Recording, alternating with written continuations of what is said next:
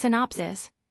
A mysterious dual monster card holds the trapped soul of an ancient Egyptian woman, discovered by a tech mogul and his compassionate younger brother. As they seek to free her, they uncover deeper connections to past traumas, forgotten pharaohs, and the lingering scars left by a manipulative card creator.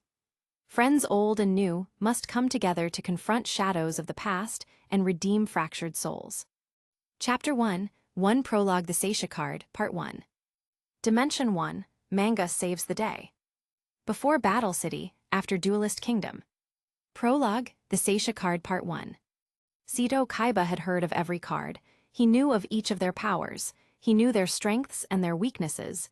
He had tried to strive for perfection, experience with every card.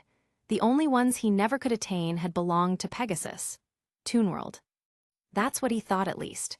Somehow, his company had found a new card, considered fake or just a decoration someone made. Mokuba had actually been the one to find it, always trying to help him. After purchasing, Mokuba said it was real. It wasn't fake, it worked with their dual disc system, modern and classics. So, Kaiba took it for a spin. The card had a pretty picture of a woman with blonde hair. It looked human, like a self-portrait, which is why Mokuba had checked for it deeply before bothering him with it. It was a picture of Cyndia, Pegasus' former love, but it was also a working card. What did it do? Kaiba laid out the card on his virtual disc system. The same appearance was there from the card. Besides not being happy, the digital version looked exactly the same. All right, Kaiba said, feeling somewhat foolish. It better not just smile and say, hello, honey, or something like that. It probably did, considering who it was based off of, but Sito knew every card.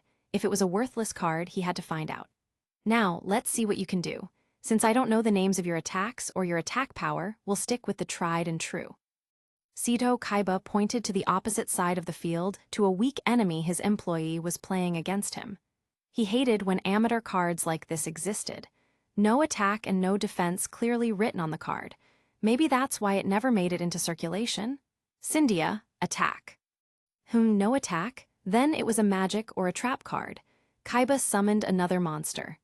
Attack my monster card, he commanded his employee. He watched as his monster started to get attacked and tried to call for her to use her magic to save it. No, he set it up again and had her spring her trap. No, what does it do? Was Mokuba sure it was a real card? So far, the card had only stood in the middle of the duel, looking around perplexed. Maybe it has a power after it's been destroyed. He instructed his employee to attack it head-on with his strongest monster. But the card moved out of the way. How did that card move and why? Was it similar to Pegasus' properties of Toonworld when he changed his monsters? A high missing accuracy. He instructed his employee to keep trying, but again and again, the card just dove around. The diving was strange too. It didn't float or dive around the board. Instead, it moved like a human would move. Then, something Kaiba wasn't predicting happened. He watched the card hold her hands out and start to chant toward him. Why are you doing that to me? I am the one who played you. I control you. Then Kaiba heard it, swore he saw it. The card, the beautiful card that was making eye contact with him.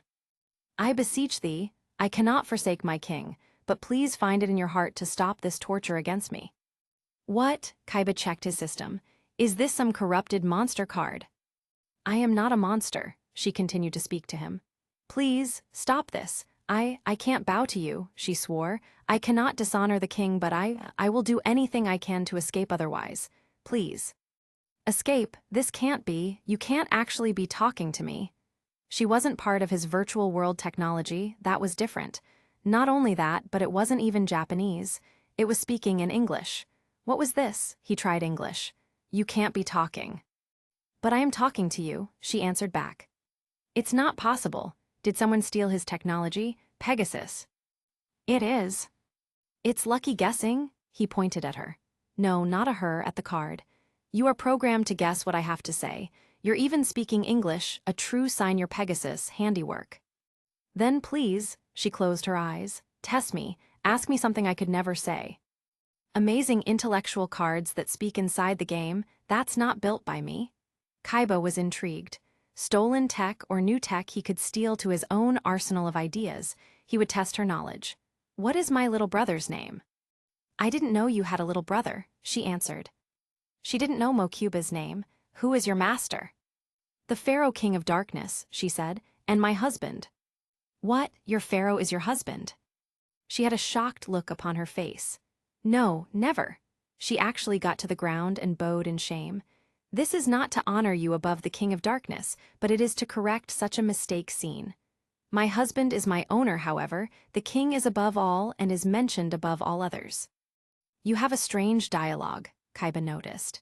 You don't look like an ancient card from Egypt though, so it backfires the reality. However, it's interesting. You must be experimental, which is why you were never released to the public. Sido, Mokuba cried out as he came over to the dueling system. I saw it all. She's talking and she's speaking English. How is a card talking to you? That's not our virtual tech, I checked it. It shouldn't do that. Don't be worried, Kaiba assured him. It's just a high-tech language system. Instead of just all roars or chants, Pegasus had been dabbling in virtual AI talk. It sounded like she talked for real, Mokuba said. Like she was from our virtual world tech. Plus, I heard her mentioning the king and Egypt. That part doesn't sound like our virtual game. My name is Seisha, the card said. Truly, I implore you. She bowed down again. Without disrespecting my own king, I ask you for help in the most need. I will grant you anything I can give you, just free me. Free you? Mokuba went as close to the dueling area as he could. Are you trapped? I don't know, she confessed, but I do know that I must be freed. I don't belong here. She's real, Kaiba, Mokuba said. She isn't virtual, she's real. She's a card, she's virtual, end of story, Kaiba answered his brother. The language system is decent, but she doesn't get quiet and she has no features to fight or defend with. She avoids every attack, so I suppose she could be used when in a tight jam with a monster. Even magic and trap cards don't work on her. We've tried. Clearly polite crap doesn't work on you. Her attitude changed. That wasn't supposed to happen with software, clearly inferior. I was not meant to be in your game, and I need a way to get the hell out of here. Please. Mokuba tried to reach and touch her. Mokuba, don't. He knew better than that. What was he trying to do? Seisha laid her own hand almost against him. If there is anything you can do, please help me. Whether I am in the cursed shadows of nightmares, forced to dwell for eternity or not, I need to know about someone. Her name is Heba and she is too. If Heba is here, I need her too. Heba, that's the name of the girl? Mokuba asked her. Her hand is trying to touch me, Kaiba. She isn't real, she's a card, now back away. Yet, Kaiba could see it trying to stay perfectly lined up against Mokuba's hand. If she was real, she'd come off the dueling field. Oh, shut up, the card insisted. Heba, she is a support card. Find her, and I will have a secret ability to serve you in your game. Card that ties with this card? She could be a joint card. She might have a new power, a new fusion. Kaiba stared at Seisha. You look like someone I saw at Pegasus Place. Whoever was your inspiration might be the inspiration to this daughter card of yours. He smirked. It's quite interesting, talking to cards instead of my opponents in the middle of a duel. This would be good with some kind of solitary dueling system against oneself, for those who prefer chatter instead of strategy when dueling. Solitaire dueling. I'll look into all the cards Pegasus ever gave away, Mokuba said. That creep, I'll find the little girl. Oh, Sido, Mokuba shouted even though he was right next to his brother. What if he stole her soul just like he did ours? But something happened to her body and now she's just stuck as a card. An interesting idea, Kaiba said, entertaining his little brother with the silly thought. However, she never said anything about Pegasus, she just spoke of a battle game and Egyptian kings. Besides, she is speaking English too, not ancient Egyptian, if that puts a little more reality around you, Sito assured Mokuba. However, I am very interested in seeing what her partner card can do. Let's look into Pegasus' more exclusive decks closely. Kaiba went over toward the dueling system and shut it all down. The Seisha card disappeared along with the rest. As she should. Chapter 2, Prologue the Seisha card Part 2. Pegasus had right hand and left hand cards for the final battle, Mokuba said as he looked into the system. One was for the prize money, Jounouchi used it, the other was to duel Pegasus. Somehow I don't think the girl card is a pile of money on a card, Sito Kaiba said. What else? Mokuba looked further. Maybe Yuyugi won a card in it. Maybe there was a card with Jounouchi's prize money. That's probably it, Sito Kaiba agreed. So, Yuyugi or Jounouchi might have the card I need. I can offer them a price. I doubt they treasure a card given to them from Pegasus of all people. Then, I won't have anyone in my business. He heard a sigh from Mokuba. Let's go. Game shop. Seeing Kaiba and Mokuba in the game shop, Yuyugi came down with Jounouchi, who was visiting at the time. What the heck's going on here? Jounouchi questioned as Kaiba looked at the cards. What are you doing here? We are looking for a card, Mokuba said. Do you have an exclusive card you got from Pegasus? You mean a card that proved who won Duelist Kingdom? Jounouchi teased. Jounouchi, don't aggravate him. Yuyugi came all the way over. Grandpa doesn't hold my cards and you know it. Maybe that was a little aggravating too, but he tried to kill us. He hurt Grandpa. Meeting him on an island where he was saving his brother was one thing, but him personally in the game shop again. Name your price, Yuyugi, Kaiba said. It's no use to you as it is. Waha, Yuyugi to get a card? Jounouchi asked. I didn't know that. I'm sorry, but I wasn't given a card, Yuyugi apologized. Jounouchi was teasing you. Even if I did, I doubt I would have kept it. I don't blame you, Kaiba answered. His little tournament cards looked like decoration, purely an honor piece, and those aren't needed in a functional deck. Every card should have a purpose. Did anyone else get an exclusive card? No, so you should get going. Kaiba was clearly irritated, but so was Yuyugi. ///Yuyugi, I can't believe he's here again. I don't like him here, ///. ///Adam, Yuyugi.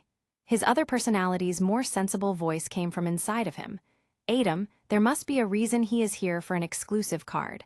Look at Mokuba. //Yuyugi followed the spirit's command and looked toward Mokuba. He didn't look like he was there just for a simple card like his brother. //Adam, he looks worried. Panicked.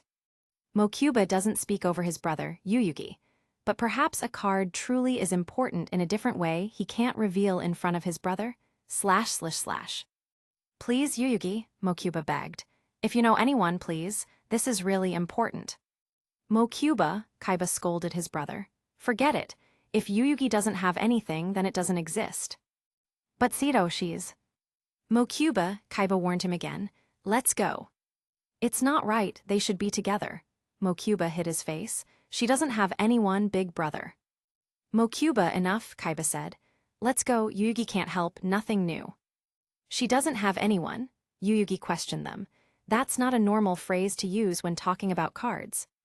That didn't make much sense there, isn't he looking for a card? Jounouchi said, looking toward Yuyugi. Hey, Pegasus liked making cards out of souls. Do you think they got something? Yuyugi caught Mokuba's look. //Yuyugi, he won't say it in front of Kaiba, other me, but Mokuba must know. //Adam, yes, Yuyugi, I think you are right. Your grandfather, Kaiba and Mokuba might not be the only soul victim of Pegasus. Perhaps he hid someone in a different kind of card. Wait a second, Jounouchi was figuring it out too. Hey there, hang on, Kaiba, is there a soul trapped in a card? Your attention to detail is astounding, Kaiba said to him, sarcastically of course. If Yuyugi can't help, then Yuyugi can't help, he doesn't need to know anything. //Yuyugi, Kaiba won't share anything else. He's acting like he's collecting important cards, but Mokuba's acting like it's a soul on the line. Yuyugi looked toward Mokuba. //Adam, test him, Yuyugi. If it's a soul, use the word own or master. Try both. Mokuba is becoming a good person who believes. See what happens. You only, if I can get it back from who I sold it to. Yuyugi would have to lie to make this work. Me, Mokuba pointed to himself. Me what? Only you can own the exclusive card I got, Yuyugi said casually, waiting to see his reaction. Yeah, you, Jounouchi agreed. We don't trust Kaiba. Only you could own it, Yuyugi said again. Only you could be the card's master. Mokuba glanced toward Kaiba and then at Yuyugi. No, it wouldn't be me. No one has the right to own that card. No one has the right to another. //Yuyugi, bingo. There was no more guessing in the matter, and now that a soul was on the line, Yuyugi's other self took over. I want to know about the secret of the exclusive card. Is it a soul card, Mokuba? Tell me, and I promise I will find a way to get it back to you. You are right, no one owns the soul of another. That actually made Kaiba laugh. That's rich. I can't say for sure, but there's a chance, Mokuba admitted. We are looking for an exclusive card that Pegasus made.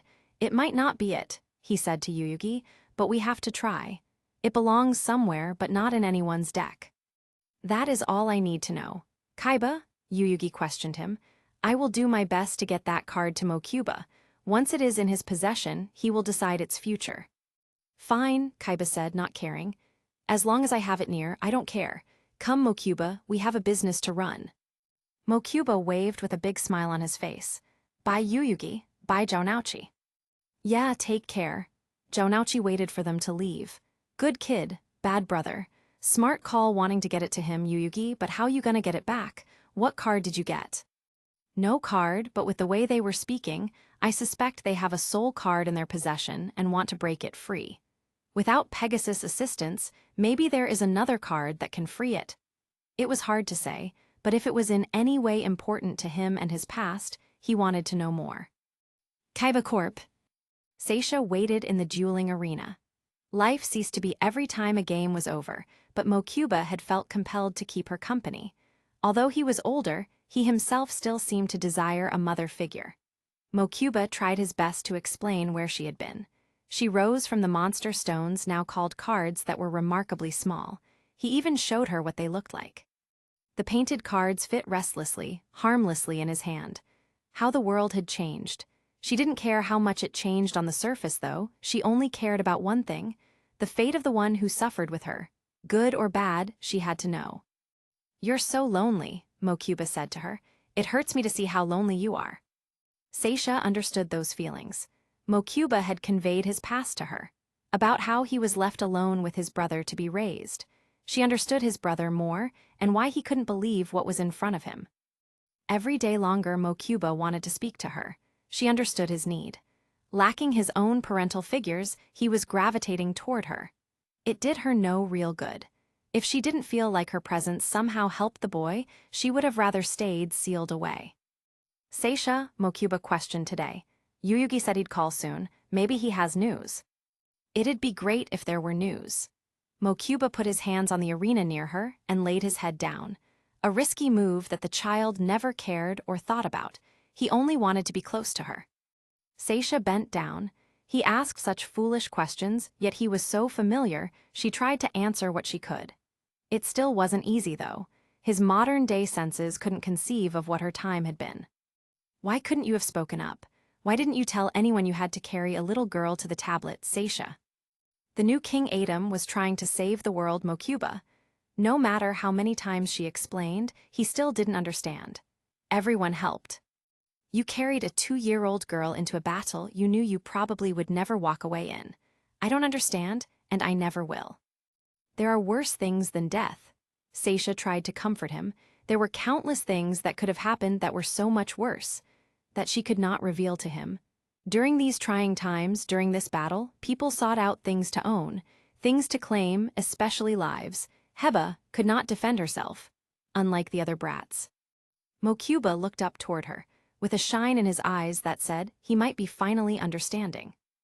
In life, Mokuba, she said, not wanting to stir his mind into negative directions. We have to make decisions, hard decisions. If I let go of her and left her to chance, anything was a possibility. She may have died with me, but we may have succeeded and lived well again. Her chances were better with me.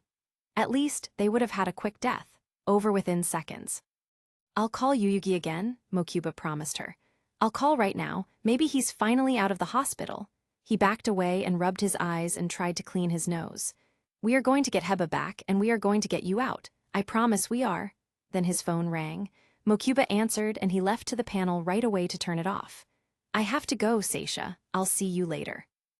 Came game shop. Yuyugi, Mokuba's voice urgently pierced the air as he stepped into the Kame game shop. You said you have it. Not so quick there, pal, Jounouchi confronted Mokuba. Yuyugi had to do a lot for that card. Nobody likes to give up a card. He had to apologize, grovel, beg. Jounouchi, Yuyugi said quietly. He didn't need to embellish the lie. He hadn't done much, but they still needed to take care of it. Dealing with the Millennium Puzzle and the fire that almost ended his life put him behind. Yuyugi borrowed a rare card that had a shape of a person on it from his grandpa's shop. As long as he was very careful with it, it should work on Mokuba. But Zhao grabbed it like it was a regular card. But we still don't know the importance of this card, he complained to Mokuba. We just want to know, is it a soul trapped by Pegasus?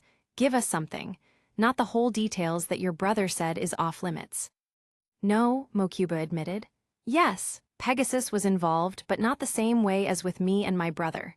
He was quiet a moment, like he was trying to think of what to say. I wish I could tell you, I should, but a promise is a promise. Kaiba's been keeping the end of his promise, but she's just so. //Adam, Yuyugi, switch places with me. Yuyugi switched places with his other self, leaving him in command. Promises are important, Mokuba. Being true to those we promise is something we should all strive for. However, there comes a point when a promise may have to be broken. If doing the right thing inside one's heart is overwhelming you, for instance. Are you feeling overwhelmed to tell us? You should see, oh, you could see, Mokuba shouted at Yuyugi. Come down to Kaiba Corpsito said I couldn't let you interact. He held up the card. He never said I couldn't interact for you. Translate what to who? Anzu asked as she and Honda walked into the game shop. Chapter 3, Prologue the Seisha Card Part 3. Dimension, Manga Saves the Day. Kaiba Corporation's Experimental Dueling Arena. Mokuba strode through the security with Yuyugi and his friends easily, confident, proud, and almost running. It was clear whatever Mokuba had been hiding, he was glad to finally get it off his chest. It was a good thing the spirit talked to him. This way, guys, this is going to blow your mind. Mokuba went to the dueling arena and turned it on. Zhao, get on the other side, but don't make any moves against me. This is delicate. Okay. You bet. Zhao went over to the opponent's side. So, does the soul gotta be set free using a dueling arena? Weird. No, it's not what you think. Mokuba gestured to the middle by the side. Stand there, Yuyugi, straight in the center. I can't tell you, but I'm sure you'll figure it out. If there was any kind of soul magic at work, it would be best to let his other self be in charge. I'm here. He watched as Mokuba held up the card they once saw at Pegasus. A picture of Cyndia, Pegasus, deceased love. It doesn't have an official name, Mokuba said, but I call it the Seisha card. I think you'll learn why. He looked hesitant. I haven't shown her to anyone but Kaiba. I mean, she hasn't been seen by anyone except Kaiba Corpso. He looked toward Zhao. I will play a monster card. Don't attack it, okay? I promise, Mokuba, Zhao said. I won't hurt anybody. He never would, Anzu agreed. You can trust in Zhao, he won't attack. Okay, Mokuba laid the card down. I play the Seisha card.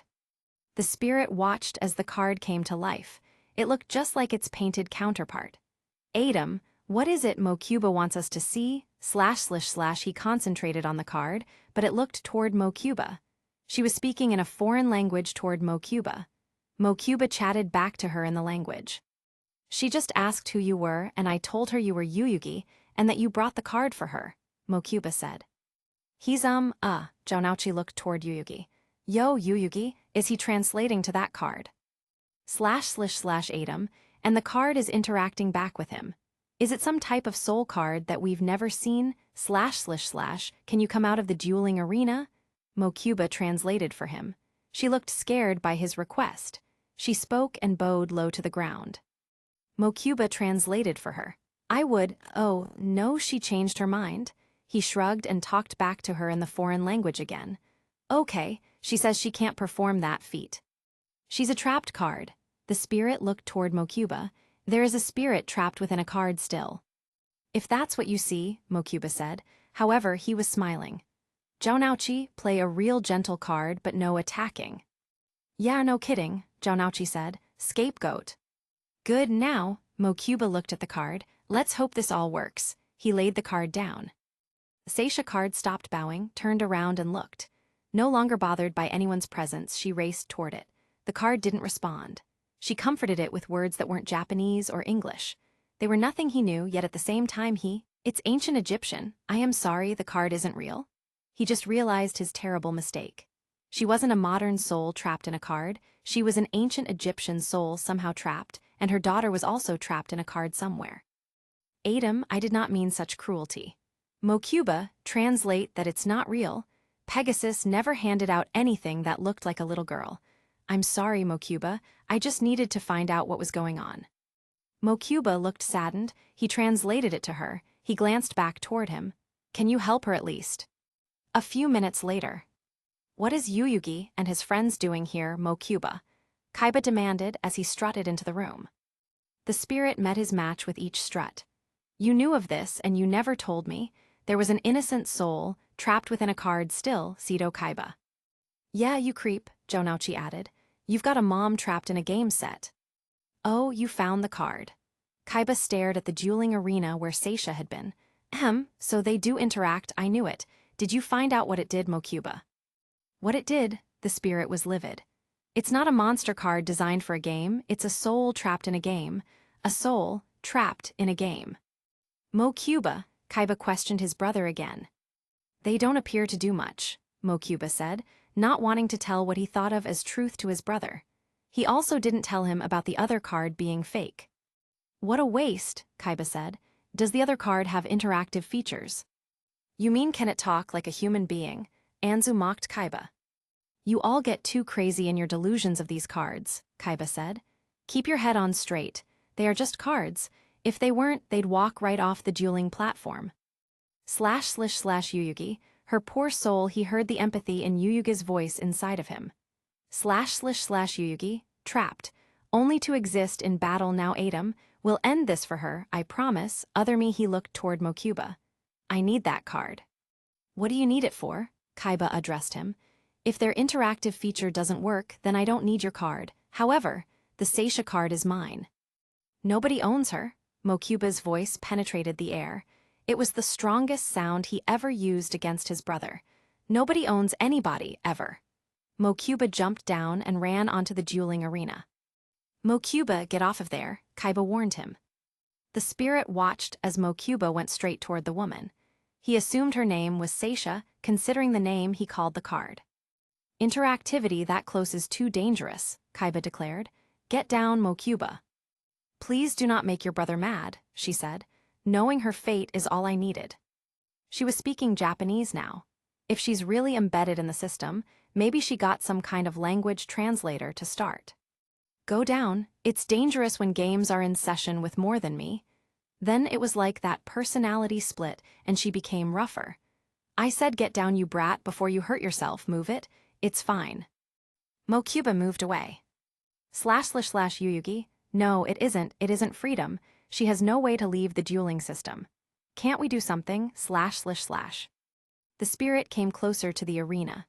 Adam, I don't know. We could try the puzzle, but it may be a terrible idea. The situation is different. Her soul is trapped inside a card. There is no body like your grandpa, Kaiba, or Mokuba had. If she indeed was an ancient Egyptian, then her body passed on thousands of years ago, Kaiba. I want to know about Seisha. I demand to know. Demand? Well, that's gentlemanly of you, Yuyugi, Kaiba said as he helped his brother down from the arena. She has an interactive past story that doesn't match her image. Kaiba, Mokuba practically whined. Please, brother. Fine, you tell them the bogus story the card gives, Kaiba said. It doesn't matter, though. When I learn the features, we'll get it sorted. An Egyptian past does not go with a card that looks like that.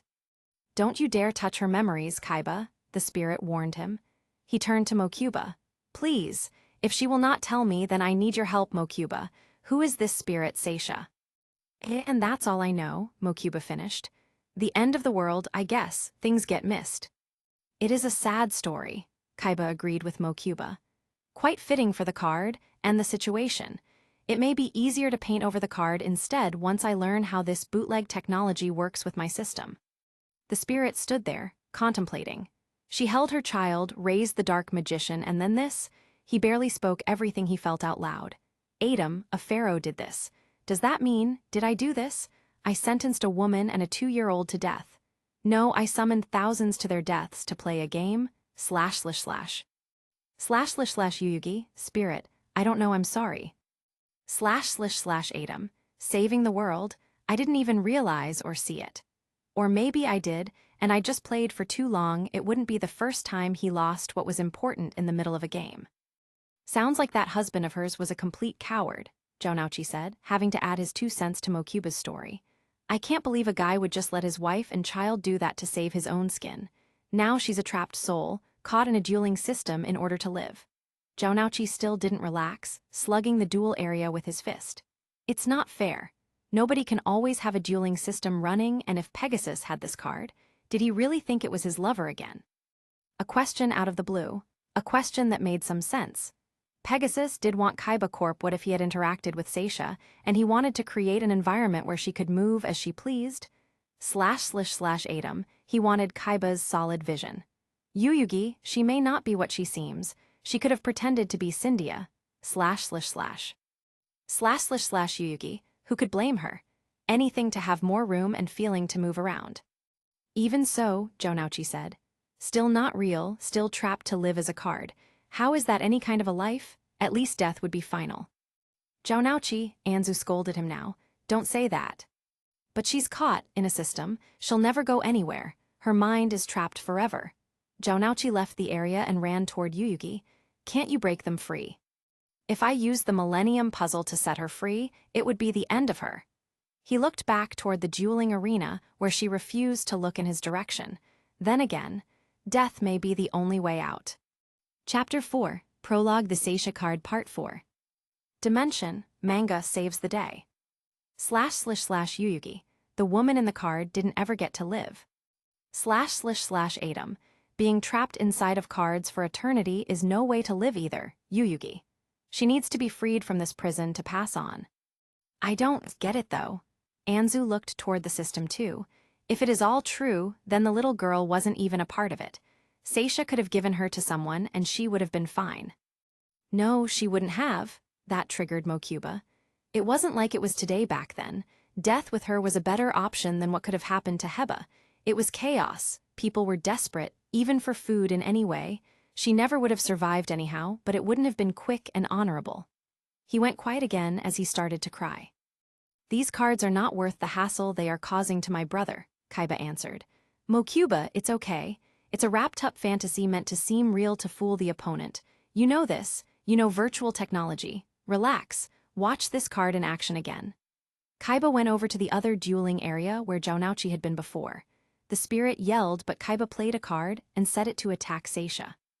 Seisha ran out of the way as the attack blew by her. The Seisha card avoids all trap cards, magic cards, and physical confrontation. For that, it has a use. It also has a decent AI system that could prove useful for either Kaiba Corp or a lawsuit against Pegasus. I'm sure the other card must have a special addition to it, one that strengthens or weakens it. Kaiba set another monster to attack. The spirit dashed up to Kaiba's area, this time along with Jonauchi and Honda. Kaiba struggled as Jonauchi tried to tackle him. Let go. The pharaoh tried to pull off the card, but it wouldn't quit in the middle of an attack. Seize this attack, Kaiba. He watched as Seisha moved completely over to the other side of the board, constantly avoiding the barrage attack the monster had used against her. Atom, no more. Please, brother, Mokuba shouted. Don't hurt Seisha. Tears shined in Mokuba's eyes as he started to cry. Kaiba stopped the assault, giving the spirit the upper hand to pluck the enemy card for good. Out of the arena, Kaiba, Jonauchi warned him. Telling me what to do in my own company? Please, end simulation. Kaiba stepped back down and away from the dueling arena to his little brother, the only thing Kaiba loved besides power and his cards. //Yuyugi, poor Seisha, //. Atom, I know, Yuyugi, we need to get that card.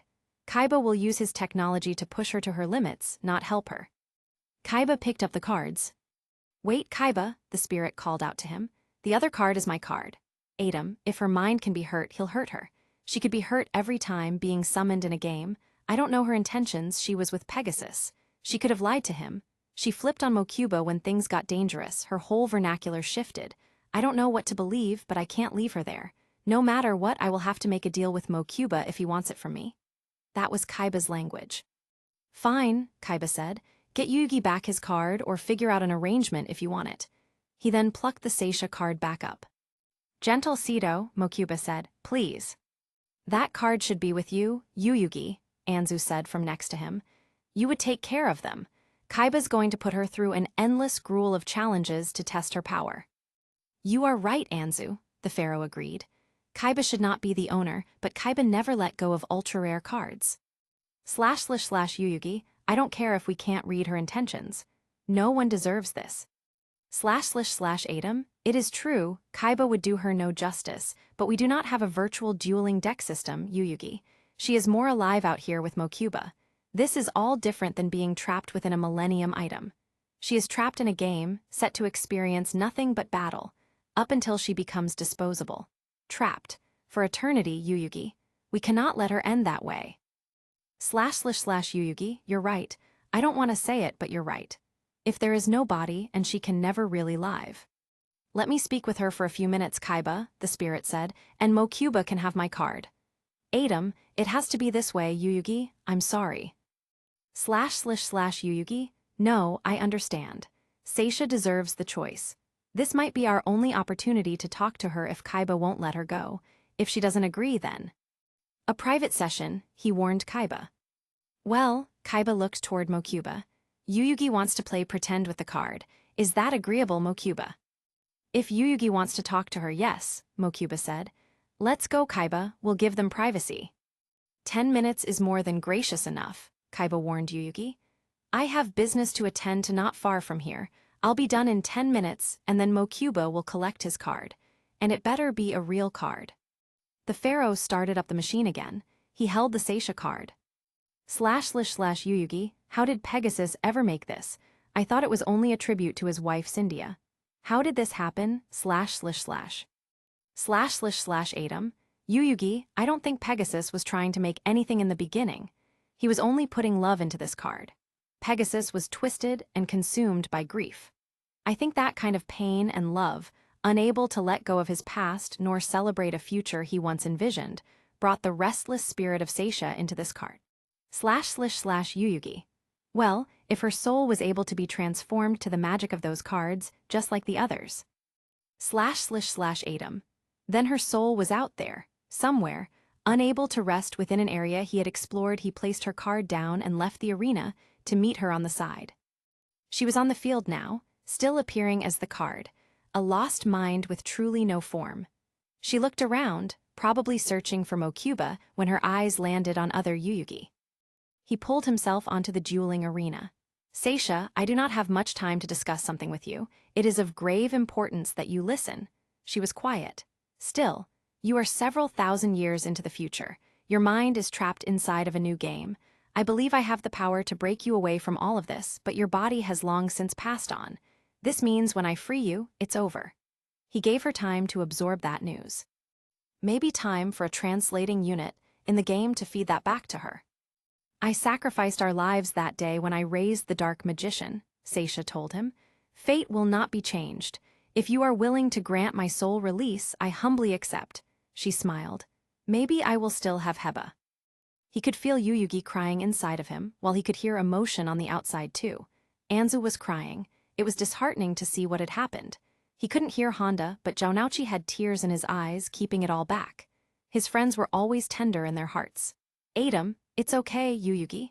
Moving on into the afterlife is a blessing. There are no other cards of Pegasus that match Seisha. Heba will be waiting for her on the other side.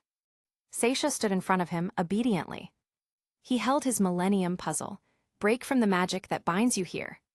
The light of the puzzle shined against her and she disappeared, like she was never there. Jaunouchi picked up the Seisha card and showed it to them all. It was empty. She picked the right decision. An immortal life of this was no way to live, the spirit answered. Are you all okay? They all nodded, staying strong. Although Honda, Jaunouchi and Anzu all had tears shining in their eyes. Yuyugi, are you okay? //Yuyugi, yes, other me. It was the right decision, better than sentenced to being a card forever. She gets to be with her daughter. I'll deal with Mokuba and Kaiba. Rest, I'm sure you need it. He gave Yuyugi back control. Back at came Game Shop. Man, Jaunouchi said, I don't know how to feel. We faked out a mom with a fake daughter card, giving her hope. Then she was set free into death. It doesn't feel like a happy ending. Although, being trapped forever like that, it was no way to go either. A mom never finding her daughter, and then her life ended, Anzu added. This day really sucked. I hope they both end up okay. But they are free. No more dual deck, Jounouchi said. It couldn't be helped, Yuyugi said. / Yuyugi, it was the right thing, partner. / Atom, I sentenced her to death, as I just did today. / Yuyugi, if she was telling the truth, we won't know until we know who you are. Even if that is the case, I don't blame you. No one could. Even she didn't say she blamed anyone. It was hard, but it was the right thing. What else could we have done? / Sometimes it's just the way it went. To end their suffering, the spirit had to end her. / Yuyugi, she's someplace better. Freed. That was all that mattered. Kaiba Corp. Mokuba stared at the dueling deck, empty with tears in his eyes.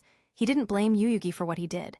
It was better that way, no one should be trapped in a game, but it didn't take the sting away. Seisha had helped comfort him like his mother must have used to way back when. She was so good. She was a little rough around the edges at times, but I didn't care. She never deserved any of that. None of it. He wiped his tears as he looked at the arena. Seisha, wherever you are. I hope you and Heba are resting in peace now. Other Yuyugi's soul room. A game, a shadow game that tore lives apart every time a monster fell. I had to play it. I needed to save the world somehow, I suppose, but look at the cost. An innocent woman, a child, they had been trapped in the summoning somehow. How many lives had it taken to play that deadly game? He remembered the way Mokuba shouted at Anzu about leaving her child. Their world being plunged into darkness for an untold amount of time must have affected everyone. She brought her own child in because her chances were greater of a kinder death. That was the world he had known, where he didn't even recognize a woman with a young child beside her was being casted to raise a monster. A coward of a husband and father to leave his family to perform his duty.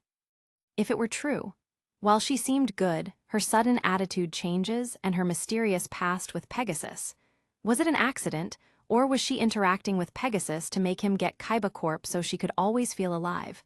Was she pretending to be Cyndia or not? There was no way of knowing, which made the feeling worse. Should he feel sorrow for that woman, or should he feel betrayed? Soon he would know the truth. Chapter 5, Spirits and Cats, Part 1. Dimension, anime pays to save the day. Ancient Egypt. 5-year-old Masika. Masika held her family's kitty lightly. The day had been normal. Ebony was a very sweet black kitty and she loved being petted. She meowed when she wanted attention, and she was so playful at times. She was also cute, being all black except for a strange white decoration resembling an ankh on her back foot. Whenever other members of her family tried to play with Ebony, it was less than nice. For some reason, it really appreciated Masika. Her mother said it was her good luck charm. As long as her cat was alive and loved her, it was as if Bastet herself was watching over her. What a lovely thought. 15-year-old Masika. The chances, it was impossible. So many years had passed since she'd seen it. It was an all-black cat, with a strange marking on the back of its foot of an ankh. Masika's life had changed greatly since last she'd seen it. She had lost her family, ran away, met a boy named Bakura, got sold, became a wife multiple times, with her friend Bakura usually killing her owner, and then finding her a new one. She was nowhere near her old home, yet there she had been. Ebony! She meowed and rolled over on its belly for her. Masika came closer. She heard her current husband yell something at her. She couldn't dawdle, but somehow this miraculous cat was still her kitty. Please bring me some good luck again. She cared for the cat, keeping it out of danger and out of the way. Ebony brought no luck, but she was still her wonderful cat. A part of her past she was able to hang on to, until one day. One fateful day, Masika watched a gigantic monster. A monster that appeared like a god dragon, heading through the skies. She heard Ebony meow and run. Instead of running inside, she was heading away. Ebony? She chased after it, not wanting anything to happen when she saw it. Not up close, but she felt it. It moved through her soul and she heard the yowl. When she was able to see through the dust sand, she saw Pharaoh, riding on a horse with a look of nightmares upon his face. Not far from him was the dragon god she had seen before, only now up close. Pharaoh was riding to fight something large with a god, and there was nothing she could say or do. After all, while anyone else would be put to death for what he'd just done. No one could touch a pharaoh, he was saving the world. Fighting, he'd never even know. That he killed her wonderful cat.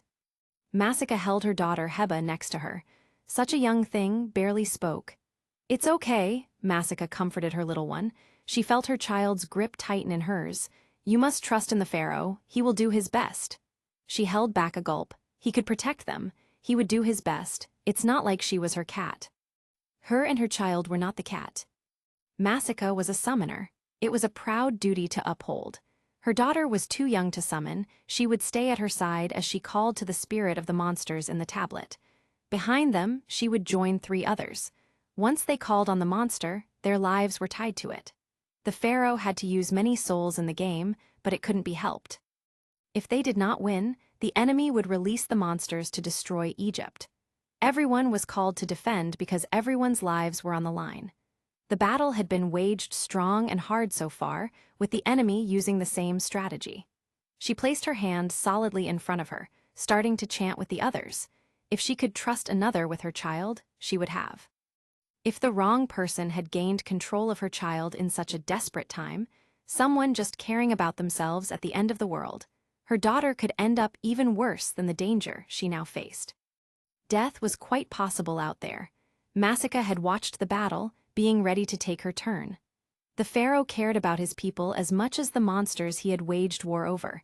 When he could, he tried to have his subject summoners pull back on those that were in danger. Find defense. Really, they weren't treated like her cat. Pharaoh Adam was a mighty pharaoh. Untold legends would live on forever of him. If he won the battle, he will, we will. If there was one thing the pharaoh had taught his subjects, it was faith and trust in each other. Belief, not just power. He will protect us. He will not let this evil go on. He has stopped the monster's rampage before, and he can save us again from the enemy. Trust. Trust, she had to trust that she would be safe with her daughter. The dark magician appeared on the battlefield before her. Domino City, close to the time in the prologue. Seeing Kaiba and Mokuba in the game shop, Yugi came down with Joey, who was visiting at the time. What the heck's going on here? Joey questioned as Kaiba looked at the cards. What are you doing here? We are looking for a card, Mokuba said. My brother really needs it. It's called the Ties of Friendship. Yeah, really needs it, Joey joked. The card that proved who won the first duel tournament of Pegasus? I'm so sure. Joey, don't aggravate him. Yugi came all the way over. Grandpa doesn't have it, and you know it. Maybe that was a little aggravating too, but Yugi. He ripped the blue eyes white dragon up from Grandpa. Last time he was here, Yugi had gone a long way with Kaiba now, but having him there in the game shop itself again was tough. Name your price, Yugi, Kaiba said. It's no use to you as it is. Waha, the card does something, Joey asked. I didn't know that. I'm sorry it was important to you, Yugi apologized, but I don't have it anymore. It wasn't a card I especially needed to keep. I don't blame you, Kaiba answered. It looked like decoration, purely an honor piece, and those aren't needed in a functional deck. Every card should have a purpose. Who has it now? Oh, like we are just going to give you her name so you can go hassle her, Joey asked. Nuh-uh, not Yug, we aren't giving you nothing, so stop hassling him and go away. Kaiba was clearly irritated, but so was Yugi. Yugi, I can't believe he's here again. I don't like him here. //Adam, Yugi, //Yami's more sensible voice came from inside of him. Adam, Kaiba doesn't pay a visit very often. There must be a reason he is here for this card. Look at Mokuba. //Yugi followed Yami's command and looked toward Mokuba. He didn't look like he was there just for a simple card like his brother. //Adam, he looks worried. Panicked. Mokuba doesn't speak over his brother, Yugi, but perhaps this card truly is important in a different way he can't reveal in front of Kaiba. I would trust Mokuba with the card, if we had it still. Yugi looked at Mokuba. Yami was right, Mokuba's eyes were so worried.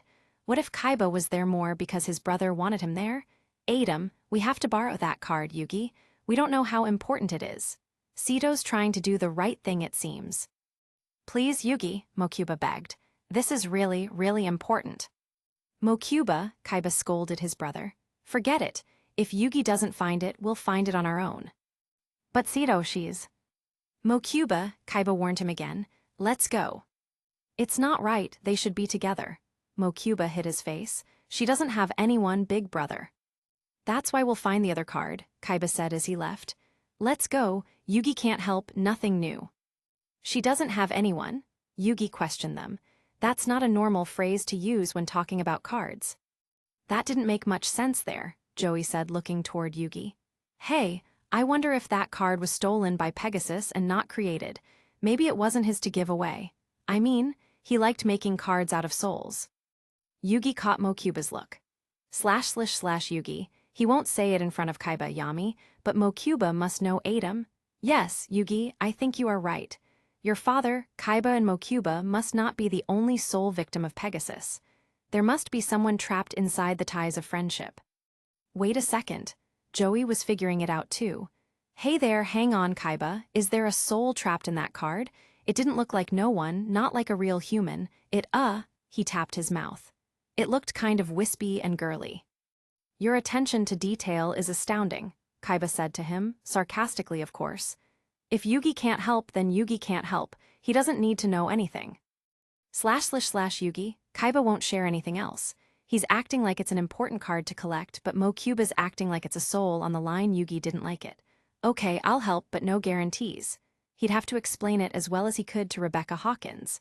I won't let you harass the new owner. She didn't do anything to you. If I can, I'll get the card back and I'll call you. Yugi looked toward Mokuba. Adam, test him, Yugi.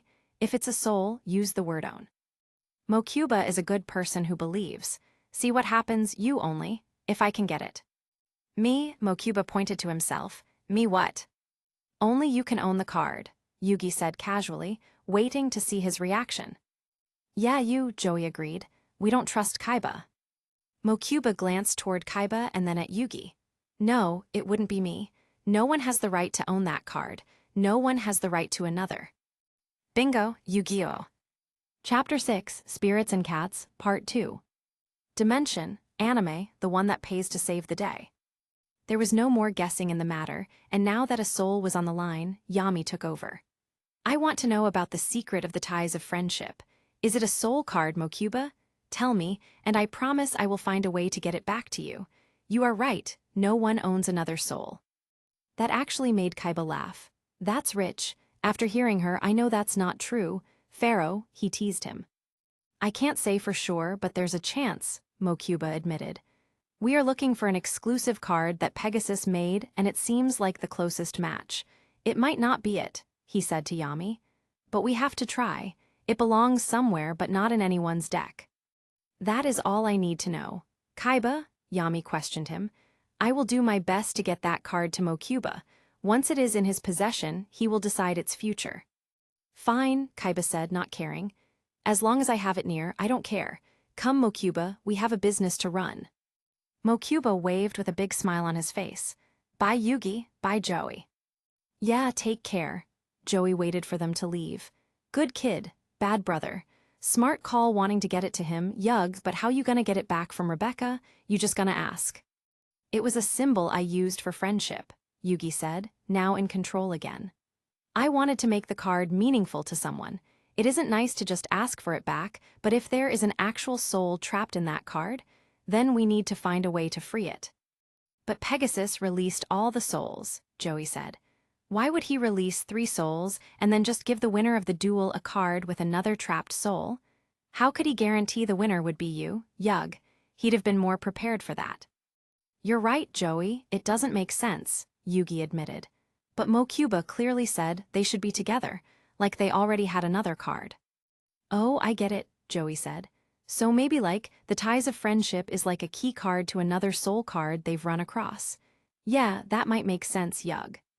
I believe Rebecca will understand the urgency to see or borrow the card, Yugi's grandpa answered. If it holds the key to saving someone's soul inside, we must get it back. True, Yugi answered. Maybe we don't need to give it away. If it's a key, maybe it just needs to be used one time. In that case, it shouldn't be too hard to just borrow. Grandpa, do you have Professor Hawkins' number now? Game shop. Yugi, Mokuba's voice urgently pierced the air as he stepped into the game shop. You said you have the ties of friendship. Not so quick there, pal, Joey confronted Mokuba. Yugi had to do a lot for that card. Nobody likes to give up a card. He has to have a date with Rebecca Hawkins now. Joey, Yugi said quietly. It was embarrassing enough without him talking about it. I'll leave in a few minutes, Yugi admitted. Joey grabbed the card. But we still don't know the importance of this card, he complained to Mokuba. We just want to know, is it a soul trapped by Pegasus? Give us something, not the whole deets that your brother said is off limits. No, Mokuba admitted. Yes, Pegasus was involved, but not the same way as with me and my brother. He was quiet a moment, like he was trying to think of what to say. I wish I could tell you, I should, but a promise is a promise. Kaiba's been keeping the end of his promise, but she's just so. Adam, Yugi, switch places with me. Yugi switches places with Yami, leaving him in his command. Promises are important, Mokuba. Being true to those we promise is something we should all strive for. However, there comes a point when a promise may have to be broken. If doing the right thing inside one's heart is overwhelming you, for instance. Are you experiencing an overwhelming need to tell us? You should see, oh, you could see, Mokuba shouted at Yami. Come down to Kaiba Corp. Sito said I couldn't tell you. He held up the card. He never said I couldn't show you. Show you what? Taya asked as she and Tristan walked into the game shop. Kaiba Corporation's experimental dueling arena. Mokuba strode through the security with Yugi's friends, but not Yugi, easily. Yugi was going to wait for Rebecca Hawkins to show up and meet them down there. Joey tried to convince him to just call and make it another time, but Yugi stood his ground. He had to be decent. Still though, a date by going over there and hanging out with Yug's friends, Joey doubted that would happen without a second date promise. Confident, proud, and almost running, it was clear whatever Mokuba had been hiding, he was glad to finally get it off his chest. This way, guys, this is going to blow your mind. Mokuba went to the dueling arena and turned it on. Joey, get on the other side, but don't make any moves against me. This is delicate. Okay. You bet. Joey went over to the opponent's side. So, does the soul gotta be set free using a dueling arena? Weird. No, it's not what you think. Joey watched as Mokuba held up the card they once saw at Pegasus, a picture of Cecilia, Pegasus' deceased wife. It doesn't have an official name, Mokuba said, but I call it the Massacre card. I think you'll learn why. He looked hesitant. I haven't shown her to anyone but Kaiba. I mean, she hasn't been seen by anyone except Kaiba Corp. So. He looked toward Joey. I will play a monster card. Don't attack it, okay? I promise, Mokuba, Joey said. I won't hurt anybody. He never would, Taya agreed from outside the dueling arena. She was watching with Tristan. You can trust in Joey. He won't attack. Okay, Mokuba laid the card down. I play the Massacre card. She was bowing to Mokuba. Joey didn't really see anything different about her. Hey, how are you? She glanced toward him. My soul is trapped within a dueling arena and the Shadow Realm, so I have had better days. She looked toward Mokuba, like she didn't understand why he'd ask that. Shadow Realm, yep, I see it, Joey said confidently. Well, dang, so like. She's a soul, trapped in a card that only comes alive in the dueling arena, Taya said for him. She said Shadow Realm too. She bowed toward Joey. I only want to be reunited with Heba. She may be in the card that you brought. She is my youngest daughter's soul. What? Oh no, this got real complicated. Massacre didn't look real old in the first place. That meant her daughter must be real young. You're so young, your daughter must be a small kid. Massacre didn't seem to know how to answer his question. She is very small, barely talks yet, but this appearance is not mine. She's stuck in the illusion of Cecilia Pegasus, Tristan said to Joey. Is that right? Mokuba nodded. See, this is so different than what happened with Pegasus. Oh yeah, that's right. Wrong statement, but hey, Joey still got it part right. She was a mom looking for her kid. Stuck in a game. Damn, Yug should have came. He better be running through those doors soon. 2 old spirits trapped within cards. Mokuba smiled at Massacre. Don't worry, Massacre. I didn't pull you out to meet this goon for nothing.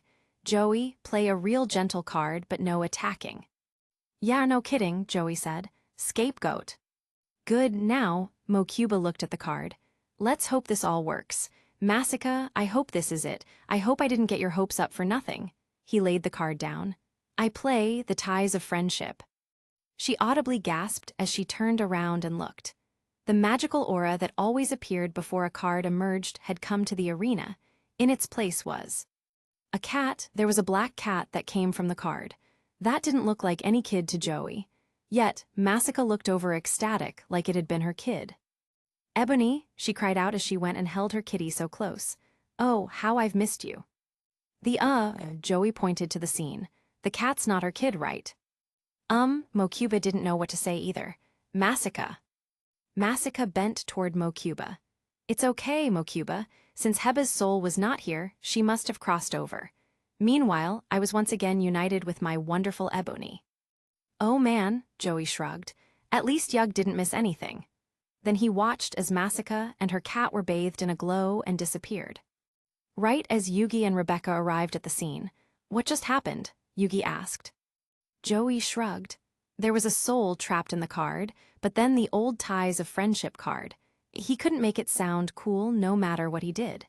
It had her pet cat in it, and then they just kind of glowed away. So, her soul was waiting for her cat. Tristan seemed just as dumbfounded as Joey. "Wait, what?" Yugi tried to find more details. Mokuba shared that the card came from Pegasus and was stuck in the illusion of Pegasus' dead wife, Cecilia. The other card could have had her daughter's soul, but instead it had her pet cat.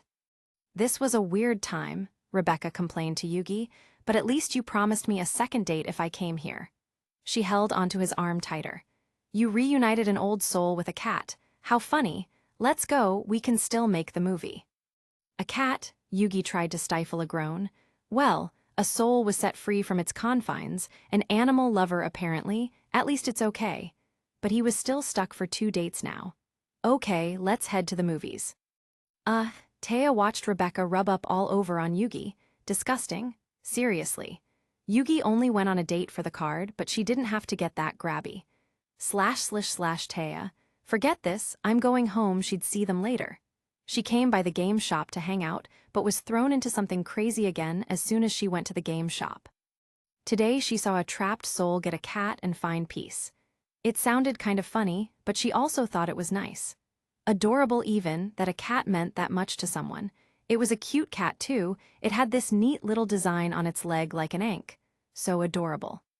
Confident voice in Taya, "Really adorable. Lovable kitty." Taya, "Yeah, real cute kitty." Much cuter than Rebecca, Taya continued on her way.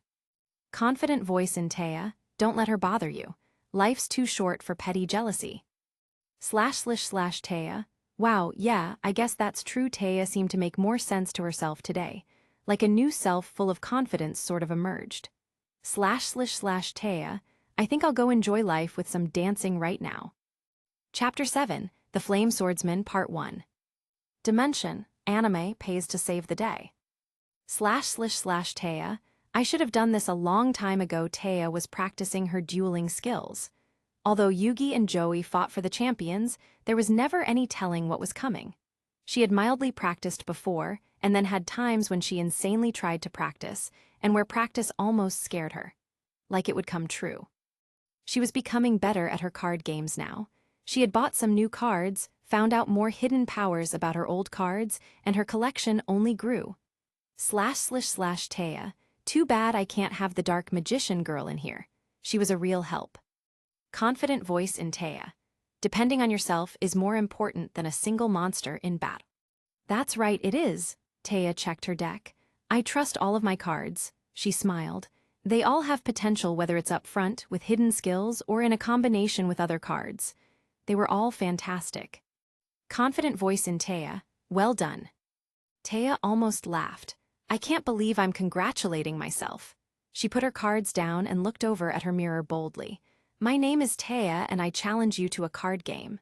She pointed at her own mirror, making herself almost laugh again. Then she stared at her hair.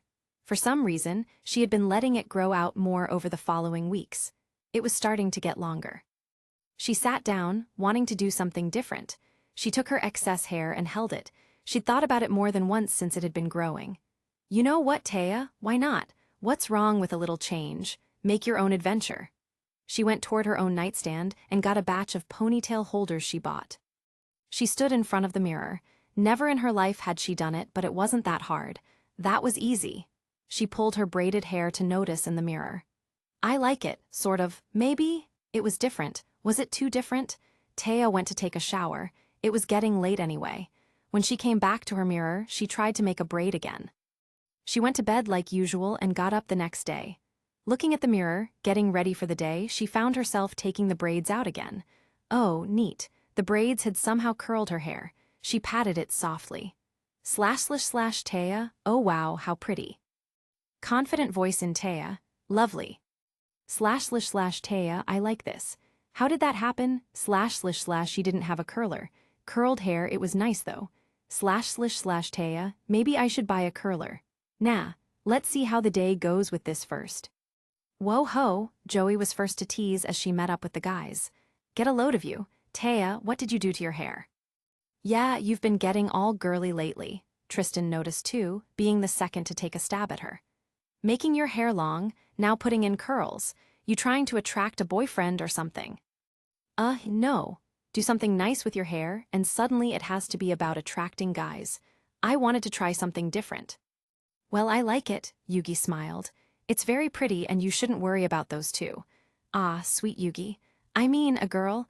Oh, a young lady, putting her hair all nice doesn't mean they are looking for a guy. He looked at her oddly. Right. Right, she agreed. For some reason, Yugi looked relieved. Taya.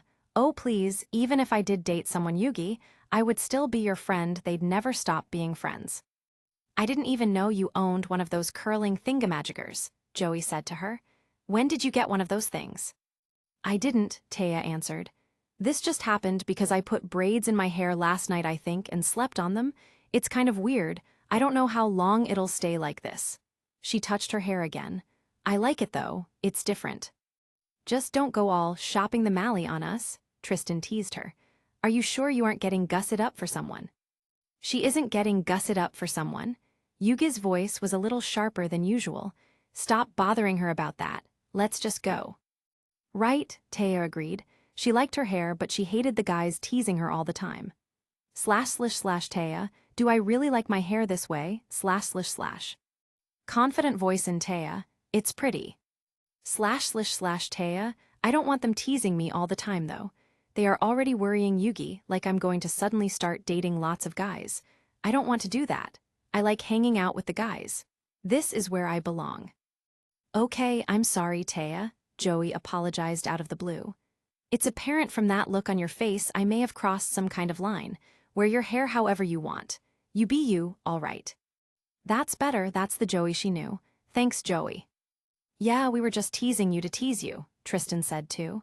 Whether it's to attract a guy or not, you look great, not weird at all. Weird, thanks, not as good as Joey. Tristan must have thought she was trying to catch someone's attention. Taya, why would changing my hairstyle suddenly mean I'm trying to attract someone? It's a subtle change. Everyone does it. Confident voice in Taya, prettier than they expected. Taya, maybe so, I don't know, I guess the guys are okay with it. Yeah, it's decided. Some days I'll try to keep my hair down. Other days I'll play with it being long and curled. Confident voice in Taya, sounds fine. Yugi, she's not doing that. She's totally not doing that. She wanted to change her hair just because. People change their hair just because Yugi continued to walk, trying to act normal. Yugi, it's a normal average, everyday thing. Atom, it is. I doubt it's as Joey or Tristan said. Taya isn't looking for anyone, she is being bold and trying something new. Yugi, yeah, exactly. She's not attracting anyone. She's not trying to. Yugi heard a slight chuckle from Yami. Atom, I'm fairly sure Taya is safe, Yugi, The one thing Yugi never could hide was his thoughts. Yami knew Yugi had a crush on her. Yugi, it really is just her experimenting? Are you sure, Yami, Atom, fairly. A big sigh of relief. Yugi, thank goodness. Taya washed and braided her hair again, wondering if it would do the same thing. It had stayed in normally like that for part of the day. It was such a simple process. Maybe she could make it happen again, as long as the boys didn't make fun of her. She yawned and lied down in her bed for the night. Morning. Taya got up, washed up, and got dressed. She undid her braids again and saw the same fun curls. Neat, it did it again. She grabbed her duel deck and went to the game shop. Yugi's grandfather said he had a card that would be perfect for her collection. She was into the game enough to work on her collection, so he was willing to help out. It would also give her a chance to see how Yugi had been, or if any other dangerous presence had cropped up again. Hopefully not. As she left toward the game shop the usual way, she stared down at her cards. ///Taya, Yugi's been asking if I want to duel him. I doubt I have a chance, but Joey got better with Yugi's help so far. She'd only dueled with Joey. ///Taya, I guess I could try, as long as I don't act like too much of a noob. I hope I don't. But Taya had already made a flaw, staring at cards on the side of the street while crossing an open alley. That lesson came too late, though, as someone reached out from behind, grabbed her and dragged her in. She struggled and tried to scream, but they covered her mouth. Most of the cards fell from her hand. ///Taya, whatever cards they want, I don't care, take them, /// but they weren't interested in her cards. That means they wanted something else, and she didn't know what that would be. She was dragged along farther until they let her go. She had been surrounded with other people. Some of them were cracking their knuckles, and they weren't saying anything. Confident voice in Taya, flee. She would love to listen to herself if she could find a way out. She heard a cat call from one of them. I don't have any money. She didn't, and she didn't know if that would help or hurt her. Masika held one of the few cards Taya had clenched in her hand. She had tried to stay unobtrusive, to stay in the secure spot in Taya's soul she had been placed in. Destiny had chosen not to end her life, and instead placed her with the soul of a companion to the pharaoh. Taya. That meant destiny had a use for her. Until she knew it, she had kept quiet, as not to disturb the pharaoh from his goals. However, the girl was now in deep trouble. Several men were trying to overwhelm her. She would not let harm befall her. She glanced at the card as the men were getting closer, saying obscenities in her direction. Stones into cards. Smaller, yet the same. Same power to wield. Masika held the card close to her as she held her second hand out and started to chant. While confused, it didn't take long before they tried to grab at her. Yet, it wasn't quick enough. She had brought the flame swordsman. Chanting more, she made him strike. The blast on one of her enemies had, as she expected, also taken out the threat of the rest. Some were dead while others were dying, singed, or ran away like cowards screaming for their lives. She stopped chanting and the flame swordsman came back to the card. She walked away from the area to somewhere safer. Except, not yet. She checked one of the burning ones that were screaming. She felt the presence of a dueling card. You owe the victor for your defeat. She took it and then left. Snow cone stand. So you gonna get something or what?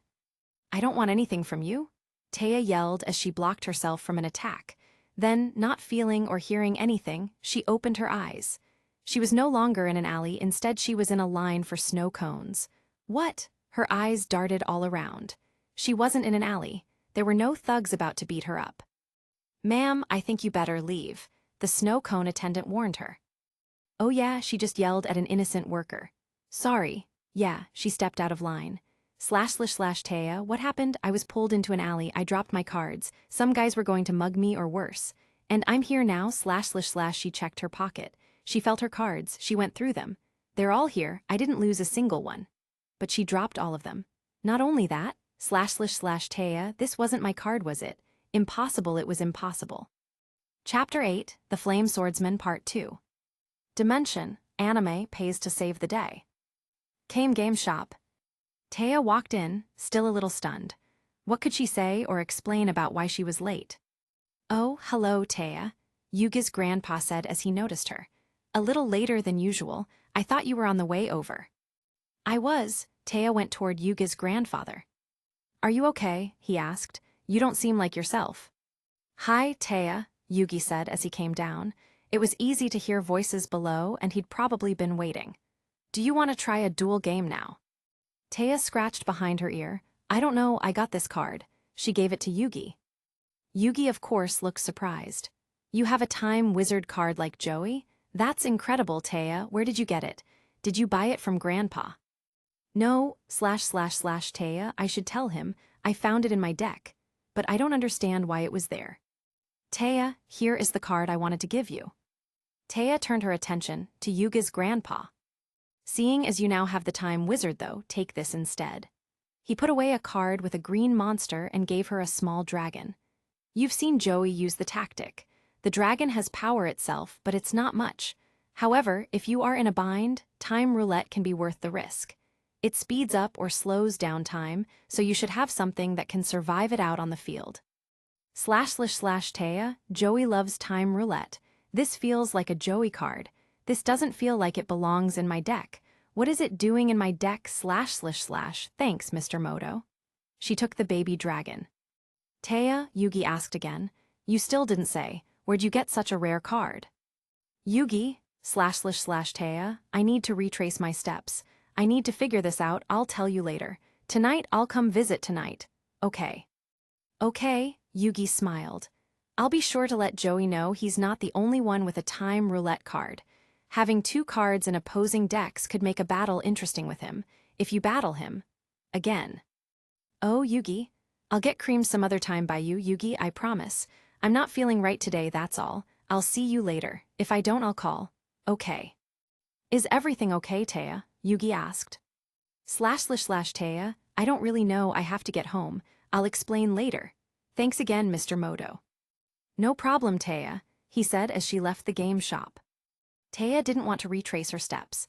What if those same thugs came out again? She went home, highly alert, down a different way.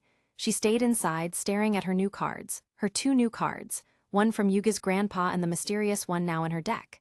Maybe Joey gave it to me. Maybe it got messed up into my deck somehow when we played. She went ahead and called Joey, asking him to check his time wizard card. When he said he had his right in his hand, she knew it wasn't Joey's. Joey originally had the red eyes black dragon that qualified him for the Battle City tournament. When he gave it to Yugi, he still had another rare card, the time wizard. If it's not Joey's, then where did it come from? When it started to get later, she thought about the promise she made to Yugi, to come back later for a duel. He's been kind of waiting. Ever since she got serious in her dueling with the collection and research, he'd almost been itching to have a match with her. It made sense, he loved playing Joey. He loved teaching cards. She felt like she was good enough to at least understand the lessons. But it was raining, the sun was going down soon, and she didn't want to leave the house anymore. She almost made the call to him as she heard the news over the radio she was listening to, in the same vicinity. Around the same hour she'd been walking. 2 people dead, 3 were sent to the hospital with serious burns. No witnesses came forward. Taya picked up the phone. //Taya, I can't do this anymore // she called up Yugi. Hello Taya, are you still coming over? It's getting later. Yugi, I can't, can you come over here? Your place, you want to duel at your place? Maybe, she said, maybe talk. You want to talk at night with me? It's important, Taya added. I need to ask you something. Ask me something really? Okay, sure, yes, okay. I will head right over Taya, no problem. Yugi? //Yugi, that would be good. Maybe that would be better. That could be better, Yugi looked through his closet. //Adam, I doubt Taya minds what you wear, Yugi. It's also slightly raining. //Yugi, Grandpa's dropping me off. It's fine, I just want to look respectable. Somehow, I don't see anything in here that's that good. //Adam. From the sound of her voice, I believe just getting to her is more important. //Yugi, right, you are right, Yugi closed his closet door. Okay, as is, she's working up the nerve to say something and I have to be ready for it. His grandfather dropped him off at her house. I'll be back very soon to pick you up, Yugi, his grandfather warned him. Unless you want me to wait here. No, I'll call you when I'm ready. Yugi closed the door and went to her front door. Yugi, okay, private conversation. No big deal, he knocked on the door. She'd been waiting for him. She looked so nervous. Hi Taya, I'm here. Great, follow me, she insisted as she took his hand and brought her to her room. She closed the door behind her and gulped. Yugi, I have something I need to tell you and I don't quite know how to. She turned back around and looked at him. Have you ever had feelings deep inside that you needed to say, but they scared you so much that you didn't know how to say them? Yugi froze. Does this have to do with your nice hair? Yugi. Is she trying to attract someone? Is she trying to attract? You can tell me anything, Taya. I know I can, Yugi. Taya moved from the door and hugged him. I can't keep this to myself. Oh, Yugi, it's always so nice in her arms. Oh, please don't let me be blushing. Am I blushing? I cannot be blushing. Yugi hugged her back. What is it, Taya? Earlier, when you asked me where I got the time wizard card, I couldn't answer, Yugi, she admitted. I don't know where it came from. I never found it, exchanged for it, or bought it. It was just there in my deck. That's strange. At least the unsettled feelings could now settle. Someone put a rare card in your deck. There was more than that, though. She still looked terrible. Scared. What? I was sorting through my deck when I left the house, Taya admitted. I was grabbed by a lot of guys and taken into an alley. What? I thought I did, but then I blanked out, she said softly. I just found myself up front at a snow cone stand a mile away from your house. She touched her head. I didn't understand because I was in the middle of being attacked and then I was so far away. I thought maybe it was a weird dream, but sleepwalking that far out. Then, looking through my deck. I did that because I dropped it when I was grabbed. I dropped all but a couple when I was taken. Oh, thank goodness. It had to be a dream, Yugi said, trying to make her feel better. Maybe some of the scary experiences you've had triggered a terrible dream. As for your deck, I don't know how the card got in there. Maybe someone thought you should have it. Taya looked off in the distance. I want to believe all of that. It only made sense. That area, though, it made the news today, Yugi. The same exact area, around the same time I would have been walking down it. Made the news? Wait, you mean the nearby fire? The description, it was the same guys. I remember hearing that on the radio, Yugi said. 2 dead and 5 with terrible burns. It could have been a similar gang. Anyhow, it was all by fire, Taya. I guess so. It just freaked me out, Taya admitted. I didn't really want to go walking that late. She tried to smile. Are you ready? Taking my mind off this weird day would be good. You bet, and I wouldn't worry. She looked like she was doing better, just needed to get it off her chest. She must have dreamed it all up, even the leaving of the house. You should get some better rest after this, Taya.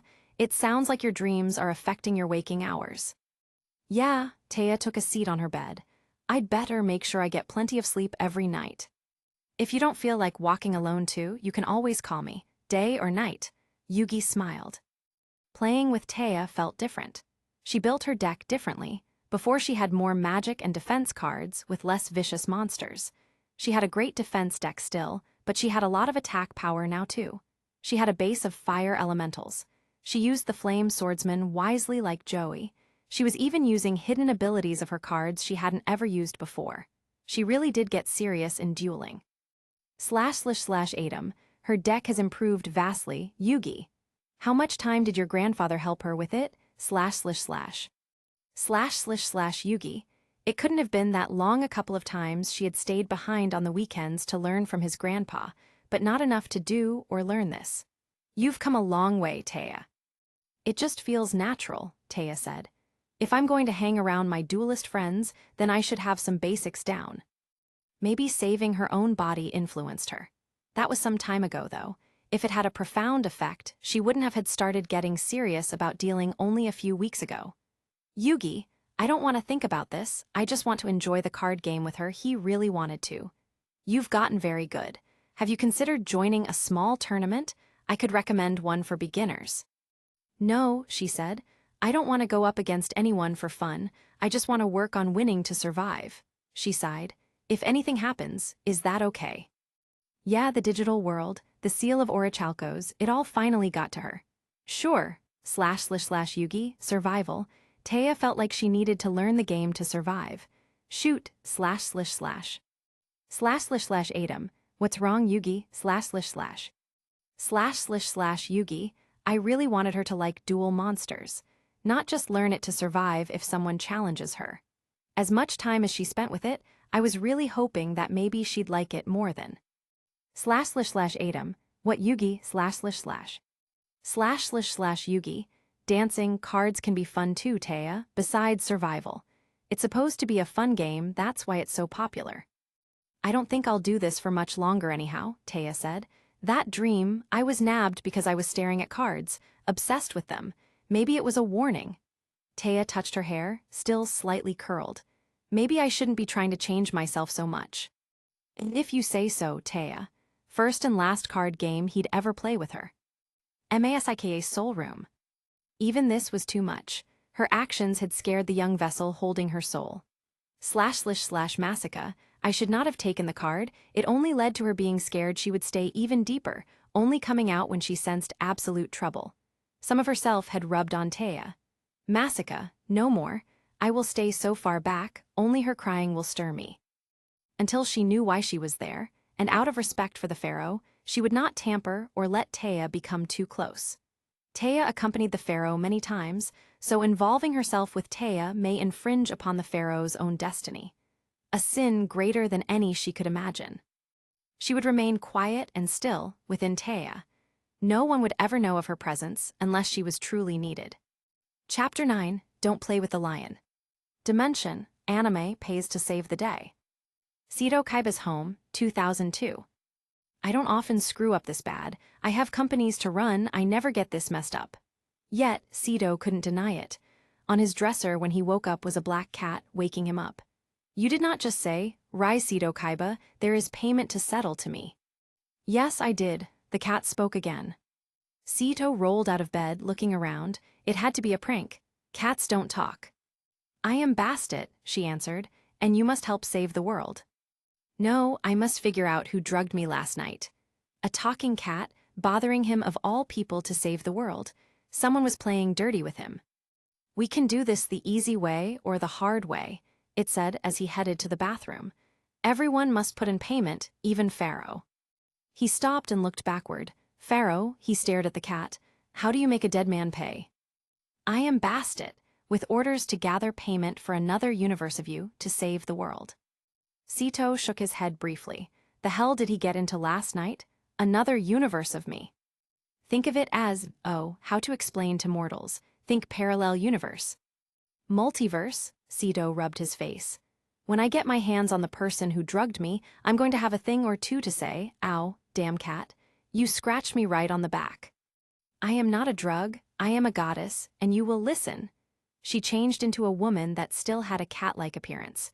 Every time you think this was all some result of alcohol or delusion, remember your scratch. Sito felt his back start to sear. He touched it. Sito, I can't even say I did it to myself. Fine, I'm listening. Though he didn't understand it. In all his years, he had never met an actual Egyptian god. He met the god cards and had seen them, but an actual god that could walk and talk, not a card? What brings you to planet Earth? Payment, she corrected him as she took the form of a regular black cat again. In another universe, a version of you is going to help save the world soon. That version will need extra power, and he will have no time to relinquish payment. You have to pay the fee for him. Are you kidding me? Another him in another universe needed him to pay his fee. If he's me, he'd find a way to settle the score. There's no time, she warned him. Payment will be taken, and the gods do not want to take payment from winners. As hard as it is to imagine, what if he loses? Sito asked. Payment is still needed ahead of time to have the power needed to save the world, she said again. I can explain no further. You must provide payment. Sito went over to his wallet. What's the damages? Payment is not provided through trivial currency. You cannot buy power that way. I beg to differ, he said. Not these powers. You are a hard one to get through. Most would be praising, bowing, and urging me to tell them more. You haven't even kneeled, and I had to scratch you to make you even believe, she complained. I am close to leaving. Without getting your payment, he closed his wallet. Fine by me. Payment will be taken with or without your consent, she said. When it is by the mortals' cooperation, they feel more in control of it. The ways of getting there are better, but if you want it to just happen, keep going. What's the payment? You will create the next wielder of the Blue Eyes White Dragon, with Serenity Wheeler. What kind of payment is that? Serenity Wheeler? That name sounded almost familiar. Wheeler. There was an annoying person named Joey Wheeler he used to know. Thought he was a real weight. That's relation to that moron, Joey Wheeler. A sister. How do I create the next wielder with his sister? Why would I? Payment, you will create it the way humans create other humans, with mutual relations. What, you think you are going to stick me with some kid with Joey Wheeler's sister? That's not payment, that's punishment. Yes, some payments will feel like punishment. What's Yugi's punishment? Sito was intrigued to find out more. Maybe I'll be more cooperative in your little game if you tell me. For starters, half immortality, she said. For starters, I don't get it, what's that supposed to mean? Sito asked. Pharaoh is the modern man Yugi Muto and the spirit that was known as Yami to this dimension, she answered. Now will you cooperate nicely? No, I was lying, Sito said as he cleaned out his ear. You're probably just some bent-out-of-shape spirit that got trapped in a cat or something. These punishments don't make any sense. There's no way I am bringing anything into this world, especially with a wheeler. I tried, Bastet bowed her head and faded away. Sekhmet. Sito looked around himself. He found himself on the floor in his pajamas with a lion sitting 2 feet from him. He found his side hurt, and most likely there was a cause if there was a huge lion right in front of him. It took just a half a second before his mind could start pulling things together. Scream and I'll enjoy biting off your head, it hissed. I am not Bastet. I enjoy human meat, so just treat me the same way you did her. I dare you. She growled with a sort of smile showing off her teeth. I don't have to leave every piece intact for you to finish payment. Don't test me. Much more impressive than the kitty. Sito, it's a fucking lion, / even if it wasn't a god, it could bite his head off right there, and he knew he had a wound on his side. He was in incredible pain and he even felt liquid next to himself. / Sito, am I going to die already? / Not if you pay attention, Sekhmet answered his inner thought. You are going to take the punishment in order to save the world. That's all you need to know, mortal. Unless, she licked the outside of her mouth. I can give you more information in return for a limb. No thanks, keep your information. He wanted to keep all of his limbs, but she was still stretching forward. He tried to block himself and screamed as she crunched down on his finger. Sekhmet, no, spit the finger out, Bastet insisted as it ripped off. She spit it out and Bastet reattached it. She took away the pain of the finger and all signs it was unattached. There, good as new. You owe him for that, Sekhmet. He said no to that. Human meat is so damn tasty. Anything you want. Sito would not play around in any way with this lion. He didn't even provoke, and it tried to eat his finger. The pain in the finger was gone, but he still remembered it, and the rest of his body was still in pain. Do you want to remember this now or not? Bastet said, as the cat sat on top of the lion's head like a mere decoration. If you don't, we will fix your wounds, heal you, and rid you of all of the pain. You will forget all memories tied to Joey Wheeler and Serenity Wheeler. Finally, something good. He tried to joke to avoid the pain. You will take care of your payment unknowingly and forget us. You will remember later in life. But if you want to keep the memory now, we'll do nothing to patch you up, and you'll take care of your payment knowingly, Sekhmet answered. I want to know my future, but I need the no pain option, he insisted. Okay, we wanted to be graceful, Bastet purred. Goddesses should have a sense of grace. To leave all to pay the punishment without any explanation wouldn't be graceful. Fuck grace, that lion wants to eat me, fix this. Okay, a compromise since your state is leaving you in too much pain to make the decision you want to. You will remember in the future after you meet with her again, so you can convey the truth, Bastet said. Temper, please. She looked down at Sekhmet from her head. You owe him for the finger. Humans do not multiply fast enough for you to consume. Sekhmet growled. Plenty of alcohol when we go home. Sekhmet stopped growling. Fine. Sito Kaiba, you Serenity Wheeler, Yugi Muto, the one you ridiculously call Yami Yugi, the Cecilia Pegasus card spirit, Taya Gardner, Joey Wheeler, Bakura, and my Valentine will all suffer. We'll provide payment, Bastet said instead. Now, let's take all these bad feelings away, human. You don't need to feel them anymore. Those are old names and an even older card, Sito said. That card was even busted. Are you saying there is a spirit in it? There was, until it went into a friend of the one you call Yami. That card went to that girl? Sito Kaiba said, having come back from the flashback they showed him. It was even more intense than what Shizu had shown him before Battle City. He could see situations he had no idea of and heard what he never could have. So? It doesn't help me in any way. Not that card and not this explanation. I can't do anything. I can't reverse or help, all I get is the memory to say this is why it happened. That's not good enough. Sito complained. Oh, maybe cards, would you like cards? Ooh, yeah, I'm partial to God cards. She handed him 14 cards. He looked at them, but there was no writing, just decoration on both sides. Red cards, gold trim. All of them had a single name on the top, but 2 of them. What are these? Explanations. You can hand out the cards when the payments are ready and the truth will be revealed. We don't have time to mingle with humans all the time for explanation. Just stupid explanation cards, not God cards at all. Sito tried to block himself again, but Bastet stopped Sekhmet. The arm, I want the arm for the outburst, Sekhmet insisted. Cease, Bastet commanded. Let his memory be wiped and we can end this day. Fine, Sekhmet said, but when he remembers, I want his arm unless he apologizes. Chapter 10, Night Duelist, Part 1. Dimension, manga, the one that saves the day. 2 years after graduation. Mai opened her eyes and looked around. She was in a room, a hospital room. On her left were 2 yuyugas. On her right were 2 anzus. Straight ahead was a window. Her bed was lifted higher, and outside she could see devastation like a war. Yet everyone around her looked happy, like everything was wonderful. Then the window was blocked by Jaunauchi holding a blanket with a little face poking out. Mana's here, Mai, see? The newborn had brunette hair. Whoa, Mai blinked, waking up. Strangest dream ever. She got dressed and headed out of the hotel room as she heard the voice she just heard in her dream. Is that you, Mai Kyujako?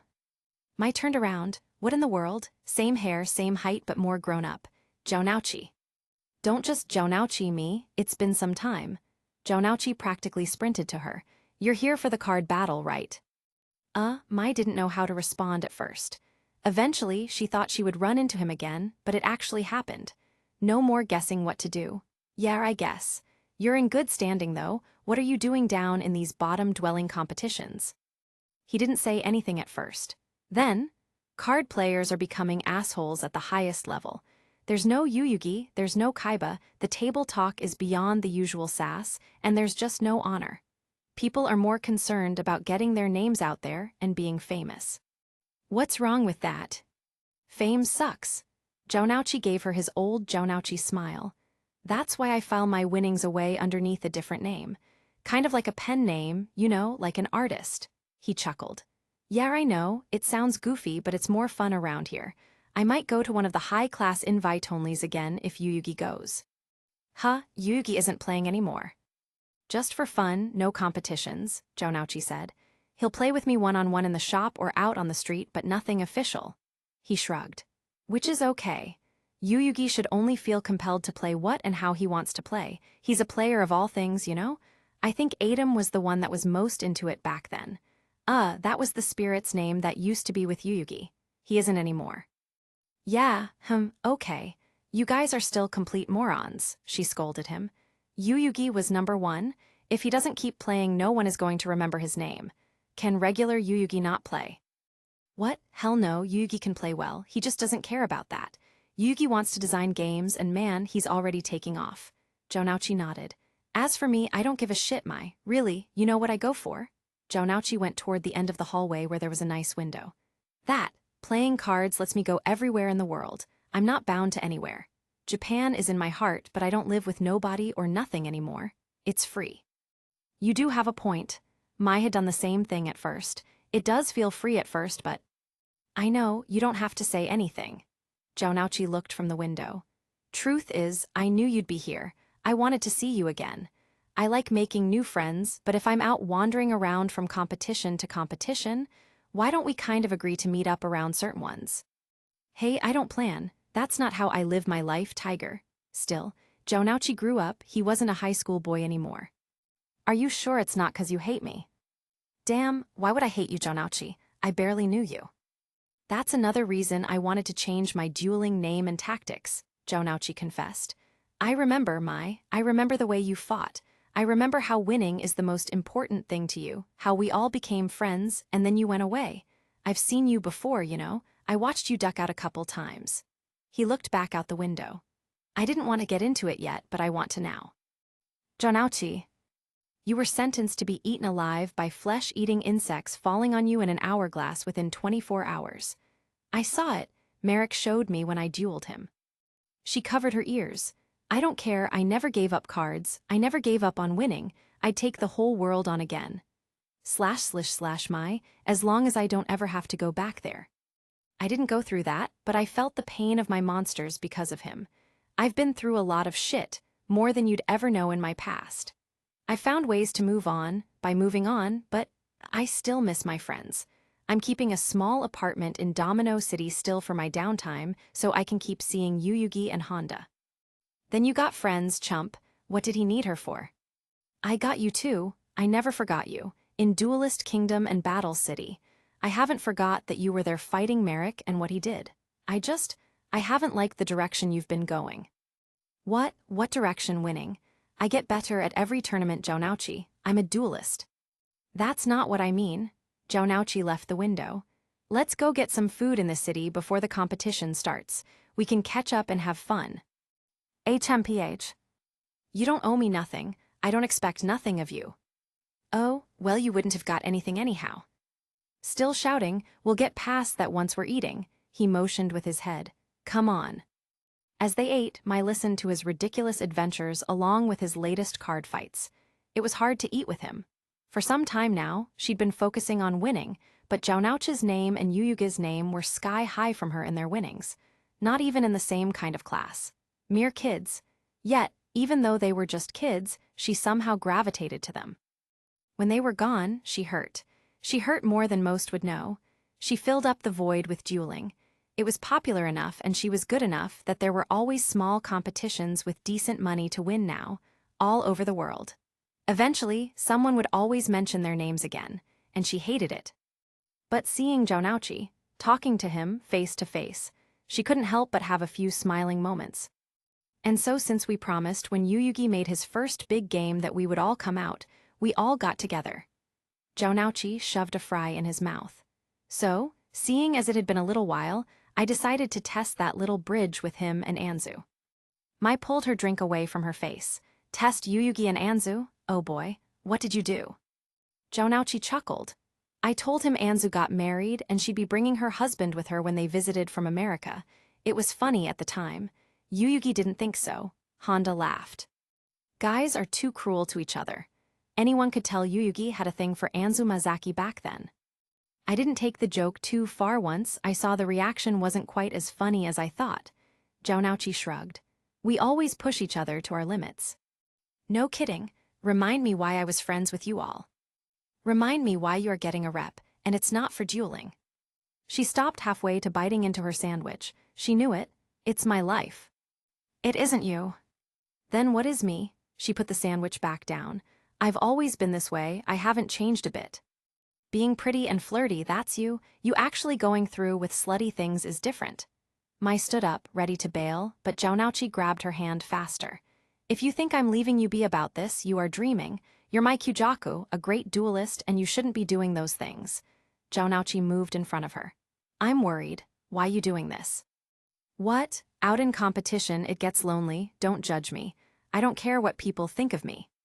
Yeah, you do, Mai. Jonauchi wasn't letting up. You're purposely keeping yourself from making real friends or getting into a real relationship. It's not healthy, and I know that time in that hourglass is to blame because your rep started less than a year after that. Thanks for the food, I'm done. She crossed her arms. Get out of the way, Jonauchi. Fine, but I'm going to see you again, Jonauchi said firmly. Soon, I'll be doing my best to find ways to see you. Do whatever you want, she shoved past him. Chapter 11, Night Duelist Part 2. Dimension, manga, the one that saves the day. Jonauchi tried his best to not follow her after every competition. It was hard, though. Once he pulled himself onto her kind of dueling circuit, he'd heard about the rumors. Nearly every duel, she was getting in deeper. Mai Kyujaku was a good-looking woman, even when he was just in high school. They all drooled over her when they first saw her, but she was more than a pretty face. She had the heart of a duelist. When she fought Adam and Yuyugi in Duelist Kingdom, it was a quick reminder not to take her lightly. But now. Now, Mai Kujaku wasn't known for her looks or her dueling skills. If someone was nice enough to her, she'd invite them back to her hotel room, and afterwards she'd never see them again. If they gave her something, if they bought her dinner, if they didn't want to be nice and wanted to test skills, they could get even more in a bet with her. She didn't put her life on the line like Yuyugi did. She put her body on the line. She didn't shout it to the world, but after so many competitions, everybody knew who to be the nicest to. They even came up with a nickname for her: the Night Duelist. If you found her before nightfall, there might be a chance you could see her. And he hated it. Mai was so much better than that. Her winning streaks and where she fought her duels. Jaunouchi didn't study much in school, but he knew her early history dueling records by heart. After Battle City, it got aggressive. She was trying to enter into every battle, money prize, or just name recognition. It didn't matter. Then it morphed and changed into only prize winning. Then the nickname started. If Jaunouchi had known this was happening earlier, he wouldn't have started at the top where his reputation had placed him in. Invite only, and things had nice prizes and great titles. Some of them added to the deck, making the others give each other their rarest cards. It could be anything. The more creative and cool, the better. Nicest hotels, best cities, but Jaunouchi hadn't lied about the people. They were all assholes. The top-of-the-line people became top-of-the-line because they were able to afford some of the rarest cards in existence.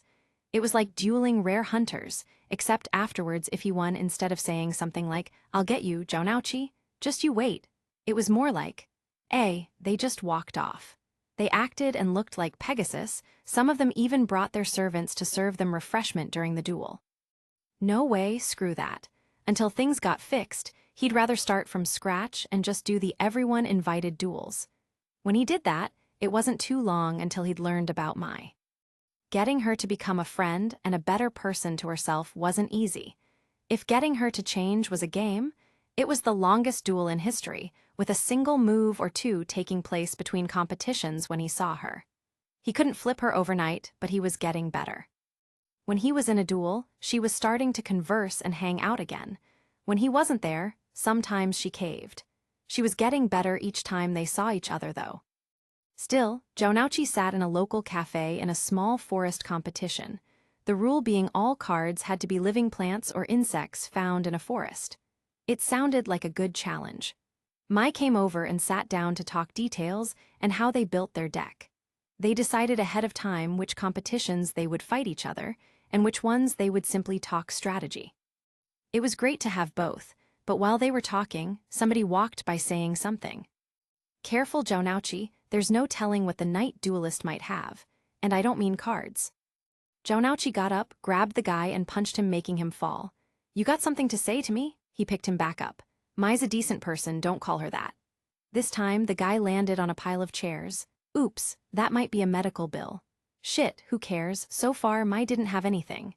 Jaunouchi convinced her hard enough last duel to check herself out too. It was dangerous out there just picking up duelists. He didn't want her to get hurt. "Jaunouchi, knock it off. I don't need you fighting battles for me." Mai didn't even move from her spot. "I just want to eat. What else did you buy for your competition?" Jaunouchi left the ass alone and came back over to talk to her like nothing had happened. The guy got out, favoring his injuries, but didn't speak another word. Probably 'cause he didn't want to get punched again. Same dream, same Anzus, same Yuyugas, same devastation, same Jaunouchi introducing her to Mana, except the details kept changing. Some days there was complete devastation outside. Sometimes she saw only a little. The baby too, her hair and eyes kept changing. It was always the same name, but the color of her hair kept changing. One night she was brunette, and another she was blonde. No matter what, Jaunouchi and the others always looked happy at her. She never remembered any more details. She was out with Jaunouchi again, another competition. Jaunouchi was keeping her company again, though he didn't have to. It had been a good few years since he'd tried to help her get better. While she had the same strange baby dream, she never told him about it. Instead, he asked about her nightmares. Sometimes she shared them, but mostly they shared conversation. "So, how's it going on the front?" It was his words to ask if she was still doing the same thing. "Not much. Actually, none. Mai hadn't messed with another duelist in months now. The day she said she didn't do that anymore, though, Jaunouchi would expect better of her. She was bound to disappoint him. At least a year between. That would be better. So, Jonauchi felt a little off now. Still someone. I got a boyfriend. I've stayed with him for 3 competitions. She put a straw in her mouth and winked. That's progress. Jonauchi still didn't look happy. What? I thought a boyfriend was good progress. What was with that look? Nothing, it's fantastic. Where is he? Jonauchi's voice didn't match his words. It sounded like he wanted to punch the guy. That guy coming over here. My turn? Yep, I wanted someone. He was extra nice. He's been following me though and I haven't goofed on him, so what is Jonauchi not happy about? Hi Mai. He came over and Jonauchi stood up. He tried to shake Jonauchi's hand but he wasn't having it. Something wrong. No, it's great, it's fine. Things are great and fine. Jonauchi tried to shake his hand. Jonauchi. Nice to meet you, Jono. Jonauchi corrected him. Get it right. Jonauchi, sorry. He tried to apologize. I'm not from this country. Your name is tougher, sorry. So, Jonauchi sat down. I think I'm gonna go ahead and scram my. I got a lot to do before the competition. He grabbed his bag. See you. That was weird. Jonauchi clearly hated him. She got up and headed after him. Jonauchi, is something wrong? Nah, no way, you're doing great. A first step. Good luck, huh? He finished heading to the elevator. In the elevator. Once he was high enough, he started to punch the door of the elevator. The steel felt good against his fist because he couldn't punch the guy. //Jonauchi, this is a great first step, that's all that matters. Nothing else matters, he hit it again. //Jonauchi, I can't jump or run too fast. It's just her first date. Get used to it, Jonauchi. As she gets better, this will happen. I've got to let it happen. After a few more punches, he set the course to his room. //Jonauchi, she's getting better. Look how far she's come. I'm proud of her still. He rubbed a tear out of his eye. //Jonauchi, I should have kept punching the door when he arrived. He headed toward his room when he saw her waiting beside it. My. I'm not doing something right, she said. You hate him, I can tell. What's wrong with him? Nothing, he shook his head. I'll see you tomorrow, Mai. Give me a break, I don't want to play games about this, Mai stated. Her stance of hand on hips wasn't letting him mistake that. I'm close to 30 and I'm still messing up. Why? What am I doing wrong? Nothing, I said nothing. He wanted to get into his hotel room already. When he opened it, she went in too. Then what, do you not want me to date people in the competitions I'm in either? She crossed her arms. You know me, Jonauchi, and I know you. You aren't screwing up, Jonauchi admitted. I'm just, don't, she wasn't ready. I guess. What could he say? I feel lonely. //Jonauchi, I did not just admit that her eyes though. Her eyes. Chapter 12, It Should Have Landed in the Dirt Part 1. Dimension, manga, the one that saves the day. Manga note, Death Tea was a life or death game Kaiba made Yuyugi go through. It was where the happy face was first drawn, to lift their spirits up, instead of letting them sink. Italy 6 years after graduation. I don't know how, but I know you're cheating, Jonauchi accused Skezy. Cheating all over the place. You've beat duelists who are 3 times as good as you. Skezy was like his name. He dressed nice, but underneath he was a worm. Jonauchi made friends with some duelists, but not this guy. He reeked of being a cheater. He was asking Jonauchi for a challenge, but he wasn't rushing for it. Until he knew how Skezy was cheating, he'd probably lose. If he lost, then, well, life went on, but he wouldn't have as much money to make life go on. Jonauchi heard a beep on his phone. He looked and saw a text from Anzu. Subtle about her style now. He followed her texting step with his own better one, a flat-out call. Hey, Anzu, how you been? How's America treatin' you now? Still down in the dumps. Hey, Jonauchi, it's fine, code for not fine. I just wanted to see how your dueling went. Doing great, Jonauchi insisted. Absolutely, wiping the floor left and right with these guys. Trying to figure out a cheater right now, but besides that, pretty good. Looks like I'll probably win. So, how you been? I have a new address. New address, huh? Well, you might as well fork over the details, Jonauchi insisted as he walked to his next destination. She said she texted it to him. Hey, great. Next time I come down to dueling in America, I'll come see you. Sounds great. As long as I don't have to work the next day, I'm serious about that. Might almost cost me my job. Heh, yeah. It was doubtful he'd ever actually make it to America for a while, but it was good to keep in touch. So, there's something me and Mai wanted to ask you about. Next time we can come down, you know what it is. Yeah, probably. Ooh, it sounded like she was starting to cave.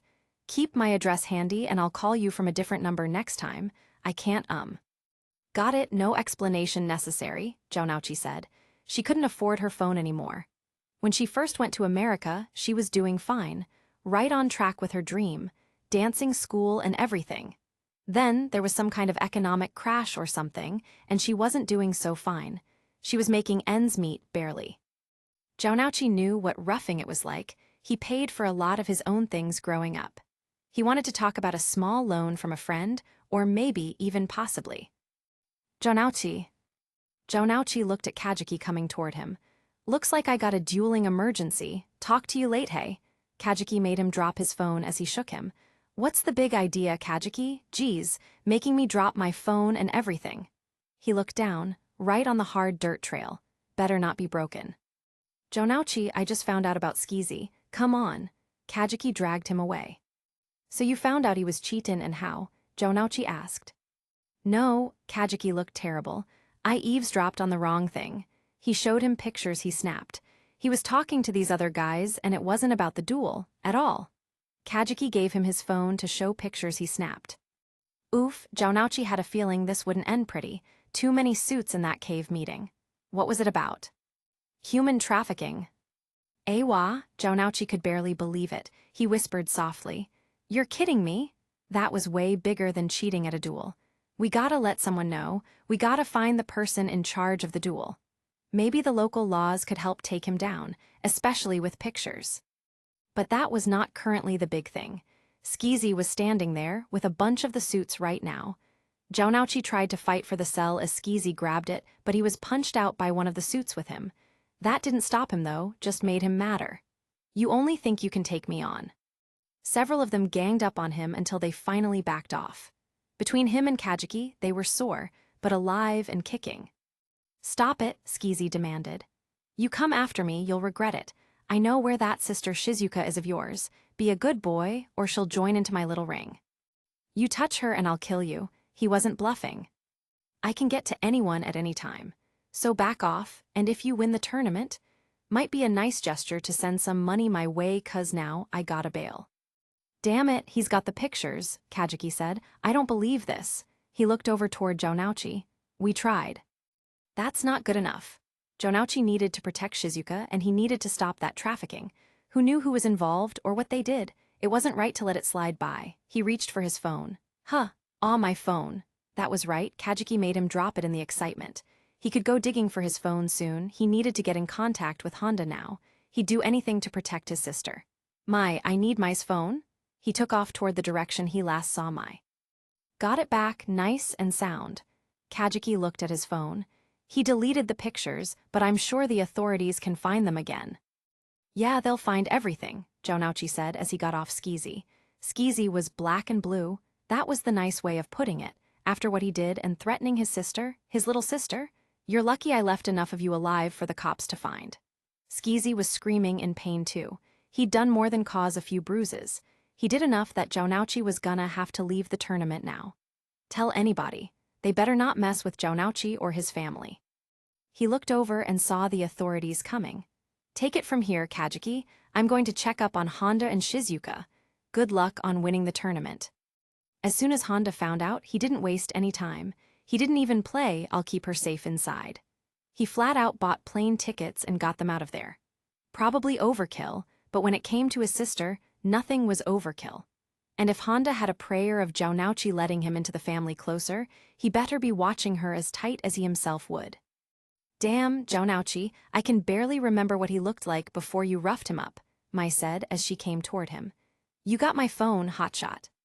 Yeah, sorry. That guy, he wasn't someone I could play with, Jonauchi said as he handed her phone back. I gotta go fishing around for my phone. I'll help you find it, Mai insisted. Jonauchi scoured the area with Mai. I was on the trail right here, he insisted. Kajiki came up from that way, he pointed. I even remember the presence of a cave right there. Jonauchi even found his tracks before he veered off to where Kajiki took him. It should be right here, right here. Well, it is a good thing you came for my phone because I still don't see it, Mai said. Jounouchi, that phone is nowhere to be found. Nah, it's here. It might be a bit broke, but it was there, on the edge. He knew he dropped it right around there. He heard Mai a small distance away. This it? Jounouchi came over. Yeah, but... He took his phone from her. They were a good 5 feet in the grass. I dropped it in the middle of the trail. Why was it 5 feet in the grass? Can't you just be happy you found your phone? She complained. When Kajiki came over, he probably shook the phone to go that way. Yeah, but nothing, Jounouchi. You got your phone, let's just get going. Yeah, that was probably a good idea. Chapter 13, It Should Have Landed in the Dirt, Part 2. Dimension, manga, the one that saves the day. Jounouchi arrived back home, safe and sound. Since he had to leave the duel competition more on account of authorities bugging him instead of losing, he went ahead and spent some time in Italy, seeing the sights, trying the wine, good food. Now he was back where he should be. Skezy got busted big time. Shizuka and Honda were back too. It all seemed fine. Then he got something. On the way to the store to pick up some groceries to enjoy some good, cooking again, he got something. Something big, something bad, something that made him drop his food. Shizuka was safe as could be. Skezy was busted, jailed, and locked up awaiting trial, but one of Skezy's men. Jounouchi immediately dialed her. Come on. Nothing. Aw, come on, this isn't funny. He dialed again. Hey, Jounouchi. Honda came over to him. Didn't know you were back already. He paused. Shizuka wanted to know if you wanted to go out with us tonight. Not that you have to, looks like you're covered there. Jounouchi didn't answer right away. You expectin' me to get mad 'cause I already got all this food so you can forget hanging out with me? I'm not, Honda. He handed him the phone. Honda checked out the message. Greetings, she's pretty in blue. He looked back at Jounouchi. Who's this? I don't know, but I bet it's a guy of Skezy's. You know, the guy who wanted to go after Shizuka, and he clearly knows my phone number. Jounouchi would have raged, but he was in such a moment. All he wanted to do was get to his sister. Man, she's all the way across town. Honda dialed her phone. No answer. Damn, keep trying, I'll get some closer help to her. Yuyugi's place. Hello, Yugi answered the phone as he was concentrating on his new game. Hey, Jounouchi, you're back in town. Great, huh? Yugi stopped playing. Someone's after your sister? Yugi popped up right out of his chair. The person you just put away said what? A goon of him, you think? Yugi grabbed his jacket real quick. Yep, I'm going now. She's where exactly, got it. Not too far. Yugi hung up and started to run outside, looking around. Where could she be at? If only he had assistance. She was supposed to be out with some friends at a movie theater, a couple of blocks away. Then, she was supposed to be going to a nice dinner place with Honda. Yugi looked all over the area she was supposed to be window shopping, walking down the streets and just enjoying her friends' company. Yugi rarely window shopped, but he did remember his friends. / Yugi, where did we used to hang out all the time as teens? Has anything changed in the area? / Shizuka, Yugi called out as he ran around. He asked others in the area if they knew and had seen her. Jounouchi had Honda take Shizuka far away for a whole week, just in case this guy named Skezy tried something. This guy was bigger than Jounouchi predicted if he was still having someone come after his sister. Shizuka? Of course, it was someone in charge of human trafficking. That wasn't a light thing, it was serious. With something so vile, Jounouchi couldn't just ignore it either. / Yugi, Skezy's in custody, this must be someone doing this as a favor who works for him. Connections could be dangerous, Shizuka. He got a call again, from Jounouchi. We got a hold of her, Yugi. She's not even wearing blue, so I guess it's just a false alarm. Hey, since you're over there, you wanna come eat with us? Yugi gave a big sigh of relief. Sure, I guess I'll be the first to reach it. Still, he kept his eyes out. I haven't seen anyone, Jounouchi. Running scared, Jounouchi answered. Don't worry, Yugi, we'll be there soon. We'll have a big old family meal. Yugi heard Honda mutter in the background, supposed to be just us. / Yugi. Those two will never change. He hung up and walked casually to the restaurant. He kept looking around. / Yugi. It used to be so much easier when danger arrived, and I had a second hand to help me. He didn't dwell long on it as he went inside. He took a seat and waited for his friends. He kept checking in different directions, but everything seemed fair. Not long after, Shizuka arrived. "Hi, Yuyugi," she didn't look half as good. "You came searching for me." "Yeah, it wasn't a good feeling to be in. Your brother got a spook." "A text message, I know." She sat down. "I'm not even wearing blue, I'm in red. I don't really own much of anything blue. I thought this was over." "Jonouch is back. I'm sure nothing can happen now," Yuyugi tried to comfort her. "Wrong color means wrong number." "Of course not, he's too commanding." There were no details, and Honda and him just went nuts. I get the feeling that this Skezy wasn't someone Katsuya should have messed with, so they are going overboard. Shizuka looked at the menu. "Honda doesn't help, he's been watching over my shoulder just as much as my brother. It's getting really annoying having them play nights." It wasn't about playing nights. It was about making sure she didn't end up in. "You want to start off with drinks." "There you are." Honda came over and hugged her politely. "Good to see you're fine." "Off the sister right now," Jonouchi said, as he pushed him back. He made him take the next seat over while he sat next to his sister. Yep, Yuyugi could see what Shizuka was talking about. Yuyugi knew Honda and Shizuka were doing a lot more in their casual dating than Jonouchi knew. He was surprised Shizuka didn't say something about that motion just then. //Yuyugi. Really, it shouldn't be too hard to tell Jonouchi to back down. He opened the menu and looked at the food. //Yuyugi. Gonna have to back down someday, Jonouchi. // especially since Honda already had an engagement ring to give her one day. He'd been holding on to it for 3 months now. // Boy, I hope Jonouchi doesn't beat up Honda too bad when he finds out about that. If he ever found out, if Honda ever worked up the nerve to ask. "You should stay with me until things get safer," Jonouchi told Shizuka. Honda choked on his water, but Jonouchi paid it no mind.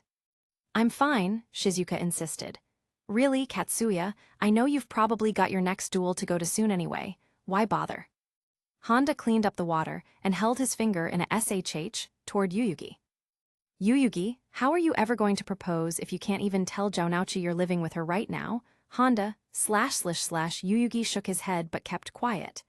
It was their lives to live, and Honda already forced him into this secrecy. Just showed up with the ring, told Yuyugi how happy they'd be when he did it, and that he better not tell Jonouchi or else. A long sigh.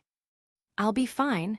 Honda said he'd stay with me until this was all over, and he's been a perfect gentleman." Shizuka said. Well, it wasn't a total confession, but it got Honda in the clear when Jonouchi found his stuff at his sister's place. Jonouchi glared at Honda. "You've been living with my sister." Honda sipped on the water. "Yeah, man, well, you said be careful. When we got back, I figured moving in would be extra careful. I already got my stuff there and everything." Jonouchi didn't give him kind eyes. "That's a real pal of you." He looked toward Shizuka. "You okay with that?" "Yeah, he's been great," Shizuka said. "Once everything's safe, he can go again, however long that takes, weeks or months." // Yuyugi? Ouch. Shizuka's really giving it to Jonouchi. / She really didn't enjoy both of them trying to watch out for her. It probably felt like they were running her life. "The food looks good." "It won't be too long," Jonouchi said to his sister, ignoring what Yuyugi said to throw him off the subject. "With photos and audios and an eyewitness, we got this guy pinned down so hard that no one's going to mess with you again. Promise. Then you won't have to have a simple boyfriend living with you anymore. Be free again." He looked toward Honda. "Wish I had heard about this earlier." "Doing what I can to protect her," Honda said. "It's fine, no worries. Besides, Yuyugi's right. Look at that food. UMMY, don't you think so, Shizuka?" "I guess." As they ate, everyone kept watch. No one had seemed to come anywhere near her. The next day, it was the same thing. A week later, it was the same thing. Jonouchi went off back to his next dueling tournament, and Honda continued to stay with Shizuka. Then Jonouchi broke the good news. Chapter 14, It Should Have Landed in the Dirt Part 3. Dimension, manga, the one that saves the day. Yuyugi's home. Yuyugi had been concentrating on his games again when he got the news. Smack dab in the middle of his work with a knock and a voice at the door. "Yuyugi, great news." Yuyugi went to the door and opened it. Jonouchi was there as well as Mai Kyujaku. Wow, he hadn't seen her in some time. Since Battle City when they were teens. Got him. Jounouchi made his hand into a fist toward Yuyugi. They got Skezy's whole part in the role. Turned out he was a medium boss in America, and he narked out bigger guys. He signed his own death warrant with that. Anyhow, no more threat and no more trafficking. That's good to hear, Yuyugi said to him. Hi, my Kyujaku. Yeah, sure. She turned her back more. Can we get this going, Jounouchi? Just as pleasant as Yuyugi remembered. So, it's great news. So Shizuka doesn't have to stay with Honda anymore, Jounouchi said, staring at Yuyugi, really staring at him. Right, because he wasn't living with her before that, right? Oh no, Yuyugi could act like he knew nothing when nobody asked him. A direct question. Lie, don't lie. Knew it, Mai answered. Look at that face, he's not the type to hold a poker face. Told you, your sister's been doing the business with the businessman. You owe me 500 now and your time wizard. Yuyugi, Jounouchi looked at him, carefully, straight and head-on. You didn't answer. Yuyugi shrugged. Time wizard, Jounouchi, you really bet that.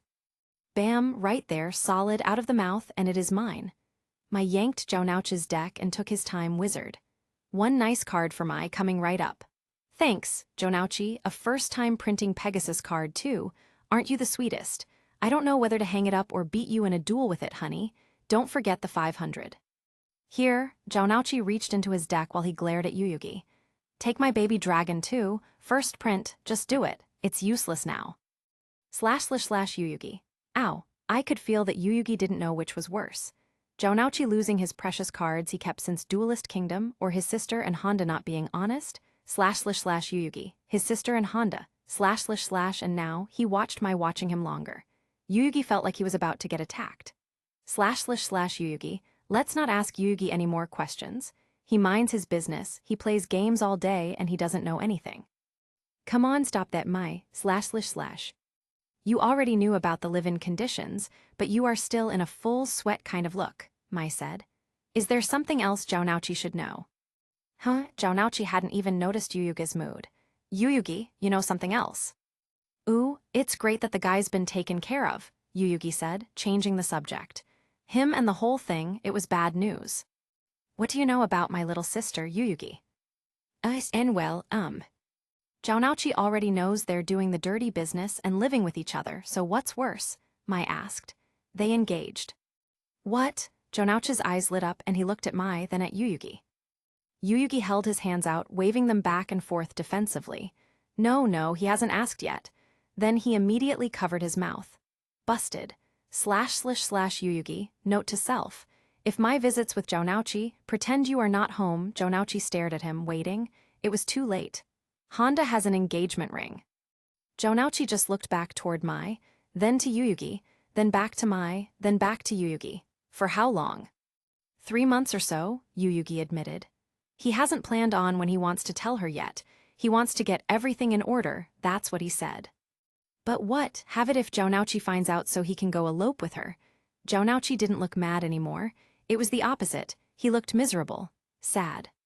Hey, Mai tried to cheer him up. Don't cry, you big lug.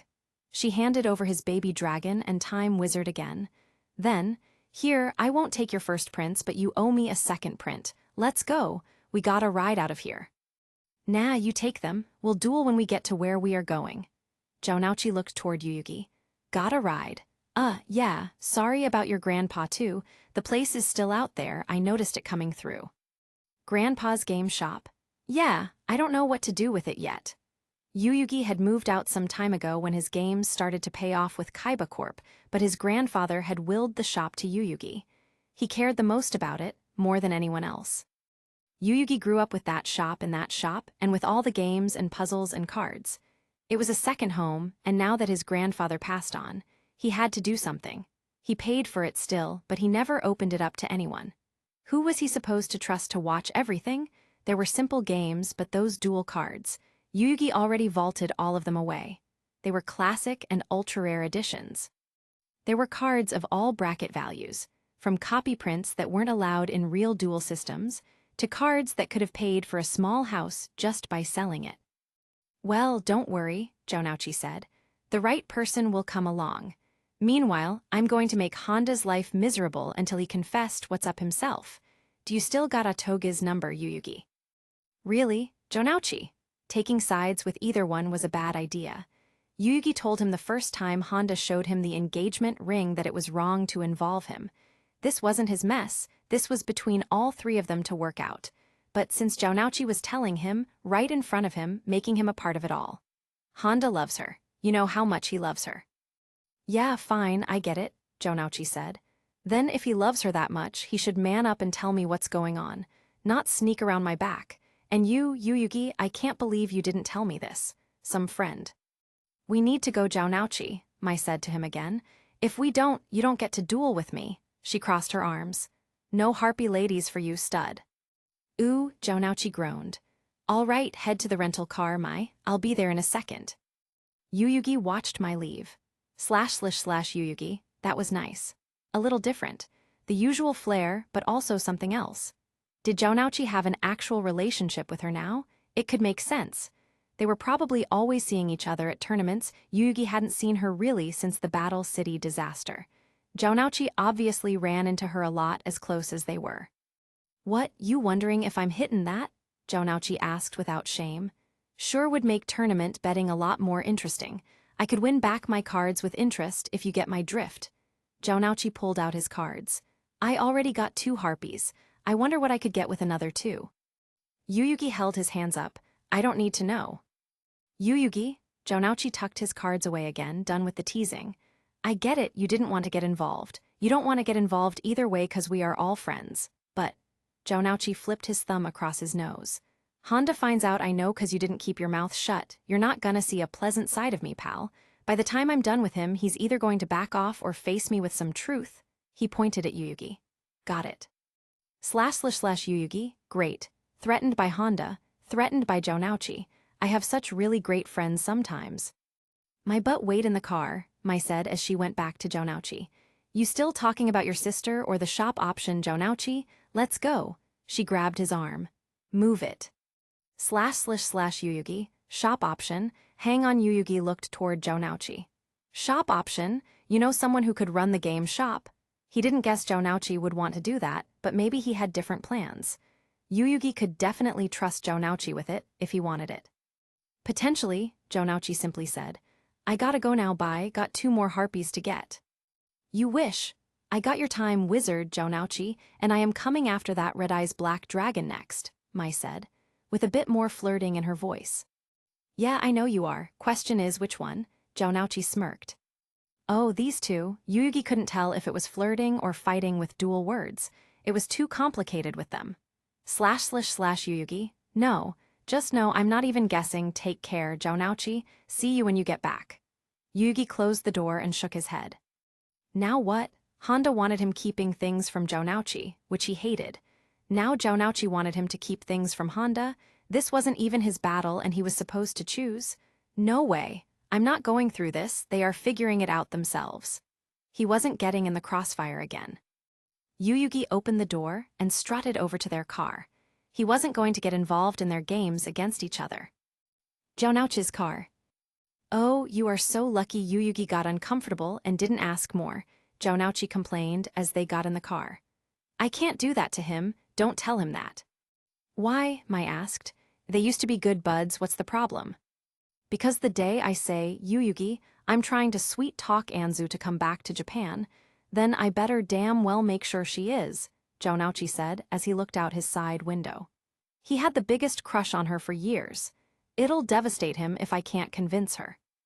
Yeah, Mai asked. Are you sure it's not because he kept Honda's secret from you that you don't feel like you should keep a secret a little longer? He's got her number, he could find out more himself. Although she wasn't exactly shouting out to everybody about her situation.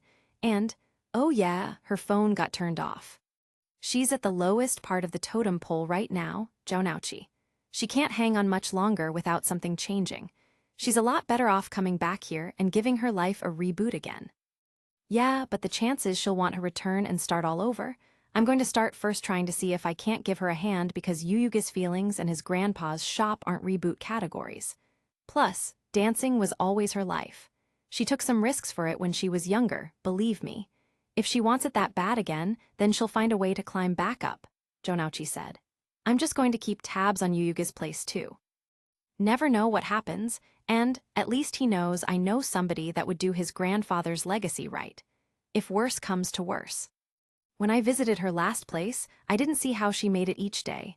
Now she can't afford that dump I saw, so I don't want to know how much farther she'll really go to see if she can climb back up. Mai sighed and looked out the window. You guys, always trying to achieve everything. Sometimes you just don't make it. You gotta find something else. Make another dream. Says the one obsessed with being the best at duel monsters. Jaunouchi accused her as he stared at her now. And I can't always be. I've learned that. Sometimes I beat the pants off of you and sometimes I don't. I make do with other dreams. Like spending prize money on fun stuff, I like that, Mai smiled. I'm going to see Anzu again. You can come too.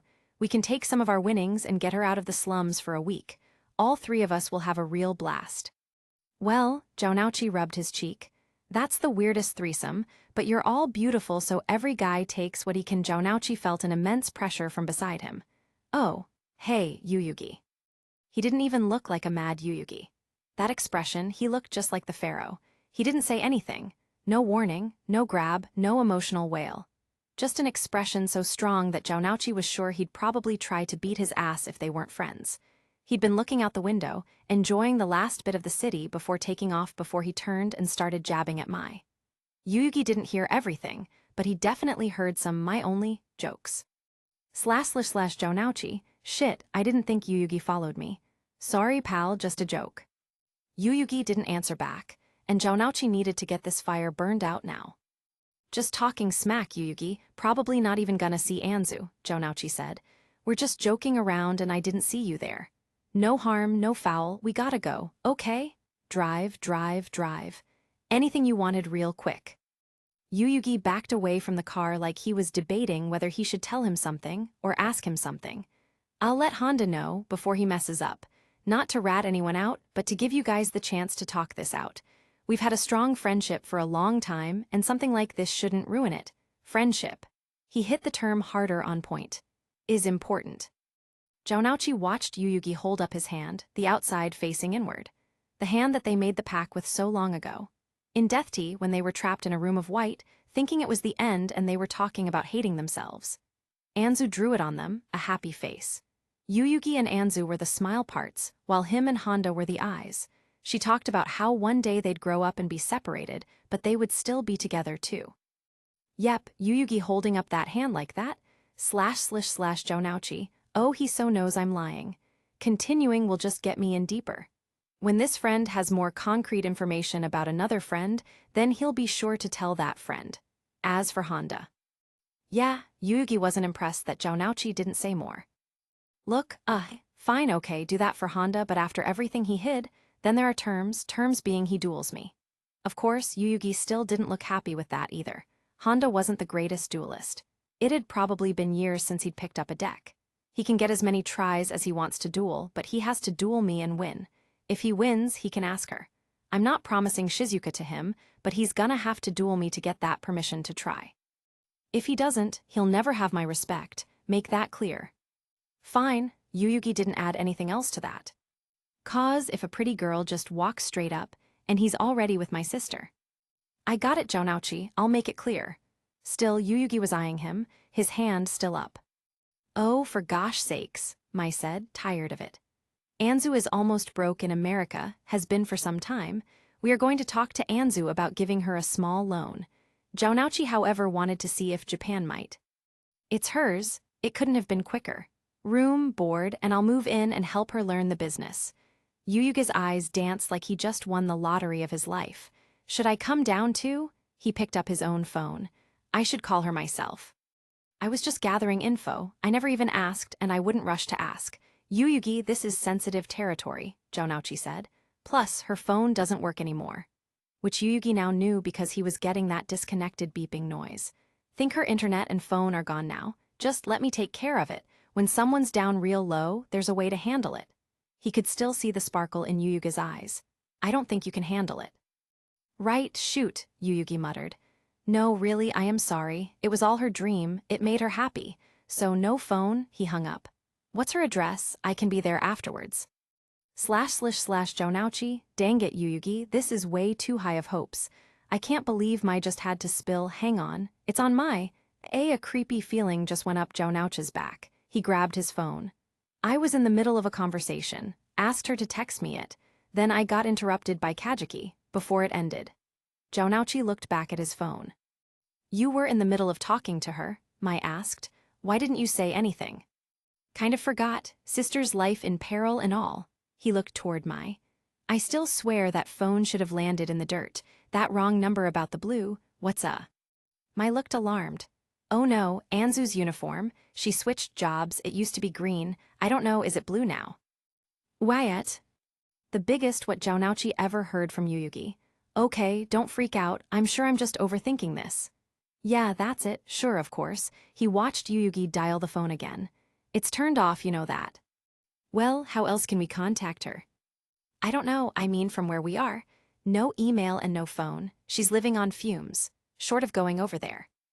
Then I'm going to America, Yuyugi insisted. Her newest address now, Jounouchi. Chapter 15, in a New York Minute, Part 1. Dimension, manga, the one that saves the day. America. Anzu kept her eyes alert. She had to get home from work, but the sun had already gone down. She had to stay longer to keep her boss happy, or she would be looking for a new job, and that wasn't an option. Anzu's car had broken down and she had no means to get it fixed, looked at, or to even buy a bike yet.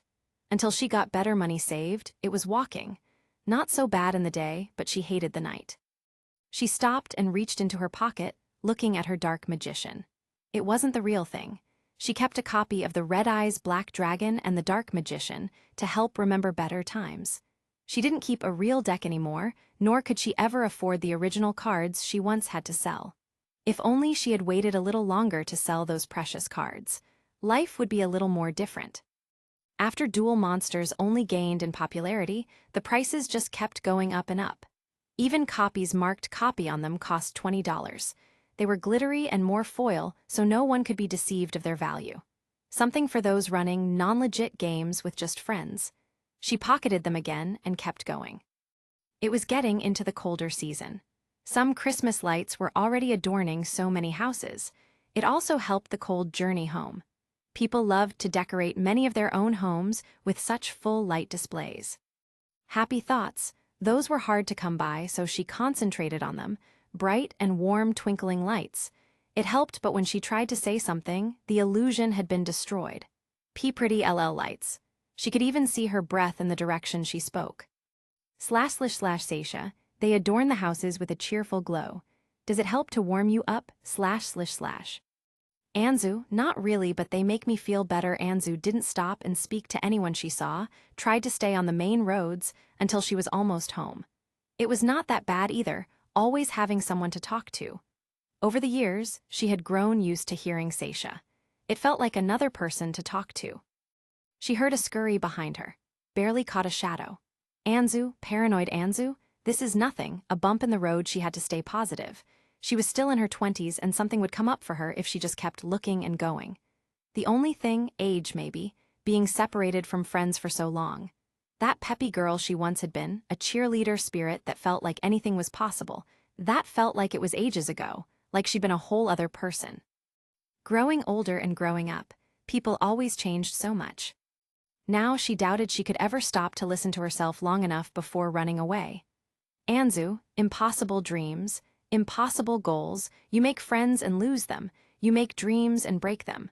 That's reality, Anzu, face it, you'll be lucky if you ever get that car fixed. Anzu, hey. Anzu looked just ahead of her. Someone from her new place of work called out to her, stopping with their car in the street. He'd been there for about 2 weeks now. Hi. You want a ride home? He insisted. I've got extra room in my car. It almost felt like a relief, but then again, Seisha didn't seem comfortable with it. //Seisha, you hardly know him, do not enter his car. Anzu, on the other hand, I work with him, every day for 2 weeks. //Seisha, bagging groceries, you hardly know him, so do not enter his car. Do not be foolish. Anzu smiled politely at him. I'm almost THTH there, it's fine, THTHTH. Oh, forget the thanks, she already sounded like a chipper. Oh, come on. He parked beside the road and got out. Don't be like that. He opened the side door for her. I know you had to work late tonight. It's cold, it's dark, and what if it starts raining? Even if it's not far, it's not a problem. Get in the car, Anzu. Seisha, that's too demanding. Anzu, I agree.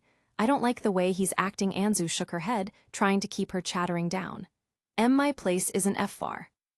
Okay then, I'll just wait right here to make sure you get there. He waited by the passenger door.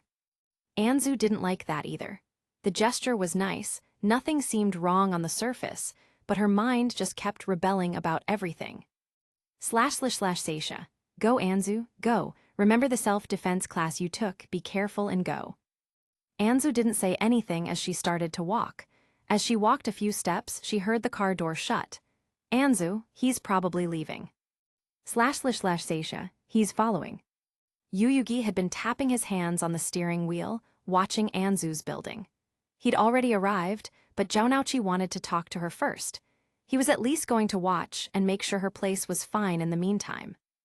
Jounouchi didn't always trust his instincts. He did in fighting, but in this case, he didn't know.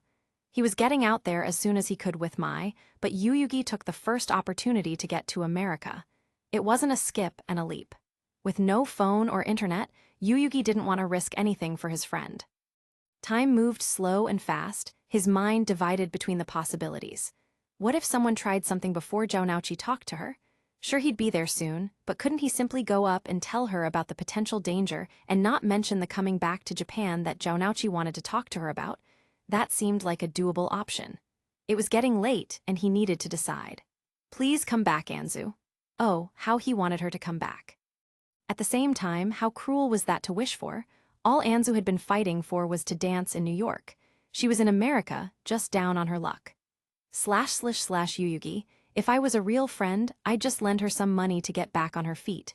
That was Jounouchi's first idea. But how much would it take for that new start? Would it make her any safer? And he started to watch her come toward the building. She had been on her way, but she stopped to talk to a guy she apparently knew.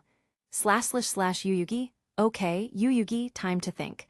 I could go and warn her about people following her. I could take us out of here to a nice hotel. Safe and sound. Or do I wait for Jounouch //?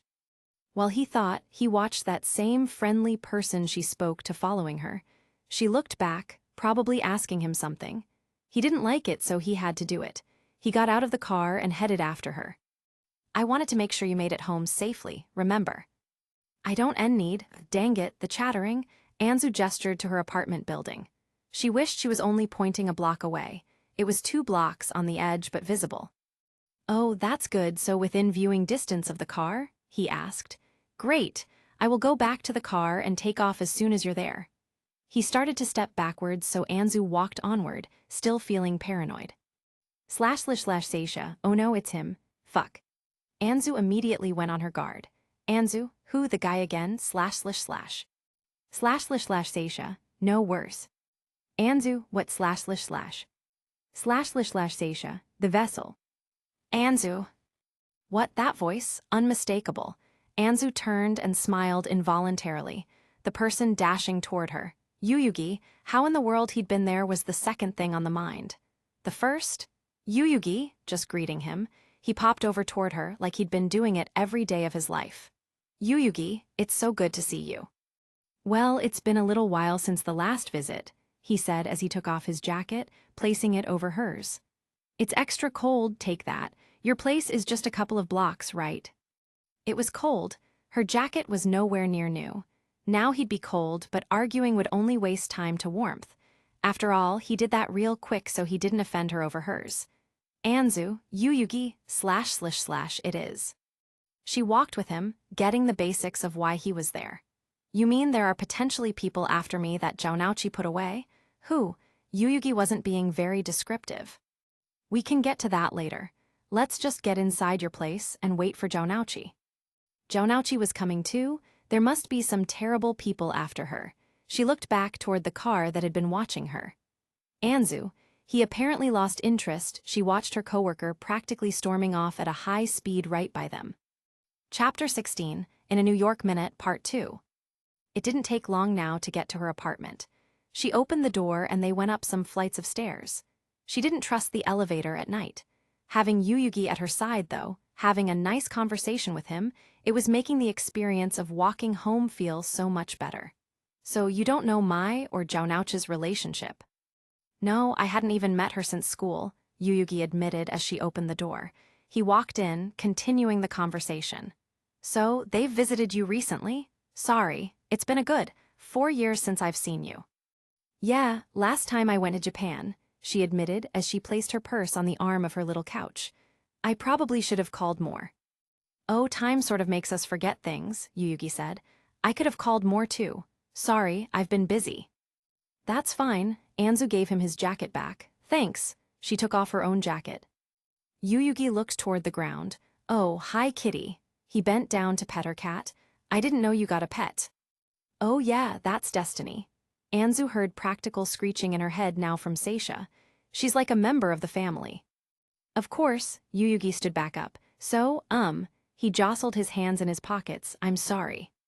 Oh, Anzu knew what that was about. Her dashed dreams.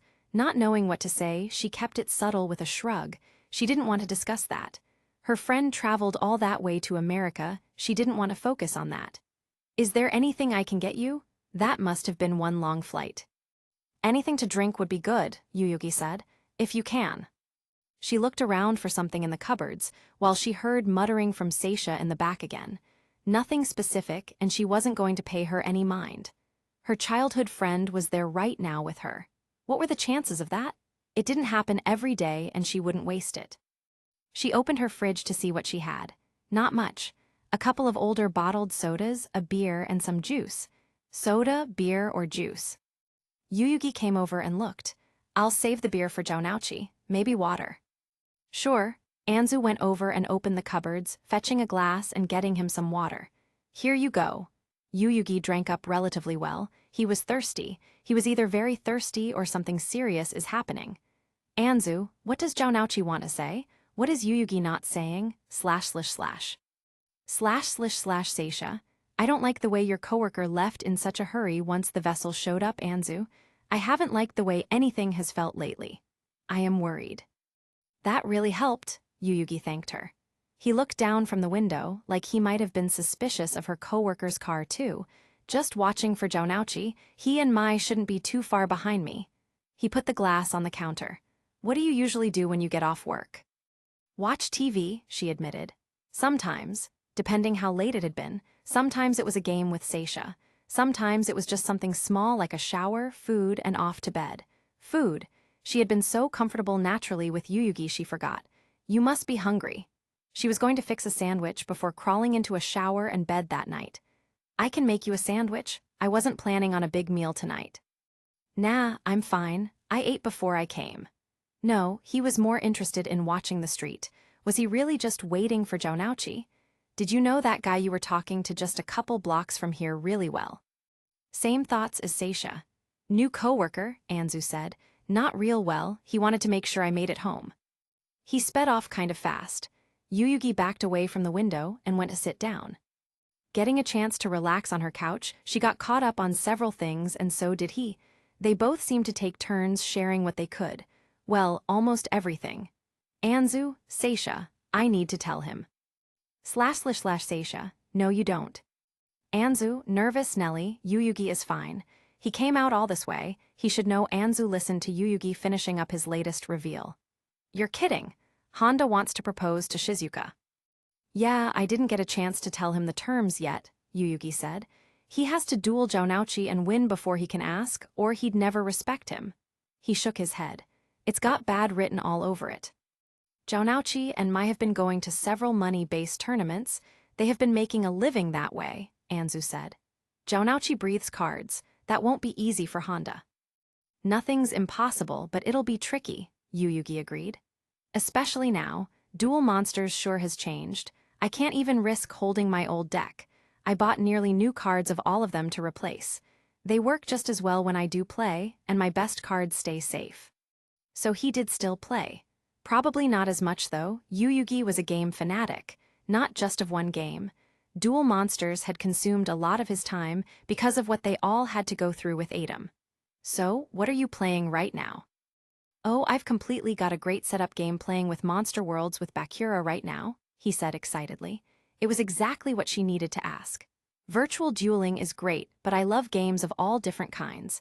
I'm game master this time around, and I've been devising some great adventures. I was able to get Jonauchi to play with us once, but he's usually gone on tournaments. Then his eyes stopped lighting up, like he had wanted to continue, but knew he shouldn't. What? Anzu asked. I think it'd be great if you played a game with us, Yuyugi admitted to her. Games are great, but they are nicer with more players. Well, next time I come down, I guess we'll just have to do that, Anzu admitted. So, did you rent a hotel for the night? Did you plan on staying here? Once again, Yuyugi seemed to clam up until Anzu heard her intercom. Are we interrupting anything up there? If so, we can come back later. Mai's voice. While Anzu got up to answer the intercom, Yuyugi looked over relieved. Come on up. Oh, there was so much Yuyugi had wanted to talk about with Anzu, but he couldn't broach the subjects without Jonauchi being there. If he did it wrong, he could mess up every chance. Jonauchi and I took a hotel for tonight, Mai said as Jonauchi scarfed down on a sandwich. Anzu had joined them, needing to eat herself. Yeah, so? Jonauchi finished his sandwich and looked straight at her. I'll give you a few minutes to finish your sandwich, then we're going for a little walk. Some potentially serious shit happening, Anzu. I'm not kidding. Yuyugi, watch Mai while I'm gone. What? Yuyugi watched Mai come over toward him, then glanced back at Jonauchi. Where are you going? Privacy, I'll be back after the visit. Jonauchi looked seriously at Anzu. Let's go, Anzu. Small walk with Jonauchi, just bring your sandwich actually. No crime in that, right? Nah, nothing wrong with that. Yuyugi watched them leave. Jonauchi probably wanted to get into personal details he would rather leave out. He looked toward Mai. ///Yuyugi, okay. I haven't been alone with my Kyujaku since before Adam left. Small talk, how is your dueling going? Mai didn't seem eager to talk either. I'm more here for Anzu than making small talk. Jonauchi won't be thrilled if I get caught up in conversation with you. Really? Why wouldn't he want us getting along? I didn't say that, she said as she got up and looked outside. I said caught up in conversation. They better not walk too far. Okay, so he wants us to get along, but not have a conversation. He said you're really good at figuring things out. Me and him have some things to say, but he's not ready to share it all yet. Too much happening. Oh, //Yuyugi, they are a couple. I knew it, I understand. Then, how often did you see Anzu? I came by a couple of times, she admitted. Whenever I had a tournament in America, I had a place to bunk. It was only a couple of times, but I made up for it by taking her out and having fun. Jonauchi too. That other thing about her Jonauchi said at your place was just a joke. I know, Yuyugi said. I know Jonauchi's sense of humor. He wasn't mad about that, he was just mad that Jonauchi was hiding information about Anzu. Yuyugi watched outside too, he could see both of them. Anzu grabbed Jonauchi below, embracing him in a hug. I know my friends. I do too, Mai went quiet. There isn't a chance it's someone else.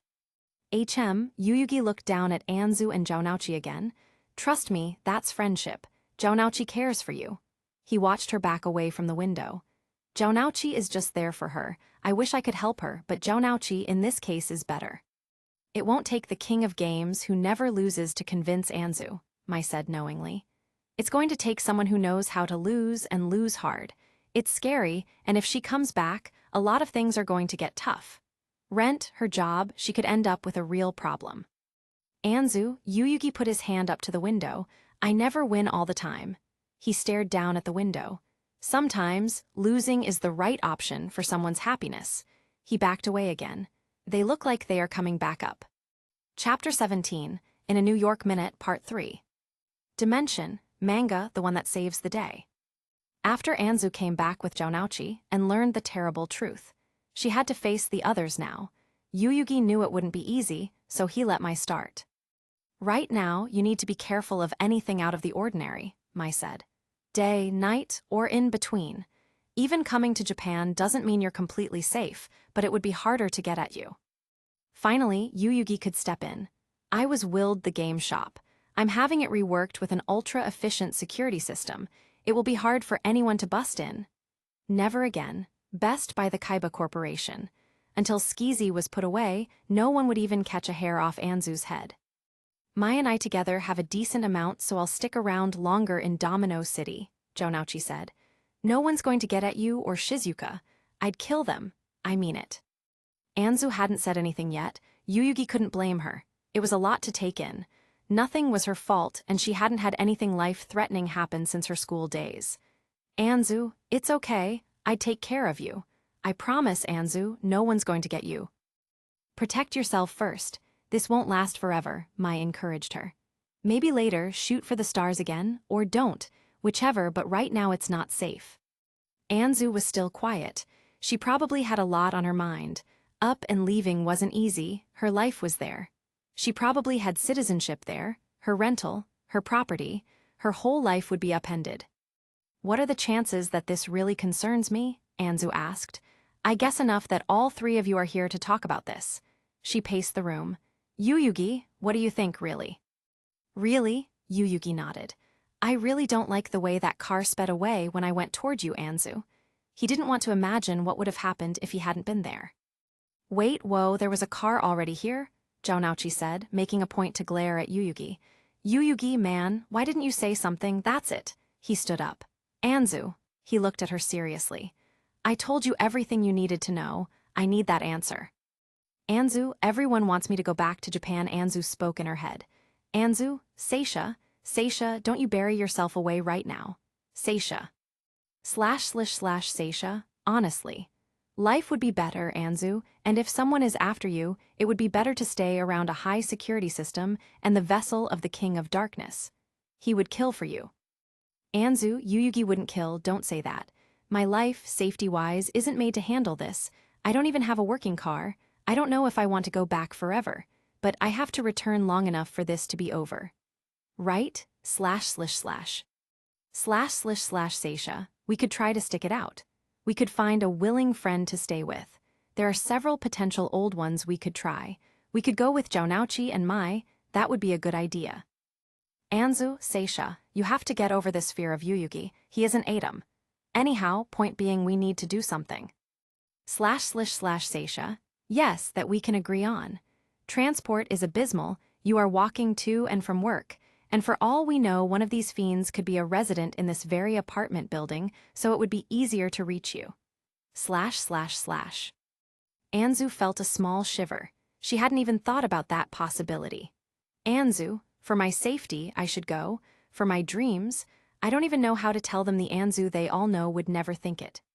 Seisha, you aren't perfect. Things change.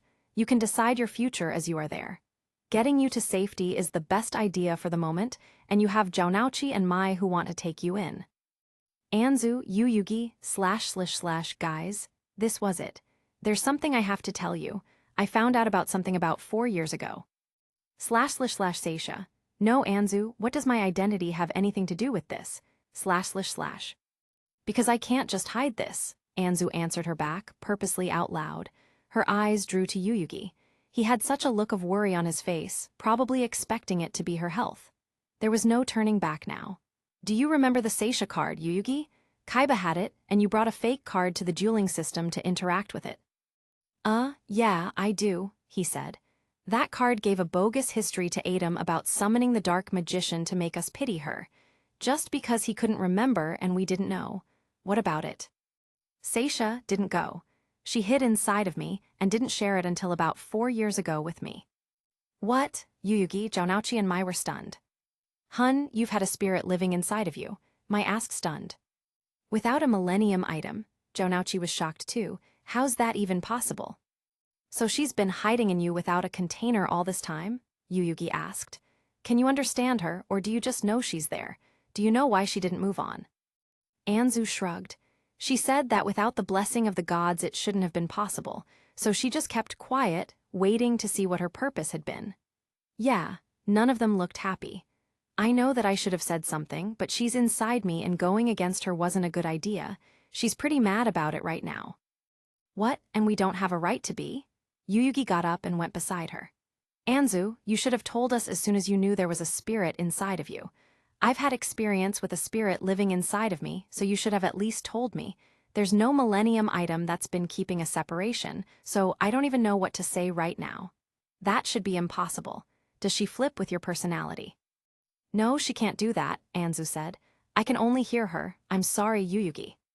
So 4 years ago, about the time you started reaching out to me again, Jonouchi noticed. Yeah, when Anzu was at her lowest of lows, looking at her duel cards and crying at her table. Seisha spoke to her. Before that, Seisha didn't speak, or just let Anzu think she was talking to herself. Seisha said she feared she was on a bad path and urged her to just send a small text to Jonouchi, to start reaching out again. Ever since then, they were inseparable. She tell you to get in touch with me back then? Jonouchi asked. He had already put it together. Anzu nodded. Smart spirit at least, Jonouchi said. You trust her. Anzu nodded again. I know it's hard to believe, but she's been good to me. She isn't malicious. So you connected with Jonouchi, but not me, Yuyugi pointed out. Oh, she didn't expect that. I remember that card, and more than just its name. It lied and made Adam question his own past. She couldn't have been a summoner of the dark magician. No one put her behind as some sacrifice to die. She played the pity card to try and escape. I know that, Anzu said. Of course I know that, and I asked her about that. Even she knows that it couldn't happen now, but her mind still says that is what happened. She's a spirit, and it was her last day of life. Adam didn't even have a single memory, so you need to cut her a break. Yugi relaxed his breathing. I'm Yuyugi Muto, no one special. She doesn't need to feel like she needs to hide away because she may have lied to create pity to get out of a game. I'm not pharaoh or anything. I'm not him. Anzu, Yuyugi is banging it right on the head, Seisha. Are you hearing this? / She can learn to get along. If, her turn for a deep breath. She doesn't cause any problems. Nothing follows her. So, if she doesn't. I went through it in Death Tea, Yuyugi reminded her. When I thought Honda might be dead, I revealed my connection. You stood by me then, you and Jonouchi. So, why would I not stand by this now? Even if the spirit does mess up, it's not you. Agreed, you should never hide things from your friends, Jonouchi said. Mai tugged on his jacket. What? She looked at him oddly. Oh, this was a hidden spirit, way different. He looked back toward Anzu. So she was afraid of Yuyugi cause he had Adam in him? That's lame.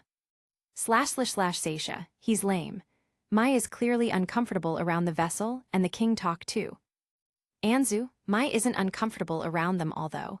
Anzu did notice that Mai wasn't oozing friendship. Yeah, sure, that's lame. Mai seemed annoyed at something. Jonouchi. If Seisha wants to move on, we can try to help her move on, Yuyugi said to Anzu. If she believes she needs to stay and you agree, then that's fine too. Nothing's changed from my end. I just want to help you. Although, I mean, she has no grave. The puzzle, it was the spirit's grave, where they rested and could change over. Then again, Yuyugi, you couldn't do everything at first, Jonouchi reminded him. You said you blacked out at first. Then you said you couldn't talk but you felt Adam's emotion. By the end of the spirit's journey, you were having outright conversations and even acted like you could see him. Good point, Yuyugi agreed. If she hid inside you and never communicated, can you see her yet? Anzu shook her head. No, she just says that she sort of tucks herself away in my soul. So there isn't a separate soul room, Yuyugi asked. Anzu, separate soul room, / Seisha, I rest in your soul room, Anzu. There is no second room. I simply stay quiet and rest within. I only stir when I feel your emotions get stronger. She said there's no separate soul room, Anzu admitted. So no grave, left inside of you, Yuyugi was trying to think it through. Why wasn't she allowed to rest? Not a question, he was reasoning it out too. So you don't see her at all, do you hear her outside your mind? Anzu didn't know what he was fishing for. What I mean is, if when she spoke to you but never said her name, would you think that it was you talking to yourself? Oh yes, that was easy to answer. She has tricked me a couple times with that. / Seisha, Anzu, shut up, Seisha was getting mad. Then it doesn't echo from a location, she is really inside of you. Yuyugi looked distraught but he seemed to catch himself. He nodded his head. Okay. Yuyugi looked toward Jonouchi. They both nodded to each other. Anzu looked at Yuyugi and Jonouchi. They accepted her. Okay. Chapter 18, in a New York Minute Part 4. Dimension, manga, the one that saves the day. / Seisha, completely uncomfortable. If not them, then something is bothering your friend Mai, / Mai, what about you? Are you sure you're comfortable with this, Mai? Anzu asked her. I know it's a lot to take in. Huh? Mai asked a little surprised. Oh sure, Anzu, it's no problem, I get why you hid things. Yep, no problem, Jonauchi added. So, nice change of subject, but I still need your answer. I'm not the only one who can decide, but I can't watch myself here. I'll go with you to a hotel and I'll reason it out. Anzu looked toward Yuyugi. If I do, are you sure, Yuyugi? Seisha, not him //. Never been surer, Yuyugi was almost giddy. Plenty of room, top shelf security. Seisha, oh I bet Mai's with child. What? Anzu looked toward Mai. Anzu, she is not, you're distracting me on purpose. Seisha, she is uncomfortable. It was clear there was another plan of sharing until this all happened.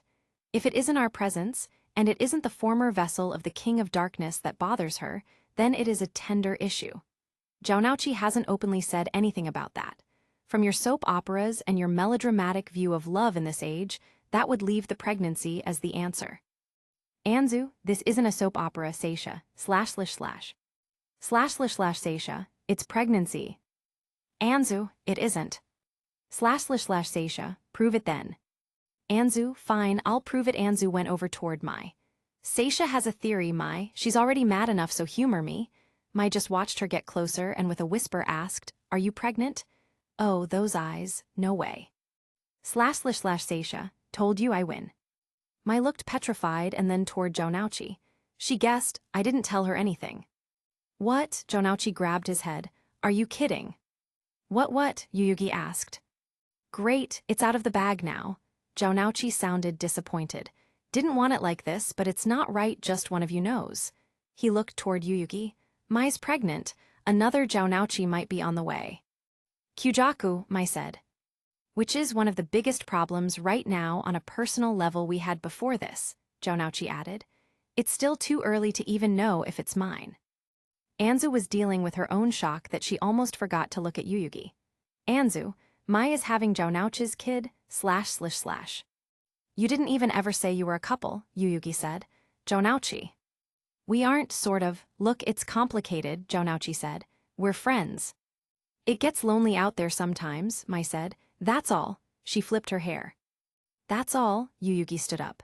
Mai was 8 years older than him, at least. Wow, Jonauchi. First you hide things about Anzu, and now you're hiding this? How can you even judge Honda after all this? Whoa, hey, Jonauchi stood up. Yuyugi, don't go there, everybody makes mistakes. This wasn't, like a friends with benefits arrangement or nothing. We were feeling our way through it all when this sort of popped up. He moved closer to Yuyugi, whispering to him. Yuyugi, please, I'm trying to navigate this. You don't get it, that whole Merrick thing, it still affects her. It always will. He looked straight at Yuyugi. She's scarred for life. Being with her in itself is like a duel. Don't blow this for me. Yuyugi nodded. / Yuyugi, I see. Mai is forever scarred. You've been working with her all these years to catch the one you really care for. Now he felt like a heel. Jonauchi was fully committed to Mai. It was probably Mai that / Yuyugi. She said there was no chance it was someone else. Yeah, it didn't make much sense she was talking about the Anzu Jonauchi hug. / Yuyugi. She was talking about this, he got it. She told him before he even knew. It wasn't one-sided. Jonauchi thought someone else might be it, but he loved Mai. Mai knew it could be no one else, but she was probably scared to jump for Jonauchi and tell him that. They were working things out. Only time could help. / Yuyugi, they do really well too.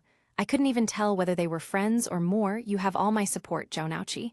You and Mai, however it turns out. Thanks for understanding. Jonauchi left back toward Mai. Sorry it came out this way. It had to come out in whichever way, Mai answered. Tonight's been the end of secret keeping. At least it's over. She gestured to Anzu. Nobody's perfect. Pack up. We can be room buddies if you want. Unless Yuyugi wants to share a room with you tonight instead. Yuyugi felt himself warm slightly over the wording.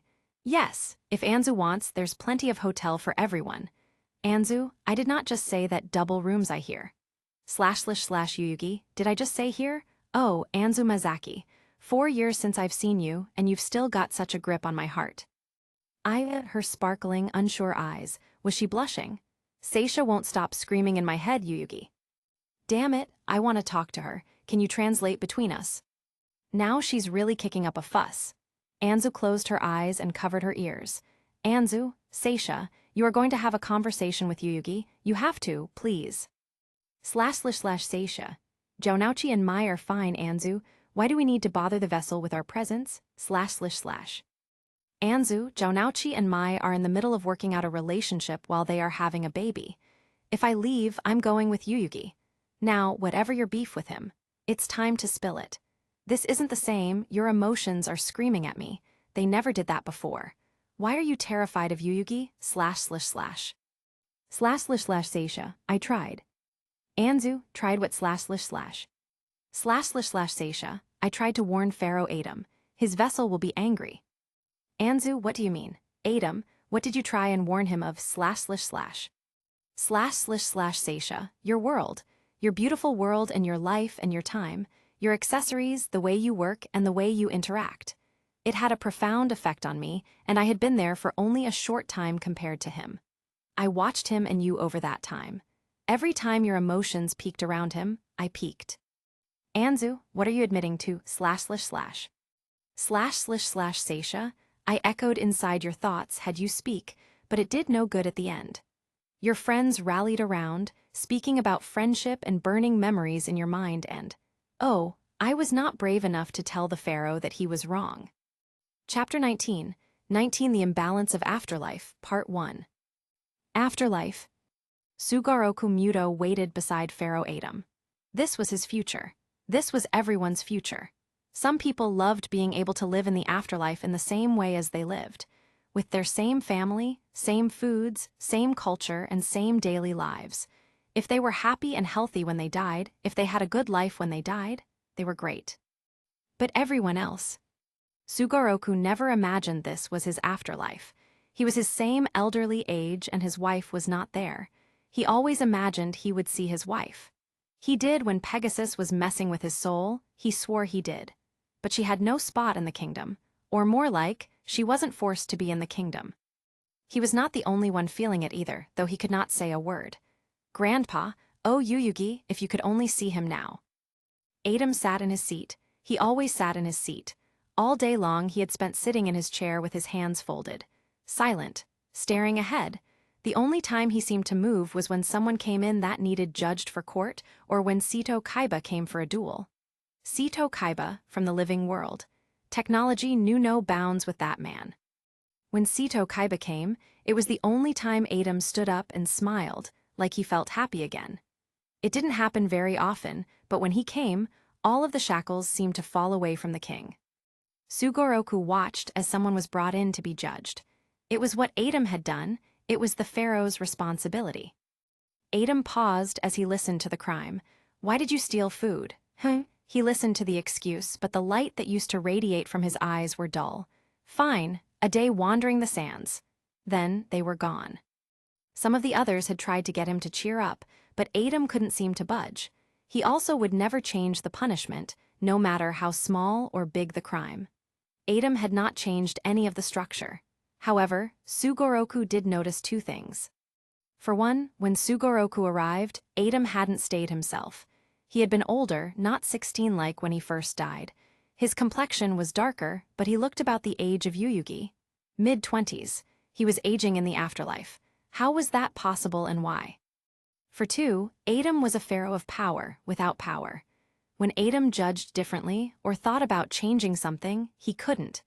The situation just seemed to get worse, like the afterlife was already balanced and he wasn't needed for a big part of it. There were no meetings, no talks of what needed to be done. Everything stayed the same. Everyone was satisfied. No one raised in power or in pay or needed a ceremony. Pharaohs should be busy people, but Adam never had been. Adam looked cross and miserable. He was even starting to slump in the throne. As Adam pulled himself back up, he addressed Sugoroku, with his name, in modern tongue instead of Egyptian. Grandpa. Sugoroku looked back at him. Yes. I thought so. They can't speak our language, he declared. Feel free to speak to me the way you used to, please. Please, Adam said please. Of course, what is it you want then? To be is moving. Adam moved in the chair slightly. You can feel how wrong this is, can't you? It's not what I pictured, Sugoroku admitted. I don't know what I pictured, but it wasn't this. I've tried to break it free, Adam admitted. All it did was make things worse. For the afterlife's prosperity, I can only change what is put in front of me in court, and not by much. If I try to free anyone, change anything big, stop an event in place that I don't agree with, things get terrible. People fight, and the harmony is lost. He never stopped looking forward. The riches of the royalty or the dragged clothes of the poor. Everything I try to change only leads to anarchy.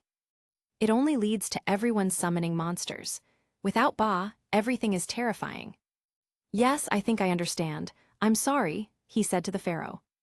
Nothing new, no new inventions, just an endless repeat of the same. I feel blessed Kaiba visits. I long for the days that I am allowed to simply duel with him without consequence. Adam was being honest. I wish for nothing more than the kingdom to get out of this loop. For 3,000 years, people led their afterlife this way. Right here, whether they enjoy what they do or whether they didn't. Yes, I get that, Sugoroku said. Can anything be done at all? I can't even free myself, Adam admitted. Even when I went to help Yuyugi, the power of my old self and the power of the afterlife, it's too much for the living world. Power, yet. He never would have seen this. When he arrived, so many were there and smiling, waiting to see him. Now it made sense why. It was the only time they moved or did anything different. The only time they moved from their kingdom or their spot to greet someone. Take the cards, for example. Adam still had the majority of them, but some were gone. He wanted to imagine Mahato had simply gone onward, and that is why the dark magician was no longer there. But even needing cards in the afterlife, still continuing to have not only monsters, but every commoner could now see and control monsters. Every commoner could use them as long as they wanted, no Ba for limit control. The afterlife was anarchy when it wasn't allowed to balance. Any upset brought upon only hell to it. Poor grandpa next to him, he should not have even been there. I'm afraid that just wanting to see you after you passed is the reason you ended up here, Adam confessed. My wishes trumped your afterlife and I'm sorry. I doubt this is where you wanted your eternity. I have been ignoring you, hoping that if I did, you would one day be freed. I would never intend to drag you into this. Sugoroku didn't seem like he could blame him. Have you tried dividing up property equally? Small inventions, small things. Adam called for someone to fetch him a random civilian near the castle. Watch what happens, Grandpa. As the man that was fetched came in, he immediately started to bow to Adam. I am going to give you extra goods to help your family out, along with upper-class linens for your comfort. No, I beseech thee, my king. The man wailed for mercy, like the giving was actually a curse. Sugoroku understood. No one wants to tempt fate. Please, I simply want my wife returned to me, the man said. I don't wish to exchange anymore, I simply want her back. I have but no children and no family. Feeble in life, I am feeble in death. I need my wife back to give me the afterlife pleasures all others are afforded. I lived a great life, and I continue to obey now. However, I wish for nothing but what is owed to me. Adam blinked. Well, that didn't sound typical.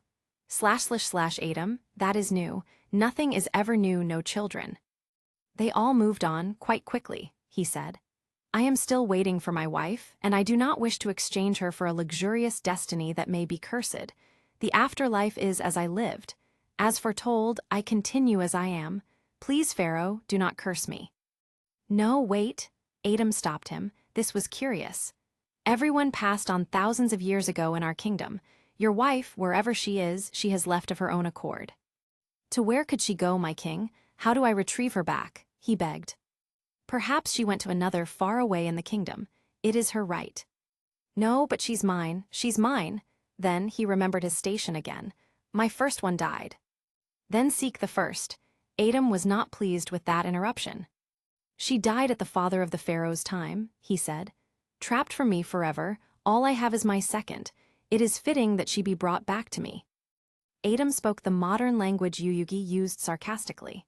No, sure, I'll get right on forcing a poor woman to come back to you. If she ran away, she had reason. He went back to his ancient dialect. If she is not here and not with another, then she must have died in another pharaoh's reign. Either way, this token is but a small upgrade from your king, not an exchange for your wife.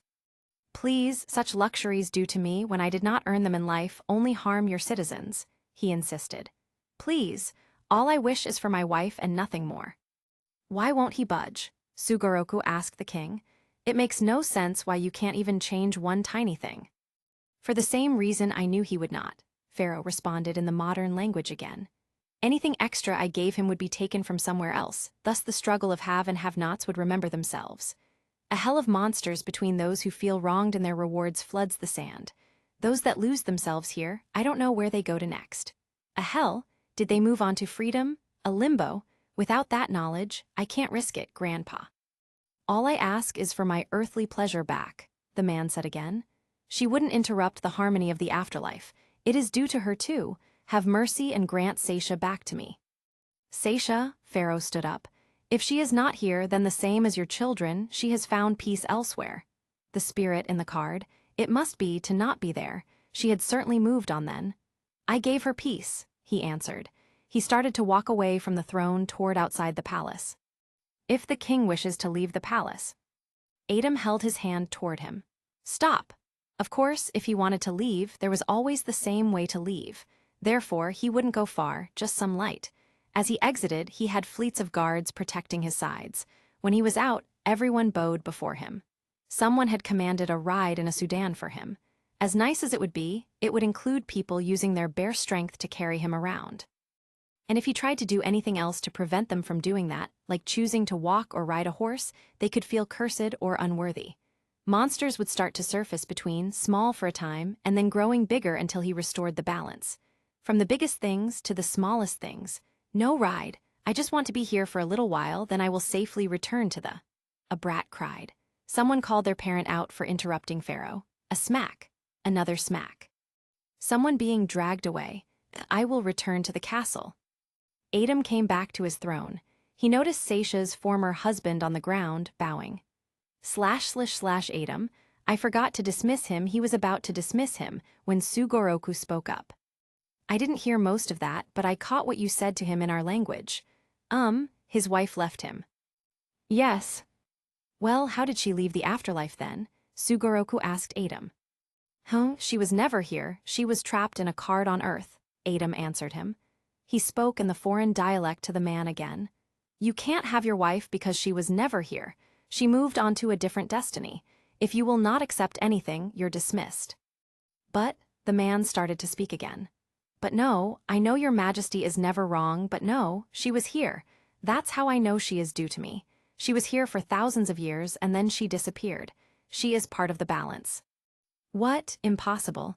Seisha and Heba were here. You know my youngest's name without me telling you. The man bowed down again. Please, return my family. It's mine, it's my half. Seisha was there? Seisha had been in the afterlife? She was stuck on Earth, inside the card of Cyndia, a restless spirit of a mother. But if this is true, she left the afterlife. Perhaps I will help, Adam said. Where do you think Seisha went? She tried to escape a couple of times out to the sands, he said. The afterlife just affected her mind. She never would have dared escape in the living world. She never came back, though. She's out there in the sand somewhere. Ready a horse, Adam shouted. He wasn't going to deal with have and have-nots. He would outright dictate his command. He would deal with the actions later. Right now, he needed to move faster than a walk. In which way did she walk? Chapter 20, The Imbalance of Afterlife, Part 2. Hotel in America. Do you want the right or the left? Yuyugi asked Anzu. Jounouchi and Mai had already rented out 2 double rooms. Before they left them for the night, Jounouchi warned him. Jounouchi had done all he can. She had the facts. The rest was up to her. Which means his influence that night could help or hurt, and he wanted to help, especially with the spirit Seisha. Anzu said her spirit felt guilty about letting Adam leave because she didn't speak up. That guilt was unnecessary. Adam needed to live his afterlife, it was only right. Fear may have dwelled within her, but Yuyugi would beat it. //Yuyugi, I have to be really gentle with her and Anzu. Once Seisha sees how gentle I am, and how I'm not at all angry with her, I'm sure she'll let me live with Anzu. Anzu can live in peace without her extreme emotion, driving a wedge between us. Yuyugi fluffed up the pillow on the right bed. There was a knock at the door. Anzu answered it. Hey, you too, Mai winked. Jounouchi and I will be heading to bed soon. If there's anything you want, better let us know now. You had plenty to eat, you know about breakfast. Yeah, I've got it, Anzu answered. It's good. You should really tell him. Yuyugi wasn't going to pretend like he didn't pick up on Mai's hint. You should tell Jounouchi that there's no chance anyone else is the father. Mai ducked her head away, while Anzu looked toward Yuyugi. We have been working it out ourselves, and we don't need help, Mai said crossly to him. Then she looked toward Anzu. By the way, Anzu, just a question about your spirit that I doubt Yuyugi would know the answer to. When you're getting down and dirty with someone, does Seisha ever feel it? Yuyugi gritted his teeth and his whole body tensed up. Mai just asked that to make him mad. //Yuyugi, I don't want to know, why would I want to know? Ask her that alone, geez. Anzu seemed a little rigid. She doesn't really care about that kind of thing. Really? Mai asked. So does she just not feel anything, or she just doesn't care if she feels anything? Hey Anzu, do you want the right or left side? Yuyugi's voice went up, interrupting the conversation. Well, is it a two-in-one thing? Anzu shook her head. Spirits are different. Seisha isn't attracted to anything. Maybe it's because she doesn't possess a body. I asked her about that since she's been there and so quiet. She shrugged. She doesn't care. She doesn't want or need to feel most things. She just lets me run my life. Spirits aren't horny, I'll keep that in mind, Mai teased. Just, the next time you want to ask something. I know, I'm sorry, Anzu apologized. I couldn't believe she was right. Really, she was basing it off of soap opera logic. Still, I should have gave it more time. Not really. Jounouchi's been looking for any excuse to hide it anyway, Mai said. Speaking of which, I better get him an extra sandwich before we go to bed. Sleep on the decision tonight, Anzu, Mai smiled. A good night's sleep next to an old friend might help you to decide what to do. Anzu, what to do? It would be nice to visit Japan again, but to make it home, //Anzu wouldn't be going back to the city she grew up and loved from her memories. Time went on. America was home now. Times were tough, and Jounouchi conveyed it clearly. He knew what asking her would mean. You know what I'm thinking? Just lying here, Yuyugi said toward her while she lied awake in bed. This reminds me of the first time we met in elementary school. Double dose of nostalgia. Anzu, Mai set me up that night to talk to you in Duelist Kingdom. That's the excuse I gave for wanting to see you in the darkness of night with no one around. She had such hormone-bound mixed signals back then. Teenager, growing up, a whole different time and world. I remember. I'm lucky you were so nice about the game. You were frustrated, Yuyugi said. I understood that frustration. Even back then, I could see you were a frustrated good person. It sure was a long time ago, but that frustration is still there. That's where he was stirring too. If you didn't do so well in the first game I got you, and it got dented and smashed because of life, Yuyugi said, directing his attention back to her. Let me give you a second game. Yuyugi, do you know how strange this feels? Anzu rolled in her bed. Sorry, I never pictured the game shop as being what I did. That was your grandpa. That was your future. To open it for just the short time I would be there, it'd be too cruel. It doesn't matter whether it's short or long, Yuyugi said as he turned closer from his bed too. The shop is only yours as long as you want. When you don't want to work it anymore, I'll close it back up because I just can't sell it. His arms scrunched the sides of his pillow. Who would cherish it as much as him? All those old games mixed with all of the rare cards. People would forget the old games and only focus on the rare cards. No matter how I priced it all, someone would do it wrong. The only people that cared about the game's shop as a whole were me and my friends. He faced the ceiling again. Even my mom and dad didn't want it. They never showed interest. Mom was hardly around. I don't even remember my dad spending more than a day before he was off again. Trust, there wasn't a whole lot to give up in America. If she went back to Japan with Yuyugi, she would have a secure place to work and to live until it was safe again. But that, Anzu, I don't even know how to begin to repay him. //Seisha, yes, let's go with Mai and Jounouchi, //. Anzu, that's not an option. They are having a baby and relationship issues. As in hopefully trying to get a relationship so my presence wouldn't help. Yuyugi doesn't blame you, he said that already. Please let this go, //. Is this how I look to everyone else when I was arguing with my spirit? Yuyugi interrupted. Face scrunchy, rolling your eyes, half sweating in frustration. It's me again, isn't it? Anzu, I'm not mad at the spirit. If she can hear it, let her know that. The afterlife is the next step for everyone after they die. Seisha, the vessel doesn't understand either. Did I mention I am very good with children? I watched over children. Anzu, yes, I know you were a mother. Seisha, I watched over children. Seisha, Anzu said out loud. She looked back toward Yuyugi. Yeah, small argument I guess you could say. I don't think she ever had kids. What about Heba? Seisha, I watched over Heba and several others. They were my husband's first.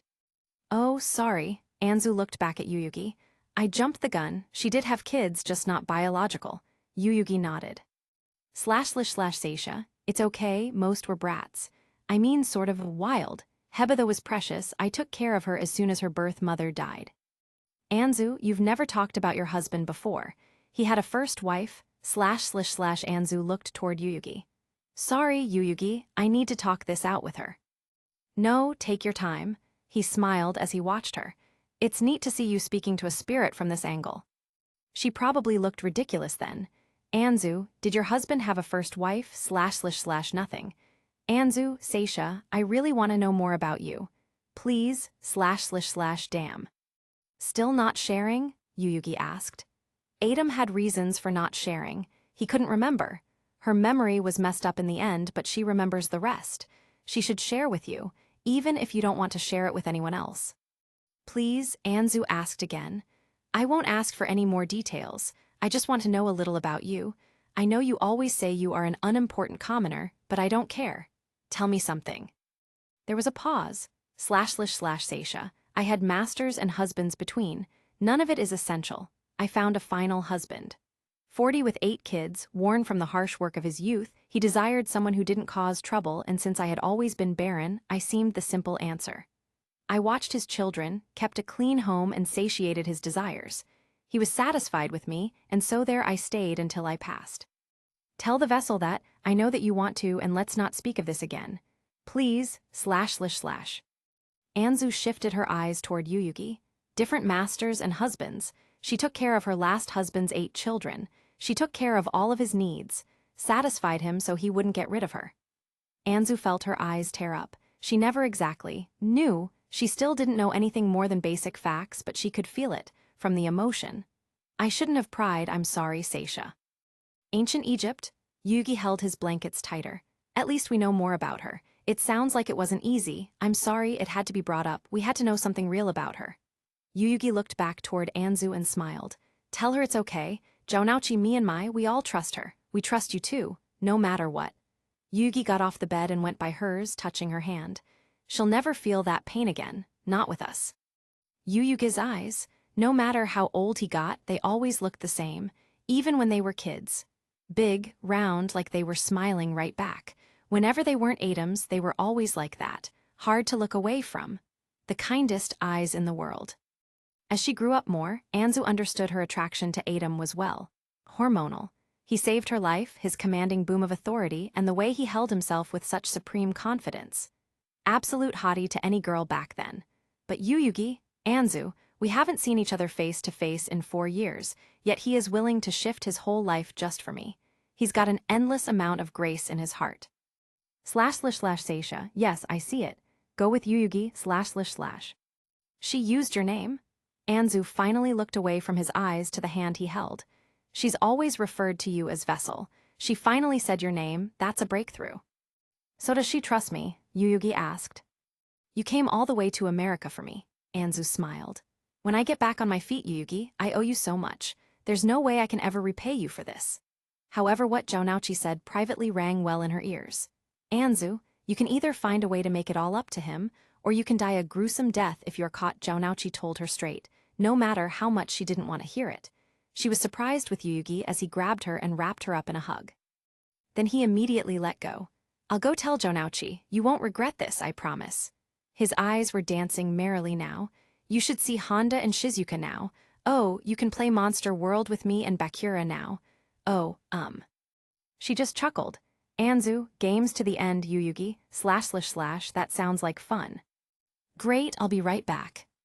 Anzu watched Yuyugi take off, knock on Jounouchi's door and tell him like an excited child she was staying with him in Japan for now, before she could change her mind back. Anzu, whatever happened in the past, I won't bring it up anymore. Oh, how am I ever going to repay this back to you, Yugi? Seisha. In your time, I have no clue. Anzu, what about in your time? Seisha, you are moving in with a man who is taking care of you. He would already be considered your husband. Do you need to ask more? Anzu, yeah, it's definitely not your time. Seisha, that is not a bad thing at all, Anzu. Chapter 21, Why Duel Monsters Became a Hit, Part 1. Dimension, manga, the one that saves the day. Zhaonouch's hotel room. Well, congrats, I don't know how you two managed it so fast. Getting Anzu to up and leave like that? I mean, sure she's got all the good graces and she'll be better off. But wow, talk about owing favors over the head. Mai sat down on her bed. I got an extra sandwich for you, stud. Zhaonouchi didn't answer right away. He went over from his bed, took the sandwich, but wasn't feeling hungry. I didn't want to tell them yet. Stupid spirit. He looked at the sandwich. Hey, I'm extra attractive, and things just kind of happened, Mai reasoned. It's fine, we're still friends no matter what. Zhaonouchi, are we just friends? This happened more than once, and it's not because you're attractive, Mai. I've always had a connection to you. His eyes didn't lift from his sandwich. Zhaonouchi, Shizuka, Anzu, Mai, possibly our future kid. This could not be a worse time for people to be ganging up on me in my life.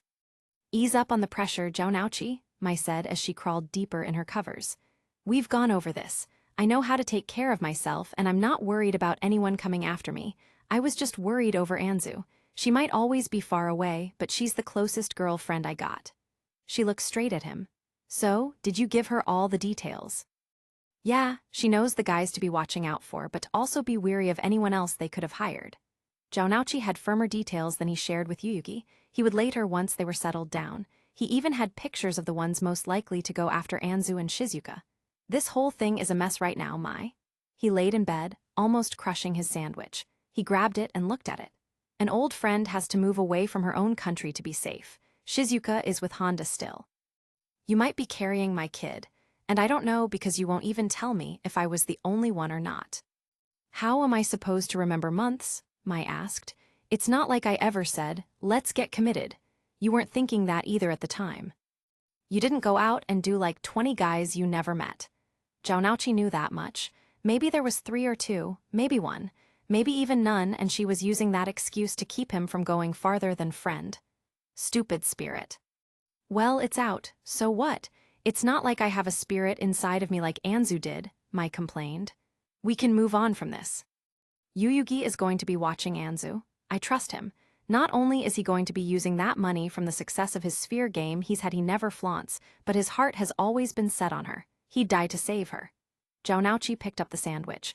I'd die to save you. You need to stay with me until I know it's safe. He opened the sandwich and took a bite out of it. I hate that I am leaving Shizuka so close to Honda though. Oh, for gosh sakes, Zhaonouchi, Mai confronted him. If they love each other, it's their business. I know my sister. I know she's been hiding this from me. Well, things, but I know her too. He took another bite.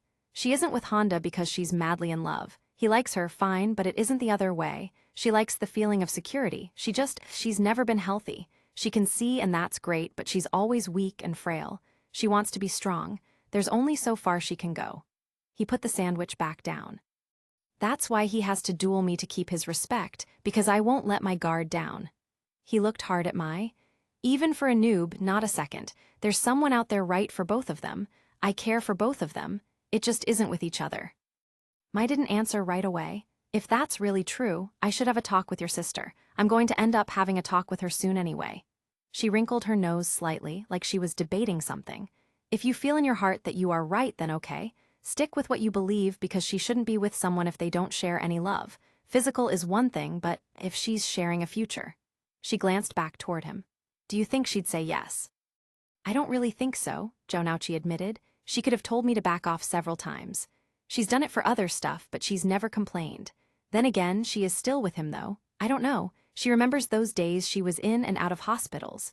She remembers almost going blind. If Honda makes her feel strong, I don't know. He was quiet as he finished the sandwich. At least I don't have to worry about Anzu out here where there was no one watching out for her.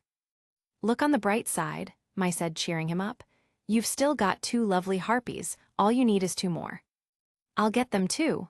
Jounouchi was in a contest of cards with Mai, but it wasn't for what he made Yuyugi think. It was about winning to get the right to know who else could have been the father. When she first gave him the opportunity, he was disgusted with it. What a way to try and get his cards. Then, as he thought about it more, he realized it had nothing to do with the cards or competition. She was scared to tell him. To tell him whether he was it, or whether there were possibly others. If there were others, and she did have feelings, would he help raise it? If it was his but she couldn't deal with her feelings, could he still be her friend? This dance they've been messing round with between friends and more. It had been going on for years, but it was all going to quit one of these days. At her pace, in her way, but still. Jounouchi, stupid spirit, some hopeless spirit that somehow got sidetracked into Anzu and not crossing over like she should have. The afterlife, it's where she belonged. Anzu and Yuyugi's hotel room.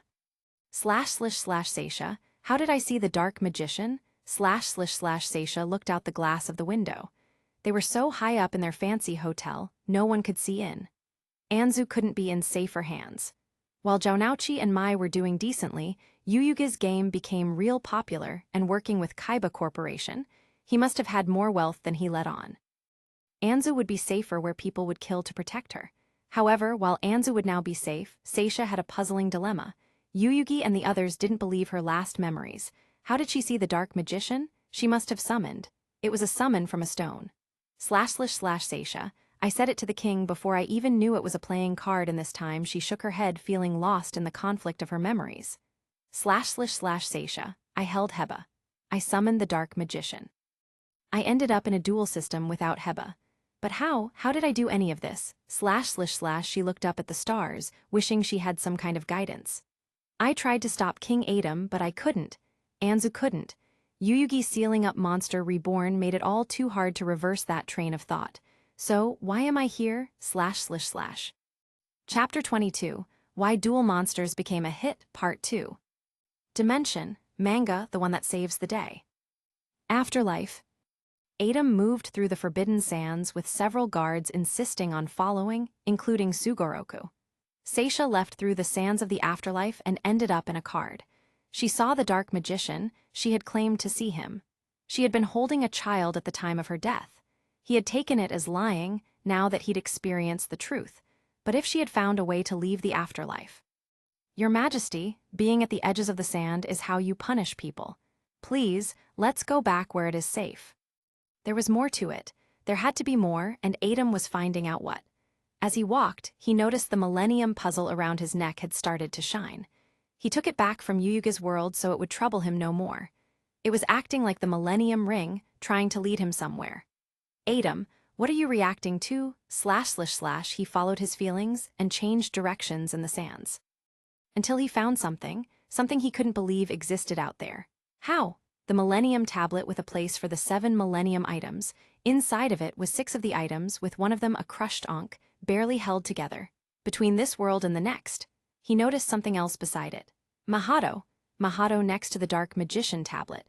He had not seen Mahato since he was welcomed and walked into the afterlife. What are you doing here?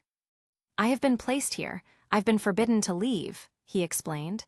You are here about the woman who disappeared with a child. Yes, Mahato didn't want to waste time, so Adam wouldn't. What happened to Seisha? Mahato gestured toward the stone. She found the ankh on the ground next to the Millennium Stone. She inserted it. There she remains in the living world, waiting. But hadn't she gone on? I sent her away from the card. She resides in Anzumazaki, waiting. What, Adam? She's been hiding in Anzu this whole time? Why didn't she say something? Wait, why would she want to? She is sharing Anzu the way I shared Yuyugi. HMPH. Adam noticed a few god-worshipping stones and then a secondary summoning stone. Second summoning stone? What was that? Dark Magician Girl, Mahato answered. Mana had been brought to your empire. She was forbidden to leave like me, but then she simply left, and the chiseled Dark Magician Girl disappeared. I'm sorry, he had been stuck there alone. Mahato, what will happen if I insert the Millennium puzzle into there? This came from the living world. He took it from Yuyugi. The afterlife will have the choice it should, Mahato said.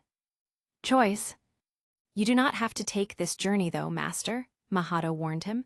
Your role in the living world is over. It's not ordained nor is it destiny that you have to do this. Horakti visited before I was left here. Horakti recommended against it. However, other gods wanted you to be aware of this option. Mahato looked so alone. Your decision. Adam bent to the ground. //Adam, I can feel how right this is to do. The darkness, eliminating it from the eternity of everyone. It would probably enable Mahato to leave as well. Yet, I almost tremble. I can sense that this will not be the same journey and Horakti is against it. He felt Grandpa's hand on his shoulder. Go with your gut, he urged him. My power down there on Earth, Adam reasoned. Last time I could not even contain it. My body shines like the sun, energy flowing through. In this form, I would never be able to stay with Yuyugi. He would kill his body to stay in it for long. Adam craved more information. This was so little. No one would send him down into Yuyugi's body just to destroy it. But there was nothing else said. No guarantees. Japan. Hold that side and I'll hold this side. Sorry, it's rolling. Yuyugi taped a classic old poster of the Blackluster soldier up on the Kame Game shop wall. It hadn't been there for some time, but it didn't feel right not to hang one back up. Anzu was helping to hold it. She was doing her best to help as much as possible with everything. Yuyugi knew she was going to feel a huge sense of needing to repay him back for everything. She didn't really have to do a thing though, just having her back there again. It made his heart feel so much lighter. There we go, that's better. He flipped the tape and looked at it, just like it should be.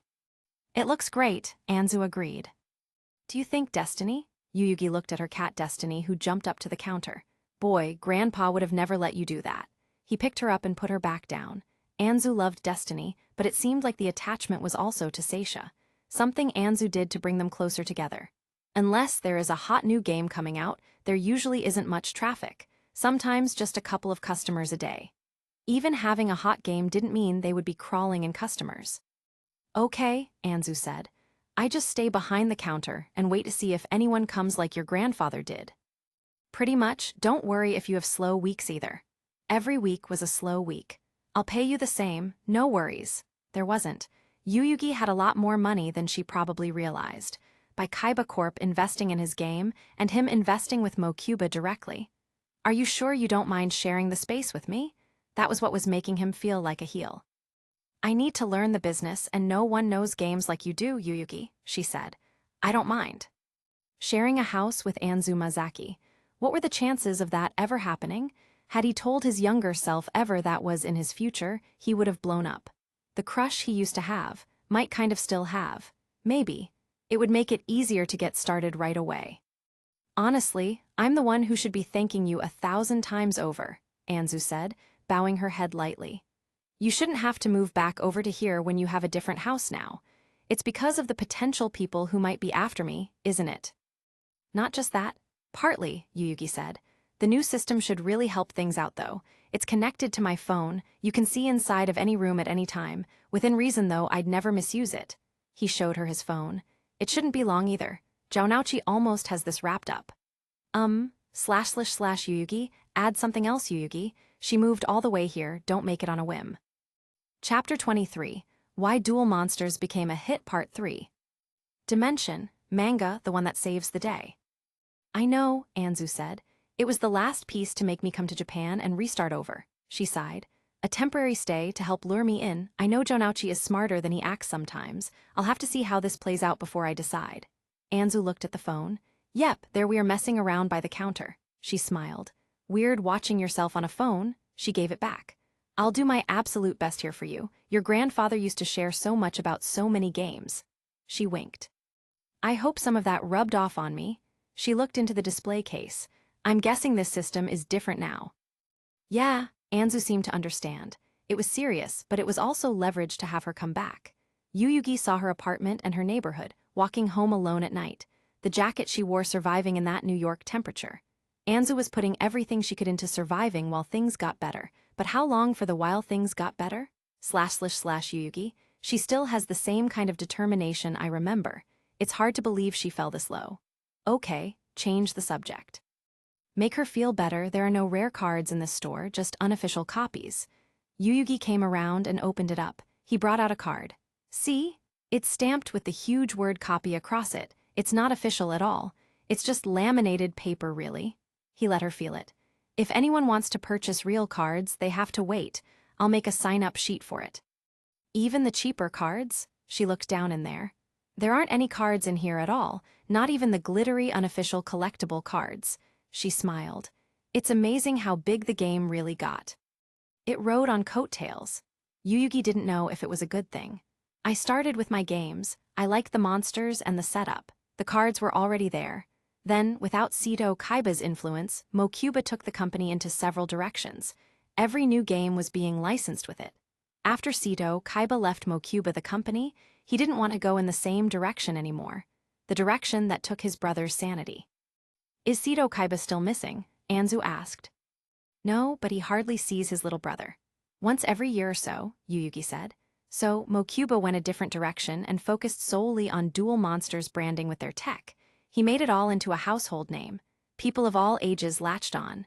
Merchandise was all over the place, making the graphic images even more solid in Kaiba tech. The more real it all seemed, the more it surpassed everything. The first Duel Monsters movie really took everything up. Now, Kaiba's tech is used in making movies, theater productions, commercials, educational systems, surgery units, with a set rule of at least one dual monster somehow in each project. It's top of the line, so? He shook his head. It's good, but I doubt it's what Seto Kaiba really wanted. Kids can't even afford to do anything but print off the cards illegally on a computer to play now.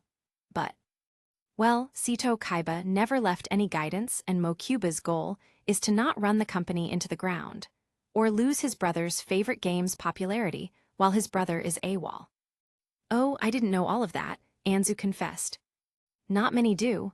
I work with Mokuba, so I have a better idea of how Duel Monsters ended up this way, Yuyugi confessed. Since this is first and foremost a game store, we don't focus too much on that product. I see, a pricey product too, Anzu agreed. Right, this is a simple game store, nothing more, no rare cards, I guess not even cards.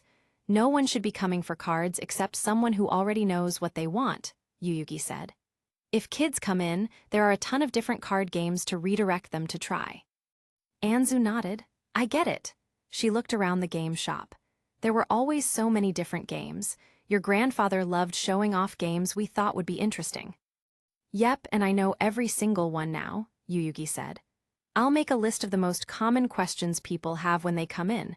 If they have something that doesn't say specifically, just call me. I'm only a shout away. Anzu nodded again. This place brings back a lot of memories. She leaned over the counter. Growing up, this was almost like a second home. Well, now it's your first, Yuyugi said.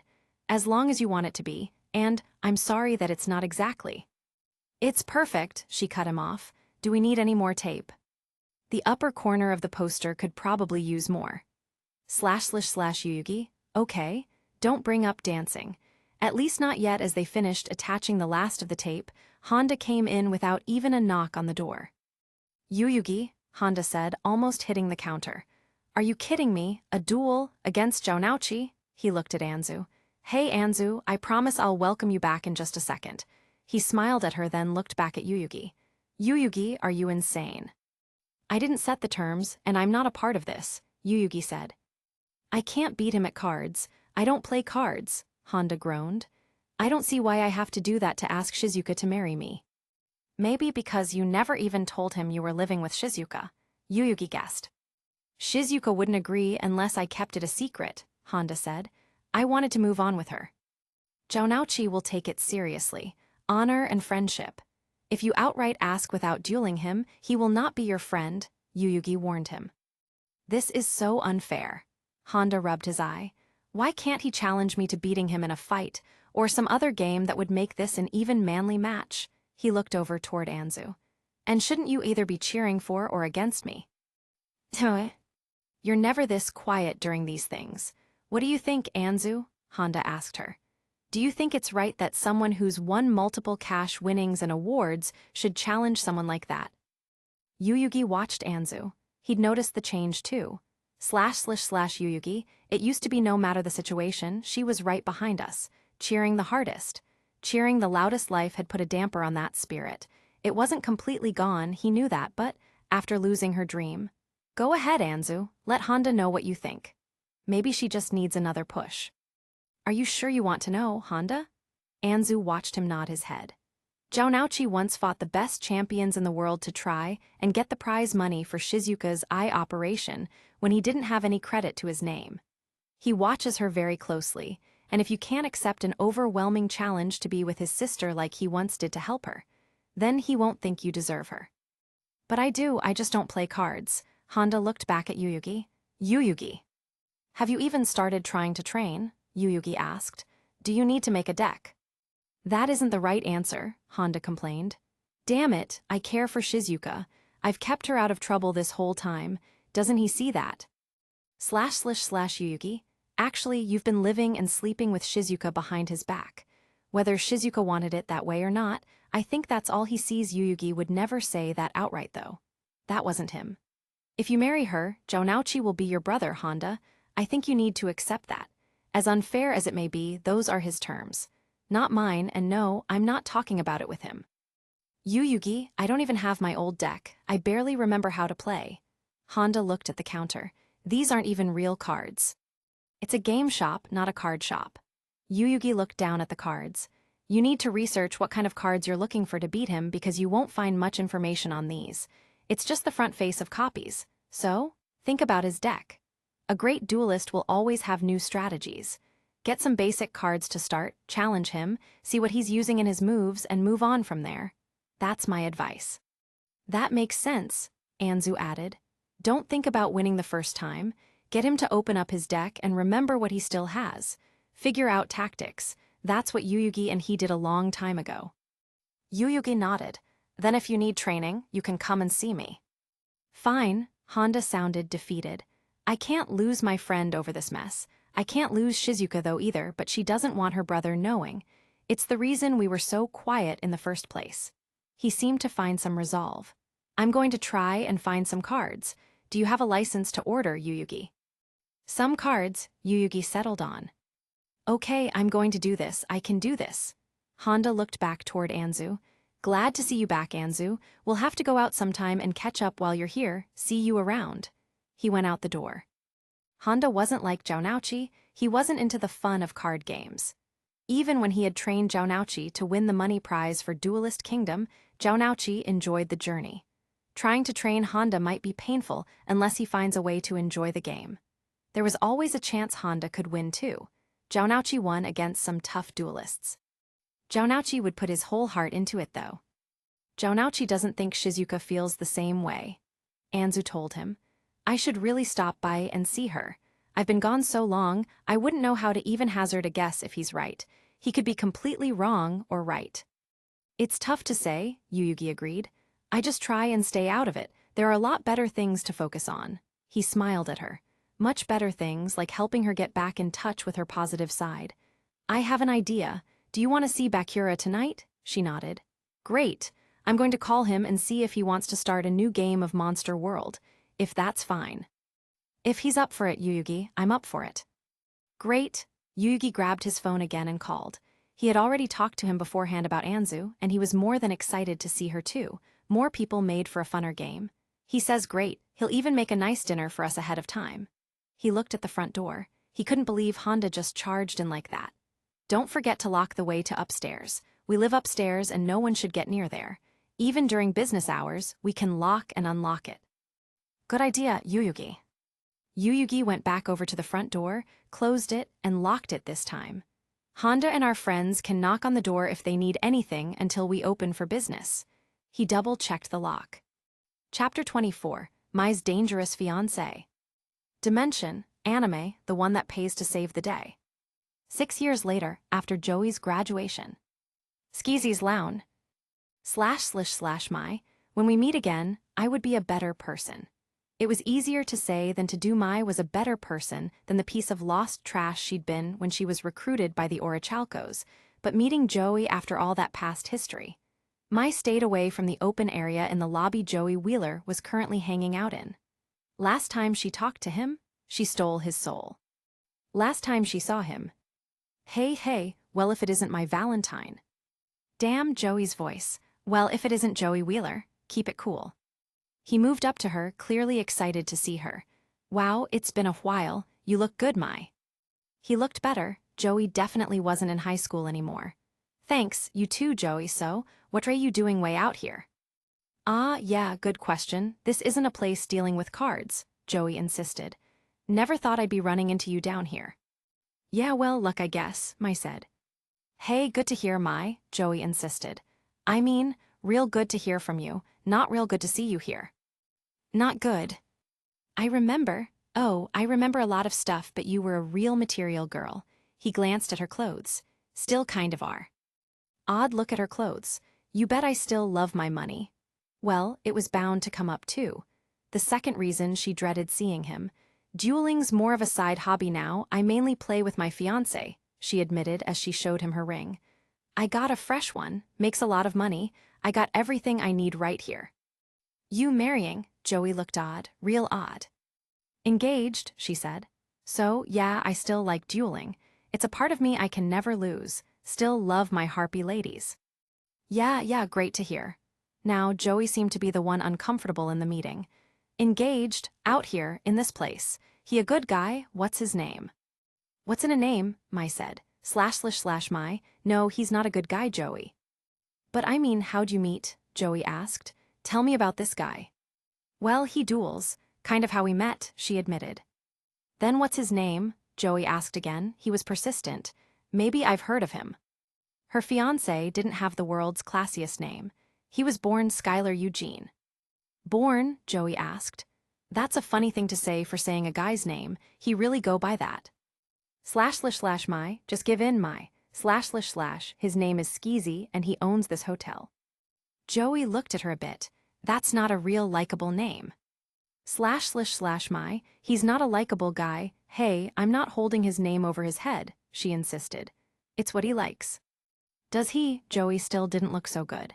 Skezy always gets what he likes. I've heard of this guy. Sorry to break it to you, he's bad news.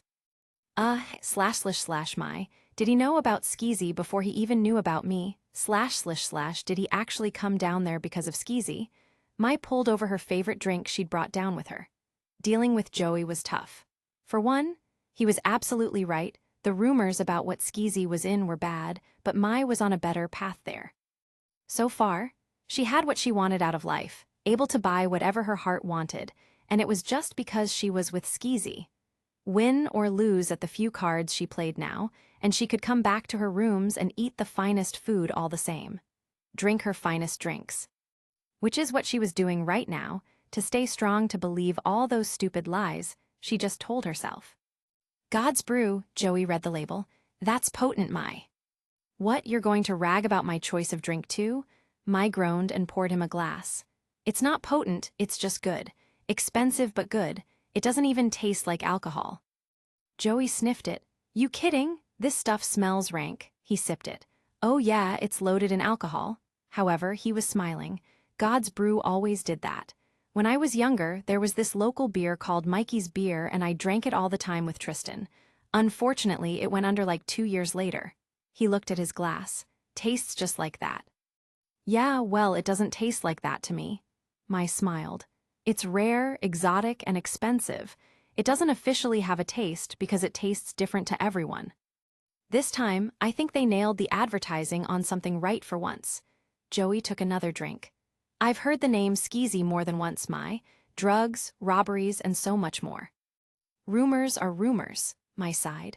I'm not out there doing anything bad, and I get everything I love. If you really felt that way, you would have married that one guy that came after you way back in the Battle City tournament, Joey reminded her. I would have now. She didn't mean to say that out loud. I'm not in any groups or gangs or even clubs. I've got nothing close to do with the Orichalcos. Can't that be good enough? Thanks for saving me. Really? Mai couldn't believe she did that. For one, it was the first time she ever could thank him for helping her, and she did it mid-sentence. For two, she wasn't planning on bringing up that past ever again if she could help it. It just popped out. You were just a little twisted in your thoughts, Joey said as he had another drink. I may have helped save your soul, but I don't ever think I fully pulled you out of that dark place. He looked around the room. You're still nowhere near sunshine. I'm fine, I'm great, and I'm on a good path to a good life. Just don't, Joey, she warned him. I never pulled you out of that dark place. He took her jacket and pushed it back as he took the next drink, revealing bruises. Don't even try. Damn, right in the middle of the lounge, too. Accident Joey. I said don't even try. Skezy gets what he wants. Skezy gets what he likes. Joey slid the drink away. When Skezy doesn't get what he wants, then he finds ways to get what he wants. That's how he got you, isn't it? Damn it, Joey. What did he become, a policeman? He found a way to get what he wanted from you, didn't he? Jerk, of course. I've got to get going. Don't forget your drink. Joey swiped it. Oh no, now was not the time to play, nor was that the drink to play with. Joey, give it. Invite me to your room, Joey insisted. Let me meet Skezy himself. Yep, he was just using her to reach Skezy. He's not here tonight, she said. It won't do you any good. He didn't believe her though, so she brought him to her room. The sooner she got him to see he wasn't there, the sooner he'd leave out of there. Her room. See, Mai insisted. Nobody here, no Skezy. Good, Joey closed the door. I'll be honest, Mai, I came down to find you on purpose to track down Skezy. I knew you two were a thing, he said. I didn't know you were trapped that far into this though. You don't want to be married to this guy, I know it. You're stuck and you need a way out. Right. No, Joey, I don't want out. / Mai, damn it, don't let this idiot do something stupid, mess with Skezy, mess with a knife. Joey stood up. I'm not scared of nobody. This guy needs stopped, and you need to get away from him, my Valentine. Damn it, Mai stood up as straight as she could too. He's not gonna duel you for messing in his business. He's out of your league. Mess with him and he'll kill you. Joey still didn't flinch. It was clear he wasn't there to play cards. Domino City. Tristan answered his cell phone while he was finishing up his work for the day. It wasn't his company phone, but his personal phone. He always kept it his top priority first. Tristan speaking. Hey, Tristan. He'd recognize that voice from anywhere. Hey, Joey, what's wrong? It wasn't his end of the workday, and Joey knew his schedule, so it had to be important. Been tracking someone. I used my past with my Valentine to get closer. She was more than a girlfriend, though. She's marrying him. From the way she acted, she knows he isn't a good guy. She's trapped. Oh no, Tristan already knew what he was going to say. I'm not going to be heading back to Domino for a while. My Valentine, not this. My Valentine, that cursed woman that stole your soul one time? Nah, no way. Keep your eyes on your job, don't waste time on trash like her. I know how you feel about my Valentine. I don't care. I'm just letting you know why I'm not heading back. Geez, what do you want me to tell Yugi when I meet up with him soon? Do whatever you guys want. Have fun, don't cancel anything, but don't plan on me showing up. It's like once a year, Joey. I gotta stay, sorry, he hung up. Chapter 25, God's Brew Part 1. Dimension, anime, the one that pays to save the day. Fifi's restaurant. Please, Serenity. Serenity sighed. Life really wasn't supposed to go this way. She felt out of the loop. She knew when she was younger she'd be pretty, but she'd been gifted with being even prettier. Downright attractive. She didn't really get it. She had the body of a supermodel and she didn't earn it. She never dieted, didn't exercise a whole lot, never had been the wrong amount of weight. Her breasts were big, but not excessively. Her butt was big, but not excessively. Women were jealous, and guys around there fancied her more and more. Serenity was a nice person, so when it first started, she gave guys plenty of chances around there. They always tended to want more, though. Some even went so far as to say she had a beauty that must have been a gift from the gods. It wasn't easy to find guys not drooling anymore. It's part of the reason she chose Tristan Taylor to go steady with. His presence usually shooed them off, and at least she knew he would treat her well. Too bad he wasn't around right now. I'm just not interested, she said to the latest person asking for a date. I'd like to finish my meal, thanks, but I have a boyfriend. Nothing. That means scat. That voice was familiar. Serenity looked toward the owner. He was familiar, but she couldn't guess where. He sat down next to her. Name Sido Kaiba, yours. Serenity, Sido Kaiba. Sido Kaiba, I know him, I know that I know him. He runs Kaiba Corp. He created the cards? No, he didn't create the cards. Features of the cards Joey used to play. I think / there was still more. Personally. Serenity Wheeler, do I know you? Probably, my company is famous. He waved the other man goodbye with his hand, and this time he left. Getting bothered much. Constantly. Constantly, she actually said out loud. Maybe if she stayed more open, she'd remember who he'd been personally to her. He wore strange clothes, but expensive. Was that a cape? Who wore a cape? His hair was smoother and well taken care of. He had brought a strange bottle of whiskey or something from his own table called God's Brew. Who was he? I feel like I know you, Kaiba said to her. I don't know how, and that's not a line. From the minute I came in here, I haven't been able to get you off of my mind. I know that I know you from somewhere. I hate leaving mysteries unfinished. He took off the cap of his God's Brew and poured a glass. Do you live here in the city? Yes. He was doing exactly what she really wanted to do. Your company is here. Yes, it is. Are you related to anyone at my company? He asked as he drank some of his God's Brew. I don't think so, she admitted. This is going to bug me for some time. He looked at his watch. Are you related to someone in my duel academy? I don't play duel monsters, she told him. Sorry. Don't be. Would you like to take a drive in my limousine so we can talk more privately? He asked. For the first time, she couldn't help herself. She craved it, she had to know.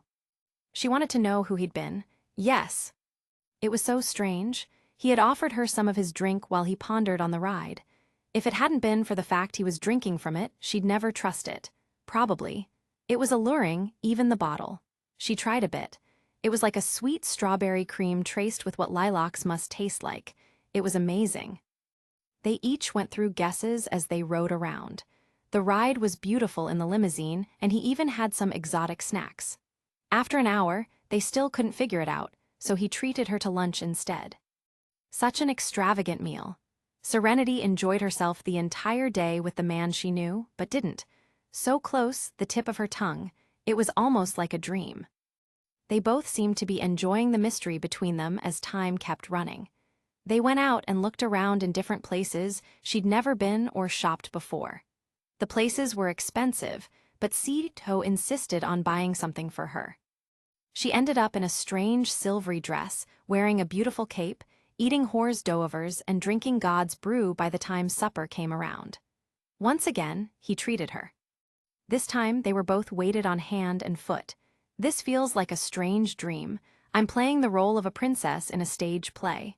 She looked at her dress. You are a dream, her waiter encouraged her. A dream like you only deserves the finest things. Would you mind not flirting with my date? Kaiba commented. Date? Well, the little trip certainly had turned into that. The mysterious stranger she knew, yet didn't. He just laid it out as it had eventually become. Serenity, somehow I am on a date. I can't do this to Tristan. She drank more of the God's Brew. Sito, She was going to tell him that she had a boyfriend already. Instead, her mind went somewhere else. Where did this come from? She asked. It's rare, or I wouldn't drink it, Sito answered. The maker keeps themselves hidden, you'll never find it out in a public store. It's so good, I've never tasted anything so good, she admitted. Strange to say that about alcohol. I'll send you a bottle to your residence, he insisted. She thanked him. Usually she would never accept such a gift, but the God's Brew was incredible. The creator certainly named it right. In fact, why don't you come with me to my place? I can get a bottle to you right there instead, he said, if you don't mind one more spin. Oh no, she enjoyed the stops, and it'd be better not to have to wait for it to arrive. At first, Kaiba didn't know how to treat her. She wasn't using the same kind of tactics other women who were that beautiful used. She was even polite and sweet, a trait none of them had without wanting something in return. She was never haughty, belittling, and she acted like a lower-class citizen that shined like the elite. It made no sense. Of course she had a boyfriend. He heard that before he interrupted her to talk. That didn't really concern him. What did was how she could live in the middle of some apartment randomly in the city. Why was she simply employed at an office? The hunt began when he first saw her, but it had paused when his mind couldn't place her. It would be a bad idea to get mixed up with the wrong person. As time went by though, seeking out how they knew each other, he stopped caring about associations. It was like she said at the restaurant, but slightly different. She was the very definition of a princess, seeming almost untouched by the evils of life. Innocent, naive, yet she had the body of someone who was anything but innocent. How could he resist that goddess of a woman? Mornings. Well, this wasn't the first time he woke up with a strange woman in his house, but it was the first time he didn't remember it. It's also the first time he found himself still dressed and lying in his bed above the covers next to someone. //Cedo. I took Serenity all around Domino City, and then what? Oh well, not a big deal. Dressed or undressed didn't matter. A weak moment of needing someone, that was all. Maybe they did something. Maybe they talked the night away. Brought on a little stronger between them by the drinking and spending the entire day together. In the end, she was still just a woman. A woman without even any money, which definitely wasn't his type. She was an illusion, a vision of what he wanted. As he got up, he was about to mention his usual speech of paying for a ride home when, "I'm sorry, I have to get out of here." Their thoughts were aligned, that always made it easier. "I'll pay for a ride if you wish." No, I'll just walk. I need to breathe, I need to move, I never do this." She looked at her clothes. They were still on as well. "I don't remember anything, I don't think anything happened, but I have to go, and I have a boyfriend, and I'm sorry." She said sorry too much. That's fine. How in the world was he attracted to that yesterday? Shoot, he even promised her a whole bottle of his newest acquired brew, didn't he? Well, better just hand it to her. As fast as she was moving, he wouldn't be seeing her again. He went and fetched another one, right before she got on her shoes. He left it on the bed next to her. "Here." "Thanks," she took it and then she was gone. Usually, he was the one to brush them off faster than they did him. Serenity just wanted to walk home. She didn't care how far she was, she'd call a cab soon, but for now, she just wanted to use her feet to walk out. Kaiba had never done anything nice for anybody. When her brother and Mai got injured and they needed off his blimp, he refused to take them down. It was too important to finish his games. Even his little brother Mokuba tried to convince him. He never even noticed her back then. Did he even say 2 words that were nice to her? Or any for that matter? She didn't know. Serenity, how could I not see? / It was impossible to see how she couldn't see. It was like she was blinded to who he had been. He wasn't even surprised she had a boyfriend. Maybe he even knew it was Tristan, / Serenity. I cheated on Tristan, I am scum. I didn't mean to, it was a friendly adventure with someone, but then it evolved. I have to tell him true, she was still dressed, but the fact she didn't remember anything made her nervous. She just kept walking and walking until she bumped into someone. Sorry. Then she saw who she bumped into. Yugi Muto, Joey's best friend. This was. "Hi, Serenity, as nice as ever. Are you okay? You walked right into me, did you need something?" "Domino City is huge, how did I run into you?" Then she covered her mouth, realizing how rude that had just been. "Sorry, I mean I'm fine." "You don't sound fine." Great, now Yugi was worried. "Are you really fine?" "I'm fine, don't worry. Hard day, I have to go, bye." She had to get out quick. If he worried too much, he'd call up Joey. Then Joey would have to call up his little sister to figure out what was wrong. Then what was she going to say? That she stayed overnight with someone that used to be his worst enemy? No, to home. Home. She would tell Tristan what she did, but there's no way she was telling either of them who. Chapter 26, God's Brew Part 2. Dimension, anime, the one that pays to save the day. That was definitely strange. Yugi usually didn't bother Serenity for any reason, but now it had him wondering what happened. Tristan called him up in the middle of the day and said Joey was doing something stupid. It didn't matter that he had a presentation over his latest upgrades to his game, he had to come. Joey and trouble usually were intense words to use together. With Serenity's strange act, he was even more concerned. He stepped into the cafe where Tristan said he wanted to meet. "Hey, Tristan, I just bumped into Serenity and she looked terrible.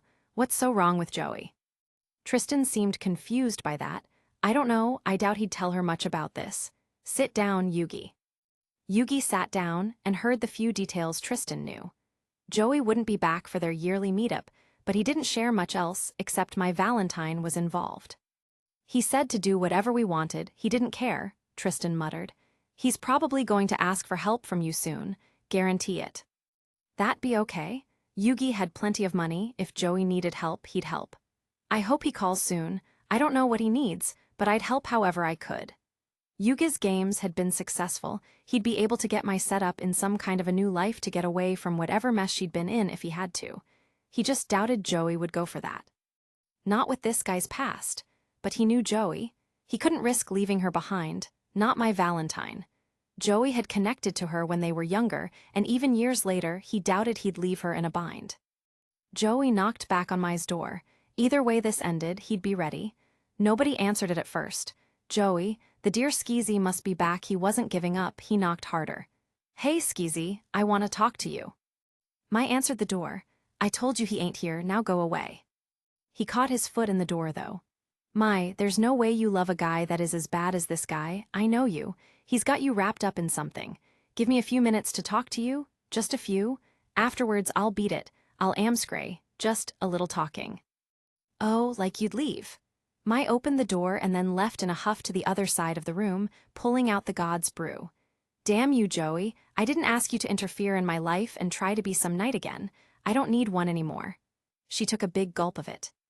Joey went over and grabbed some god's brew too. Well, I'm stealing some of this then. He took a glass. Now, let's start talking about your soon-to-be husband. I met him some time ago in a duel tournament. I got a whiff of some things he was involved in. The deeper I got, the more I had to investigate. Oh yeah, you're a cop, aren't you? Used to be going for a detective, Joey admitted. I kept getting too deep though in stuff I wasn't involved in. I was tracking someone and I was watching someone involved with the target. She disappeared. To this day, she's still lost.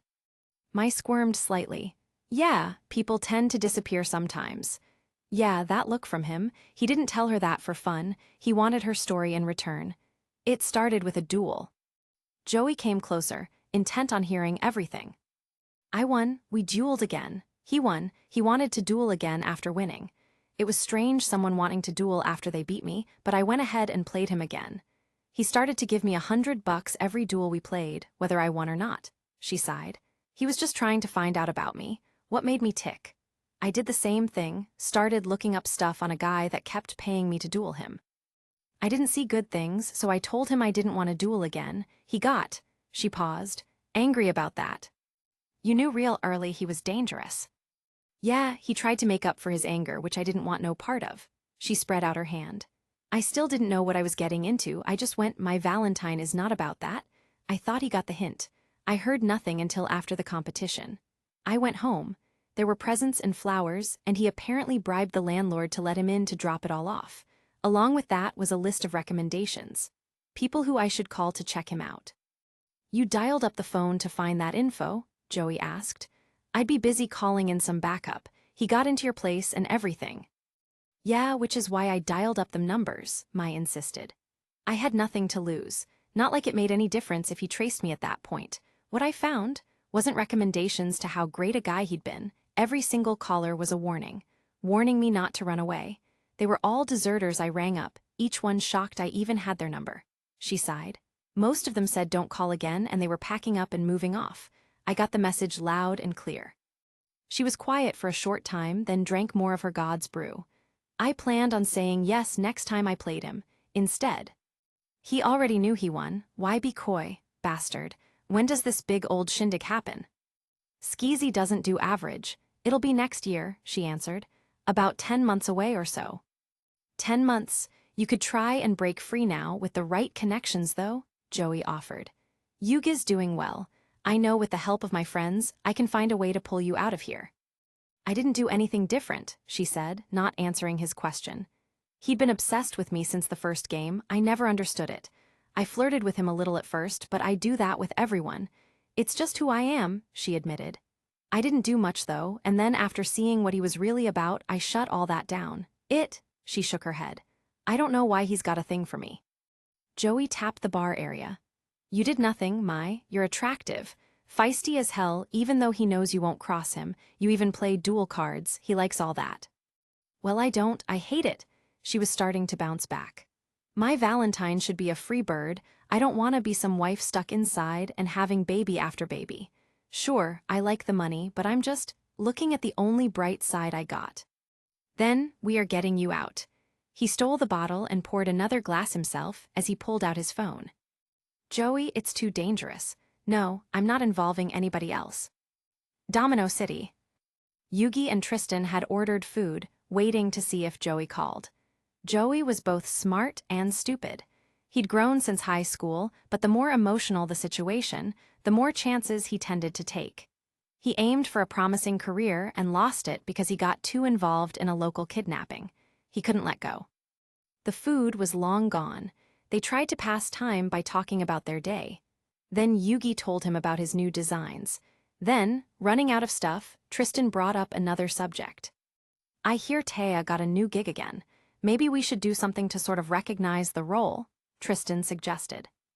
Yugi's face fell in a goofy smile. Yeah, she'll be the cutest undead backup person on stage. I don't want to miss Taya. She tried to take a trip home every year that she'd done good. She wasn't a huge star, usually just backup roles. For what she dreamed, it wasn't, of course. But she was happy. She danced and acted and was positively radiant when she visited. I can't blame Joey. Last time she came, I had been away. I had to show off my new game. Yeah, poor you. Games that bring you a fortune had to be shown off so you couldn't see her. Priorities, Yugi. You couldn't skip that, Tristan said. I'm sure it wasn't too big a deal. I see her once a year, and it was a big deal to miss that. He offered to pay for another ticket or to come see her, but she just said the same thing Tristan just did. She'd see him next year and not to spend money just to see her. It would be year 2 that he hadn't seen her if they canceled. Joey would have had some good ideas on what to do. They stared at that phone until it finally rang. Tristan picked it up on the first ring. Joey, you better be okay. I am okay, Tristan. Is Yug there? You know, the guy who actually owns the phone? He answered. I will put you on speaker, Tristan said as he messed with the phone. He put it back on the table. And we need a plan to help Mai disappear, Joey said. She's in deep, real deep. This isn't an easy guy to pull away from. She isn't even trying. Got an idea, Tristan offered. Taya is coming soon. You know, the one friend you're standing up to help another one that stole your soul? Yugi and I can help pay for Taya to take her back with her to New York City. Then, she can get her own life walking New York streets and stop hanging onto you as her. Tristan, this was not a time to let old grudges in. Still, Yugi was too late. He didn't even hear another sound from the phone. Joey hung up. Why, Joey called me for help and you pulled that? He took back his phone and redialed Joey again. No answer. Chapter 27, God's Brew Part 3. Dimension, anime, the one that saves to pay the day. Skezy's hotel. I am sure Yugi will help. That was just Tristan butting in, Joey insisted as he heard his phone ring again. My. Tristan is the only one who spoke any sense. I will figure my own way out, she said, or live with the consequences. Damn it, he was on a roll. Why did Tristan have to say that? After everything is said and done, you can pay us all back if you want. It was gonna be expensive and risky to get Mai out, but he had to do something before she got mixed up in Skezy's actual business. Mai, it's not far-fetched and I'm not trying to scare you. You do something, anything that annoys this guy, and he'll kill you or make you disappear. She didn't look too surprised. Mai. I'm not the person you knew, she answered. He likes me for me. I act tough, but I don't stand up to people. I just can't. I lost something, that part of me, a long time ago. He could do anything and I'd just take it. Loud but scared. Joey got it. I saw a young girl, tracked her in her middle school, got distracted just a few seconds and lost her. She's still missing. I don't think she'll ever be found and you know why. She looked empathetic, but that was it. You got tonight to hang out with me, Joey Wheeler. I haven't had another duel outside of Skezy for a year. He doesn't like me joining tournaments myself or talking to many people. So, you want to duel me or not? Joey thought he just had to loosen Mai up again. He talked about his dueling and how the duels he played lacked heart anymore. He tended to stay on paying circuits of dueling when he lost his career. Mai told him about what she had done over the years. They shared what they could over the God's brew. It was good, potent, just what he needed. They both slid so comfortably into the conversation. Joey even found himself explaining about Adam, and if that weren't enough. You could have asked it from me, Mai. Ask what? To come see you. I wanted to. I wanted to know that you were okay after getting your soul back. I wanted to be better first, Joey. Then, it felt awkward to see you. I just felt too much shame. I can never make up for what I did. I knew the risks. I wanted to save you no matter what 'cause I loved ya. Did I say that out loud? God's brew is apparently strong. Sorry. Saying anything about that time with you would be wrong. I was like 24 and you were this little guy in high school. You were too young, mister. Not too young now, am I? The next morning, Joey kind of waited next to Mai in the bed. He knew he had a serious problem. Although he didn't mind the angel next to him, he knew he messed up. No idea how. They were talking last night about getting her out with Yugi and Tristan. Then Tristan said something stupid. He was trying to recover. Then they were both just kind of enjoying the gods' brew and the company. / Joey, did I tell her how I feel? Is this why I'm here? / Last night, thoughts and words seemed to form into each other. Joey, or did she just feel like she owed me? Could she have actually said something more? Did she have better memories? Oh man, what if she's just like me and doesn't remember anything? / This was bad. This wasn't the time for this kind of thing. Mai was in a jam, a serious jam. If she didn't remember and thought something happened, she might not trust him. She had a serious issue with trust. Joey snuck out of bed. / Joey. If she doesn't seem any different, if I make this scene different, then I'll know he picked up the clothes off the bed and floor. He took one of the pillows and threw it on the floor haphazardly. Like he'd ever make up a bed on the ground, he looked around the hotel room and found an extra blanket. He spread it around the pillow. He took all his clothes and threw them on the bathroom floor. Mai would probably use like a hamper if they had one. He looked around and found one. He stuffed her clothes in there. He tucked himself back over on the floor and waited. Soon, he heard Mai starting to move around. He saw her face immediately looking out for him above. What? Nothing, she sighed. Do you know why I'm naked? He teased to keep the lie in control. Mai, we're just friends. Maybe after this hole, he stopped as she threw her pillow at him. I'm not coming on to you. You stay there and don't peek, she demanded as he heard her footsteps hurry to the bathroom. Joey, there's my answer. If she had remembered, she would have had a brilliant smile when she looked over then said something like, Wheeler, what are you doing on the floor, goofball, // She'd never go through with any plan he would try if she knew. Even now, because of the Orichalcho's thing, she had too much guilt and shame to get his help. / Joey, I've got to get her out or she's dead. She'd either find out about what he did and get pinned as an accomplice so she couldn't ever leave, or he'd get tired of her. Joey felt like scum at the same time. They were with each other and she should know that. But, Joey, promise Mai. Once you're safely away from this guy, I'll tell you the truth. Until then, he needed her working with him. Best way to keep lies under wrap. That God's brew is real strong. I don't remember anything from last night. You think something happened there, Mai? He raised his eyebrows comically. Joey, bring up the truth like it was a total joke. In your dreams, you were on the ground and everything. I was. She paused. Nah, it was fine. Their suspicion over. Hey, Mai. Still, he wasn't a moron. Once you're better off and start getting into tournaments, come get me. I'd love to join one with you again. A little smile. We'll see, Wheeler. Domino City. Yugi pulled himself away from his breakfast when he saw who was finally starting to call. Joey. Yug, I need some help. I need to get Mai to Domino for a bit. Joey, you've been following this for a long time. This guy sounds intense. Are you sure bringing her to Domino City isn't going to be easy for him to find? Especially since it's where Joey lived too. She'll stay off the streets. You could put her in a hotel for a couple of months maybe, while I figure out how to bring this whole thing to a close finally. Is that okay, pal? I promise I'll pay it back in the future.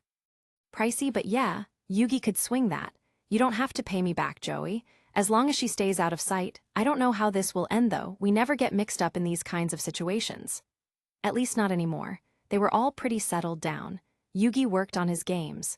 Tristan worked for his father. Joey used to be a cop, but now he dueled professionally. And Taya was happy with her career. Oh, and one more thing. There's something I need to tell you, Yug, but not over the phone.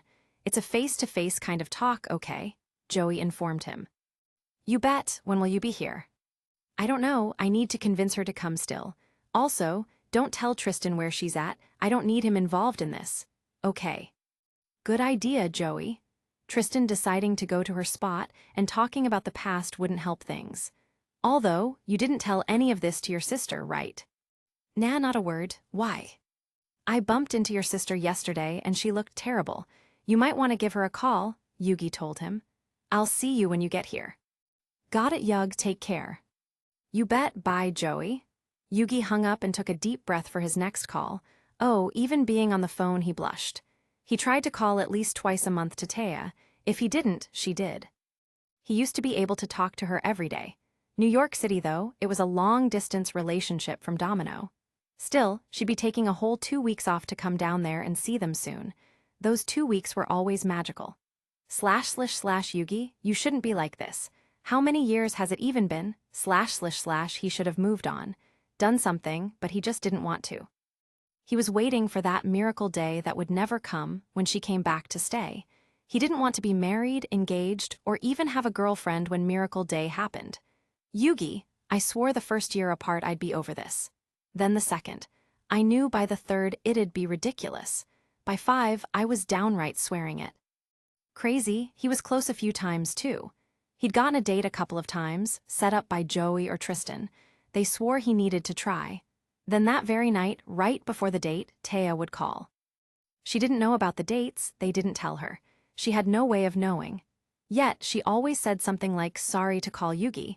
Just found myself thinking I should really call you for some reason. How are you? If he was supposed to move on, she wouldn't call every time he had a chance to move on. He dialed her number and heard her sweet hello. Soon he'd be able to see her in person. Hi, it's Yugi. I just wanted to say that Joey won't be able to make it this year, but I'll be right here with Tristan. They talked for a few more minutes before she had to go back to work. I can't wait to see you soon too, Yugi insisted. I know I missed out last year because of the traveling advertising for my game, but I won't miss a single day this time. Can't wait to see you. Bye, Taya. Chapter 28, 28 Skezy's Reach. Dimension, anime, the one that pays to save the day. Skezy's hotel. // As much as I want to get out of here, I can't leave Skezy. He hunts everybody down, nobody escapes although. It really wasn't fair. Why her? She didn't do nothing. She didn't flirt with him any extra. She saw him more because he paid her to duel. How was she supposed to know his plans for her? In the end, it had to be karma for what happened in the past with the Orichalcos. She heard the front door open and pulled out the fake, plastic smile she'd learned to use around him. It's the smile and the attitude that kept her going. Hey, Skezy. She turned around and noticed he didn't look so happy. What is it, hun? Joey Wheeler's been nosing around here, he said to her. You have a past with him. Ah, jealous guy. Yeah, I do. He was a good friend a long time ago, she said. We just ran into each other. You didn't ever get romantic with him in that past of yours, he asked suspiciously. What are you kidding? He was way too young back then for me to even think about romantically, silly. She waved him off. That guy was still in high school back then.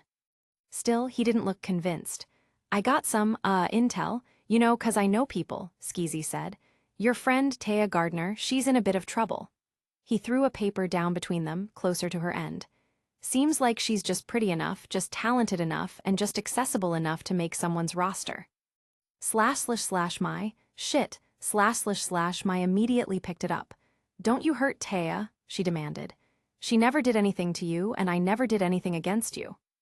Nah, you got it wrong, hun. Skezy eased up by her, holding her delicately by the shoulders. I'd never hurt your friend, I love your friends. Hell, I keep an extra close eye on all your friends to make sure everybody's safe.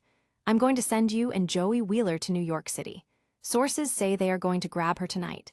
I want to prove that I'm there for your friends, that your friends are safe to trust me. I looked back at the paper. Even her current number? Taya just changed her phone a month ago, so damn current, so damn easy. Skezy. There was no way to avoid it. She called the number first.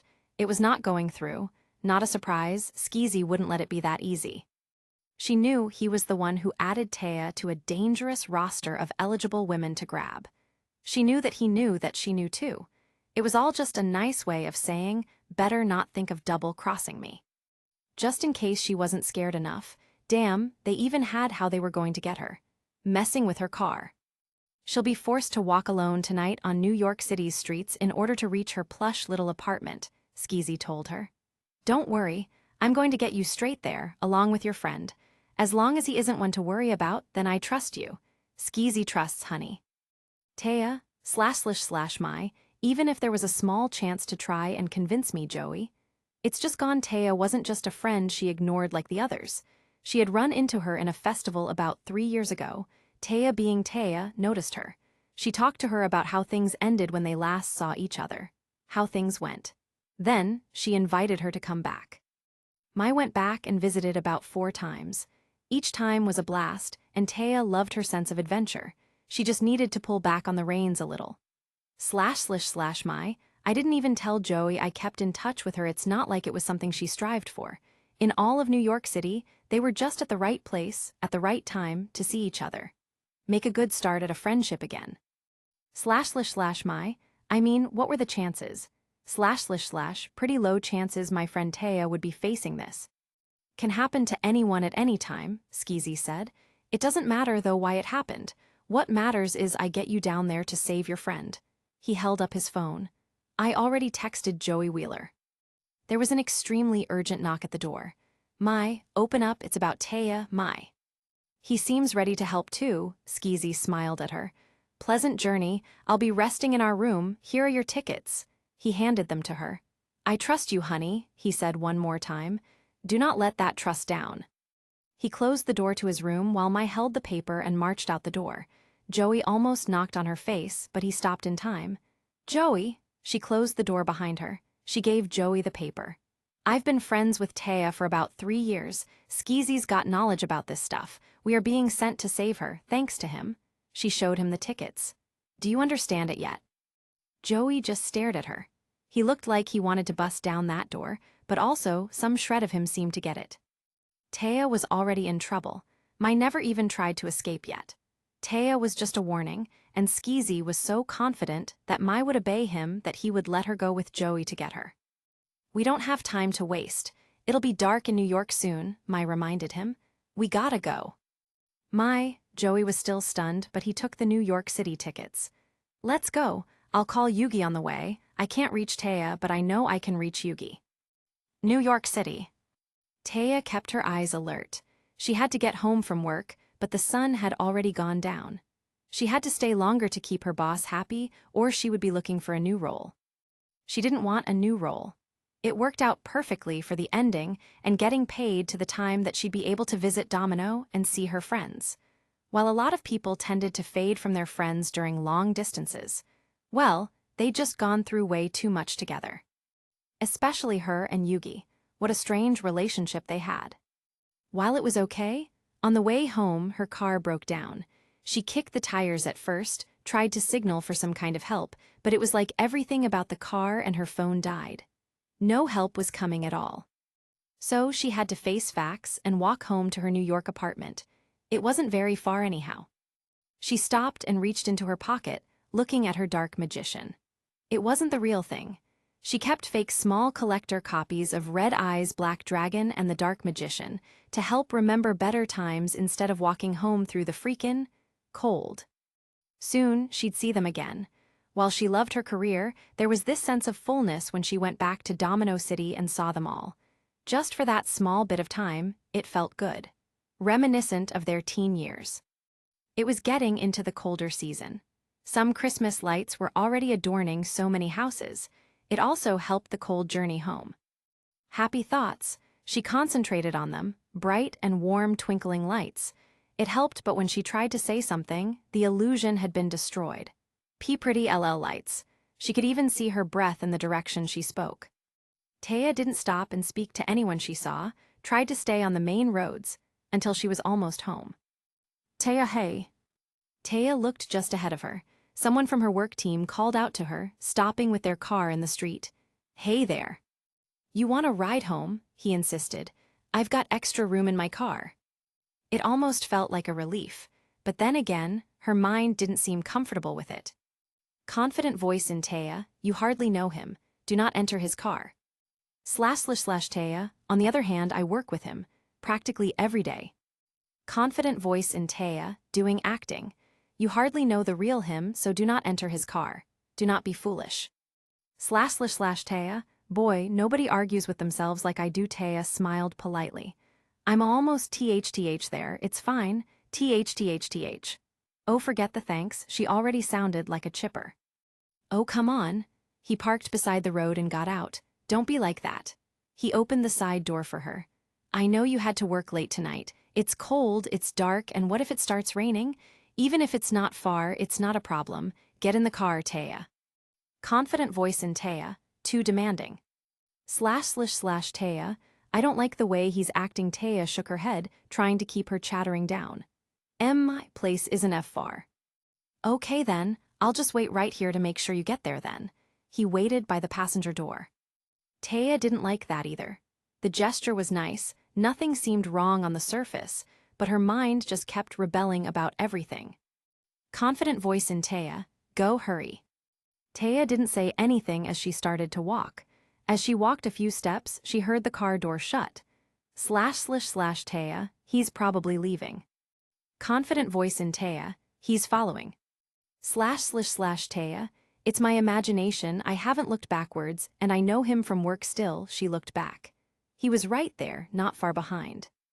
I wanted to make sure you made it home safely, remember. Confident voice in Taya, dive through the alley. Taya, why am I so over-paranoid? I don't need. Dang it, the chattering. Taya gestured to her apartment building. Oh, that's good, so within viewing distance of the car? He asked. Great, I will go back to the car and take off as soon as you're there. Confident voice in Taya, get away now, He started to step backwards. Don't slay me for wanting to watch out for you, okay? Sorry if it's creepy. I just didn't like the look of the neighborhood and wanted to help. Taya nodded and went back on her way, but her mind was still upset with herself. Why? What had she done wrong? Taya, why am I yelling at my own self so much? She reached her front door. Her coworker waved at her as he got in the car and she waved back. Taya, nothing to it.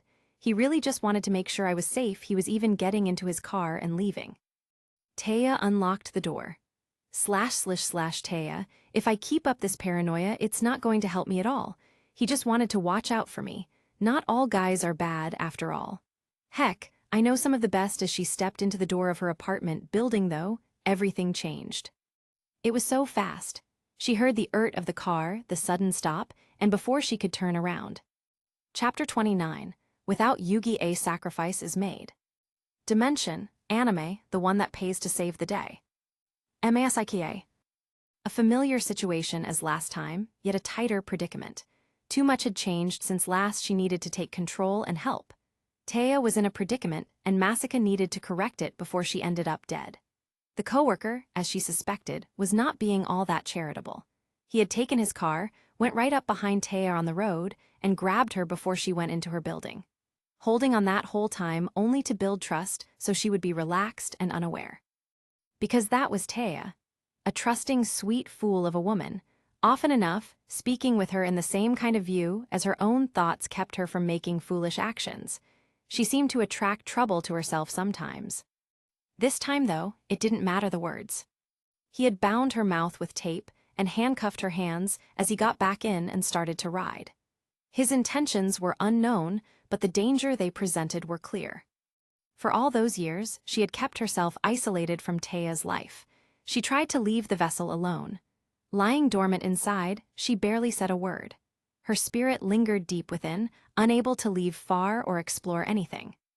The last time she had saved Taya, she had scared her. Masika never wanted to do that again. After Taya came to New York City, though, she did tap the surface area more. There was no one else to watch out for her, and she couldn't always take a back seat. Had she not done so, she would have ended up in the hands of someone like this man sooner. One card. Masika struggled for the copy card Taya had bought. Red Eyes Black Dragon or the Dark Magician would work to be raised. If //Masika, please don't let it be long enough. Her mouth was gagged, but soon it would come off. If she could just reach in her pocket. There. She felt the top of it and clasped her fingers tightly around the edge. The car quickly stopped. As he lifted her out, she remained as quiet as she had been in the car as her fingers slipped up one of the cards. She wasn't yelling, pleading, or screaming. She was chanting in her mind. It wasn't as easy to raise a spirit without speaking and holding her hands outward toward it, but it would eventually come if it was possible. But Masika could feel it. Even one monster was out of the question for her now. Masika felt herself being thrusted backwards, hard. Masika. Taya, I cannot free us this way now, she fought, trying to pull out with her own force. She was there and learned what Taya knew, but this position was not one they practiced.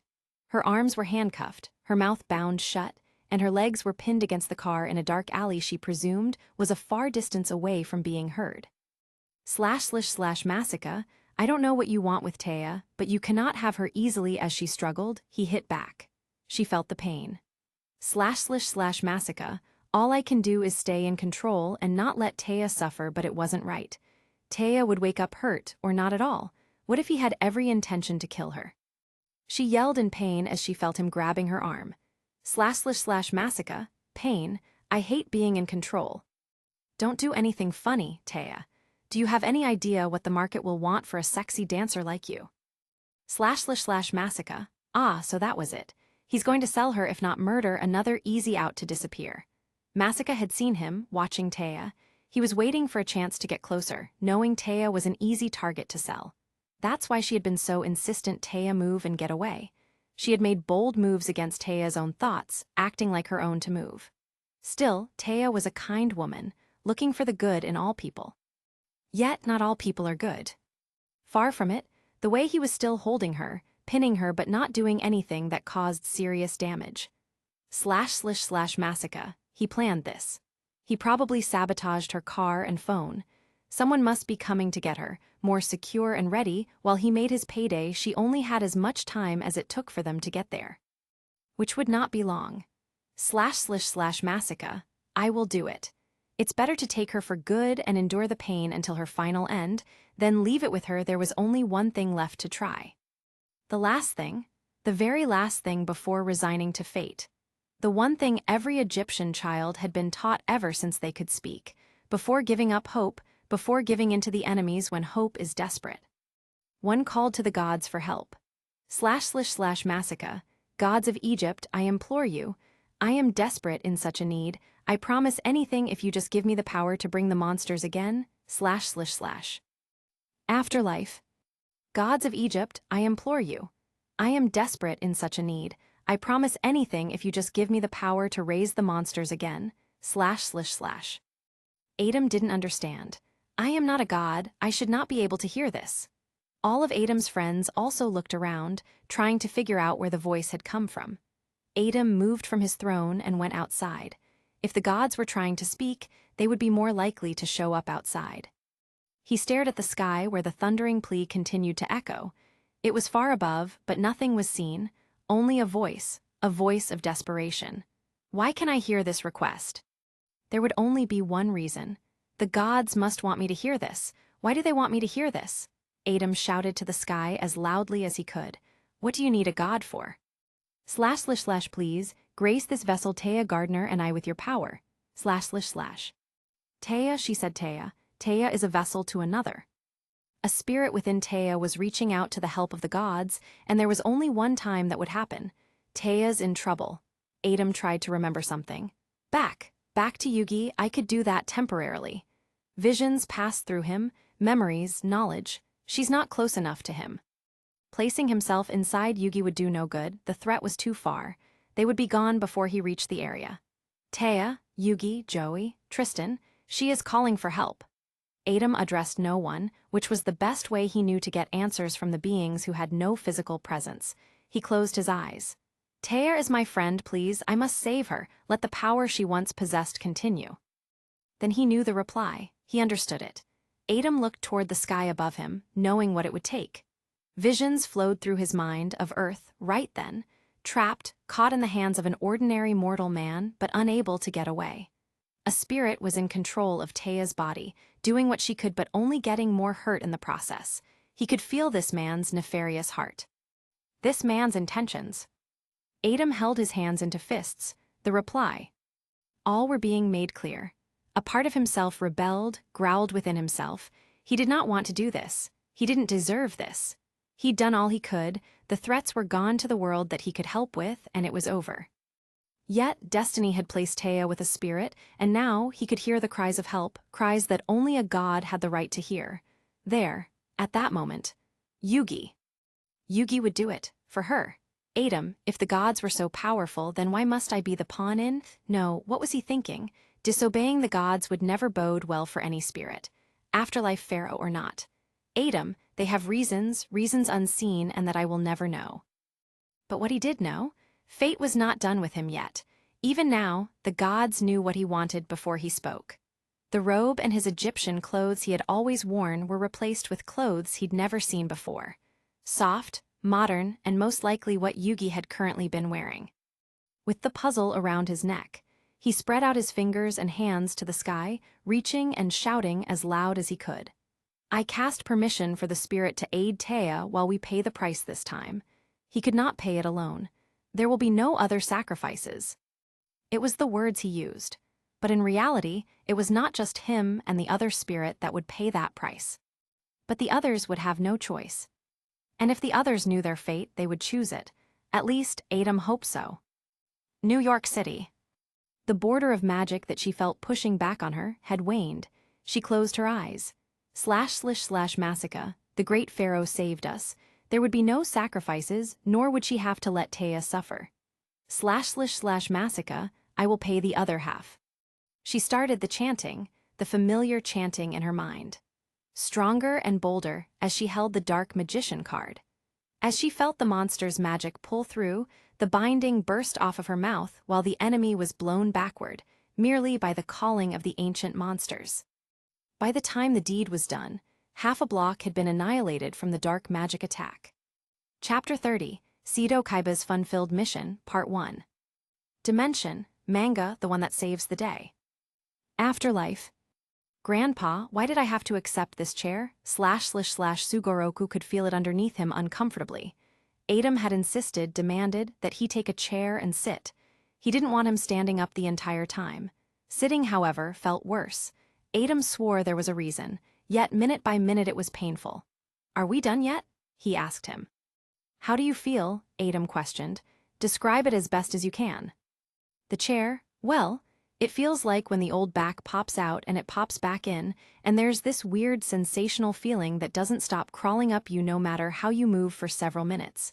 Except, it's all over the body and it doesn't stop after a few minutes. That was a pretty good indication. Can I stand now? Adam nodded, granting him the chance to stand.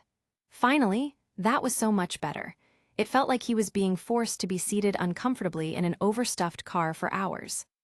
//Adam, a few minutes at most. I can't even offer Grandpa a chair for a few minutes. His body would rather stand all day than accept a chair. Grandpa didn't even understand that it would be a luxury, something that wasn't due to him. Simply because it wasn't established before death, not in the balance. He should be with his wife, someplace else, with different needs being fulfilled. If he didn't take the mission that Millennium Puzzle would lead him to, then he needed to find a way to make Grandpa more comfortable somehow. Pharaoh, Grandpa asked, may I ask why you wanted me to sit in the chair? To see something? There had to be a way to set things right with him. Those who die must pass on. They must endure the afterlife. It's where they belong. Yugi taught me that. This is about the Millennium Stone, isn't it? Sugoroku asked him. Do you have any advice? Adam asked desperately. No matter how big or little. Oh, Adam's attitude completely peaked. Kaiba. He was finally back for another duel. He grinned as Adam stood up ready. An old-fashioned game with him, nothing beat it. Maybe the gods granted Kaiba's passage just because it kept Adam from going crazy. Are you ready, Kaiba? Can you beat me now? I'll try to make it easier for you if that's what you want, he teased him. Don't ever go easy on me, Kaiba's voice rumbled the palace. Let's duel. Sugoroku watched them. Adam always looked so alive when the only living thing out there crossed over to play with him. Kaiba. About once a month, every time blended together too much, but that's all it was to, just play. Adam had nothing to gain, neither did Kaiba. They both just wanted to beat each other. //Grandpa, I don't know what to say. Anything I say would be working against. Yugi. While the dead should pass on and find peace, Adam cannot. This world cannot. I don't belong here, and I know it. I want to see my wife again so much. I know I saw her when my soul moved from the VHS back to my body in Duelist Kingdom. I know it, I know she's out there. A new start is out there. This is not my eternity. Sugoroku watched Adam play gleefully. The swell of playing made him look so completely different than the tired pharaoh sitting next to where he stood. Grandpa, it just feels. You should be there, Adam. Adam took his eyes off the duel to look at him, only a moment before concentrating again. While the dead need to move on, I don't believe you are meant to be this way. You can't be, there's no way ignoring this will be good for anyone. Look at you, you even age. Who ages in the afterlife? Adam paused and looked at him strangely. Horakti doesn't want it, and I just don't know enough to take that leap. I'm sorry, I lay this card face down. Adam was being extra loud, hearing but not wanting to hear at the same time. And I end my turn, Kaiba. What if something terrible happens, though? What happens when my grandson dies? Does he come here like I did, or go somewhere else? Hurry up and make a move. Adam shouted once again, but this time Yuyugi is not just someone to be taken over, he has a life to live. So does Bakura, and what if Zork himself comes back? There are no guarantees, I cannot rush into this decision. Horakti was against it. Are we gonna dick around with family matters all day, or are we going to play some cards? Kaiba said, yet still stared at his deck system. Although if this is a conversation that is going to get you back to where you belong, I'll actually be quiet and let it proceed. Even Seto Kaiba knows it, Sugoroku stated. It is probably why his technology was allowed to cross over. There is a reason for everything, Adam. Right, and I brought that extra suit to get you the hell out of here too, Kaiba reminded him. Put it on and get out. You better still have it. Oh, what would I have done with the sparkly suit? Adam complained. It wouldn't work. Contrary to your eyes, I am not a mortal with a body, and I don't belong in the living world. It's not fair to him. Adam seemed lost. Yuyugi has proved that he is strong without me. This should be the end of it. It wasn't fair to you either, sealing up your own soul in a puzzle to save the world. Destiny has called, Sugoroku said to him. Mahato said it was a choice, Adam shouted. It was not destiny, not ordained, and not necessary. Above all, Horakti is against it. That means it is a bad idea. I need not do it. I should not do it. Yes, you're right, Sugoroku muttered. It's a choice, it's your choice. As he breathed, the heaviness almost filled the room. A thought, a memory Adam tried to keep back from his mind so many times. After the fire with Atoge's father. In the hospital. A conversation took place between him and Yuyugi, one that was burned into him and would never leave. Bakura's other self said to me that whoever solves the Millennium Puzzle has the duty to awaken the lost memories of the pharaoh. Are you a pharaoh? Yuyugi asked as he looked toward Adam. My name, even where I'm from, I don't know, Adam had said. All I know is this. I know I exist because you put the Millennium Puzzle together, and in the Valley of the Kings is a sarcophagus that holds the puzzle and 6 other Millennium items. There, Yuyugi shouted it was time to stop talking and go see Jonauchi and go home, but Adam had continued the conversation. However, I want to be with you forever. Even if I can't recall my memories, it doesn't matter. Yuyugi started to cry. I also wish to forever. I will give all my memories to you. They had been so close, but Adam hid the truth about the museum at first, believing Yuyugi wasn't strong enough to hear it.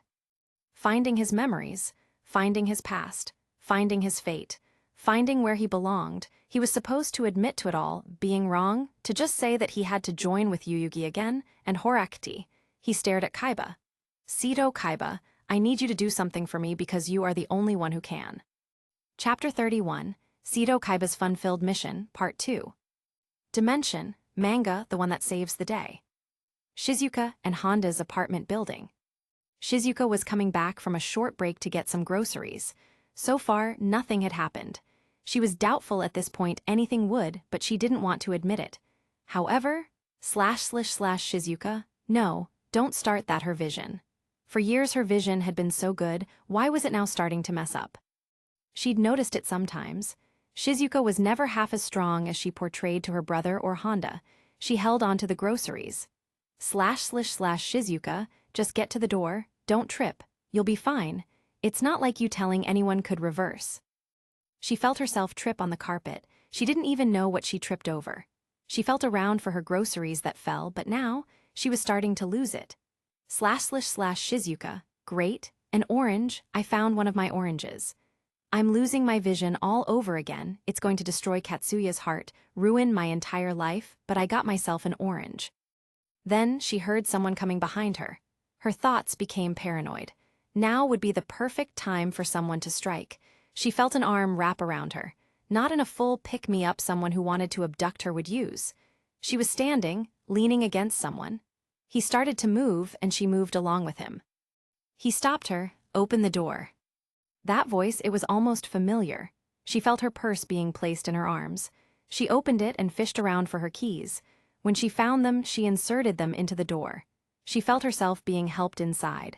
Shizuka, I should say thank you, I hate this right now. Left on her chair, she was surprised not to hear any more sounds, like the kind stranger returning to get her groceries. He had carried her to her room but didn't do that. He also hadn't said anything. She also didn't hear the door close. She also heard rustling through drawers in the room. Shizuka, oh no, who did I just let in? Who are you? Not your brother's best friend, that's for damn sure. Kaiba set his briefcase down. Pharaoh owed him so much for this. It was worth it though if it finally got him back where he belonged. He started to look through the doors, trying to find pictures.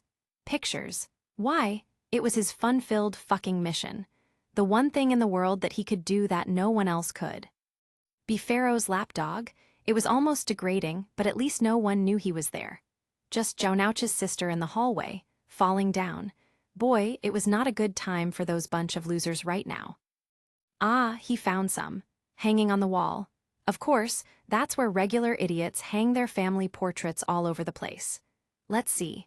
He wanted current pictures of everyone Yuyugi used to hang out with, as well as some specific names of people he just knew. He also wanted stupid current information on them, anything noteworthy. Bullshit. Himokuba's current info looked right. Honda was living with Jounouch's sister. Jounouchi, I bet this picture isn't that current Honda and Jounouchi hugging on the side. Sito, there's no way a beginner better squash you or I will personally ride your ass into the ground forever. And I guess Honda would be riding your sister forever. Heck, your life is hell. That always makes me feel better. He tucked the picture away. Not the most current, but he was going for what he could. Strange though, you'd think Jounouch's sister would be asking for more information. She was just letting him rile through everything. Whatever. He went into another corner, checking more useless junk. He moved to the bedrooms, not really much. He went back to the front door. And got out of the way of a bullet? The hell? So Honda's just as much trouble as your brother. He hung by the door. Oh, so great, how did he end up in that situation? He stayed close by the door and waited for the person coming. Way too fast and sloppy. Hired thug. Easy. He rammed them with his briefcase and took their gun. At least I didn't have to damage a card, you're not worth it. Not in the least, just an unconscious body. He could hear more footsteps though. He looked back toward Shizuka Kawai, Jounouch's sister. Fuck my life. He went over and activated the security system. There wasn't a system on Earth the likes of him couldn't activate. He got the door secured and got on his phone. This would be awkward. Mokuba, send a fleet of men to inspect the address of Jounouch's sister. Sito, his voice sounded weak. Sito, you're back again? I wish you'd let me know when you come back. I'll send a fleet of guys over there right away. Are you okay? Yeah, probably just a mess of bad mistakes. See if you can hack into this system too. His brother had skill almost as good as him. He'd rather not be stuck behind the security, but there was an unarmed and vision-impaired woman in that room where people seemed to want to shoot. Did you find it? Oh yeah, it's a weak system. I mean it's weak for us but strong against most regular burglars. Shouldn't take very long to get it. Great, open the door, let me out, and then reseal it, Kaiba dictated. Are you going to come see me, Sito? I've missed you, big brother. It's been 6 months since you've even called again. Yeah, I will, Sito promised. First, I've got to do some tasks. See you soon, little brother. Thank you. Sito looked over by the chair he put the woman in.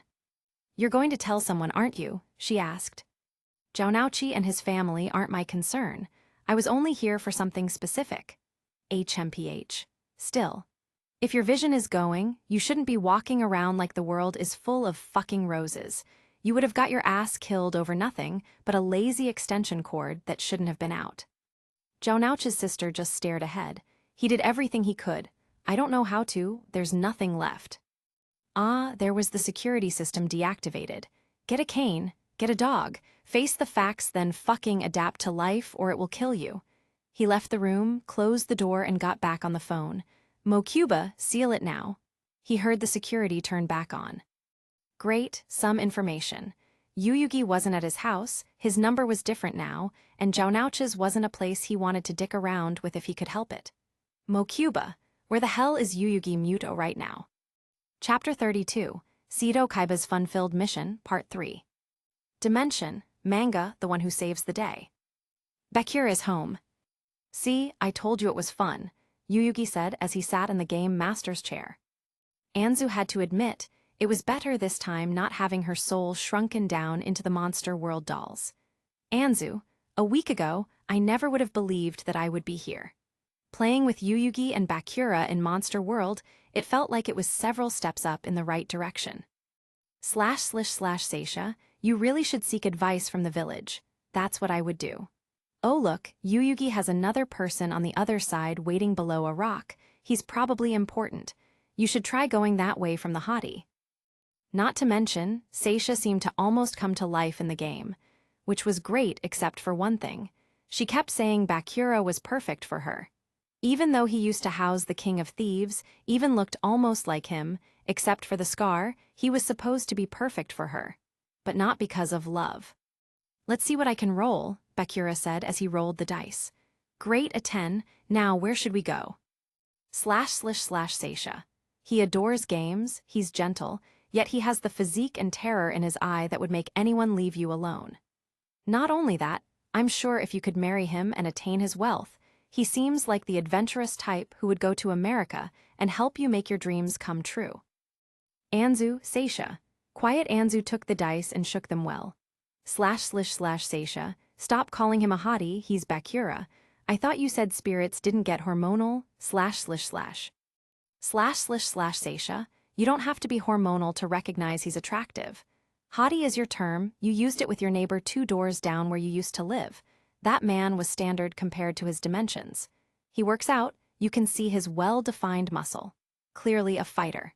Now, he could take care of you if you don't consider Yuyugi to be your husband. He could crush anyone coming after you with his bare hands. Anzu, knock it off. //Seisha, you could probably mother 10 children from a man like him. Stop it, I'm rolling. Anzu lost track while she was listening to Seisha. She looked at Bakura who was looking right back at her. Closely. Anzu, there's no way he can hear all this she is saying, is there? //. My, Bakura said, and then looked toward Yuyugi. She is most definitely speaking to the spirit. Her whole face is scrunched up and red. Yeah, Yuyugi glanced at her a second and then back at the board with a small chuckle. You already rolled, Anzu. It was a 10. Yuyugi looked back at Bakura. It's kind of neat seeing it all from another angle, isn't it? Quite, Bakura agreed. I wonder what the conversation is, not that I'd pry. Anzu, will these guys quit looking at me? //, whose role is it? It will be mine in a second, Bakura said. //Seisha, oh Anzu, you forgot to check the other way. The person, over by the rock. It's clearly set up there for a reason. How did you miss that? //. Anzu, I was distracted. //Seisha, by what //. Anzu grumbled, but tried to hide it. //Yuyugi, geez, she's just as cute now when she blushes as she was in our school days. Yuyugi calculated the score, wondering what the spirit was saying. It was irritating her, which made her look incredibly cuter. //Yuyugi, score Yuyugi, you're the game master. Neither of them went by the person by the rock. Bakura probably couldn't see him from his view as well. Yuyugi heard his phone ring. In the middle of a game. Sorry about that. He moved it back to vibrate. He'd talk to them later. After the game, they were supposed to relax with some supper. It was a nice way to end the week. 2 good friends and a classic game. After the game, //Yuyugi, she still wasn't cheering. Maybe if Bakura had been game master and I played, //Yuyugi thanked Bakura for the food as he brought out some treats he brought too. That might have been harder for her to have a good time with, considering what happened the first time they ever played with him. //Yuyugi, if I could get Zhao to come over, that would be bound to help too. Slow progress. It has to be losing dancing that's hurting her. If I create a dance studio for her, would that bring some of her cheering spirit back? Maybe, but it couldn't be yet. The amount of payback she probably already felt for everything was too immense. It would be stepping over the line. Right now. Maybe not in the future, though. This food is great, Bakura, thank you, Anzu said clearly to him. I appreciate it very much. No problem, Anzu, Bakura smiled at her. It's not every day we all get to hang out. He turned though when he heard someone knocking on his door. Strange. He got up and headed over. Who would be knocking at my door this late? I don't know anyone who wanted to come over. He looked through the peephole. Oh, Yuyugi, I think it's for you. For him at Bakura's? Who is it? Yuyugi asked cautiously. If you don't know them, then don't open the door. He stood up, his first instinct going back to Skezy's gang. Stay away from it. You do know them, Bakura said. I'm fairly sure it's not for me. Yuyugi heard a louder knock. Who would follow me all the way here? Then, he heard a voice he hadn't heard in years. The last time was for testing his prototype game with him. A voice that usually wasn't involved in Kaiba Corp much anymore, and a voice that shouldn't be at that door in the middle of eating a nice meal at a friend's house. Yuyugi, if you won't answer your damn phone, then you are going to answer this door. Seto Kaiba. Yuyugi went to the door and opened it, peering out. Same kind of clothes and everything. Seto Kaiba, what are you doing here? Yuyugi, Seto Kaiba gave him a similar look. Geez, you two are still like mirrors except dark and light, creepy. He gestured to pass the door. I need to talk to you, now. //Yuyugi, what do you think I am? Someone you can just command around? Especially at a friend's home. If you want to talk, you should come visit tomorrow at the game shop. It's open again. Do I look like I'm in the mood to just wait around for you to want to have a chit-chat? Kaiba complained. I didn't come down to Ryu Bakura's address just to be dismissed so easily. This guy was still so off-balanced, and off-balance was not what Yuyugi needed right now. //Yuyugi, Anzu is getting used to Japan and this new life. I don't need him making things any harder. I am over at a friend's house, Kaiba. Whatever business you have with me, it can wait for tomorrow. I'm not working. Maybe Seto Kaiba was getting involved back and more with Mokuba. If so, fine, but he wasn't going to let him stalk him to Bakura's. It's okay, Yuyugi. Bakura came over to the door. I really don't want to irritate Kaiba, and if he came all this way, it's probably important. When am I not important? Kaiba answered. He better have a decent reason for this, if Bakura agrees. Finally, Seto moved in like he owned the place, never changed. He looked toward Anzu in the room. What the hell? I thought you moved to America. Please have a seat, Bakura offered. Could I bring you anything? Kaiba sat down. I'm here on business, Yuyugi, but not the usual. He stared at Anzu oddly. Do you have a spirit with you? Anzu's eyes widened some. How did you know? I didn't tell you, and neither would the very few that knew. Yuyugi's voice raised higher than usual. How did he know? Yuyugi eyed him suspiciously. He couldn't be spying on her. He would have known she had been in Japan. Mokuba? No, even Mokuba didn't know. Only him, Jounouchi, Mai, and Bakura knew. He hadn't even explained it to Honda yet. He had enough on his mind. Before Kaiba answered, though, there was another knock at the door. Yo, Yuyugi, hey, open up. Jounouchi. Yuyugi instantly went to the door and opened it. Chapter 33, Not Against Horekti, Part 1. Dimension, manga, the one that saves the day. I am trying to pair the dimensions writing against each other's dilemmas consequences instead of the flow of time. So if the flow of time doesn't feel like it makes sense between chapters, that is why. I will also write out a small summary eventually of the important events that have happened in each dimension, so they can stay straighter in the reader's mind too. Anzu's soul room. Seisha twirled lightly in their soul room. The sands ran through her toes as well as the soft papers of Anzu's dreams, years of wishes and hopes that she kept telling herself that had gathered on the floor. Seisha loved games. It was Egypt's funnest pastime. If only she could play Senet. Dancing, music, and the arts. They were all wonderful in her time, but in Anzu's time, there was so much more to it all. The soul room was changing again. Part of it still had relics of her first experiences in New York, but now the counter of the game shop was there too. Was Anzu's dreams changing, or were her current desires to be with her friends strong enough to invade her soul room?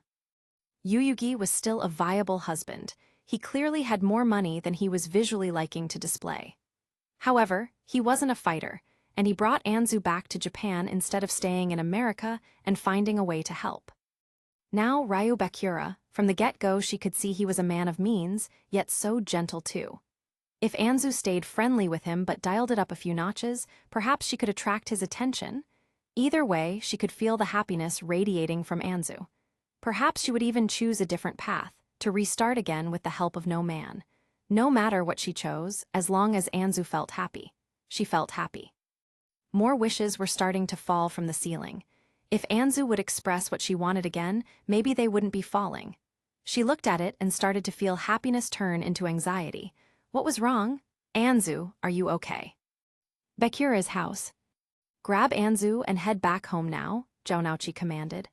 Honda saw something around their place and Shizuka is shook, she won't say anything.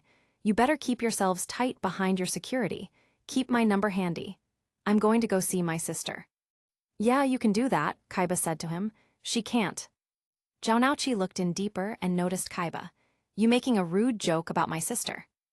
I was just there on business, Kaiba admitted. She's blind as a bat, and Honda isn't spilling that over the phone. Also, there were people shooting up the place. What? No. Jonouchi touched his forehead, lost. No, it can't be. I took care of her a long time ago, those eyes were great. How in the world did Kaiba know about any of that, and what was he doing at Honda's place? Bakura, we have to go, Anzu interrupted.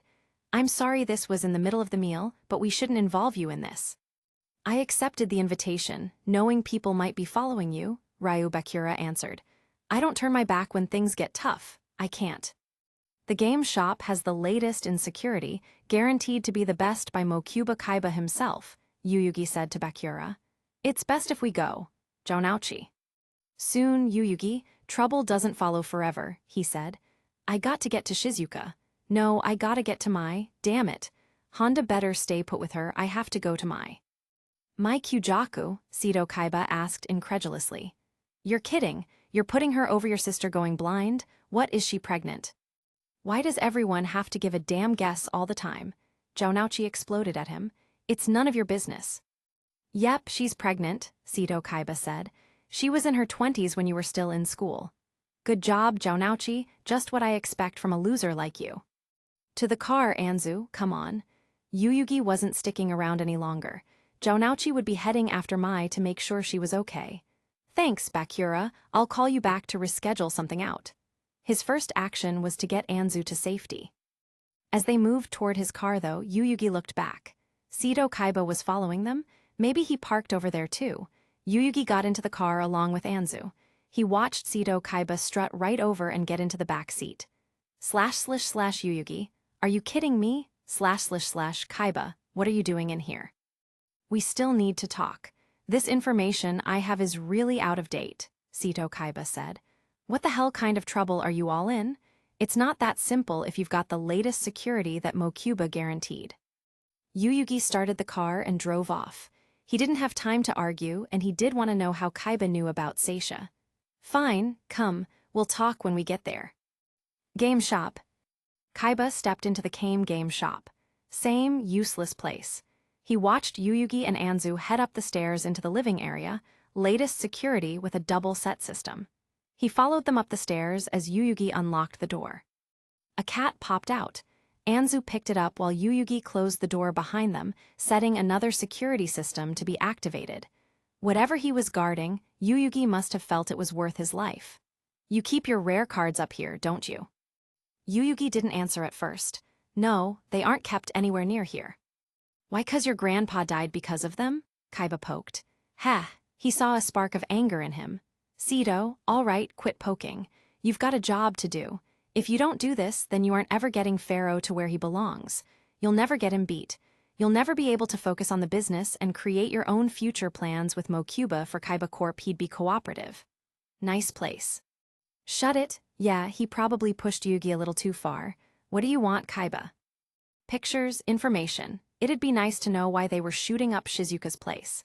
Kaiba looked around the place. He'd never been on the living level. Quaint, why was Yuyugi living back in that little place? He knew Yuyugi moved to get bigger areas for his visual games he was working on. Kaiba Corp had those details. Cedo, a high-tech system that is overkill for this small area, living in this tiny area instead of his home. Anzu Mazaki being in Japan again. The game shop open, yeah, it's not rare cards you're guarding. It was Anzu Mazaki. Even Kaiba could see that dumb crush all those years ago. Kaiba looked at the hall he was in. Yep, Yuyugi had current pictures of him and Anzu, plus that cat.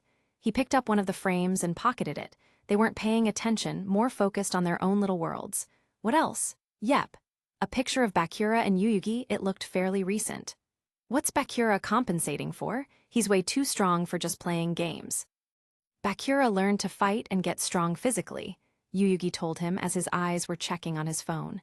When he thought the spirit's reign was over, it still wasn't over, and he was tired of living in fear.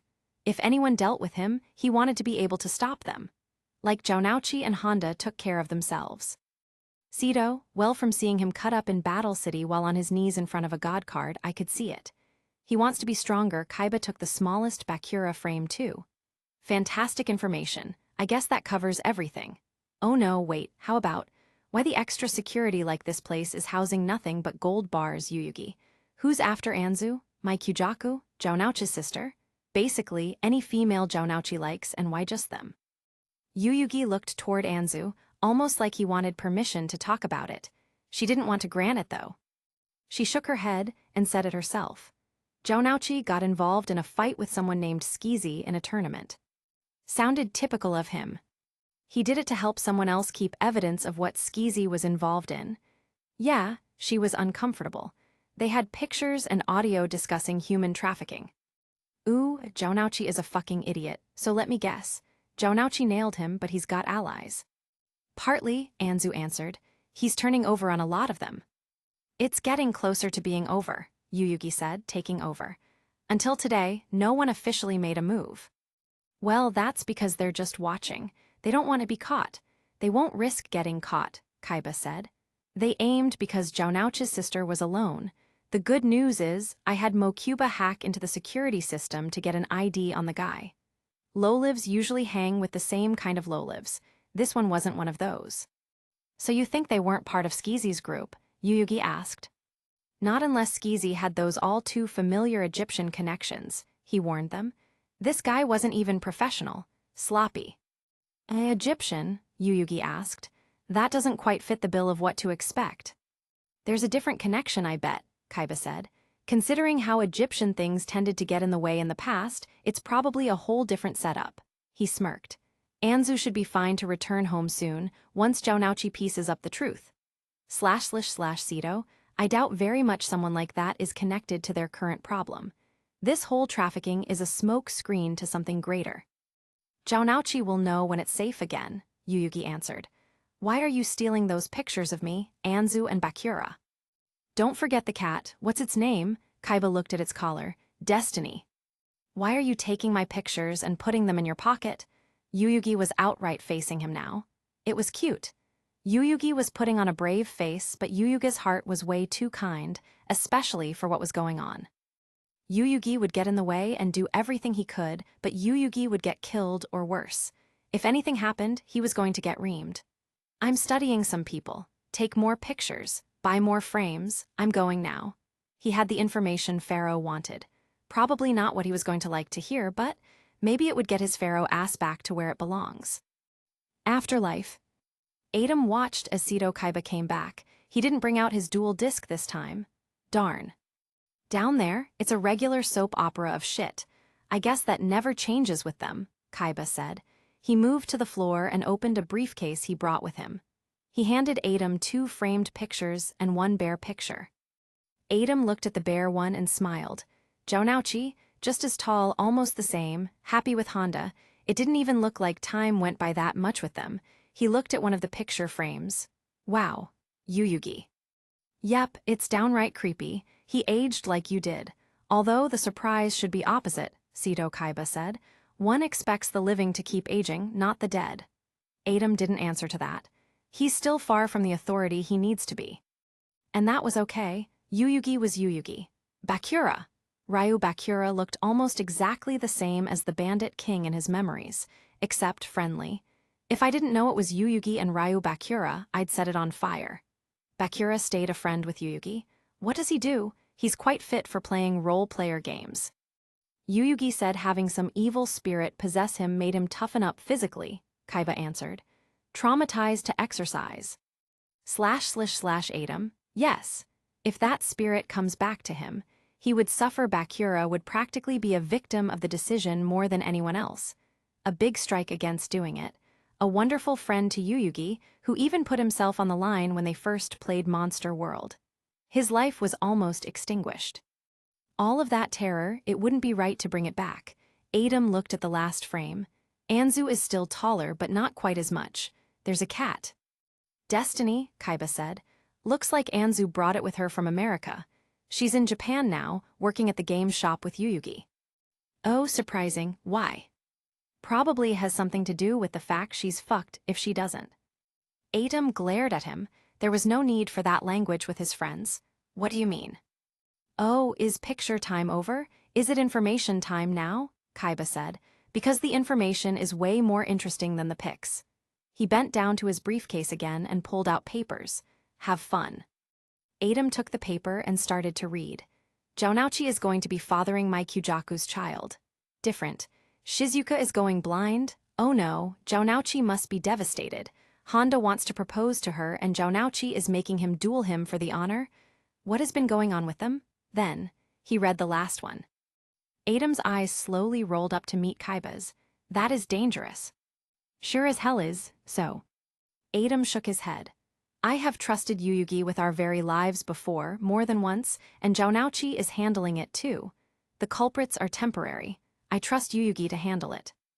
What? Do you get the fact that if any of them get captured, they are as good as dead? The guy's death'll be quick, and the women would probably be looking forward to a life of sexual slavery before their untimely end. You're leaving them in trouble.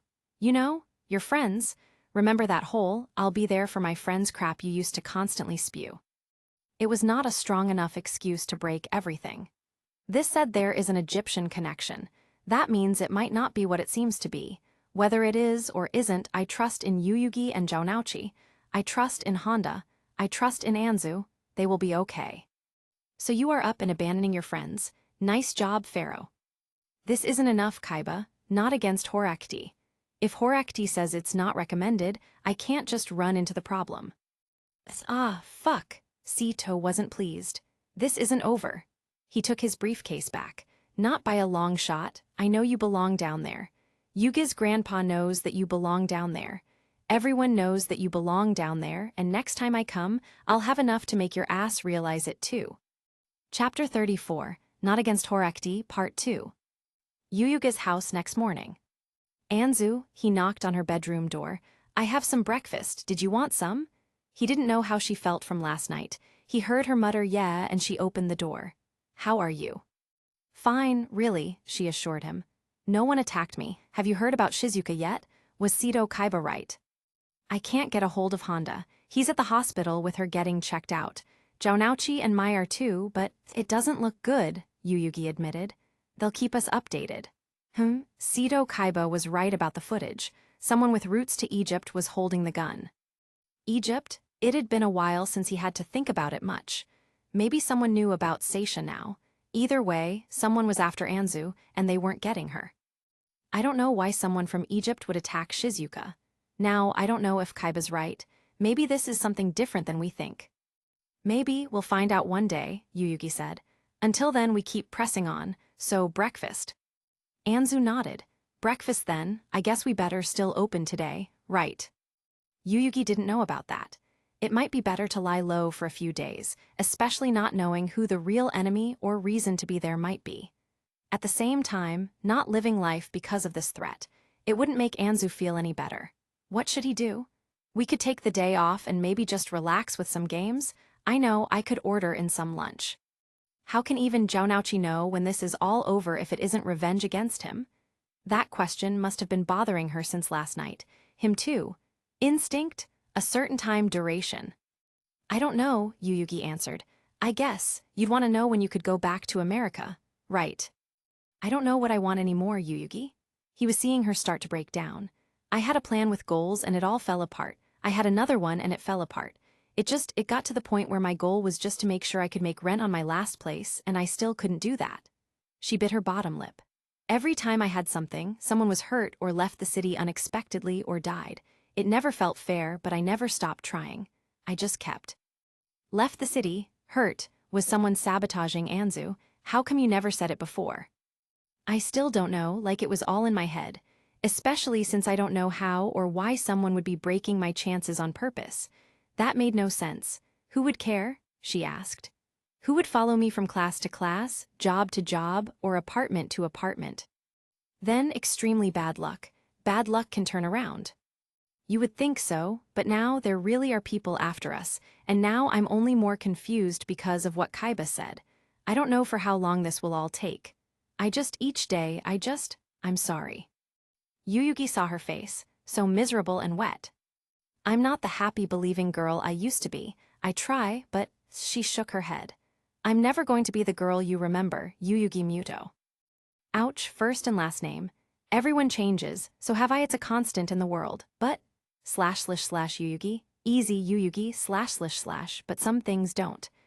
He felt her start to hug him. No, that was his friend right there. I can still feel your positive spirit, Anzu. No matter what kind of bad luck you've had, you're still the girl I knew all those years ago. You've just matured too. If you say I was a caterpillar and turned into a butterfly, I am breaking this hug, she half teased. Because I'm definitely no butterfly. No, I'm okay, it's just that. It all feels so overwhelming. Her whole body was leaning, collapsed, and using him for support. It was something he never could have done when he was younger. He would have toppled over. Still, it would have been worth it, having her that close. Her emotions that revealed. He shouldn't. He knew it, yet there was still an urgency. 2. Always connected. He touched her hand with his, where she made that happy face all those years ago. He could feel it, the charge between them.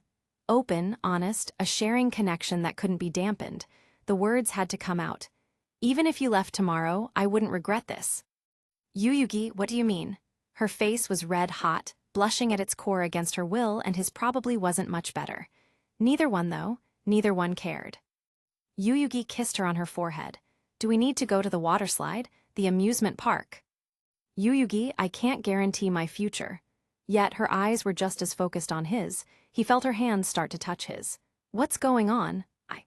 You're letting your heart lead you again. He rubbed his forehead gently across hers. Let it lead. She leaped for the kiss to him first. Nope, no water slide, no park, no awkward unnamed date, nothing like that would suffice. 4 years not seeing her, 6 years being apart from her. No date. Chapter 35, Awkward Romantic Breakfast, Part 1. Dimension, manga, the one that saves the day. Jonouchi's house. Jonouchi sat in the middle of the living room, trying to come to grip with reality. Shizuka was safely back home with Honda. She was healthy, but there was nothing that could be done this time. Meanwhile, Mai sat across from him. She brought out some cards to the coffee table between them. I'm not in the mood, Mai, at all. You have one more harpy. Mai looked at the table. Jonouchi, I need to tell you.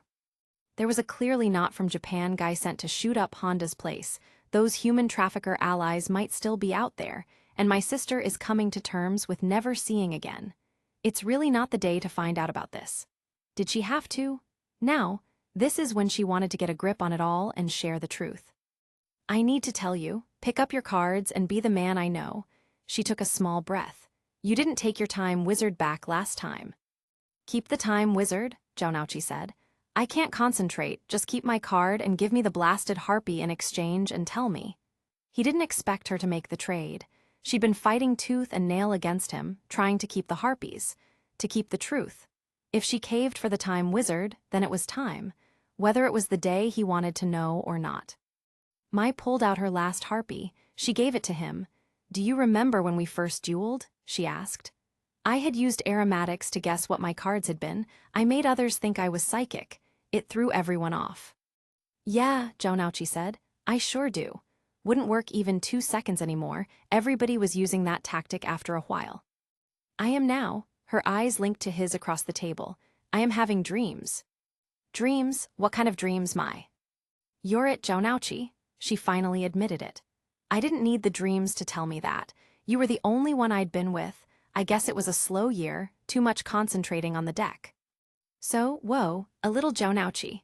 He watched her pull out a nearby journal he hadn't even noticed next to her. What's that? A journal of time when it started. She opened it for him. The first time I had the dream was the morning I met you again. I couldn't believe it all, she admitted. Not for 2 seconds. I thought it was just fake. The notes get better as time progresses. The beginning is just what I remember after the fact. Jonouchi read about it. A blonde-haired girl in the hospital with me and Yuyugi. You dreamt about the gender. She gestured to the journal. Every night, like clockwork. At first, I thought maybe it was nerves getting to me. It shouldn't have been. It wasn't the first time I'd been reckless. We'd been reckless, he corrected her. Yeah, but I always tried to do you right. He kept reading through it. Okay, this is getting kind of specific, Mai. The next page he opened had a sonogram in it. Oh, hey there, you. Jonouchi knew what it had been, but he couldn't see much in it. It was all kinds of weird shapes and blobs. It's a girl, Mai confirmed. I dreamed of her name too. You say it every time I dream holding her. It scares me so much I just might change it, anyhow. She looked down at her cards. That time with Merrick, I think. Yeah, maybe it gave you some insight or something. Jonouchi placed it down. I believe you and it's fine, it doesn't matter. Only that it's mine. Great. So. I've been putting the more exciting duels on the back burner. I probably should for a little while, Mai said. I just couldn't keep it to myself, even though I know you've heard the psychic nonsense before. Too many times. It's just absolute cliché how many times it became used, but it is the truth. I didn't want you to think any less of me. I never would. You went through something crazy back there with Merrick. Being eaten alive in 24 hours. The sensation of pain with those brain-eating insects and the pain she felt when she fought Merrick. All of it. Jonouchi picked up the sonogram again. / Jonouchi, I can do this. I can do better than my old man, I know I can. I can pay for the schooling. Make sure she has lots of friends. She's gonna be happy, she'll have a happy life, can I come to the next appointment? He gestured to the sonogram. That all right? Yeah, she agreed. I'm sure Mana Kujaku would like it. Wait, Mana. I know, it's a weird name. She picked her cards back up. Mana, so you dreamed it all? Jonouchi picked up the journal again and started concentrating like he was back in school and needed to cram for a test. Too freaking weird. So this was all the dream? Jonouchi, oh great, she's got description, / oh well okay. 2 Yuyugas and 2 Anzus. Yeah, she got a what, Mana, what color eyes? You're interested, so you do believe me? Mai looked like she was so relieved. I'm so glad, Jonouchi. She put down her cards and pressed her hands together. Yeah, Jonouchi reached out for her hands. I definitely do, I color. It doesn't work like that, Mai said. Truth is, I've had multiple dreams. Everything is similar, but her appearance kept changing. Most of the time she is a beautiful brunette with darker, more intense blue eyes. She smiled at him. I guess. The hell I went through with Merrick was good for something after all. Brunette for the hair, really? I know what you're thinking, she said. 2 blondes don't equal a brunette, baby. I'm not a sciencey person, but I did look into it, and I know that it would be. Look, I'm serious, I wasn't with anybody else. / Jonouchi. Mai is terrified I won't believe that it's mine if it does end up like her dream. With brunette hair, that's why she's been holding back. Stupid science facts, no, I believe you, Jonouchi agreed. I believe you, I don't doubt you, Mai, he nodded with certainty. She's mine, brunette or not. So, / Jonouchi, okay, so, comfort and tend to Mai for a little while, then gonna call up Yuyugi, / he tried to smile. / Jonouchi, but man, I am freaking out right now. I never dreamed she actually stayed away from everyone. I thought I'd have 1 or 2 to worry about and figure out. I'm 100%, she's been more loyal than she ever let on. Shit. Yuyuga's house. Destiny stretched her paws out as she traversed the house. Her footsteps gently pranced across the wooden floor as she heard sounds from her owners. She stopped to lick her front paw near the door. She looked at the door and meowed. Her human was punctual in feeding her, but she could tell it was past her feeding time. She scratched on the door and meowed again. She was rewarded this time with her human opening the door. Her hair was a mess and she looked upset. Rower. Her human ignored her, but muttered in an argument about something to herself. She disappeared into her room. Rower. Destiny waited by that door as the secondary human came out of the room. Here, kitty." He walked toward the kitchen. Rower, would someone feed her already? She headed toward the table. She was always fed under the table while her owner ate, but the second human was actually getting her food. Rower. "It's okay, good kitty," the secondary human said. "I'll get you fed, and then you can settle for a nice nap somewhere." That person had a good idea. Napping was always a perfect pastime. Rower. He was feeding her today too. That was unusual. This human must be starting to become a permanent human of hers as well. She rubbed up on him as he brought his food down to her. Chapter 36, Awkward Romantic Breakfast, Part 2. Dimension, manga, the one that saves the day. Best day of his life and the worst. Yuyugi rubbed his hands together as he got in front of the stove. / Yuyugi, breakfast, romantic breakfast, friend breakfast, awkward breakfast, what would make her happy, / he tried to look up something. He tried not to completely shun her away from America, so he tried to put some things in the house traditionally more American. But he didn't have much. / Yuyugi, hotcakes. I can make that. / It was hard to be happy or not happy. Anzu lived in America. She was there for protection, but she'd eventually. Yet they also. Yuyugi heard his phone ring as he started to pull off the first hotcake. He plated it and answered his phone as he started the next. "Jaunouchi, how is everything?" "Mai's having premonitions about a disastrous future and my daughter." Could you back up a little bit, Jaunouchi?" Yuyugi heard everything. Shizuka's eyesight wasn't gonna get better and she was at home with Honda. Mai finally told him the truth. He was the dad and they were having a little girl. A sonogram, Jaunouchi's first picture of it. Then, Jaunouchi told him about the interesting parts. Mai thought her time spent with Merrick gave her some kind of psychic ability to see the future. He could see how Jaunouchi was nervous about that. He could see why Mai was nervous about it too. But, Jaunouchi. "Yeah. You're gonna be a dad. That was really the most important part. You're gonna be a great dad." Is it gonna be okay?" "Yeah," Yuyugi assured him. "Your mind is just wandering, Jaunouchi. Pregnant women probably dream more about their future child because it's inside them and it's their future. As for the changing disaster, you always pop up in front of the window in her dream. Maybe it's a sign of a happier future." "Oh, yeah, maybe. She's been dreaming this a long time. There's also more people in the room, though." "It didn't matter. It doesn't matter." "I think she saw Adam and Seisha." Confused, the past and present coming together, that was all. Adam was in the afterlife, never to return. Dreams are a combination of unconscious thoughts, past and present. Even if Adam did somehow come back, he wouldn't be standing there in his own body. Neither would Seisha, she doesn't have a body either. "Don't worry about it all. You're gonna be a great dad," Yuyugi told him again. "Just, how are you going to do this with Mai?" "Well, she isn't gonna be doing visual duels, just basics," she said. "Other than that." Oh, crap, Yuyugi. I don't know the first thing about being a dad. Mine was absolute shit. What am I gonna do?" There it was, it just hit Jaunouchi. "Just be Jaunouchi. I know you'll get through it. You've gotten through everything else." Shit, Yuyugi. I never even told Shizuka about the possibility. She thinks Mai and I are still friends. I mean, technically we are. Shoot, now what? I had her stay with me 'cause of this Skezy stuff for now. She should really move in. Maybe I should propose? I don't think Mai would like that. Maybe she would. Yuyugi didn't know what to say. Life's kind of tough in general, talk it out. "Hang on, Yuyugi, you don't sound right, you okay?" Well, now that the world wasn't falling to Jaunouchi, he noticed Yuyugi's dilemma. "Damn. No, I don't know, I'm fixing breakfast for us.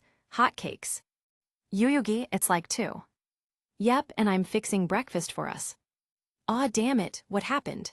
What's going on with one of my best friends right now?" Yuyugi looked toward the batter on the side. He couldn't lie. "I slept with Anzu." Damn it, he was starting to lose it. "I screwed up, Jaunouchi, I shouldn't have, I know it. The moment felt right, but now she's so confused between America and here and everything." It wasn't. "But you're fixing hotcakes for the both of you?" Jaunouchi asked. "Yuyugi, don't be scared, she coming down to eat." "I follow my heart, Jaunouchi, it's what I've always done. I don't regret following it." His face was heated. "I wasn't planning on this though, and while I guess signals got crossed. I'm sorry about Shizuka." Yuyugi, Anzu's voice drifted toward him. It's past afternoon, are you trying to make hotcakes? I better go. Cross signals as in relationship, or cross signals in like protection, Yuyugi Muto. Yuyugi hung up. How would you like your hotcakes? He turned back to look at her. Anzu. It wasn't just your fault, it was my fault too, she suddenly yelled. Her cheeks were flush in shame.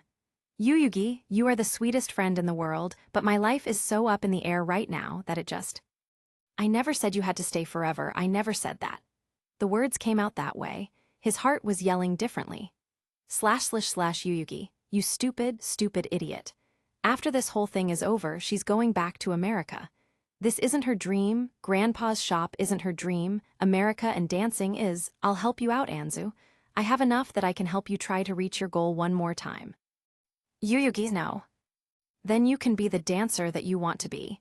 Everyone has a dream, and if I can help you with yours, then I will, he insisted. How do you like your hotcakes?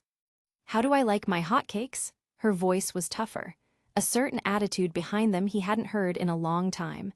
I like them in the shape of hearts. Yuyugi tried to process that meaning as he worked hard on keeping them into the heart shape she wanted them to have. A little tricky. He ended up cutting out a heart shape in them. He plated the hotcakes and brought them over.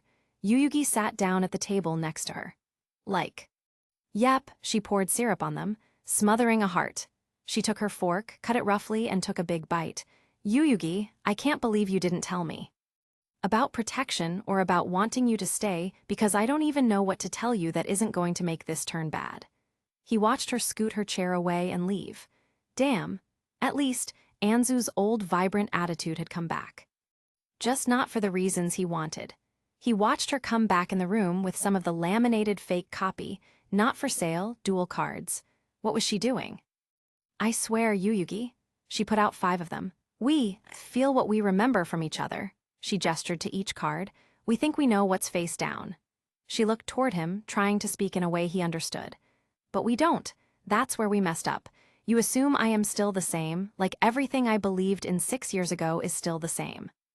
No, Zip it, I don't want you to fund me for America. She flipped the card over. I don't want that because I don't know what I want. I'm lost right now. I was with you because I followed what I thought was right. She looked at the next card still turned over. This is your card, though. I don't know what's underneath anymore. Yeah, okay. Well, for one. He placed his hands over the cards and moved them out of the way. My life doesn't revolve around duel monsters. I like it, and I used to like it better, but it's not all I like. I like all kinds of games out there, and no matter how old I get, that's never going to change. He crossed his arms. I'll still swing by vending machines to get the latest games, or just to spend a little to see what new interesting monster pieces I can get to play for different games. I don't care what others think of me in that line. That was something he learned absolute from Adam. Be himself. That didn't seem to make her mad at all, though. Her face was staring straight at him, like she was seeing something. I'd stand in that vending machine line with you, Yuyugi. She dared to smile again. I didn't want to hurt my friend's heart even while I followed mine, but I did, didn't I? Because she couldn't guarantee the future. And, / Yuyugi, I messed up. Okay, it's your choice. Yuyugi, what do you want? What is your perfect future? It doesn't matter, Yuyugi. I want you to stay in Japan with me, right here where I can design games and we can run the game shop together. That's what she wanted to know. What he wanted too, more than anything. I didn't want to say it so loud, though, that it drowned out your own dreams and thoughts. Nothing can get drowned out, my future's completely up in the air. Anzu sighed. There isn't anything big waiting for me in America. I could help out. You could, and you would because I know you, Yuyugi. I think I do anyhow. She was cautious. That's not right. I'm leaning toward maybe staying and saving up some money again. Maybe I can make another new start at it. Maybe I can try in Japan this time to find work dancing. Maybe I don't even want to go for it and I do want to just stay. She shrugged. Do you get that? Yuyugi nodded. Yep, so then? Yep, then that leaves you mad about the other mistake. Now Anzu did a total 180. Of course that is what I am mad about. I have no idea which direction my life is even going, Yuyugi. Why didn't you tell me you didn't have anything? Well, why would I? It's not like I was planning on, anything. Anzu shrugged. I thought every guy carried something in their wallet. Well, I'm not every guy. Oh, that was not how to start this. I figured 'cause you didn't say anything, you were okay, on the pill. It's used in America a lot more, isn't it? It's higher, I think, Anzu admitted, but not every girl uses it. She looked at the table. What do we do now? Chances are fine nothing will happen, but if it did, I'd take responsibility, Yuyugi said. In the meantime, do I leave to the nearest store for actual protection or, yeah, her eyes met his. Should I get to know my friend better again? She nodded. We could do both. I'm super fine with both. I don't want to be like Mai and Jounouchi, Anzu said. I don't want to keep you on the fringe, Yuyugi. Honestly, I want. Her hands tightened. I want to be with you, but I don't know how you fit in her life. That was enough for him. He tried to hide his smile, but probably failed. Why don't I actually call out for some real food? He picked up his cell and dialed a number. Speaking of Jounouchi, did he call yet? Anzu asked. How is everything? I think we should invite him and Mai over, Yuyugi answered. Shizuka isn't going to get better, and Mai told him he's having a little girl. Jounouchi is really going to be a dad. A good and bad day at the same time for him. She nodded. You invited Bakura over tonight as well, remember? Oh yeah, I better call him for that. He picked up his phone. Little hectic of a week, I forgot. / Yuyugi, a little. Mai and Jounouchi with their baby, sleeping and refriending Anzu, Shizuka losing her eyesight, and people out there ready to kill for revenge. Big hectic week, she corrected him. You can tell Jounouchi, I know he'd figure it out anyway, and you always tell each other everything. She put her finger out in a warning. But no details. / Yuyugi, how about it was the best experience of my life, finally having Anzu Mazaki, until I screwed up at the end, / nope. Anzu needed time. / Yuyugi, I'll wait for you to get it together, right? No real details. Does that include the little cute birthmark on your? Especially not that, aggressive then calmed down, Yuyugi. Perfect, he just looked at her innocently, like he hadn't planned on that. Okay. Chapter 37, Awkward Romantic Breakfast Part 3. Dimension, manga, the one that saves the day. That night, Bakura knocked on the door of the game shop. He glanced around, making sure it was okay while he waited. He saw Yuyugi come over to let him in. Hi, Yuyugi. Hi, Bakura, come on upstairs, you can set things up at the kitchen table. Follow me. When Bakura went by, Yuyugi activated the security again. This way. They went up the stairs, and Yuyugi once again activated that system. Yuyugi, Bakura had to say. This feels like a lot of security, like something a bank would have. Yeah, probably, I won't take any risks. Yuyugi smiled when he faced him. Don't worry about it, it's safe. Obviously, Bakura followed him around the house to the kitchen table. Hello, Anzu. He held his prototype over his head. This is for 3 players and no game master. He sat down and pulled it out. It was fairly simple, one of his own creations. Yuyugi seemed disappointed last time that Anzu didn't play as well. This should be better for them. Bakura noticed Jounouchi showed up by the door. He was there too, he must have showed up after him. Hello, Jounouchi, are you playing too? Jounouchi put his hands against his head and leaned in the middle of the walkway. Nah, more like surveying to make sure Yuyugi doesn't screw up again yet. Give it at least a night. Jounouchi, leave them alone, geez. Mai came in the walkway. We are probably going home soon. Bakura nodded. I'm sorry to hear about your sister's eyes. Is there anything I can do for you? Just make sure Yuyugi and Anzu don't get along too well, Mai said suspiciously.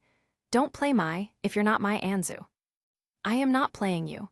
Anzu didn't seem to like that phrase. Mai, Jounouchi warned her. Just 'cause they boned once don't make them us. Boned, Bakura watched Yuyugi lead Jounouchi out while Mai followed. Anzu awkwardly sat in front of him. So, what is for dinner? Damn it. Jounouchi, Yuyugi warned him as he went back to deactivating the security. I can't believe you did that. Mai started it, Jounouchi mentioned. Hey, my comment was more subtle with a lot more class, Mai defended herself. Like me. These two, Jounouchi had an extra sting tonight while he was dealing with Shizuka's lack of eyesight and not knowing exactly where he stood with Mai. It was the reason Yuyugi didn't invite them to come over for too long. There was a time and place to deal with Jounouchi. Now wasn't the time. You two aren't helping, Yuyugi said. Anzu's in an awkward spot, and I can't push. He went downstairs with them toward the entrance and started to get the main door. Here, Jonouchi handed something to Yuyugi. Yuyugi gave it back. I don't need protection, I'm not going to do anything again. Then call it insurance, Jonouchi said, shoving it back in his hand. So if you do get irrational, you can be safe, Yuyugi. That's one of the main reasons you both had to backtrack to the friend zone. Jonouchi is right, Yuyugi, Mai said. Even now, I'm a little worried we might be going baby shopping together. Yuyugi felt the breath get knocked out of him. Really? Once, it was just once. Yeah, but with your history of pulling out uncommon chances, right out of thin air. Mai's just scaring you, Yuyugi. Jonouchi gestured to her belly. She's been putting on weight already. Shut up, Mai warned him. //Yuyugi, time and a place. Don't get involved, I'll see you tomorrow. Sorry though, Jonouchi apologized as he started to leave. I'm not. Feelings coursing through me, they aren't real socially acceptable right now. Come on, Mai, let's go home, to our home. When they left, he activated the security again, deactivated the upstairs door, went through and reactivated again. He went toward the table. Anzu sat there awkwardly.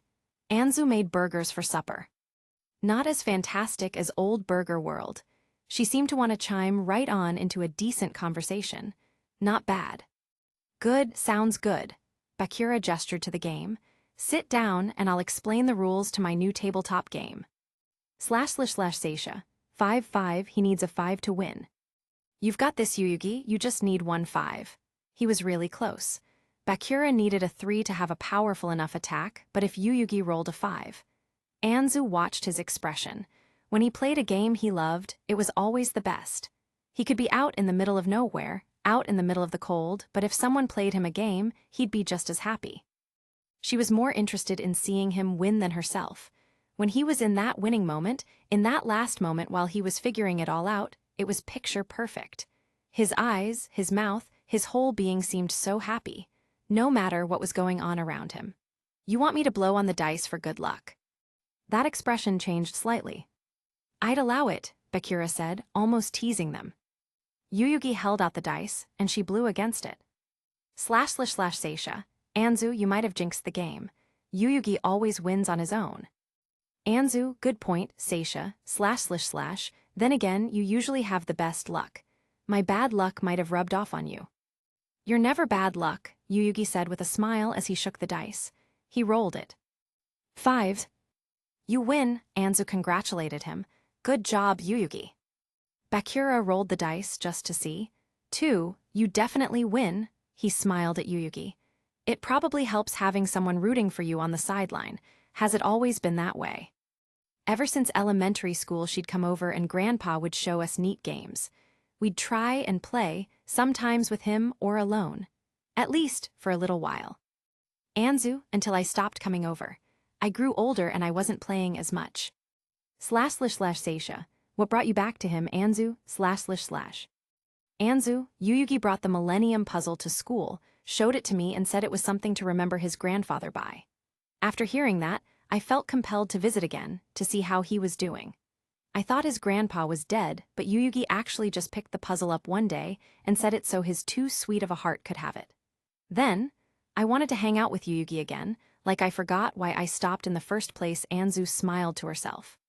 //Seisha, the same reasoning as before when you first called Jonouchi. The first step is the hardest. Once you came by, you found where you wanted to be again. Then, Anzu noticed Yuyugi and Bakura both watching her, fascinated. Anzu, I talked too long to you. I hate it when they look at me like that. I'll go get the burgers and you can pick up. She looked at the table. You already picked up the game. Okay, I'll go get the burgers. They all ate well and had a decent time. As Bakura left and Yuyugi was about to deactivate the last door downstairs, Bakura said something else. Yuyugi, I know the way Jonouchi put it, what happened seems like a bad thing, Bakura said gently. I can't bring myself to think that it had been though. She feels better. That cheering on the sidelines, it was more like her old self tonight. Yeah, her true spirit seemed to come back a little. Yuyugi couldn't fault him for noticing that. I followed what I believed, and so did she. Well, you just stick it through, and I'm sure she'll be fine. He winked at him. Maybe she'll stay here for good with you. Maybe, maybe not. I'll see you next week, Bakura. Yuyugi took care of everything, heading back upstairs. Anzu had remained seated. Was she speaking to her spirit again? He moved next to her. She laid her hands on the table. It just feels like if I concentrate hard enough, I can reverse that whole scene. You're not Mai. He knew what she was upset about. You're Anzu. He found himself rubbing his forehead to her slightly. / Yuyugi, this was a lot easier beforehand, when I just thought this was one-sided. Anzu cares for me too, okay? Maybe he should be thankful for Jounaocha's contribution. / Yuyugi, I can keep it together. I can keep it at friends for now. Tomorrow, we won't open up, but we can go down and learn some of the business again. That, work. He moved away slightly and caught her eyes with his, her not very strong eyes. Anzu. I should go to bed. She stood up. It's been a really long night, day, week. Good night, Yuyugi. Good night, I'll see you bright and early. Cheery. / Yuyugi, be cheery, Yuyugi, / You bet, first thing. She kept her happy attitude up too. If you see Destiny come out, just open my door so she isn't driving you crazy with meowing. Sure, night. / Yuyugi, I love you. He gave her one last smile before she left the room. Chapter 38, Yes for Yuyugi, Part 1. Dimension, manga, the one that saves the day. Kaiba headquarters. Well, this is bound to make Adam move. Instead of preparing strategies and tactics for their game, he was using strategies and tactics to make Adam come back. If friendship reasoning got cancelled out because I trust my friends was enough, then it was time to pull it all closer to home. Isis Ishtar, deceased. Bullet, Merrick Ishtar, knife, Rishid, ouch, all of them were dead. To make matters worse, it all happened days before Yuyugi's own grandfather had been attacked in the game shop. He didn't waste much time. From what he had squeezed out of Adam and Yuyugi's grandpa, it was apparent what was going on. Someone was after anyone who knew Pharaoh. If somebody knows, then why was Yuyugi left alone? And why bother with Jounaocha's sister? He left again. He was on a mission and he wasn't stopping until he accomplished it.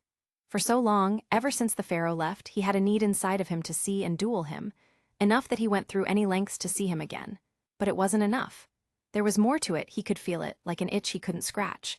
There was something inside, deep inside, that was trying to accomplish the impossible, not just see Pharaoh, but to get him back. He needed him back, and that need never changed. Scrape it, scrape everything that you can with his name. No one must ever know, get rid of it all. Kaiba heard the voices in his head, his past life. It happened more and more as he visited the afterlife. I know there's something I've got to do, but what? I have something I need to do, but what? Back to step 1, finding more information. Something would trigger Pharaoh to come back. Shizuka's apartment. Kaiba went over by the door but heard struggling inside. Sito, am I too late? / He went toward the open door and went in. 2 people had Shizuka on the ground. Not noticing his presence yet, he took the upper hand to get them off. No, grab the gun, the one who fought with him yelled. Slay the dragon. Slay the dragon? What were they spouting? Kaiba moved out of the way and prevented the man with the gun from using it. I don't think so. The other man was on the ground, beneath the trigger he aimed, but the other one started to head out. Now, why are you messing with Shizuka Kawai? We were here to slay the dragon, the man repeated. The dragon? What are you talking about? Kaiba pushed the trigger closer to his head. You really don't want to push me right now? Talk. The blue eyes white dragon, it's going to be reborn in her, the man said. It's close, it's coming, it's the second most important. Kaiba searched him, he didn't make any sense. He looked at papers on him trying to figure out what was going on. Sito, I knew it, this has nothing to do with trafficking. Second most important. Blue eyes white dragon, / he looked toward Shizuka, listlessly on the floor. She hadn't moved an inch since everything started. Still can't see. He knocked the man out in front of him. Fine then, you're coming with me. He picked her up off the ground by her arm, getting her to her feet. He moved her in front of him as they headed out. He closed the security back up. Hurry it up. He'd give Jounaocha a call and let him handle this mess for the information. Then he wouldn't have to get his hands dirty, which were kind of full anyhow. He took Shizuka downstairs, but she started to whine. Pull yourself together. This is no time to break down. He looked back at her. She was doing more than shutting her eyes. She was squinting like they were in pain. He needed to get her to the company's doctor. He kept moving her out toward his car. She didn't try to leave as he started the car. He glanced back at her. Be brave and face the world, even if you can't see it. He wanted to see her eyes. Jonauchi, she quietly whined, I need my brother. He's going to be a little busy here, kicking some ass for some answers that he was going to share if he wanted his sister back. Open your eyes. She removed her hands and tried to. It wasn't much longer than a couple of seconds, but it was long enough. Blue eyes, not just any regular blue eyes, light blue eyes, cerulean almost, the colors that stood out on his favorite rare cards that he never left behind. //Cedo, they are performing some kind of ceremony. Magic is coming back somehow to create the blue eyes. They want to kill her to stop it. Shizuka, she didn't act like her, did she? The woman in my dreams. In the visions, they looked nothing alike. Kisara had been pale and fragile, an outcast with how she looked. Shizuka had brunette hair and different eyes. She was nothing like that. Seto, damn, it's the closeness to the pharaoh, Anzu's spirit, Jonauchi's sister. That means Jonauchi and Yuyugi are both in trouble. Oh, and that troublesome pregnancy. If the pharaoh didn't come back, it wouldn't be just people killing his friends. It'd be monsters being reborn. Honda and Jonauchi could have a ball with the intruder. Meanwhile, he needed to see more about this.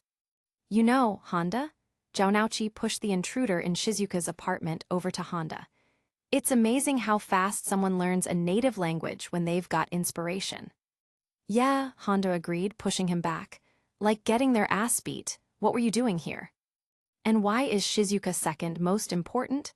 Jonauchi had gotten the lowdown from Kaiba. As much as he wanted to go and get his sister, these were the scum that were after his friends and family. Kaiba called it right too, these weren't Skezy's gang. He'd be glad to give the bossy rich guy information if it got rid of the threat. Why you pretending to be something you weren't? Information was still slim until Jonauchi pulled out something to change the tables. A knife. He grabbed him roughly. Do I look like I'm playing? I shifted lives and might have created irreparable heartbreak to my friends to keep them safe. This isn't any game, I want answers now. He never thinks of consequences either, Honda backed him up.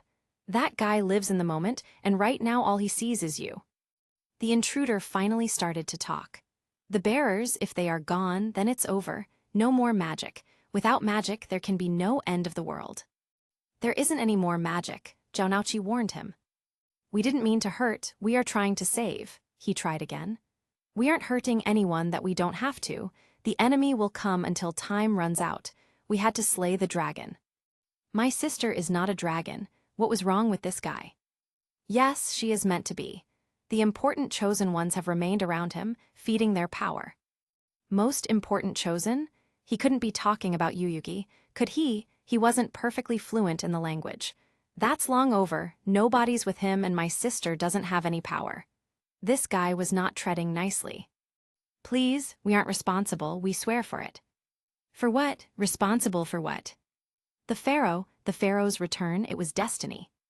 What? Adam is not coming back, you freak? Geez, it had been years, didn't people give up already? That guy was a good friend, so your mystic chanting and wannabe magic and dragons, it doesn't help your situation.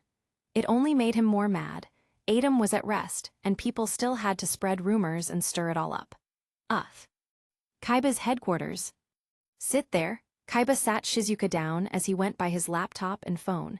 It shouldn't take long considering Jonauchi's reputation of handling things. He booted up his laptop and heard the phone. What do you have, Jonauchi? Kaiba listened to the obviously not happy man while he was getting the data on the one he found.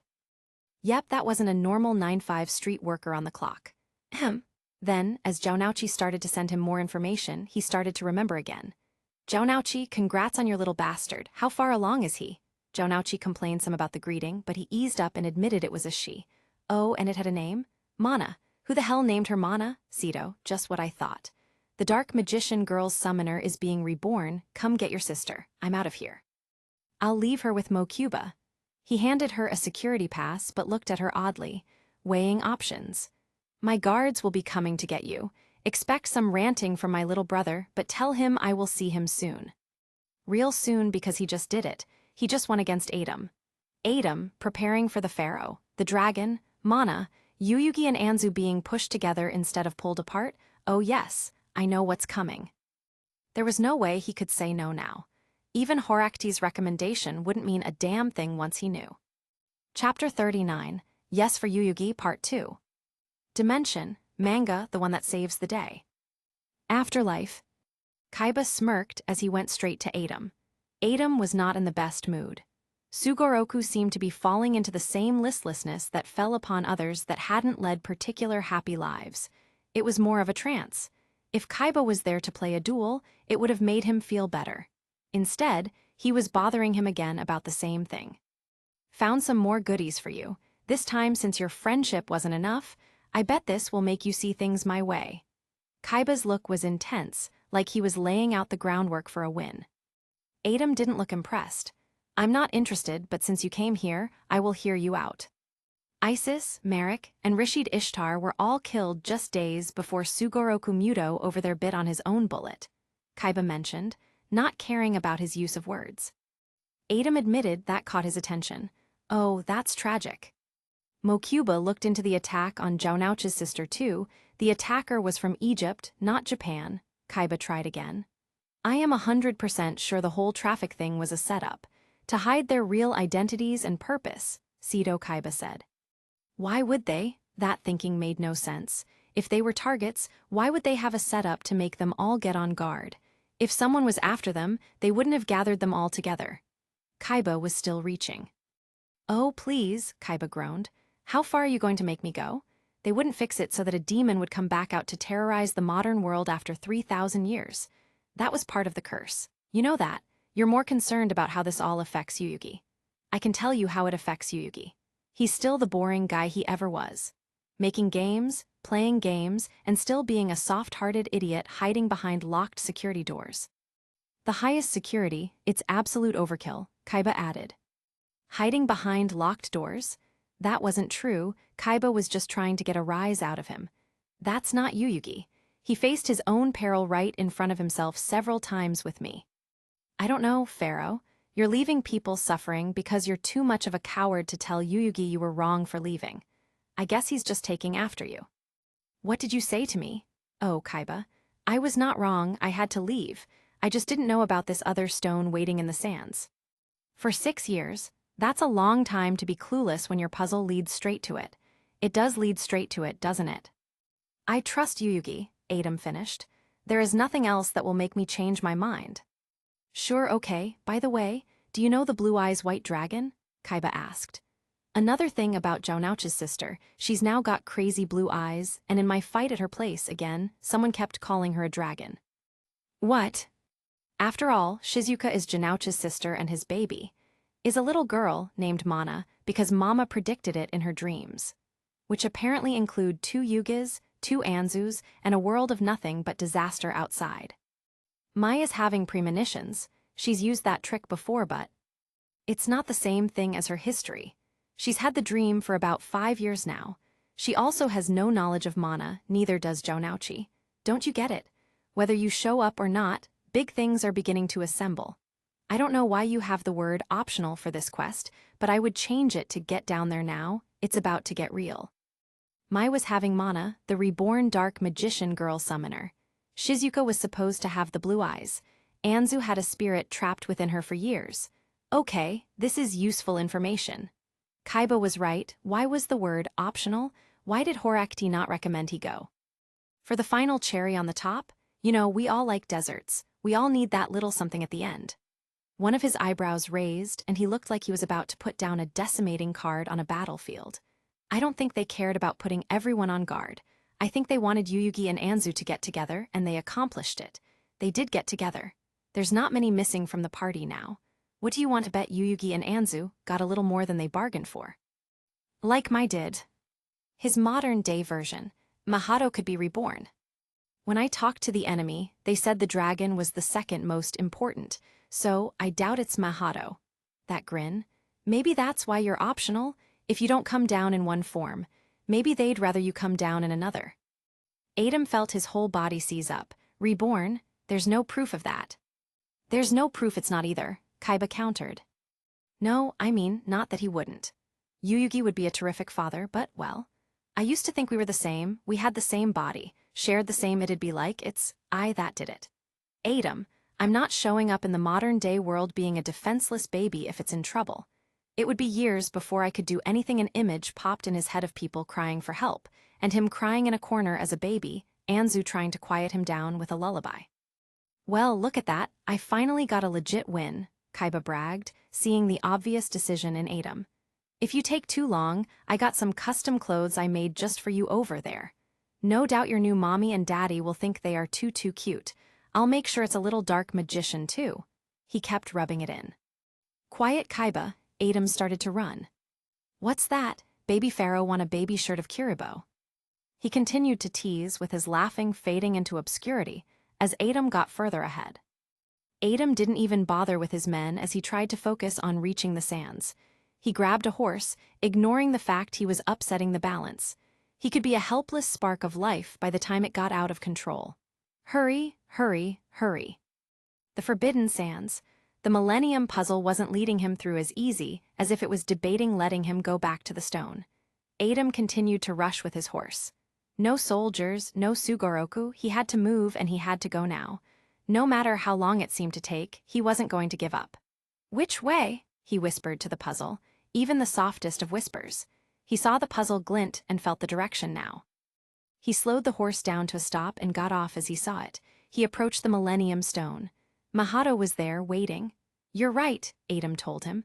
I could do nothing, but that won't be good for the world. Did he know of his part to play too? I don't have all the facts, just like when the Millennium items were created. No one has all the facts, but I know that this must be, one way or the other. There was no time for second thoughts, regrets, or even thinking about what he would do when he joined Yugi again. He just had to work as fast as possible, breaking the connection to the Millennium items once and for all. It's Spirit Adam now, or Baby Adam soon. Adam moved forward to the stone and placed in the Millennium Puzzle. Chapter 40, Yes for Yugi Part 3. Dimension, manga, the one that saves the day. Game shop. Yugi grabbed a beer. He popped off the top with a bottle opener, trashed the bottle top and started to drink. Damn, Yugi muttered as he took another swig. He moved around the room, seemingly trying to find something. Don't look for it. Yugi could feel his grip start to shake. // it's her decision, but in most cases. Jounouchi had called, and the source for the ones after them had been located. Once the enemy was located, Yugi knew from experience. It wouldn't be long before the enemy threat was taken care of. And then, Anzu would probably go back to America. Yugi pressed the beer bottle against his head. // I shouldn't, I promise not to yet. Yugi wanted to go back to her room. // her dreams versus your dreams, they aren't the same. No, I can't say that. She got mad about that because she doesn't know her own dreams. She's lost. Noticing her cat, Yugi went over by it. Usually he could bring it to her at night when it got loud. It ducked and ran. Damn. Will you just get over here? Yugi was trying too aggressively, but he wasn't in the mood to deal with the cat. He wanted an excuse to crack that door to Anzu tonight. Come on, kitty, just get over here. Then he realized what he was doing. I'm using a cat as an icebreaker to a conversation she isn't even ready for. Yugi backed away. No, just stay away, be quiet. He went back to his drink. // Yugi, a string of bad luck for her. I know I could give her another chance, but she won't accept it. This time, he started to move over to the cat food. When Destiny came, Yugi grabbed her. He took her over to Anzu's door and opened it. Your cat. Anzu was there, lying in bed but not sleeping yet. Thanks. Yugi went over and handed her back. Boy, she can get loud sometimes if she's not constantly spoiled, she teased. She looked back at Yugi. Is something wrong? Jounouchi found the real enemy, so Yugi took the chance to kiss her. She kissed back for a few seconds before pulling away. Anzu. I thought we were moving back to friends, Anzu said. Yugi, you can't. Once the enemy is located, it's just a matter of time before the situation is solved, no matter how bad it may seem, Yugi blurted out. I know that. I've spent enough time seeing those things in the past. From experience, it's usually just days. So? I can't ignore these overwhelming feelings, Anzu. I know I'm running out of time with you. The enemy is revealed, Anzu asked, confused. Then it's almost over. The apartment stayed covered, and we're all giving you a light spread to make do while you find a new job. Light spread. // Yugi. I'd give you the absolute world if you just stayed, if you go. If. I want you to make the right decision, Yuyugi said. Even after it's all over, you can stay as long as you need to. I want you to. Anzu turned away a moment. Holding out like that is just going to hurt you. I want you to take however much time you need to figure out what you want, Yuyugi encouraged her again. In the meantime, you can stay here. He took her hand in his. But all we really have in life is our memories, and I don't care if your stay is short or long. Anzu squeezed her hands over his. My mind says. Don't follow your mind, Yuyugi reminded her. Follow this. He took her other hand and laid it across her chest where her heart had been beating, rapidly. Last time I followed that, it was pretty scary, Anzu reminded him. It won't be scary this time, I'm prepared. Yuyugi opened his wallet for the protection. ///Yuyugi, remind yourself to thank Jounouchi, // no more scare, no more expectations, just something nice. He stole a second, more passionate kiss. Yes, please. Maybe she was caving. Yes for Yuyugi. She propped herself up on the bed by her knees, leaning against his hands on her chest with a bright smile. He got her. Yes for Yuyugi. Game shop. Anzu curled up next to Yuyugi in her bed. Me and my heart, I probably should have followed it last time I came to Japan. Remember that. Oh, do I? Yuyugi grumped. Jounouchi, I still haven't forgiven him for that. Anzu just smiled at him, big and bright. It would have helped if you spoke up. Not really, because you were going to be leaving anyhow. Yuyugi went quieter. I won't lie, it hurt. Jounouchi was teasing, but the thought of you bringing a husband with you. But I wanted you to be happy too. Yeah, I know, Yuyugi. Maybe if things turn around, I could start visiting Japan more often. They don't have to. I'd pay for the plane tickets as often as you wanted to come. Stay. You don't have to save anything. Whatever it is, I'd pay it.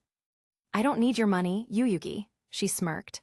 Are you sure you never planned on this kind of thing happening between us? She gestured to her double bed. Small space, but a double bed. Nah, just a hope, I guess, Yuyugi said. I hope you're happy. I mean, I'm not. I don't command. I'm just Yuyugi. Which is just perfect, she admitted. Just Anzu just wants just Yuyugi. But was just Yuyugi enough for just Anzu to stay? Several hours later in the game shop, Sito Kaiba came in as Anzu and Yuyugi were getting things ready for the day. He had a small box with him. Hi, Kaiba. What can we do for you? Really? Kaiba moved over toward the both of them, looking at each of them. No new visitor at all, Yuyugi Muto. New visitor? No, you're the first customer of the day, Yuyugi said. We don't hold cards anywhere on the premises, Anzu said, chiming her rehearsed part. The cards you see are just copy cards. Did you just really shell out some standard customer phrasing at me? Kaiba scolded her. Yep, Yuyugi told him. It's required of her. He shoulder bumped her. She's very good at her job. Yeah, 2 sentences memorized, employee of the month. Kaiba shook his head and put the box on the counter.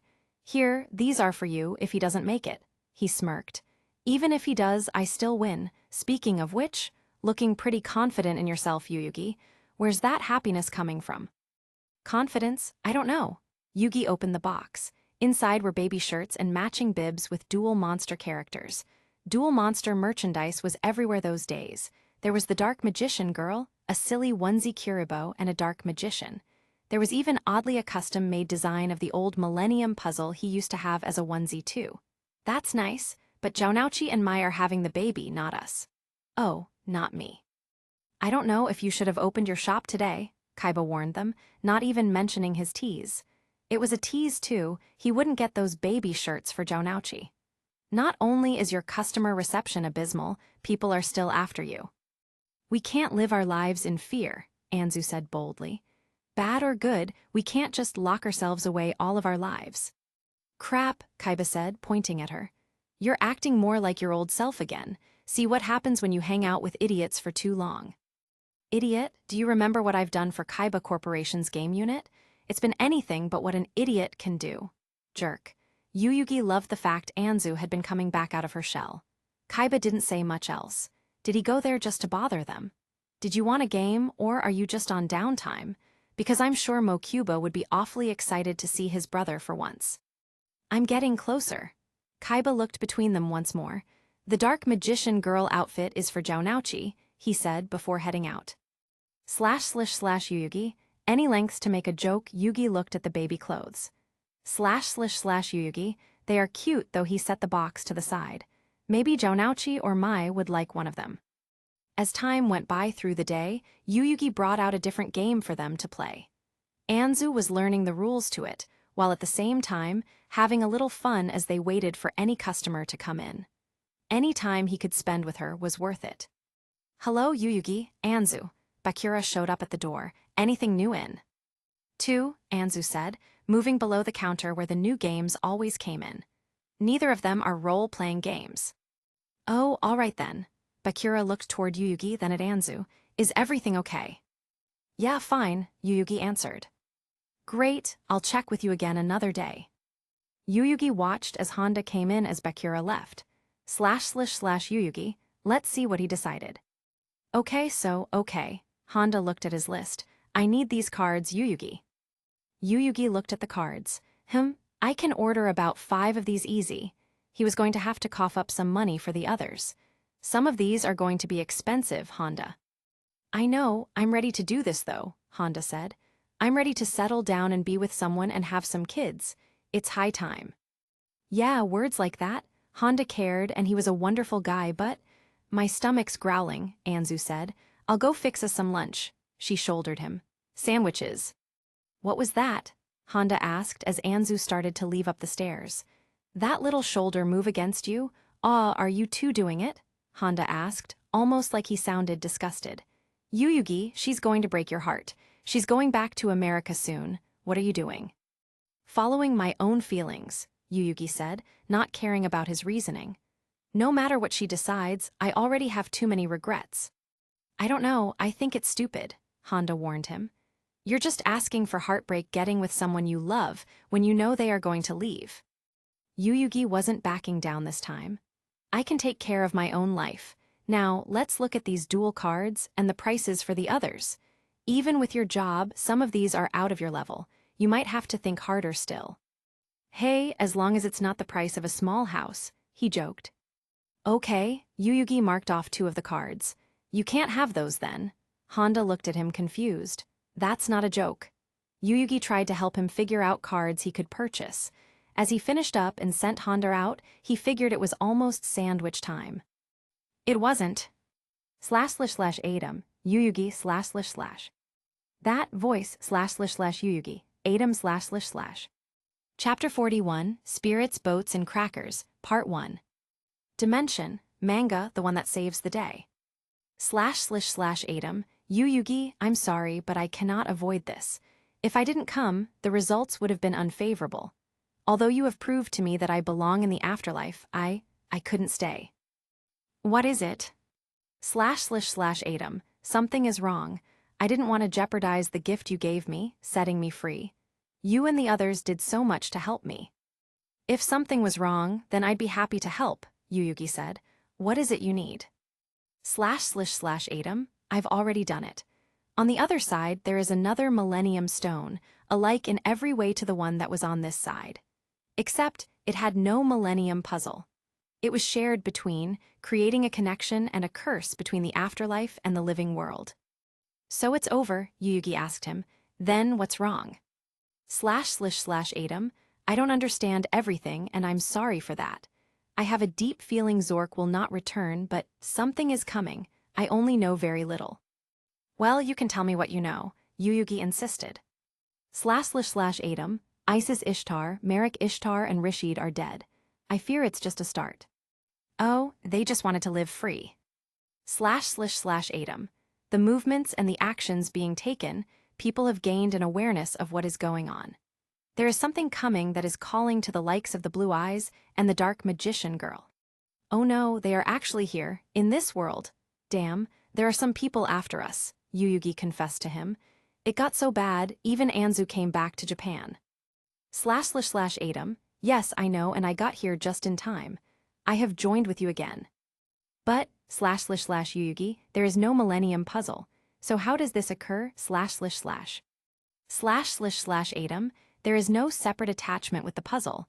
There is no way for me to take over your body. there is no separate soul room. I am now in yours. Just like Seisha, Yuyugi said. Oh yeah.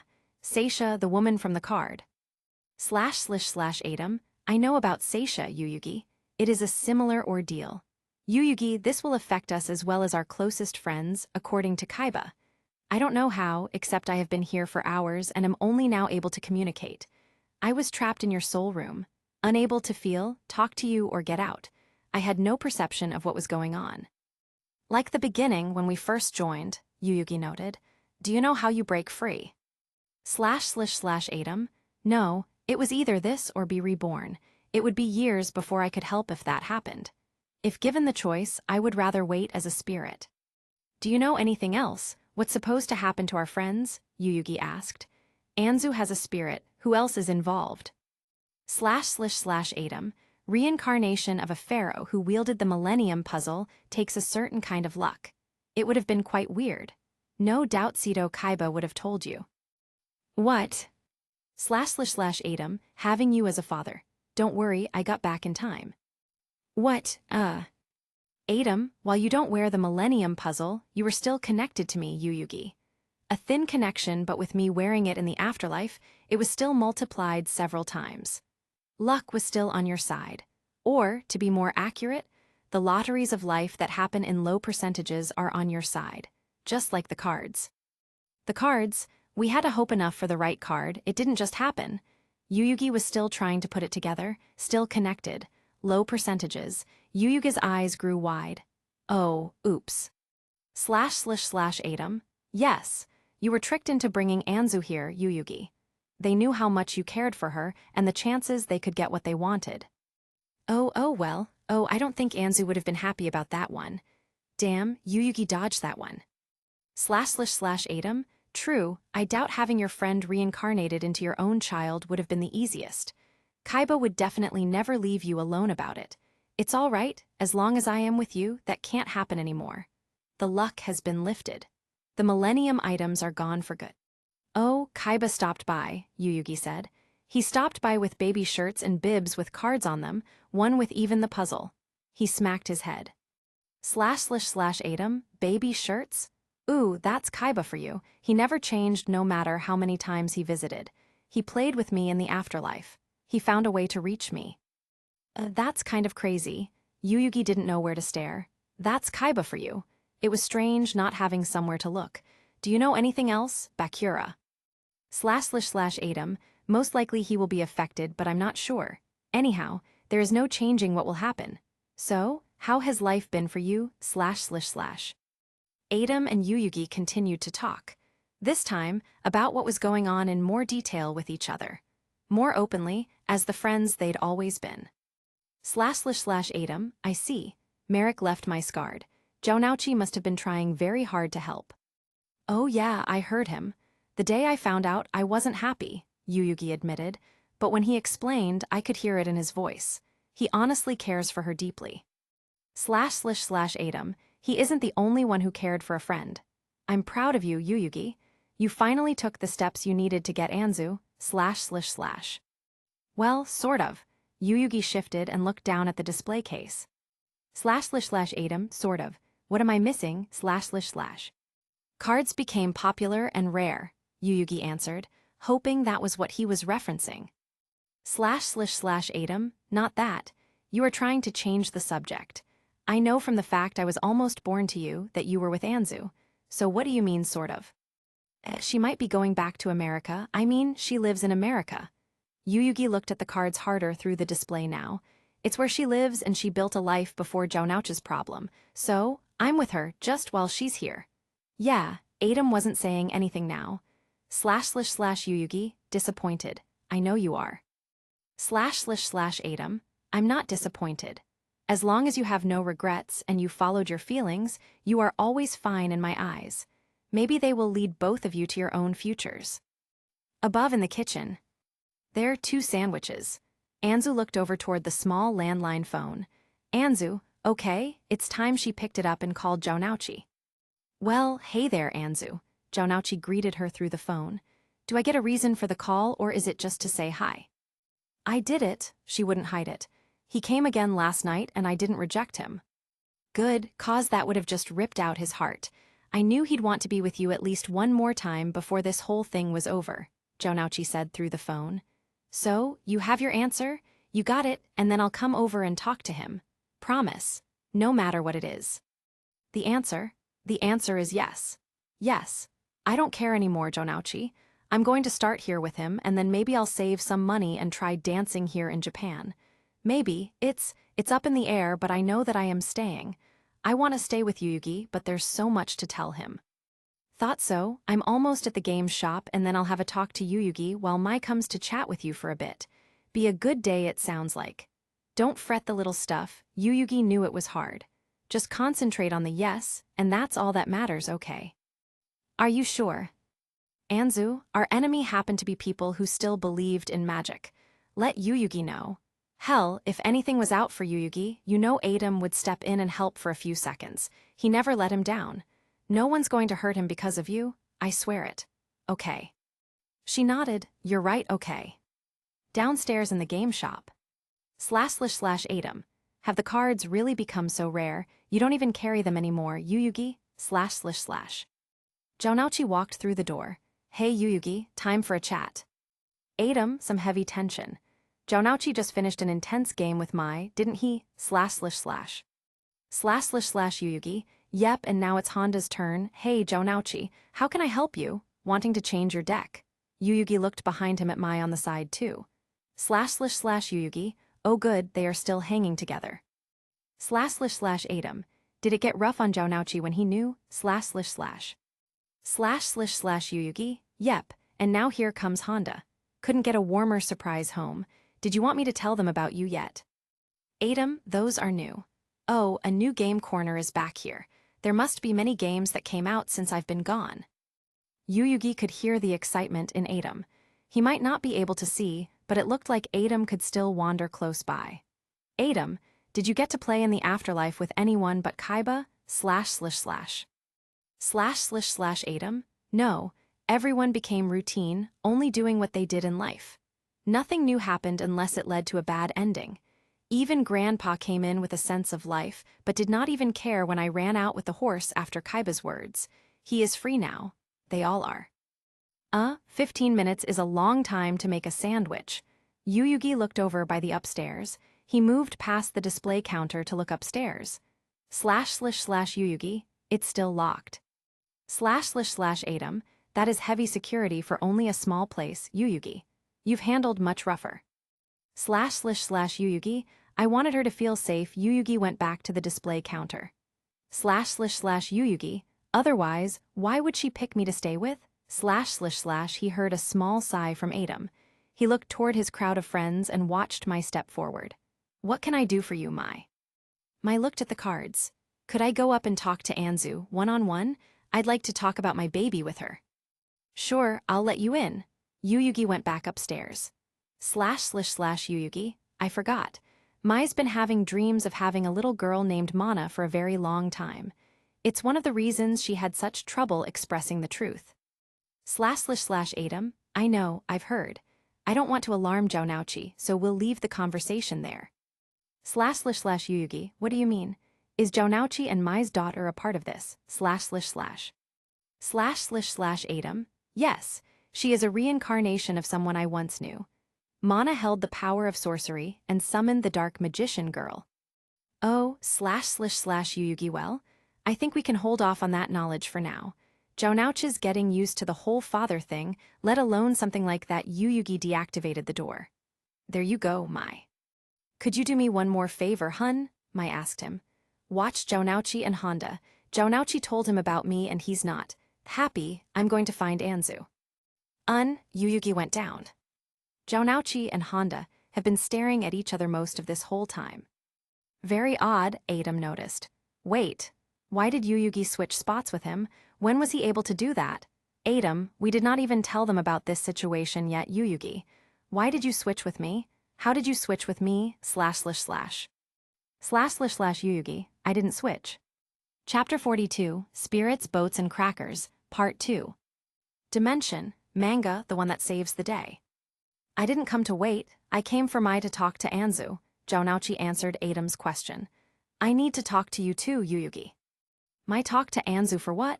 The heat in Honda's voice. She's never been good for anything. She's damaged goods, Jounouchi. For goodness sake, she's older than you by like 10 years. Drop her like a bad habit. She was damaged after Merrick's game, and I'm not surprised. You won't know 'cause you never played him, Jounouchi rebelled.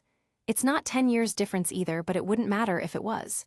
Don't judge my. I am telling you this because I care, Honda said. If I win against cards then, I get the honor of asking your sister about marriage, and you have to dump Mai out of your life. That bet will not happen. Adam already knew that. Adam, Jounouchi cannot hide it much longer. //Yuyugi, she is a touchy subject between them. Apparently, Honda knew about Mai's endeavors from Jounouchi for years. She wasn't being anyhow, she is just as touchy a subject as Shizuka, //. Jounouchi, Adam called to him, you need to tell him. Tell me what? Honda asked. Jounouchi's face moved to the side, almost framing his whole face away. I know, Yuyugi. He then looked straight at Honda. Mai's having my daughter. What? Honda was shocked. How long have you known? Not real long. So she hid it. It's more complicated than that, Honda. I had to win some cards to find out, but it's not how it sounds. Win cards to know? Honda looked at him with disgust. What's wrong with her? Look, she was just scared, so she used a card game to feel better, Jounouchi admitted. She dreams it's going to have brunette hair instead of blonde like us. It just scared her that I wouldn't believe it was mine if it turns out like that. Two blondes don't equal brunette. She told you that so that you'll play the daddy role no matter what. She's conning you, Jounouchi, don't you see it? Honda said. No, it will be mine. Shut up. Honda crossed his arms. Well then, if you really believe in her lies, I guess you can't get her out of your life. I never wanted her out of my life, Jounouchi corrected him. He looked toward Adam. Your expression is different, Yuyugi. Not feeling well, you okay? I'm not Yuyugi. Adam didn't want to pretend. Both of them were confused, so he'd keep it simple for now. My afterlife was cursed. It is now uncursed, but I am back with Yuyugi. Hey, Adam. Jounouchi called to him, a bright smile on his face with a thumbs up. Good to see you. Adam also gave him a thumbs up. Good to see you, Jounouchi. Hey, Adam, this is a little unexpected, Honda said. How long are you with Yuyugi? An untold amount of time, Adam admitted. Is it the same as last time? Honda asked. I don't know. Adam, there are certainly some big differences, Yuyugi. Can you take control back / Adam waited. Adam, Yuyugi / Yuyugi, I tried Adam. I can't change either. What is this? Is there anything else you know that might explain this / So Yuyugi already told you about everything between me and Mai? Jounouchi asked. It's tricky, but I'm supposed to be talking to Yuyugi while Mai has a friendly chat with Anzu. Mai couldn't give one decent tip to Anzu. You have to be decent in the first place to do that, not the Night Duelist. Honda ripped on Jounouchi. I'm afraid that for some reason right now, we can't change, Adam admitted. Huh? Jounouchi looked at his watch. Just in like the last 3 minutes, it's exactly noon. He looked away from his watch. That's different. You can talk to Yuyugi just fine. Yes, Adam said. Well, then I better stick around to see how long this adjustment to each other takes. Jounouchi gestured upstairs. I'm gonna go see Mai. And Honda, you can, go to hell if you don't back off. He glared at him. Don't call her that again or I'll kick your ass, friend or not. Her actions made the name for herself, Honda reminded him. So are you going to be popping the question to her? Honda shook his head. I don't see how this could happen. How do you go from helping someone not rent themselves? It wasn't rent, she didn't do that. To making them do exactly what you were setting out not for her to do. Honda smacked his head. You were supposed to help her, Jounouchi. You said you were helping her. This whole time, you swore you were helping her, not gaining from it. Oh, you son of a. Enough, Adam's voice rang clear through. They didn't even touch the subject of Shizuka and they were this bad. You two are friends. Everything that has happened cannot be changed. Do not make enemies out of each other because of these disagreements. Yeah, I know, it's tough, he eyed Honda. Look, he's right, just understand, okay? It's baby steps with Mai. It's baby steps regardless, Honda said. Fine, I hope you know what you're doing, Jounouchi. That was a little better. We will let you in now. Adam left the counter display and headed up the stairs. Yuyugi gave him the code and they went in. Adam saw a cat in the kitchen area, but no Mai or Anzu. Mai, the house was never that big. Hey Mai, Jonouch's voice started to sound nervous. Mai. Oh no, Anzu, Adam called out, this is not good. Those Kaibas and their lousy technology. Jonouchi ran to a window and busted it open. The alarms went off. Honda, Jonouchi, and Adam all drove together searching desperately for them. Are we sure that it was only Egyptian people? Honda asked. Is that the only key we got? Not a group, nothing, just people from Egypt? Skezy was a setup, right? He's not involved too. Dwelling on other negative thoughts will not help, Adam said as he scanned out the windows himself. Yuyugi had gone quiet after a time, his concern for Anzu causing him to cry deep within. Now, he was utterly silent. What was Mai coming to talk about? Maybe that would help. Yuyugi come back, Jonouchi asked.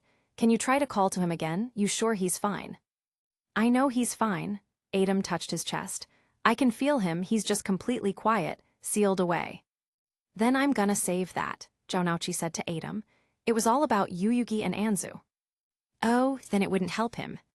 Kaiba's company has got pictures of everyone from that house, and it's practically starting to own Domino City. So why haven't they detected these kidnappers yet? Honda covered his head. I've got a bad feeling. Someone had access to the security codes to do that. They were trying to stop my birth, Adam revealed to them. Jaime Honda, what? Honda screeched. Your birth. I'm with Honda, what the hell are you talking about? Jonouchi asked. Anzu and Yuyugi. Yuyugi was still attached to the luck of lower percentage of the puzzle. Adam began to explain. This setup was to get Yuyugi and Anzu together. It could have been to try and pull me out of the afterlife into a new beginning. Luck of lower percentage? So wait, the fact Yuyugi used protection is the cause of this whole thing? Jonouchi was starting to figure it out. Well, crap, he was safer the other way around then.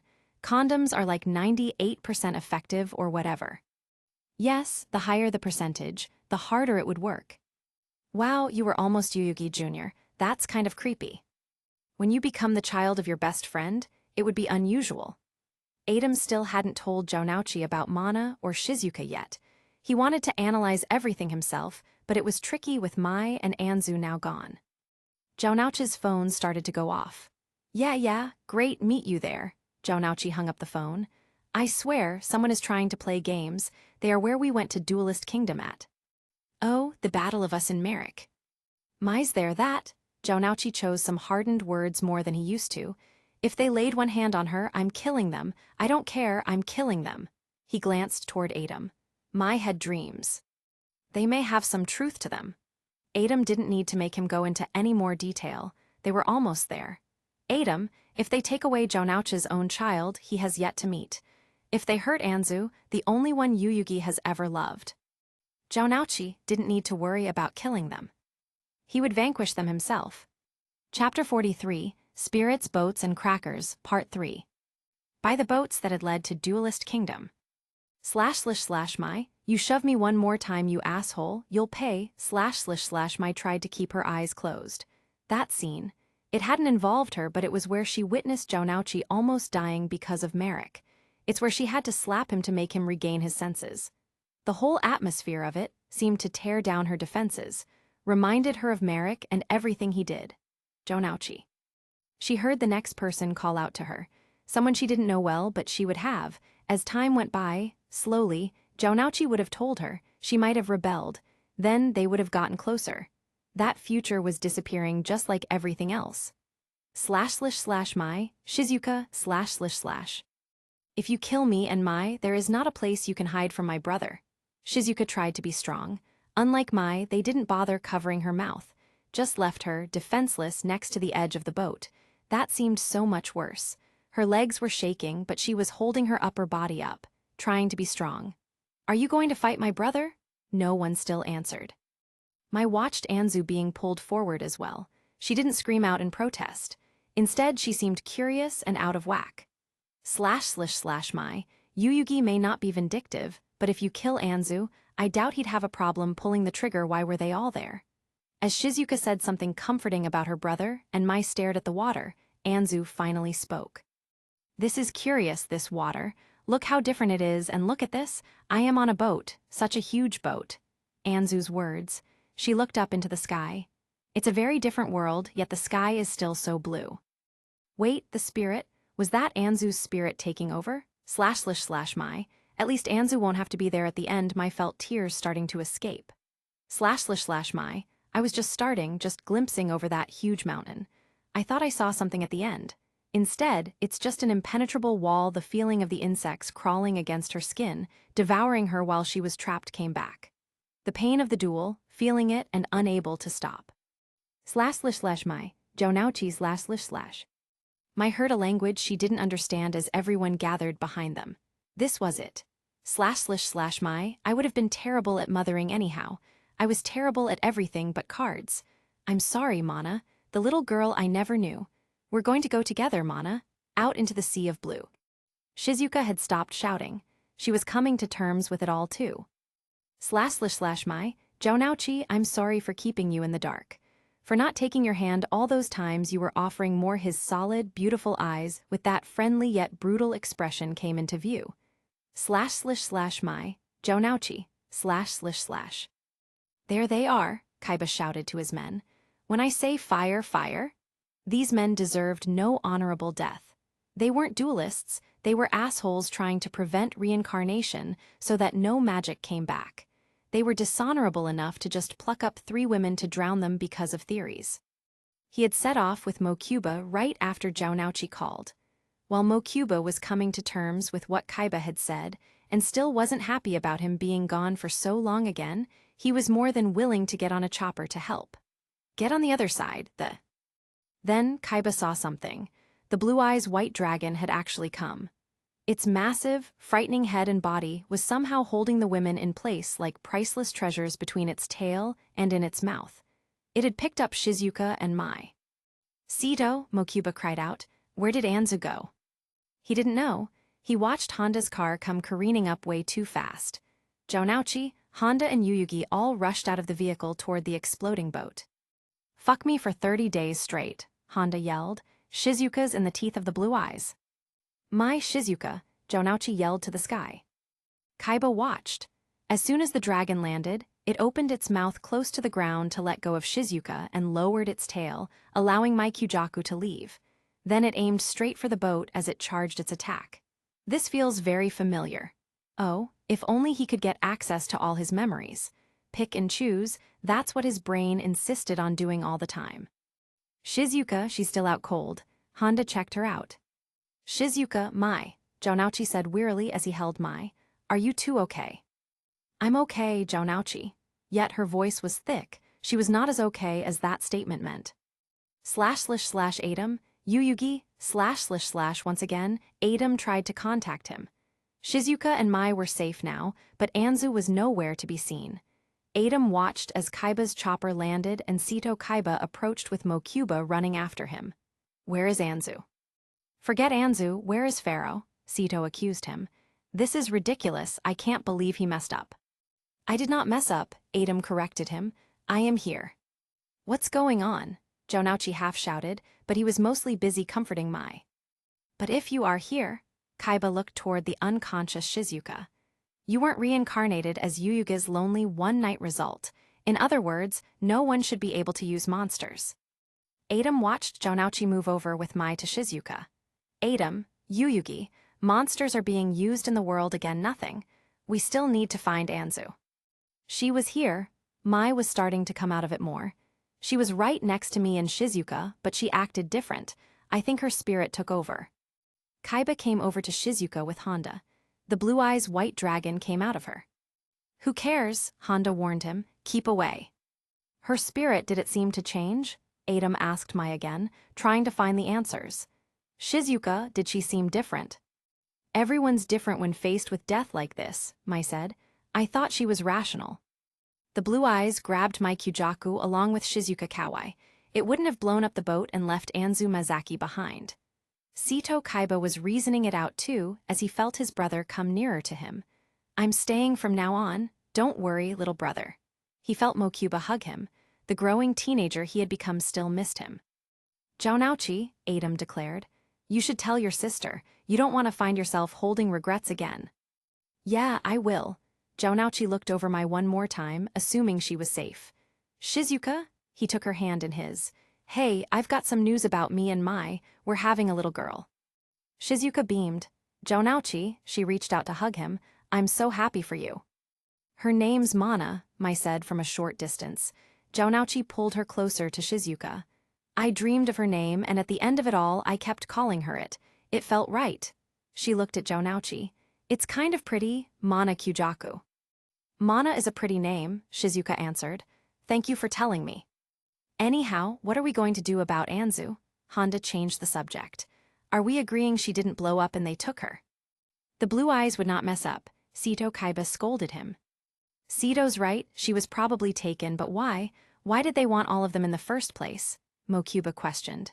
"And where did the dragon come from?" Jaunouchi's phone started to go off. He answered it. "Okay, is she okay? Gotcha, on the way." He hung up. "Bakura's got Anzu." "Bakura? No." "Ryu Bakura, Adam. He just phoned to come pick her up." "What's she doing with Bakura?" Honda asked. "She was here and now she's with Bakura." He looked toward Mai. "You said she was here." "She was here, I saw her," Mai defended herself. "I know I saw her. Shizuka must have heard her. She wasn't bound or tied." "Then how'd she go?" Honda kept going against Mai. "Bakura's home is far away." "Hey, I just had a freaking dragon pick me up, drop me off like a nice valet, and decimate a boat," Mai reminded him. "Anything's kind of possible right now in my mind." Adam wasn't getting involved in the scuffle. Yuyugi was not in charge, but he knew Anzu meant the world to him. Scuffle siding was not what they needed to do. He took the passenger seat back into Honda's car. It was tense in the air, also crowded. Honda's car had no more room. They had expected to get Anzu and Mai, not Shizuka as well. Adam waited while they sorted it out. Kaiba contributed. "Shizuka Kawai, get on the chopper with Mokuba and I." "Why?" Jaunouchi and Honda said almost at the same time. Shizuka responded, though, by following Mokuba. "I don't like that," Jaunouchi looked at Honda, "any more than you." "Fine, then I'll go," Mai volunteered. "Don't like that either," Jaunouchi said. "Baby mama getting on a chopper with Kaiba and goons, like it less." "Guys, let's just get going then." Mai got in the back. "Pretty sure you're pissing off the pharaoh by now." Jaunouchi got next to her, leaving plenty of room for Anzu when they got her. //Adam, why is Bakura with Anzu? She was here according to Mai, and I don't doubt that. He sat next to Honda as they drove out. Chapter 44, Spirits, Boats, and Crackers, Part 4. Bakura's apartment. //Bakura, offer her some snacks. I have fruit in the back of the refrigerator and some crackers. I think I have an apple left too. Bandit King, I'd rather offer cold death //. Bakura, if you try anything.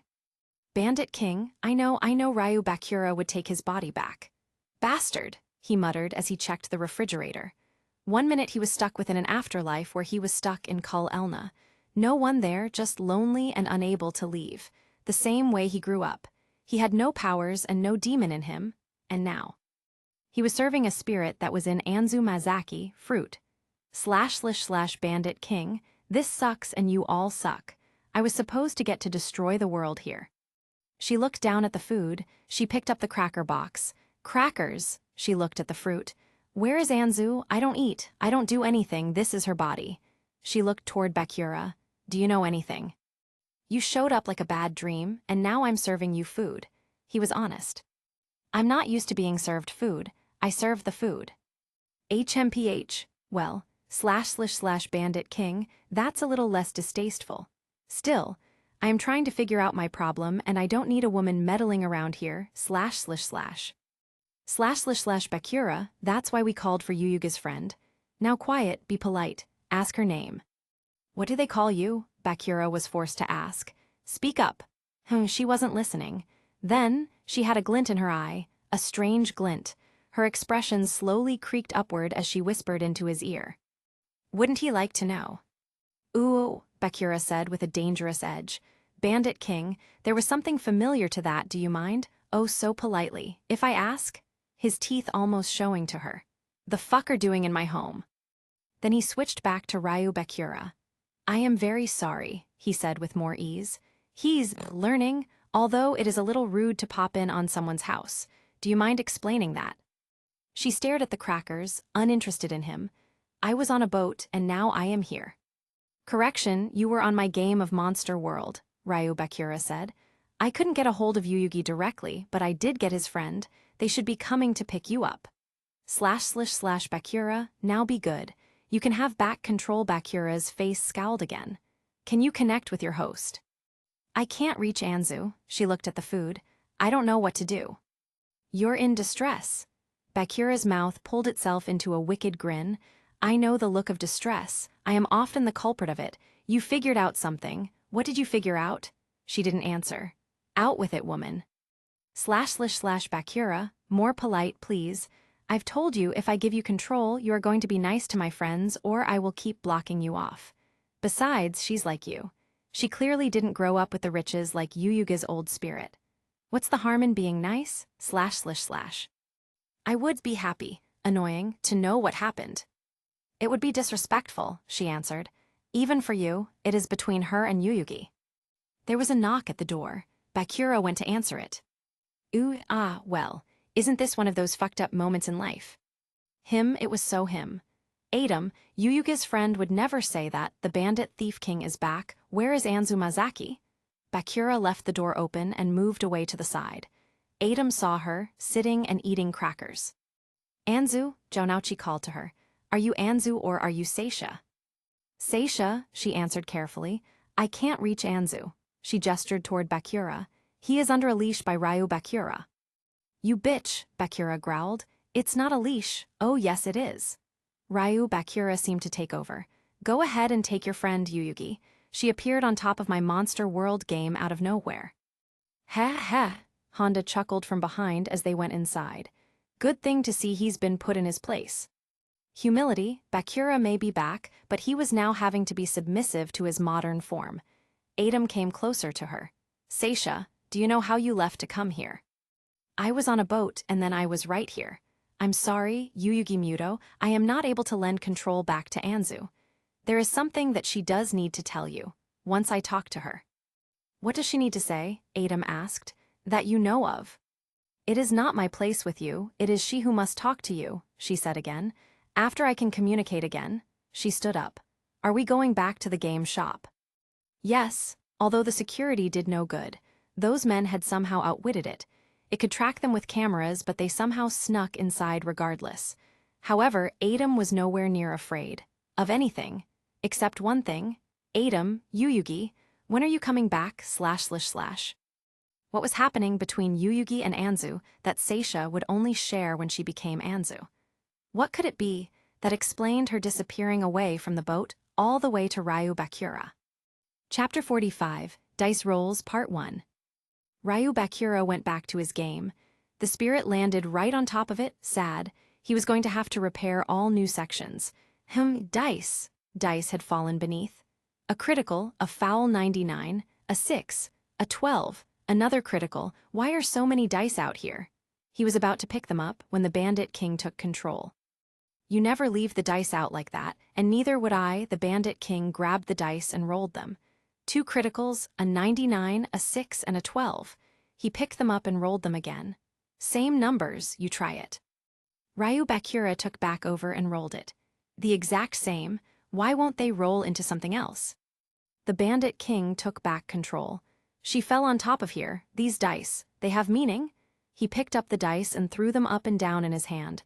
"Everything that is happening." He held the dice tight in his hand. "Would you like to know a secret about Egyptian gods?" //Bakura, what secret //? "They like games." He let the dice fall. The same numbers appeared. "Good or bad, everything is fun with a game." Ryu Bakura took back control. "I'm going to call Yuyugi. Maybe they will be helpful for him."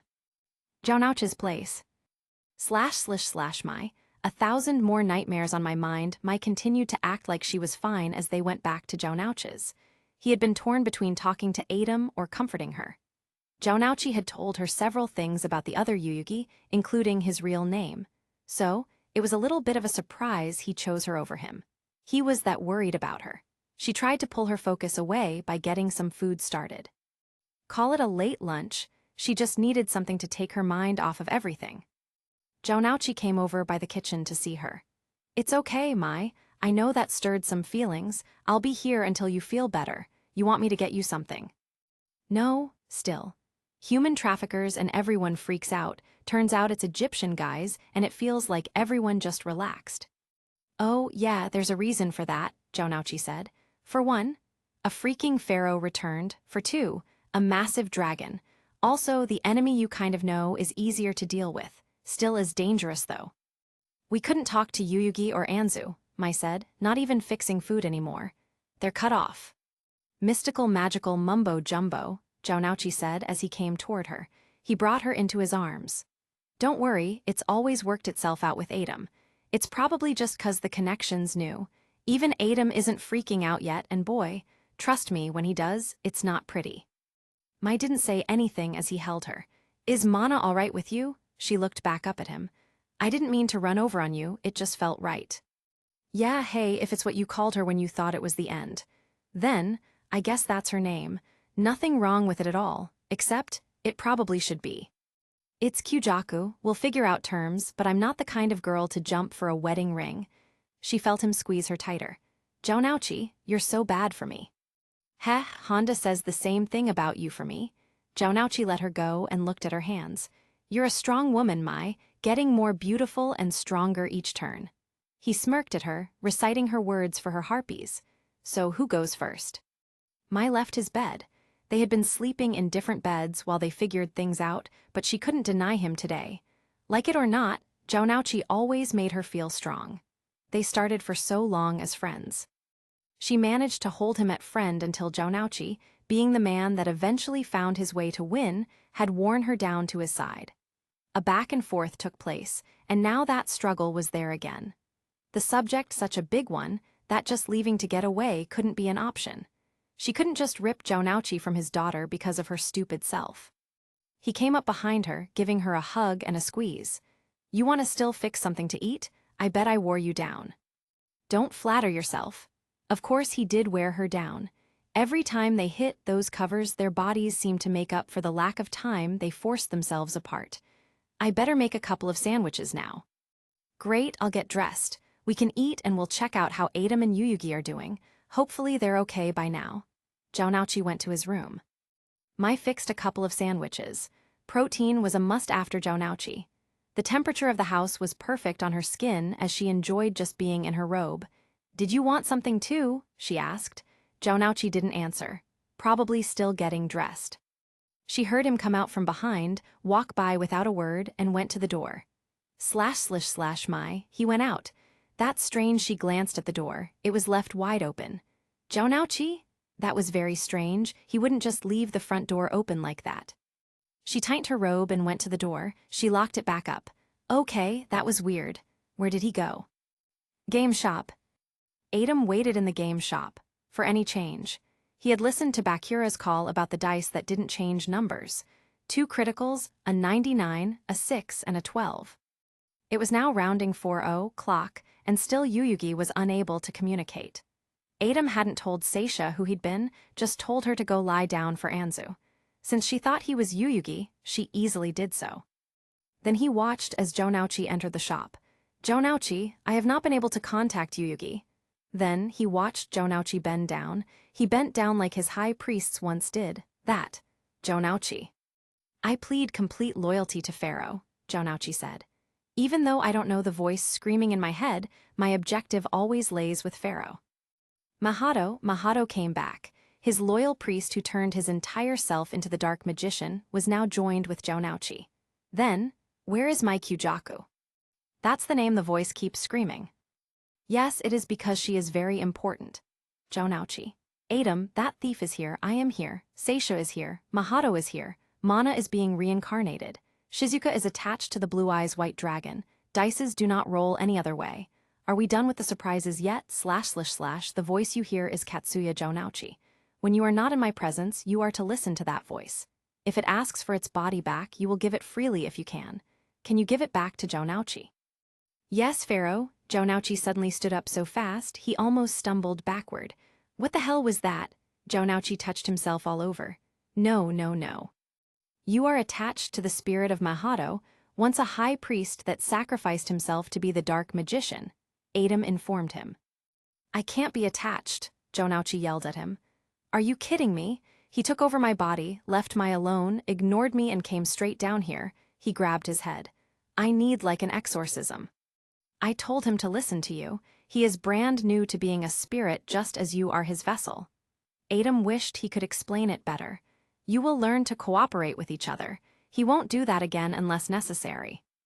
Adam, Jonauchi struggled. What the hell? I don't know, Jonauchi. Remember, the facts aren't clear. I still cannot connect with Yugi. Seisha has lost contact with Anzu. Have you heard from Shizuka? Yeah, she swears Kaiba took care of her. Still, there was panic in Jonauchi's voice.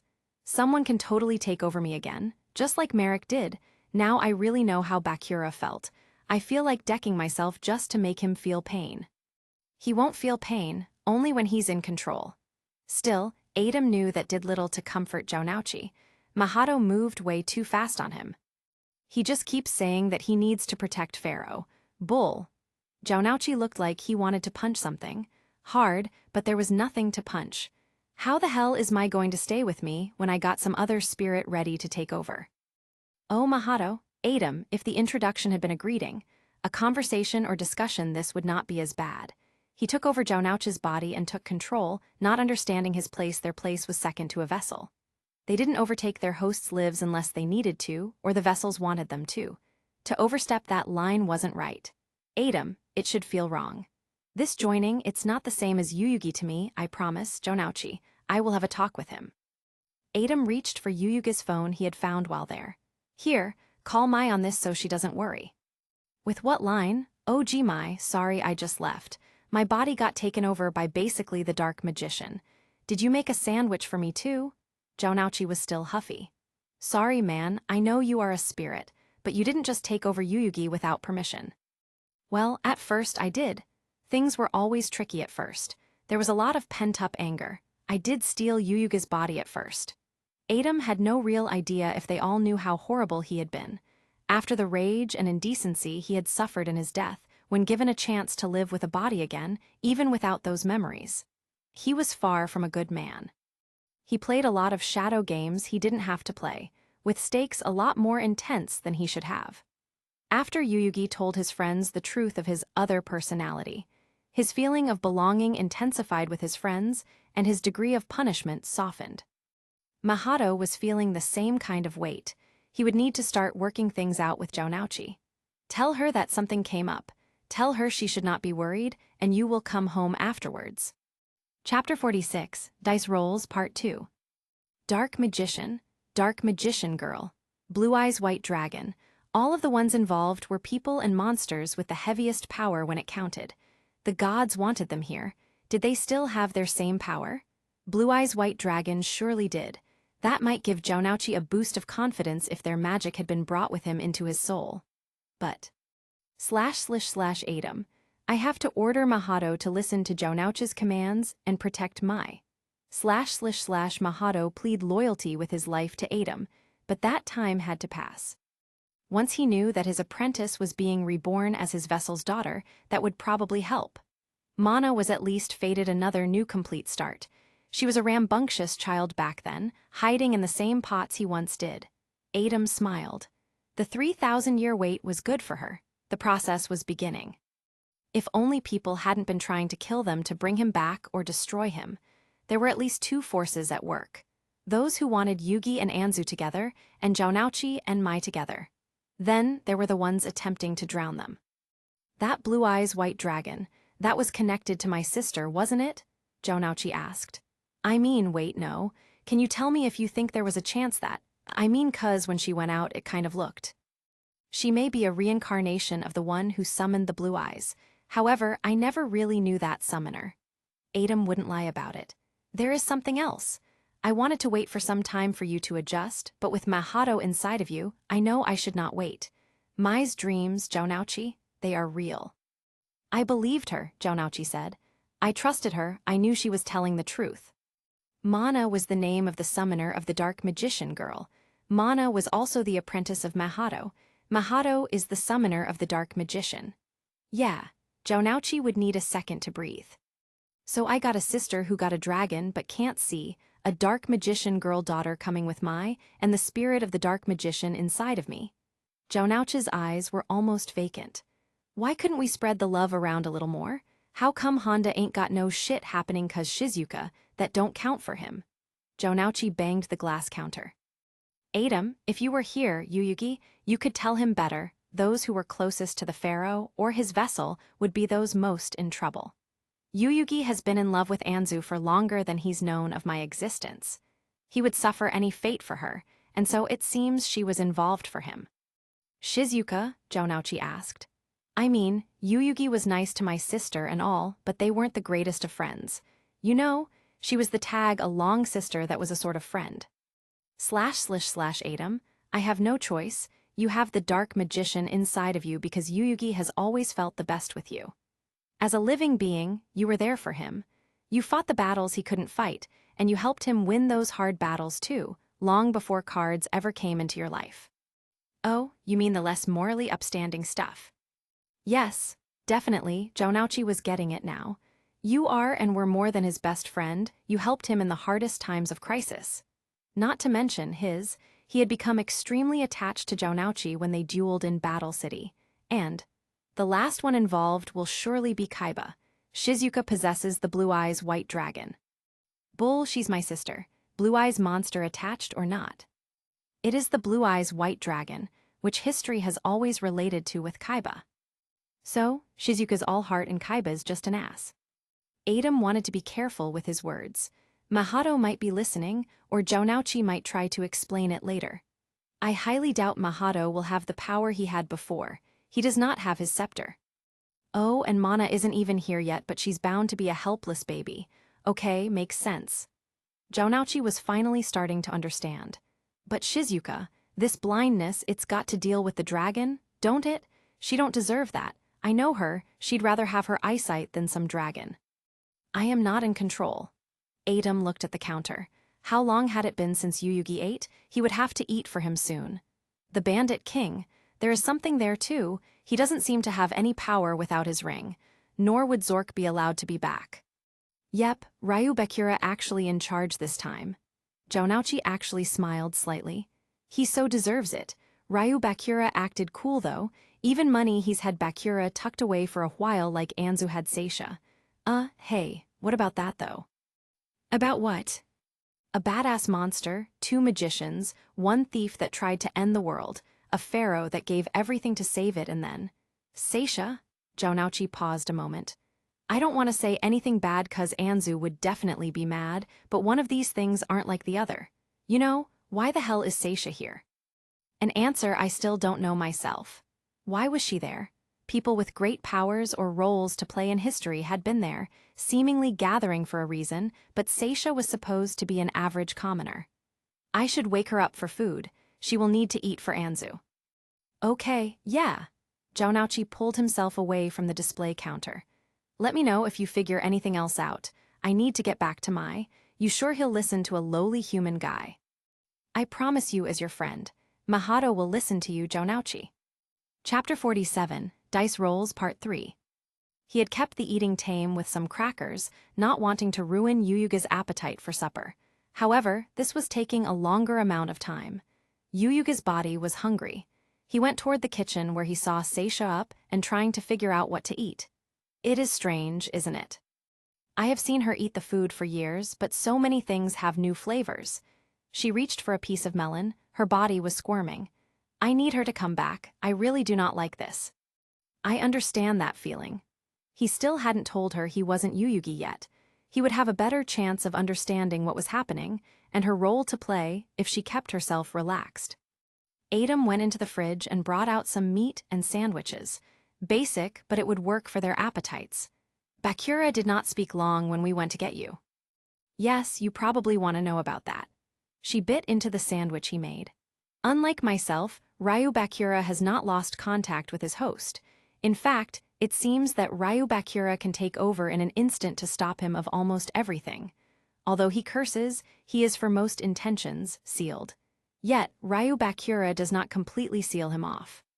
Why, if Ryu Bakura could seal him off for good, then why let the bandit king through it all? He doesn't feel the same amount of evil. He's convinced that he's only stuck like Merrick, trapped inside of the grief and torture of losing his entire family at Kul Elna. He said his afterlife was nothing but hanging around a vision of Kul Elna. Nothing to do, but no torture as well. Sealed off from the evil, yet hatred still within his heart. Like Merrick's evil and good side, you weren't detected even when Merrick took control of Anzu.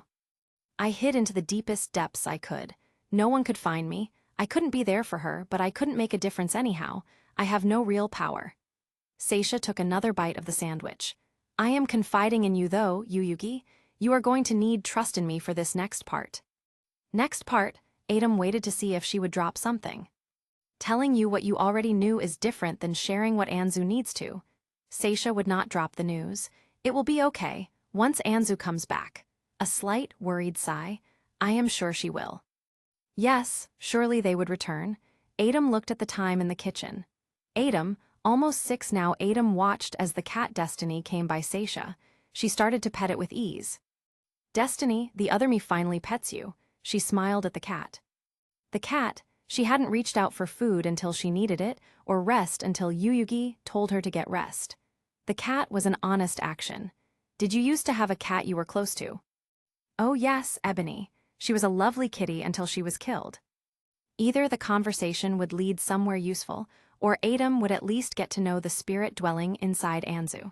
She was killed. What happened to her? Oh, several neighbors were killed the day I lost Ebony. I think it was the day I went too. I'm still unsure, Yuyugi. Her memories were lost of the end of her life, but there for the rest. / Adam. I know that she was the wife of the man who I pulled to the throne to speak Seisha. I would really like to know more about your past. She crunched on the sandwich harder. Yuyugi Muto, Anzu said what she said. She isn't getting any more than that, and neither are you. Suddenly, her eyes almost grew cold. I tolerate you for Anzu. You are very good for her and you care for her. That, however, has nothing to do with me. / Adam. Well, now isn't that interesting? She had some kind of spark against Yuyugi. / She didn't share anything extra about her past but the bare facts. Many pieces are shrouded in darkness. Is your end still shrouded in darkness? She didn't speak, she didn't move, she didn't eat, she didn't use any words, no answer. Which was the answer? You are not a basic commoner. He'd never heard of her, he'd never seen her. Yet, she wasn't a random civilian in Egypt. He could tell from her actions, she was hiding something. / Yuyugi, Adam / Adam, Yuyugi, finally, you were worrying me, I could not reach you. / Yuyugi, yeah, I've been here but I couldn't reach you either. I'm stuck in I guess the sole room we share now, there's no other rooms, it's much more massive though. Strange too. Anyhow, how is Anzu? / Adam, you could not hear or see or sense anything either, just like when he came back last time. Can you switch yet? / Yuyugi,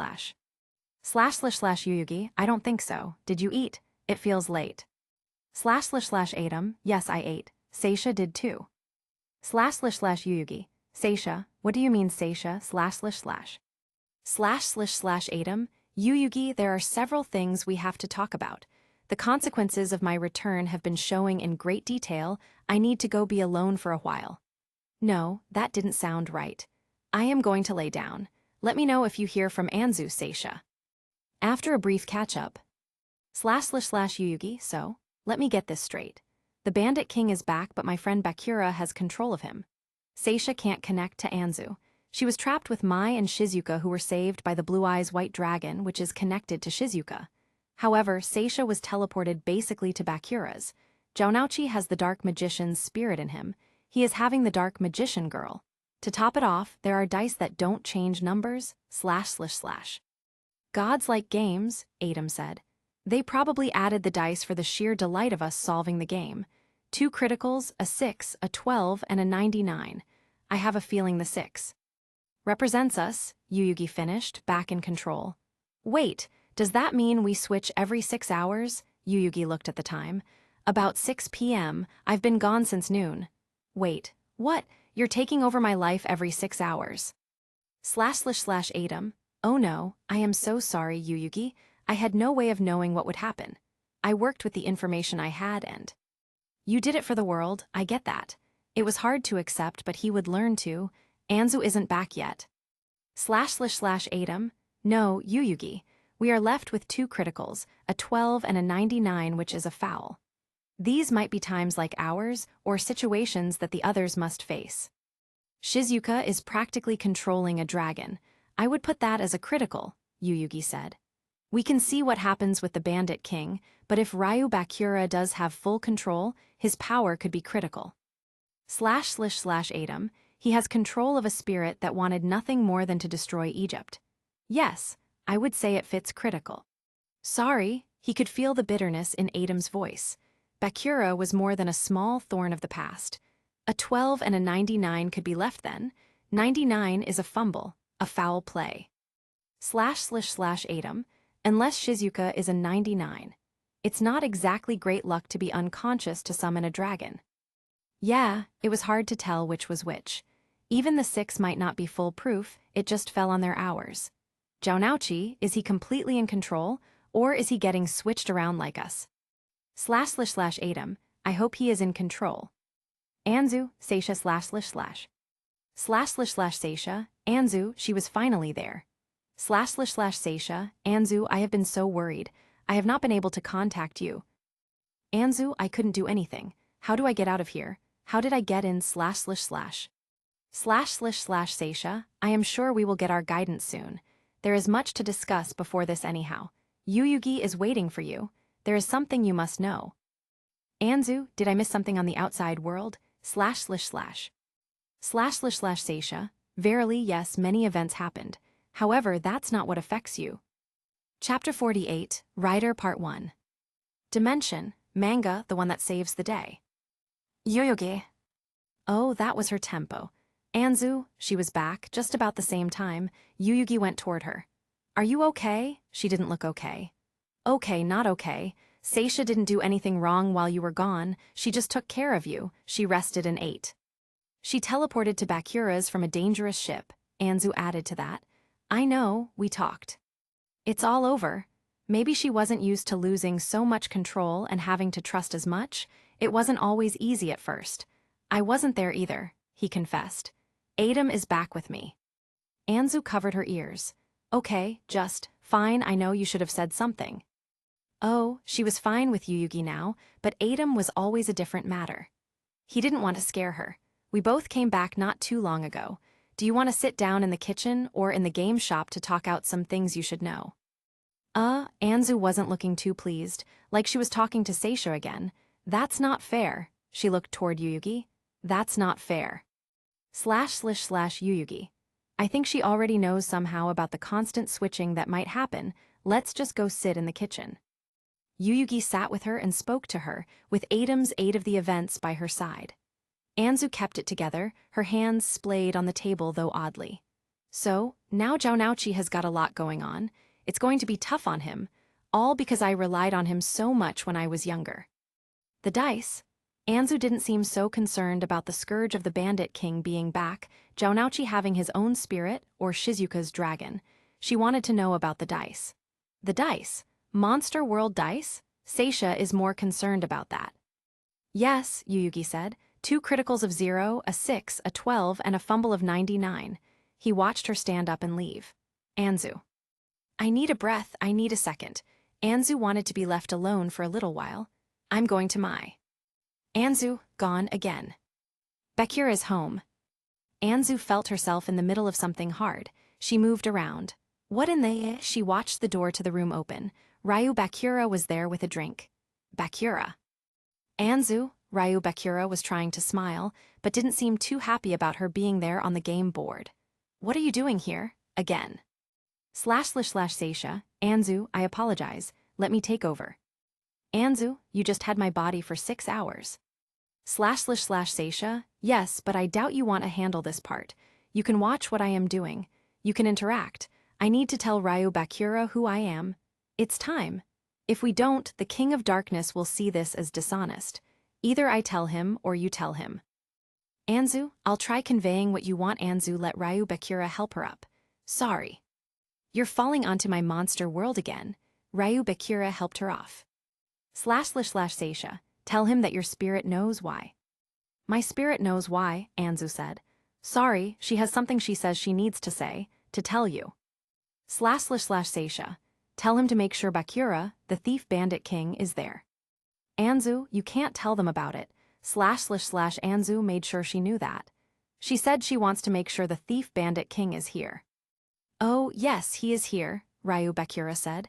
I don't give him much breathing room all the time, but he's always here. Why? //Seisha, tell him I am the only passenger he knows. She said she was the only passenger he knows. Ryu Bakura's face suddenly twisted, looking sinister and odd. I have no idea what that means. The name. Seisha, Anzu said. I don't know it. //Seisha.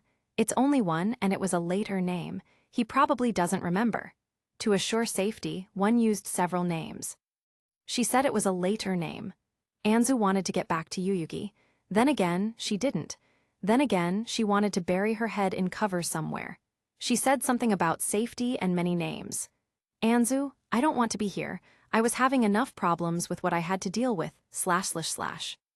//Seisha, I will not do anything against your wishes, Anzu. Please, rest and let me deal with this. I promise. I can tell that you don't want to be here. It will be okay. Good, Anzu was finally resting. Seisha smirked. I better not get too familiar again or I'll cause problems for my host.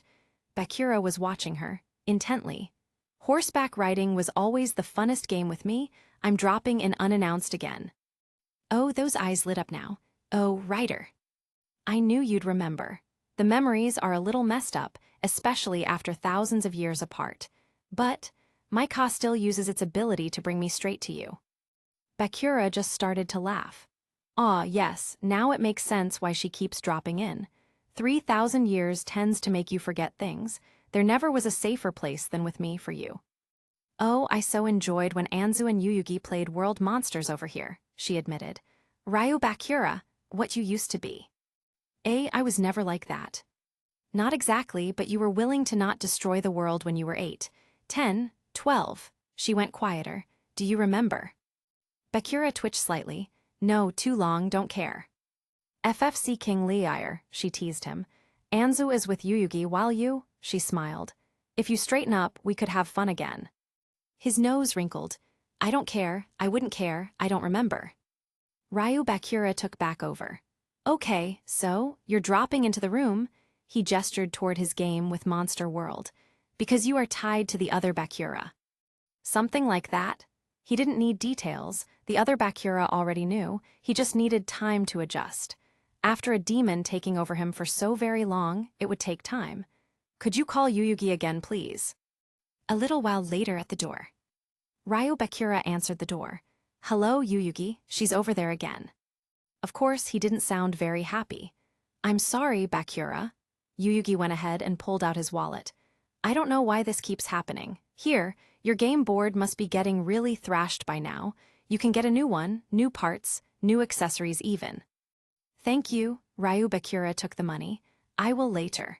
After this whole dropping in on my game world quits. Yuyugi went in and saw Anzu over in the corner. Anzu, hey, are you ready to go home? I believe that is still the spirit, Ryu Bakura told him. Anzu is not wanting to respond to anyone. Is there something different about you, Yuyugi? Pharaoh's back, surely he knew that. Okay, good night, Yuyugi, try not to stress her out. I'd like to actually sleep tonight. Yuyugi couldn't promise that. He didn't even know why she kept transporting there like that. He took her back home, not questioning her spirit yet. Well, he had tried to question her once. Her only response was when they were safe back home. Game shop. Do you want something to eat? It was getting later. Anzu. Her stomach says no, still Seisha. You kind of had a hold of her for 6 hours, Yuyugi pointed out. I'd really like to ask her. //Yuyugi, why after such a big fright did Anzu keep relinquishing control? Is she holding her down? //. //Atom, I don't think so. She was bothered by this whole moment. We know it has to be something large that Anzu doesn't want to face, because of coming back. I am still responsible for the disruption in everyone's lives. //Yuyugi, everyone who is involved understands. Whatever this is, we can get through it. //Adam, ask her about the thief bandit and monster world. If she is here, maybe that will break the ice. This clearly wasn't a one-time event. Okay, you can't tell us. Slip up. You can't tell me or my friends about Anzu. Recovery. What about you? Do you know why you keep returning to the game of Monster World? Anzu should speak first. This isn't connected to Anzu, Yuyugi pushed. Look, you're a spirit inside of Anzu that does remember the past. I think it could really help everyone if you explained more about who you are. Her eye caught his. Everyone else involved was a monster or involved in taking over or saving the world. So, you can't just be no one. She grasped her hand in midair with her eyes closed, like she was talking to Anzu. Fine, the truth is I am a commoner, I was no one special. But, she looked toward Yuyugi, I was a friend with someone special. Chapter 49, Writer Part 2. Dimension, manga, the one that saves the day. Ancient Egypt. 8 years old, traversing the desert, and doing her best too. There it is.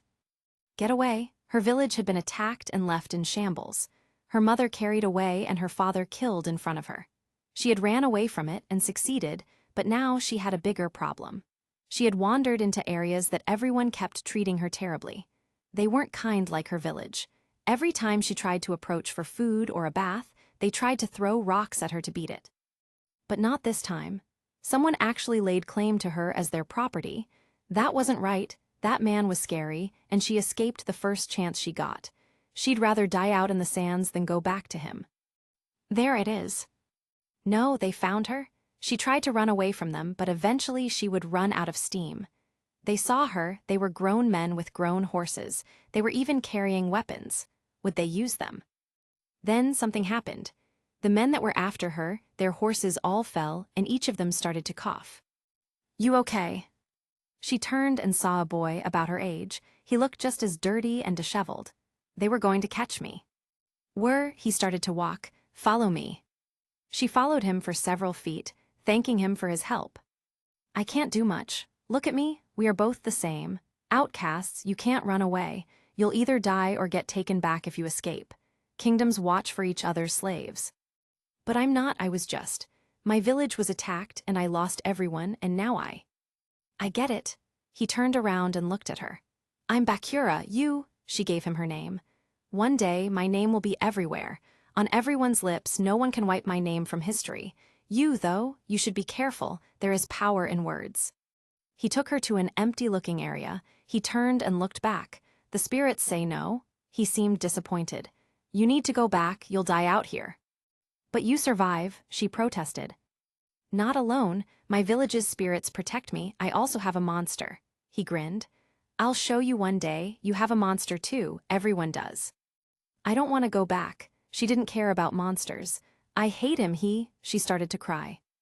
Bakura came over toward her, placing his hand on her back. I can do something, for now, come closer, you can't stay, but the village will help. She walked a little closer and felt gusts in the wind. Bakura was looking at something above them. Without spiritual power, you can't see it. He looked at her with a toothy grin. But it's amazing. The wind died down around her. She looked around. What happened? We're going to help you to find a better master. Her heart kept skipping several beats as the young boy was charging a horse into the town she had escaped from. Although young, he knew how to ride his horse well. Considering he had village spirits protecting him, she assumed they helped. Which one was it? She pointed out the mud brick place in the middle, the one with 2 levels. Is he the only man there? Yes. Good, they rushed by it, and she clung on as she heard a terrifying scream. Now you are dead and your slave is mine, he yelled as he dashed off.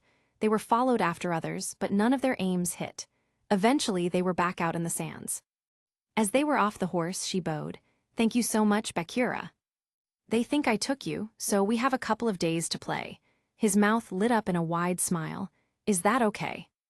You saved me from someone who would hurt me and gave me a second chance. She grinned. Of course, as long as you want.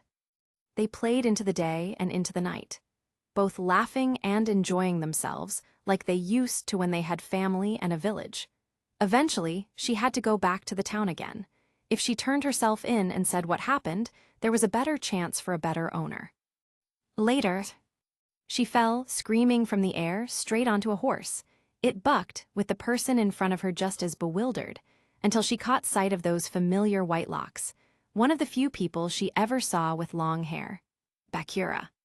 Heth, I guess what the spirits did does work. It's you again. Bakura continued to ride now that the horse was better. Did you stop using your real name like I said? She nodded. Good, then I guess I'll give you a name too. The more names you have, the harder it is to pin anyone down. He looked back at her. You'll be Ryder since that's what you just became. He looked in front again. So? In trouble, Ryder. I stole a piece of food. I'm about to get whipped, but I do deserve it. No, you don't. I know you. If you stole food, it's because you are starving. He kicked his horse harder and it started to gallop. No one starves or whips my friend. He galloped at a high speed, getting her details again, getting some kills in again, a little nastier than last time. Then they went to relax with games again for a whole day and night. How did I come to you? She asked as she rolled the bone die, out of the air and straight to you. My village suffers. Bakura looked at the die. They don't do many nice things or have good feelings, but you hit a spot with them. They tied your ka, basically your monster, to my monster. Tied? She didn't understand. Whenever you are in trouble, big trouble, as long as I am me, I will always come to help you. He grabbed the die. You are my only friend. As long as I am me, I will be there. What do you mean, as long as you are you, Bakura? Never mind that, you going to roll the die.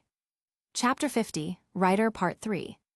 Dimension, manga, the one that saves the day. Still ancient Egypt. The landing was always a little more graceful when she knew that she would land.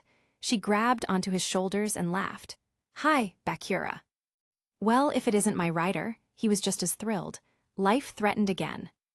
No, but my fucking master is about to whip a 6-year-old. I got in the way, she confessed. My master is, I work hard and I deal with that. She isn't learning, little brat. She will, but this is good enough for me. He made his horse start to gallop. Have you heard of me lately? I am making quite a name for myself. One day, I'll be the greatest thief out there that's ever lived. I'll be the king of thieves. No, I'll be the bandit king. No, I'll be thief bandit. The thief bandit king of everything.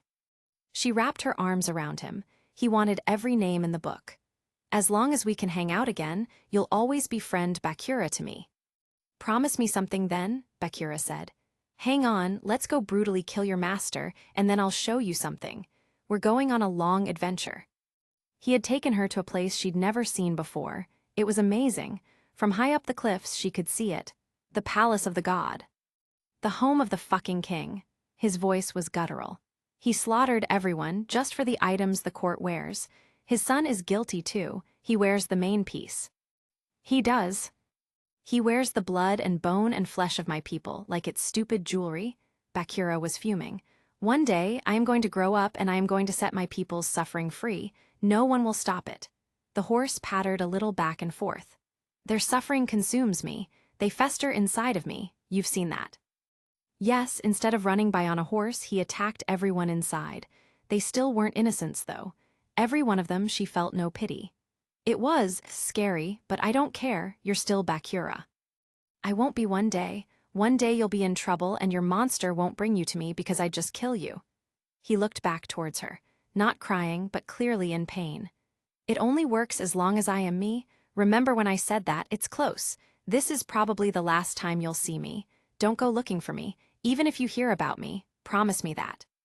Oh, the thought of never seeing him again, never playing with him, knowing that there was no more protection out there. His heart was corrupted by the suffering and evil of his village. He had no choice. It would always be connected. I promise. I have been watching for you, Bakura said. I know the right final master for you. His wife is sick, he's elderly and frail from the hard work in his life, and he's got 7 kids to watch, including the newborn that almost killed her. I want you to wait where I put you tonight. I'm going to put her out of her misery nicely. When it's over, rush up in concern. Be as nice as possible and give him anything he wants while he mourns. When he makes an offer, get shelter and food for it. I give it less than 24 hours, and you'll be taken as his. A new master, you found me a kind master. The best I could. His voice sounded like it wanted to give out. I will watch. If he doesn't take you, I will get you another, but it won't be as easy. No one's sick in the other house I'd consider. I'll try very hard. She didn't want to let go. It'll be away from here, far away. I would never set you so close to those cursed objects. They started to ride away. That ride, she could feel it. It would be the last time she would see Bakura. You are the best of the best to me. You will make a name for yourself. You will be infamous bandit king. Bakura looked back at her, best of the best. She smirked. You bested them all by the age of 8. Now you would say, she lifted her head up high, yelling, fuck you to all of these assholes. She smiled and looked above them in the sky. You know my new name I chose. I use it to grant you everything. He laughed. Oh really, what can I have? I decree that the Egyptian sands are your royal carpets. The sky is your never-ending palace. I am your queen, and you are the king of it all. She gave him one last squeeze. I will miss you, Bakura. Yuyugi smiled as he heard it. This was good news. //Yuyugi, she was the bandit thief's friend. He even helped protect her. He did have a good side, just like Merrick, except he never had a chance. His heart had been seized over time, and he knew he couldn't fight it. The pharaoh didn't answer. Unless he couldn't. //Yuyugi, are you still there? //Atom, the Bakura she befriended is back.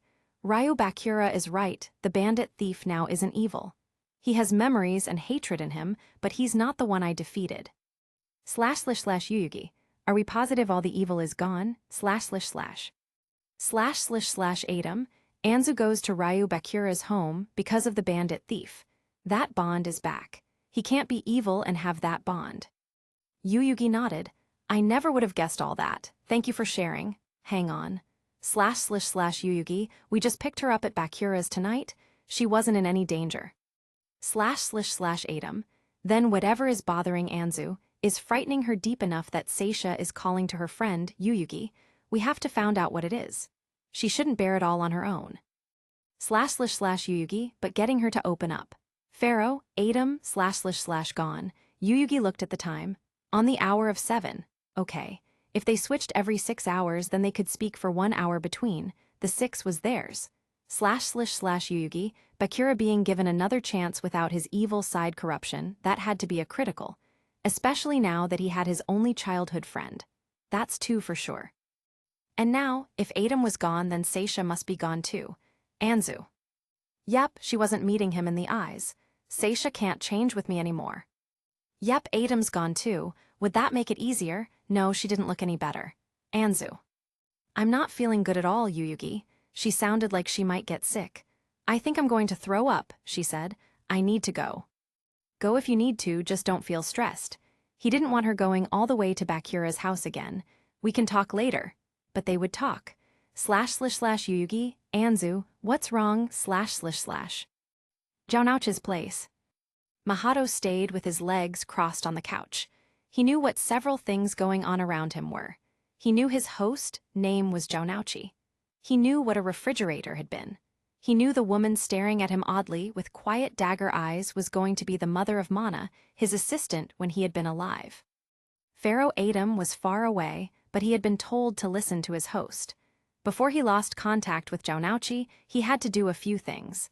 He had explained who he had been to Mai Kyujaku, so she wouldn't be scared off. He also couldn't leave. He needed to watch Mai Kyujaku. She had called Pharaoh's vessel Yuyugi to get it all confirmed. Apparently, Pharaoh and his vessel were changing on and off. As of yet, he hadn't switched with Jaunouchi again. All he could do was stay up and wait to see when his host came back. You need to eat, Mai said to him. She gave him a sandwich.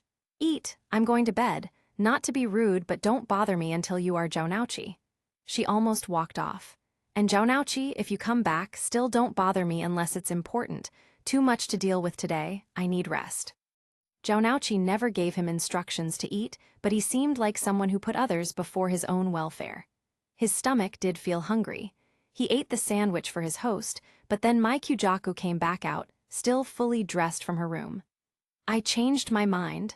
I'm going for a drive. I'll be back with some pleasant company. Game shop. Anzu came out of her door and then crept down the hallway. She deactivated and reactivated each door as she went. She doubted Seisha would stop her or make her come back. Just a little further in the dark, she saw Mai's car. However, not surprisingly, Yuyugi followed her out. "Where are you going this late?" Yuyugi asked. "Anzu, please, I need to know, what is it?" "I can't be with you, Yuyugi." It was the truth. My bad luck went through more than just jobs, people I tried to love, every time I went out. Yep, they were hurt if they were lucky. The closer I got and they didn't back off, the more likely something really bad happened. I was even. "What, Anzu?" "I lost someone years ago," she confessed. "He died. After him, I dated again, but the bad luck just grew." Yuyugi was quieter. "Seisha always believed you, and Adam's presence in my life had cursed me, but I always said it wasn't true. I didn't want it to be true." Yuyugi didn't know what to say at first. "Someone died." "Yeah, he was an actor, and he was attacked on set with a real sword." Anzu sighed softly. "I thought I could handle this, Yuyugi, but..." "If it's any kind of bad luck, it isn't from us," Yuyugi denied. "It has to be from these people that are interfering with everything. Maybe they saw the whole potential of us being together like Adam did." Now, he didn't look so good. "I swear, I wasn't hiding Adam. He showed up right after you went up to make sandwiches." "I have to go. I'm going to go with Mai and Jonauchi." "It's not real, there's no curse. People were causing this to happen to you, but it's not our fault," Yuyugi protested. "Don't leave, please. Anzu, I'm not afraid of any curse, don't leave." Mai started to come out of her car toward them. "Don't take her. Go back to Jonauchi's, we are working this out." "Hun, I never take commands," Mai warned him. "It usually causes the opposite effect. Now, Jonauchi and I were supposed to talk to her about this. It looks like everything has been brought to a boil. Now," she looked toward Anzu, "let's go back to my place and talk things out like we were supposed to. After that, we'll figure out the next step." "Okay." "Talk," Yuyugi encouraged Anzu. "Then please come back to me." I'll call if things change," she agreed before running off to Mai's car. Anzu practically slammed the door and waited for Mai. Mai started the car. "How did we go from, 'I want to spend my life with Yuyugi and figure out this whole thing,' to 'I want to run away to save him'?" she asked. "You know there's no curse now. People have been manipulating you." "Yep, I know." It made a good excuse. It made it easier to take. She gripped the side of her head. "I don't want him to see me when it happens." "When what happens?" Mai asked. "Just drive, Mai." Chapter 51, Busted Sarcophagus, Part 1. Jonauchi's place. When Anzu arrived with Mai, she sat on the chair. The conversation had to begin. "Do you think he'll understand? He has to. This is the better option." Anzu wiped her eye. "I don't know what part is scarier, Mai. No one knows how this feels. I'm helpless. I can't do anything to stop it." "Oh, I fought Merrick, Anzu," Mai reminded her. "I've stared into that fear before. What is it? Why did you just tear Yuyugi's heart into pieces?" Anzu started to lose it. Knowing is going to be hard enough for them. If I had stayed, if they had watched it. She couldn't do that to them. "Anzu, Seisha, are you there at all anymore? ////. Seisha, yes, it seems I can hear you again. How are you, Anzu? //. Anzu, I could use some help with Mai. If I'm too far gone before I try to talk it out with Yuyugi, then she can tell him. He deserves that. //. Seisha, it is scary, Anzu, but don't be afraid. Yes, my friend, I will help you. We are in this together." Seisha took over. There was too much for Anzu to bear. We were all fooled, and now Anzu must bear a terrible burden with me. "What burden?" Mai asked. "Hell inside. The inside burns so hot, even I feel it. She has a hell brewing inside of her because of me and the king." "Because of the extra spirits?" Mai asked. "Not extra spirits, extra soul parts," Mahato interrupted. "If there was complete separation, it should not have done that." "What are you talking about?" Mai asked him. "Ancient Egypt knew different things than your time," Mahato admitted. "Anzu Mazaki only needs to tell the king what she feels inside. He'd understand the truth without explanation, just like I do. I am sorry." "Yes, but it makes it no easier for her to deal with it. It hurts. A soul isn't a single thing, my Kyujaku," Seisha said, knowing that didn't help at all. "Do you have puzzle pieces, paper, or building blocks?" I live with Janouchi, Mai said. Of course I have building blocks. She went to his room. Maybe not. Janouchi says you are thinking of his miniature Rubik's cubes in his middle dresser, Mahato said. He said, what do you take me for? I don't play with blocks. Mai came back with 2 cubes and a piece of paper. I only found 2. That's enough. Seisha took the cubes. When you think of a soul, you probably think something like this. She drew a solid green square on a piece of paper. A single entity. She tackled one side of the cube, solving it, all solid green. This is closer to the truth. She pointed out the little squares. There are different parts with different names and meanings, depending on which time you are examining, so we won't get into it. She gestured to the whole green area on the Rubik's cube. This is the King of Darkness soul. She messed with the block slightly, this time taking a full 2 minutes longer, and gave it to Mai. Look at where the green is. Mai looked at it. You split it between 2 places. You split it with reds and blues. She was impressed. You're good. She gave it back. What's it mean? Seisha took the second cube. She solved one side completely green.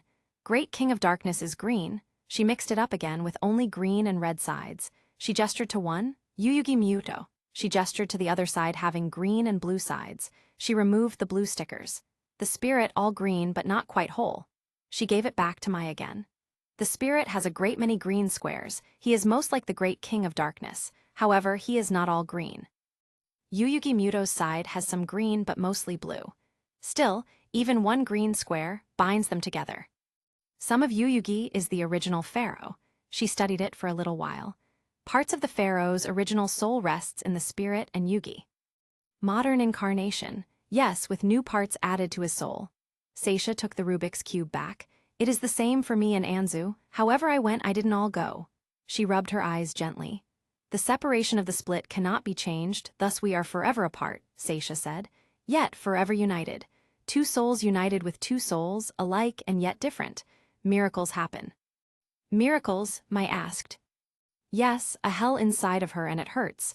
There is an amazing source of power inside of her. Even I grit my teeth to deal with it and I shouldn't even feel. She shook her head. It's not good. She will let go of it before death even comes. Sanity, Mahato said to Mai. No one escapes the cruelty. It didn't happen very often, but it was a corrupted soul. Chaos happened like this in our time more often. Pharaoh can end the cruelty of it by giving her a swift death. Which she will not let happen, Mai said. No wonder she broke Yuyuga's heart. There's no way she's going to have Adam kill her. She's dying because of them together and you together? Mai gestured to Seisha. So you are both the same too, from the same soul like Yuyugi. Seisha nodded. Yes, it is my fault too that we are dying. With this being her body and feeling it so much more, her mind will get weaker first. I should not have been able to communicate. She looked downward. She is so scared. For once, I wish she would have kept Yugi closer instead of pushing him away. This is her body's end though, I have just been here for the ride. She covered her face. I can't do it, I can't ask Yuyugi or other Yuyugi. Back to Anzu. I'm sorry, Anzu, Mai apologized. I can't even. She bent down to pat her hand. It's not your fault, Yuyugi, and you have spirits. She watched as Anzu's resolve started to melt. Mai hugged her. I know what hell feels like. I know what you're feeling, I've been there, just hang on, okay? That feeling, it was eating away at her. We can't give in, not yet. It's been thousands of years, there must be something we can do. It feels like someone ramming a racing engine into a bike. Like taking finals to a class you've never even taken. Anzu rubbed the sides of her fists together. It's worse than being sick. It's worse than a headache. When Seisha is out here, inside it's deafening, but I can't face Yugi either. She squeezed her eyes shut. It hurts everywhere and it's getting worse. Jaunouchi, Mahato looked toward Anzu. He is telling you that he is sorry and he wants to help however he can. No one can help. Anzu looked out of it. No one can end it. Surviving isn't possible, and even a calm death, that Adam, I can't, not to him or Yuyugi. Her fingers dug into my sleeve. I don't have much longer, it's increasing exponentially. Look, Seisha, Mai put the phone in Anzu's hand. Tell Pharaoh something, he is her last chance, be reasonable and take over. Anzu looked back toward her, her eyes clear for the goal. Seisha, no, even the king can't destroy this hell. This is the chaos of too much soul involved in the act of procreation. The only thing the king could do was end the suffering, but Anzu will not let it haunt him or Yuyugi of the regrets. This is her body and her decision. I can only try one thing. She looked back toward Mai. I must see if I can be the only sacrifice. I have to try and take it. Soul room. Anzu screamed and covered her ears, her legs crumpled on the ground. The sound was deafening, like a rock concert in her head. She couldn't even hear her screams over it all.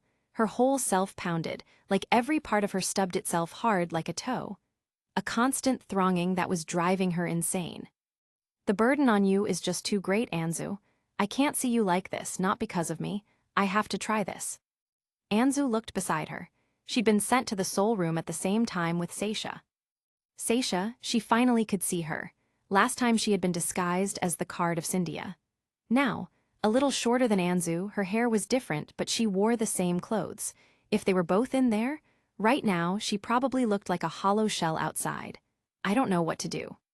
I will try something, a desperate move that may save you. Seisha came over toward Anzu. I will try to hold whatever hell cannot be harmonious inside of your body. If it works, it should eventually raise me back to the afterlife, where that power belongs. Then, maybe you will have a proper life to live.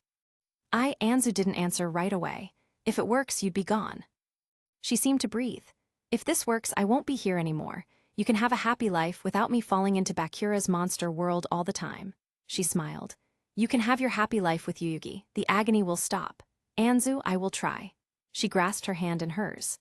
I will take this power into me and get buried in its energy to the afterlife, letting you survive. Or, I will fail, but I know I will see you again. We will be reunited afterwards. Anzu watched as she started to fade. Seisha, please wait. I don't want to go through this alone. She didn't want her to go. You hated the thought of ever going to the afterlife.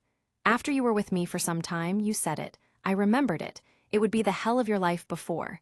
You live as you did in life, you said that. I go now and maybe you don't have to, that's worth it. A small smile graced her face. Eternity will eventually come. Take care, Anzu, I hope you survive. No, Seisha. Chapter 52, Busted Sarcophagus, Part 2. Dimension, manga, the one that saves the day. Anzu, Mai called to her, waking her up. Are you okay? You blacked out. She took it. Anzu couldn't say anything else. Seisha took whatever was hurting me. She didn't feel any pain, hear anything, sense anything. It's over. The pain is over. Anzu nodded. Yes and no, my heart's filled with it now for a different reason. Oh, she was going to miss her so much. She felt so, alone, but Yuyugi call Yuyugi. Cull Elna, true memories of 3,000 years ago. Seisha moved on her way to her goal. The place Bakura never allowed her to visit. Cull Elna. For years, he had watched over her and protected her, all while knowing and suffering the fate of destiny he was not allowed to get away from. Seisha tried to put him out of her mind, but word from beyond far reaches were saying that he dug up the last pharaoh's remains. She knew in her heart things would only get worse, and she couldn't let it be this way. She would never be able to repay all the kindness he showed to her. She ran away from her current master for that day to take a chance. Grip it. She even stole ebony to reduce someone attacking her for fear of killing her cat. She had to go that far distance alone. Bakura had no one on his side but his only friend. She let go of her cat. She doubted she would need her anymore. She would be better off to go and find a new home than to stay with her. As she moved through Cull Elna, she could feel the despair in its surroundings. She wasn't spiritually strong with her Ka, but she knew well enough that the spirits were there. The pervading loneliness and suffering was thick in the air. Please, she had to. Further in, please don't do this. She felt a rush of air around her. The spirits were giving her warning. She should probably feel privileged they hadn't killed her, but she wasn't there for herself. For as long as I can remember, Bakura helped me, saved me. He is a good person, and your suffering has corrupted him so much over the years. The winds howled against her, almost like they rejected her honesty. I know that what happened wasn't fair to you, and it wasn't your fault. I know that you suffer, but what can Bakura himself do? Why punish him? She felt the sands whipping hard against her skin. He is the only survivor of Cull Elna, but you throw nothing but a curse upon him for living. Why must he alone be responsible? Please. She moved to her knees, feeling the sands starting to cut against her. Please give him a chance. She got off her knees to move closer. The world was going dark around her. She could hear the sound of guttural voices she couldn't understand, but pain, envy, anger, sadness, and endurance was in all of it, pervading emotions that Bakura had always had surrounding him. Bakura, their life, the life of the spirits. Not bowing, not just pleading, they weren't giving in. No, I will not give up. I will give you anything to just give him a chance to be free. All of the times he saved her came to her mind. How many times had she arrived upon his horse, in need of him? And he gratefully helped her because he was her only friend, and she was his only friend. If I don't fight for his soul, no one ever fucking will. No, she couldn't give up. She felt the winds pushing her back, physically pushing her back through the sands like a force. Fuck it. I'll do anything, whatever it takes if you just let Bakura go. Then she heard something. A curse into the next life. She could see the spirits now, the pervasive clouds, the corrupted faces of the shadows now around her. She could understand them. She knew what that meant. She wasn't allowed a chance in this life. They would take Bakura as the one who would hold their suffering, but she had a chance. After his death, to save his soul. There would be a chance, but she paid a price now. She felt the life escaping from her, little by little, but stayed strong. There was no one else to help him, and they had been draining her soul ever since she came in. Seisha, take it all. Take this as the sacrifice to save him. If not in this life, then the next, I agree, I willingly give you all, just save my friend. Kul Elna present day. With a shivering, strained gasp, Seisha felt the breath of life fill her lungs. Her heart was beating, her heart. She felt pain as she struggled to move. She looked at herself. She was naked. Her head felt dizzy, her hands reached for the fallen rocks around her. Her price had fully come to be paid. Bakura's house. Now Seisha remembered. She watched Ryu Bakura open the door on his broken monster world. Bakura, my friend, I remember now. She got up, trying to ease her way to him. I gave my life to give you a second chance. Bakura's facial expression seemed to change. What are you even saying, woman? I went to Kul Elna on that day. I knew you would be gone, and I knew what would happen. She reached out to him and smiled. It worked. You've returned. You don't have to live forever trapped in an eternity of darkness and suffering. She wrapped her arms around him. Bakura, my friend. Bakura didn't answer right away. Ryder, you're the reason I am back. He didn't sound happy nor sad about it. I live behind Ryu Bakura's command now, he laughed. Except right now, I could get away with murder with you naked and hugging me. He's not coming out. She didn't care about something so trivial. Naked was nothing. She hugged him tightly. You are a free soul. She felt something strange around her, though, a sort of light of goodness. It must be from finally fulfilling her purpose, to protect his soul. It was stupid, Bakura scolded her. I didn't save you all those times, for you to just throw your life away, Ryder. Yep, her Bakura. It was mine to do as I wished, only because you helped me. The feeling within her seemed to grow, cozy and warm. Okay, Ryu Bakura seemed to be back. As he was unused to her being naked, unlike her Bakura, he would be a little unaccustomed, of course. Aye, Bakura stepped back, so let's sit you down over there at the couch, in the other room. Ryu Bakura said as he took over again. He closed his eyes as he shuffled with her. Bakura was practically teasing Ryu Bakura by not taking over. Do you want me to walk over there myself, Ryu Bakura? Yes, please, and I will go find my room. For clothes for you, he pointed to the couch. There, over there, I'll be back. Seisha sat down on the couch. The air was cool against the skin, the feeling of the air conditioner. Seisha, I'm not feeding off of Anzu. This is my body. I can appreciate this feeling, this sensation, with my own body. She watched as Ryu Bakura still kept his eyes closed and held out some garments. Not the best, but something for now. He kept looking away. Seisha took her fingers. She touched the shirt and pants as she grasped them. She placed them over her body. Everything was right. This was her body. Seisha, how am I really worth getting back my body? How, // I forgot about that birthmark. Her friend Bakura had come back, taking control from Ryu Bakura again, now that there was nothing to make him uncomfortable and tease him with. It still looks like a raindrop. She finished getting dressed. I should call Anzu so that she won't worry, but first, may we finally play together again. Yuyugi went up the stairs and knocked on Zhaonouch's door. Mai had finally called him to come down. Anzu had news, good news for him, but she was in a depressed mood. Mai Kyujaku, it's Yuyugi. Yuyugi, Anzu's voice answered the door. She opened it and looked at him. Her eyes were puffy. It had looked like she had been crying for a long time now. I'm sorry, Yuyugi. Everything I said was true when I left, except it's not why I left. I didn't want you and Adam to know. Yuyugi reached forward and tightened the hug.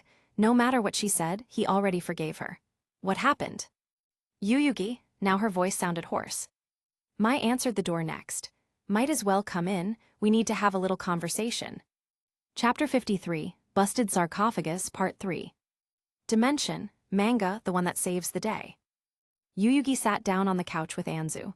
Mai showed him the Rubik's cubes that Seisha had used to explain it. I'm sorry you were trapped in hell, he hugged her more. I never wanted you to be hurt, and I'm sorry I couldn't help. He held her quietly for a few minutes. //Yuyugi, no wonder. The guilt Adam would have felt. Thanks to Seisha's sacrifice, she's okay now. I promise, Seisha, I'll take the best care I can of her. Yuyugi heard his phone go off and he checked it, still trying to comfort her. She was slowly getting better. It's Ryu Bakura. She dropped again, this time I gave her some clothes. Not the best, my clothes aren't really fit for her. Bandit King and her are talking okay. She seems okay, but if you could come get your friend again, it would be a great idea? Okay. Wait, that's impossible. Anzu was right there. Oh no, I very much assure you that she broke through the last of the monster world hold, Yuyugi. Naked, Yuyugi. She's lucky she wasn't hurt. I mean, I don't think she was. I was not straining to observe. I'll be right there, Yuyugi hung up. Anzu, where do you think Seisha went? She left me, moving into the afterlife, she admitted sadly. She despised the thought of it, she never wanted to separate from me. She said the hellish energy would only drive me insane. She did it, for me. Are you still in agony? No, the agony's over, thanks to Seisha. Yes, but she didn't go to the afterlife, Yuyugi informed her. She ducked out again, she seems to be good at that. Ryu Bakura just said she fell onto his game again. Huh, Anzu didn't seem to know what to say. That's impossible. Anzu said she had to go to take that hell with her, Mai said. Mai, Anzu strained. Hun, let me get you into the guest bed, Mai said. Whether you stay the whole night, you need proper sleep. Mahato got up toward her. Hey, what are you doing? Zhaonouchi is driving me crazy, he winced his eyes. His emotions are too, I summon the dark magician. Zhaonouchi was panting, clearly back, but the surprise was what was in front of him. Mahato had transformed back to the dark magician, and oddly, he seemed better. He twirled his scepter. This is the form I am meant to be here, I can feel it. Gah, it felt like the biggest sneeze in Zhaonouchi stopped as he looked at Anzu. I want to help too, come on, Mai. Zhaonouchi helped pick her up. It's okay, Anzu, Zhaonouchi's here. We're going to get you a nice bed. He looked over toward the dark magician. Try telling him to return to you, Yuyugi recommended. Dark magician, return to me. The dark magician disappeared and Zhaonouchi went on helping Anzu to the guest bedroom. After she was down, he put his hand on her head. I wish I could have helped when you needed me. I can help now though, so get some rest. No worries, nobody's coming close to you as long as Zhaonouchi's here. Anzu didn't respond as she went back to sleep. And you neither, Zhaonouchi hugged Mai. I'm sorry about all this, Mai, but I've still been here for you, just inside. Mai held him closer. Zhaonouchi looked to Yuyugi, who had been surveying it all. I have to go check on Seisha, Yuyugi said. I promise I'll be back, but I need to make sure she's okay for Anzu. Ryu Bakura's house. Seisha studied the board in front of her. She had never played this game. Let's see, she smiled at her friend. I think I'm trapped. Then why are you smiling? The Bandit King asked her. Because we are finally playing again. She looked at the board again. Oh no, wait, I can move this way. She took one of his pieces. These are cute. No, they are dumb. The Bandit King gritted his teeth. Why am I even doing this? //Seisha. Because I'm bringing you back, my friend. She waited for his turn. I can't believe Ryu Bakura is making me play this. He grabbed one of the pieces and roughly knocked one of hers down. And I don't like the way you feel to me. I would say it's the power of friendship, but that sounds fucking ridiculous. She spoke in the off-cuff manner she used to speak to him back then.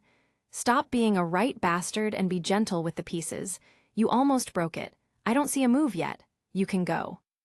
The Bandit King didn't answer right away. Fucking capsule monsters. He took another piece of hers, but more gently. Ryu Bakura spoke up. It was fast and easy to set up. Don't complain. At least you are playing with your friend again. Back to the Bandit King. I can't believe you did such a stupid thing for me, Ryder, cursing yourself to this for 3,000 years. Only part of you made it to the finish line. She wouldn't let his anger get to her. I don't care how much made it as long as I made it. She looked at her optional places to move. She didn't see anything yet. A diagonal move, but he wasn't on any diagonals. She could send them in to try and defeat. Maybe, or maybe, she moved her piece up. He took it.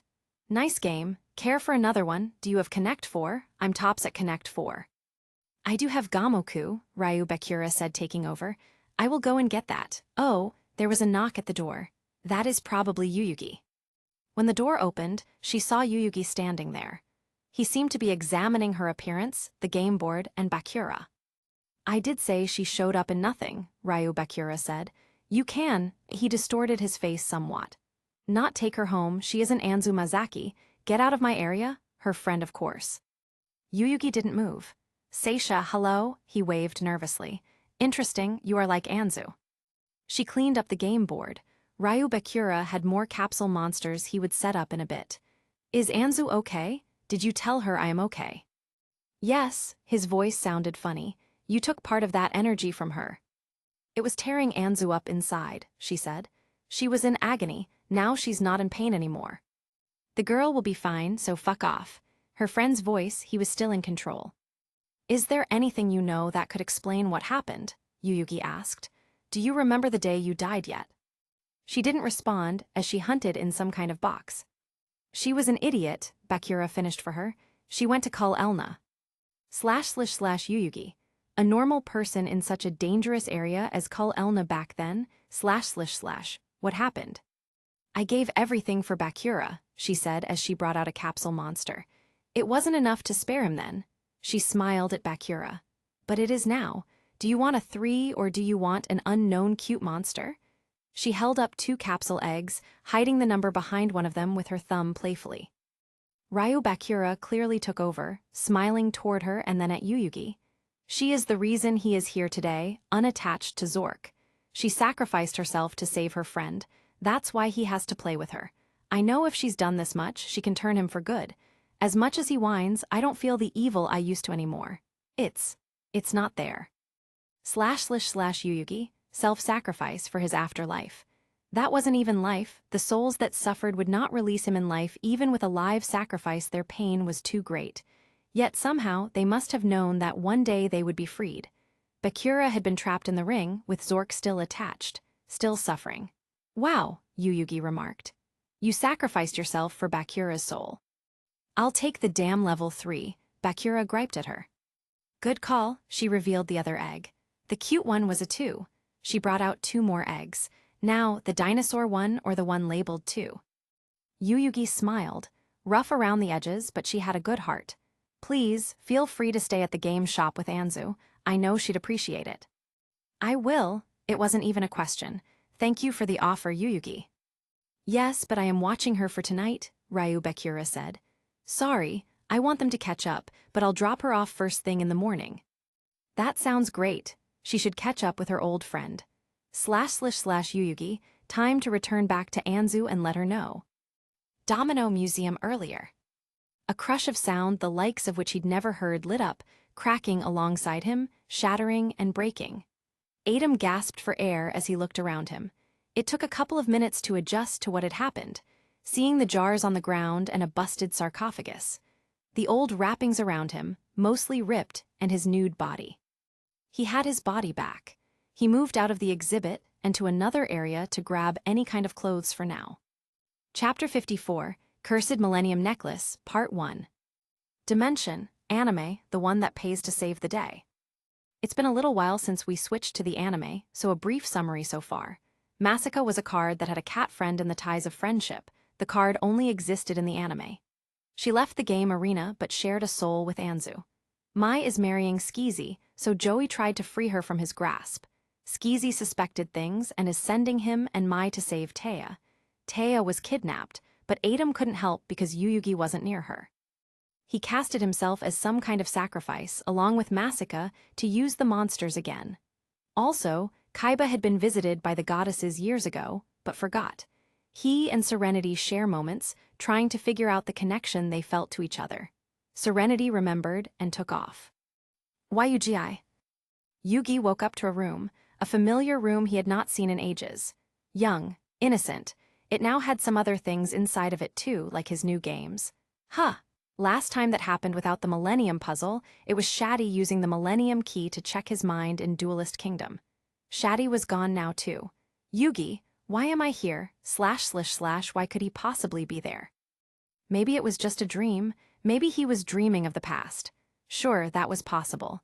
/ Yugi, so wake up and dream about something else it wasn't working and it didn't feel like a dream. He recognized that feeling. Yugi, it's impossible. It's absolutely impossible, it can't be, it couldn't. Yet Yugi grabbed the familiar door. The sooner I see this is a dream, the sooner my mind will let me wake up. When he opened it, he saw the familiar pharaoh's door. Yugi, just a dream, it has to be. Then he heard the creaking sound of the door opening. Out of the shadows, Adam was there. Yugi. This has to be a dream, Yugi said. This has to be. You've grown, Adam said. What happened?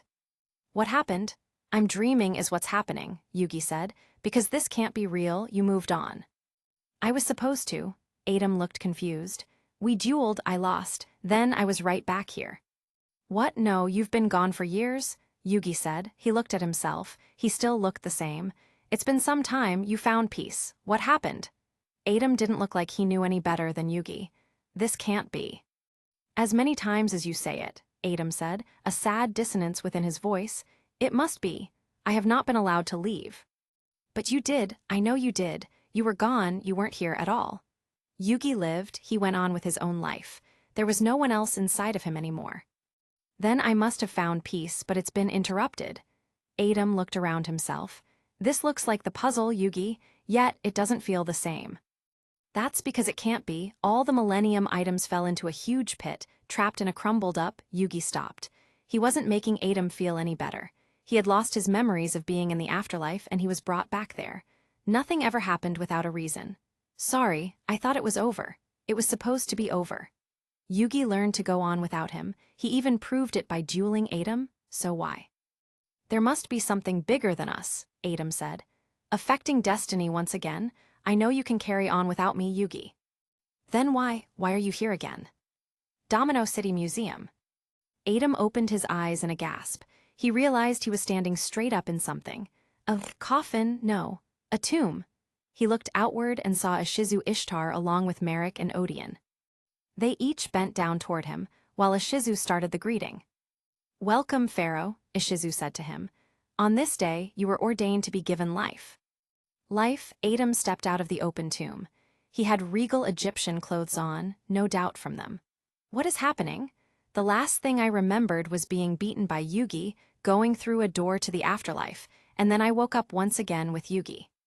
Temporary, Ishizu said. You now have your own body. He touched his chest and his hands. Why? None of it made sense. No one knows, Merrick answered. My sister hasn't had the Millennium Necklace since it was banished, but she kept seeing one future. This future. No one gives a second life body, Adam said. What would ever call for such an extravagant thing? We believe there is to be a battle that will need you as your own self to fight it, Merrick said. That's our guess. We sadly don't have any more facts. He gestured to a suitcase Odeon was holding. Here are more modern-day clothes for you. We can help care for you until we know what is going on. No, I need Yugi's number. He would have a number, he was much older now. Looking at his hands, Adam could see that he too seemed older than before. We have acquired that. Merrick gave him a phone. This is yours now, Pharaoh. We tried to put any of your allies in the past for you, to give you your best chance of finding out what is going on. All they knew was that he would be back, but nothing else. Yes, he would have to dig for answers. He clicked on Yugi's name on the phone. Yugi. Click the phone icon on the next screen, Ishizu told him. He clicked on the icon and held the phone up to his ear again. Nothing. Try texting him, Merrick suggested. He might not answer if he doesn't recognize the number. Text what? Adam gave it back to him. Adam, if only I could reach Yugi. I don't want to stay with the Ishtars, I want Yugi, ///. Yugi, Pharaoh Adam //. Adam, Yugi, we still have a connection? I am alive and in the Domino Museum, what a strange phrase he had to say. // Adam, I was given my own life back. Oh, he sounded shocked. Yugi, but, that's not a thing, //. Adam, I've never known it to be. The Ishtars have been prepared for me, they didn't seem to know anything else though, and he would be much comfortable being near Yugi. Adam, will you help me find out what's going on //. Yugi, yeah, I'll be right there. Chapter 55, Cursed Millennium Necklace, Part 2. Dimension, anime, the one that pays to save the day. New York City. Taya ran down the streets, trying to find her way home. When she awoke, she wasn't inside of her body, it had been possessed by someone else. She had screamed in terror and fright, not understanding what was happening. All she had known was that someone grabbed her from behind before she went into her home. And now, she was running as fast as she could from an explosion that had taken place near her that had been caused by a duel monster, and someone trying to take over her body. A voice, Taya, think about where you are running. You don't know where you are. // Taya, you think I don't know that? // Taya cursed. // Taya, I'm in the middle of nowhere, I don't belong out here. Who are you and what are you doing?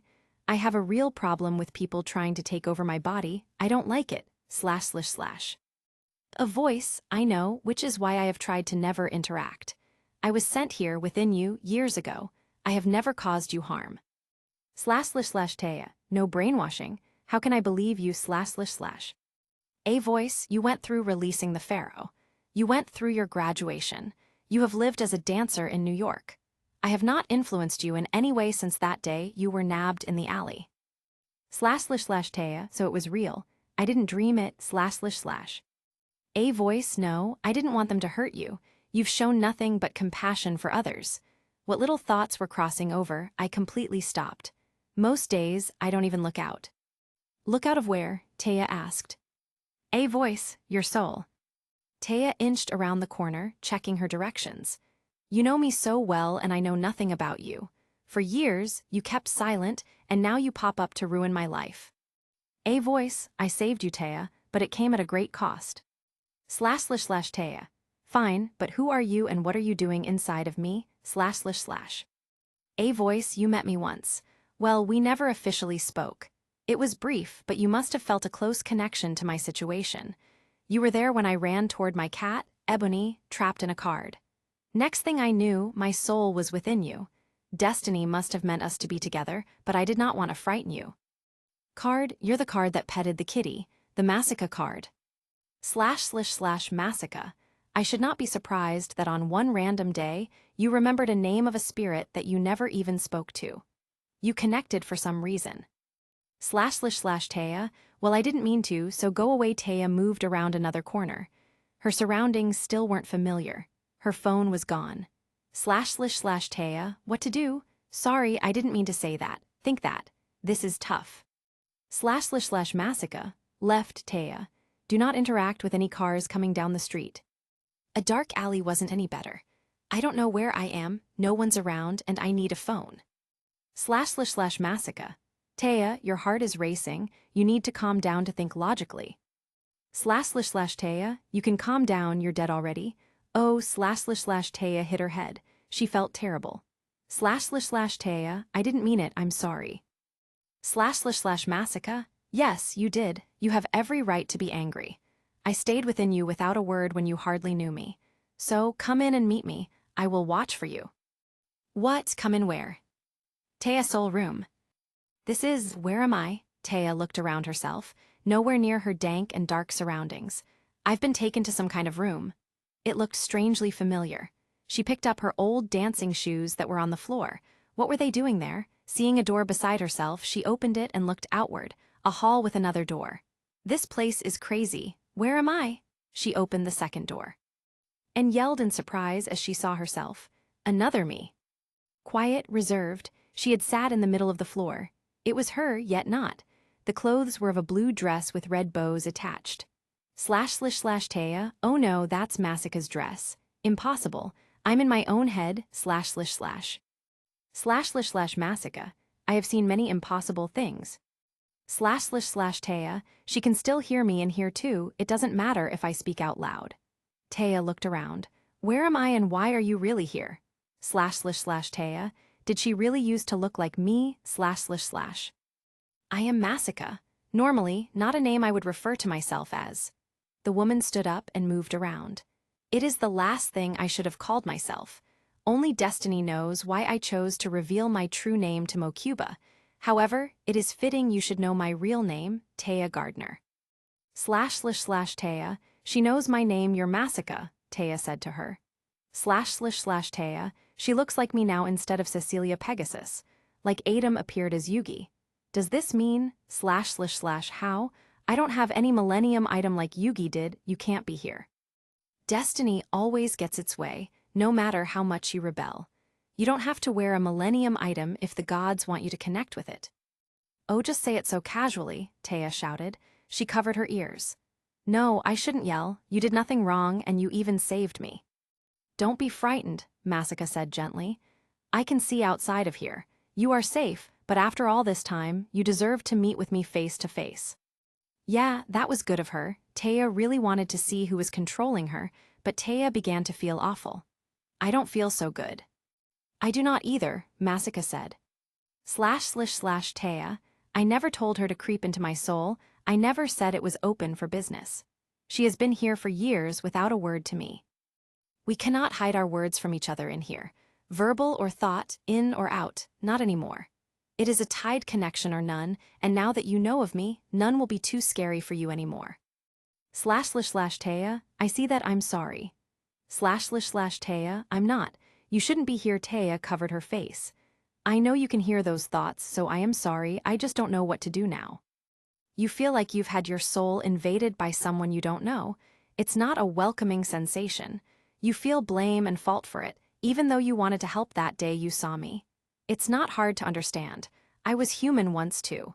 Invasion is never a good feeling. I tried to prevent that feeling. She talks like Adam. Yeah, might as well try to speak out loud. Sorry, I once had someone try to take my body from me and leave my mind in a digitized state, sort of like leaving it in the shadow realm, you could say. He almost won if it hadn't been for the dark magician girl. So, some of that is bubbling up. She wasn't a terrible person. It's not an easy thing to get over. //Taya, oh, why am I babbling, //. I didn't know the reason I was here, Taya. So, are you supposed to help save the world or something? That comment just made her smirk. Of course not, I don't have that kind of power. Taya thought back to the dream time, the first time she was taken in the alley. I had been braiding my hair all of a sudden. Did you cause that back then? No, Masaka said. When we become one, we shared feelings across each other without intent. I used to wear mine in a similar fashion. I buckled those feelings out even tighter after the attack. But I thought Egyptians had short hair, Taya asked. Wait, later on they had long hair. //Taya, my studies are rusty with Yugi deeply involved in Egyptian culture back then. She had been a little interested in it when she was younger. Sort of, I thought it was a class thing. You are an interesting one, Taya, Masaka admitted. Yes, I was given as a wife to a rich man. //Taya, maybe that's why she sounds like the pharaoh. When, //. Masaka, as soon as I was pretty enough. //Taya, don't tell me she was that young. How young, how old was he? Oh, quit prying mind. Masaka was quiet. He was considered elderly when I married him at 13. //Taya, oh gross, sorry, that's kind of old right, sorry. //Taya, I hope he was good to her. //Masaka, he was better than all of the others. //Taya, others, more, oh so double gross, but did you love him, any of them, gross. Your world now and my world back then were different. It's hard to compare and share how it worked, that's all I can say. But hang on, divinity, Taya asked. My cat? Masaka had loved her cat that appeared on the board all those years ago so much, everyone assumed she went in peace because of it. Did you make me want my black cat divinity? I did not bother with putting anything into jeopardy when the king of Egypt was here. After you came to New York and felt more alone, our connection grew stronger. Plus, divinity has always taken good care of you. I took good care of her, Taya corrected her. She is sweet. I knew there was a reason I kept wanting a black cat.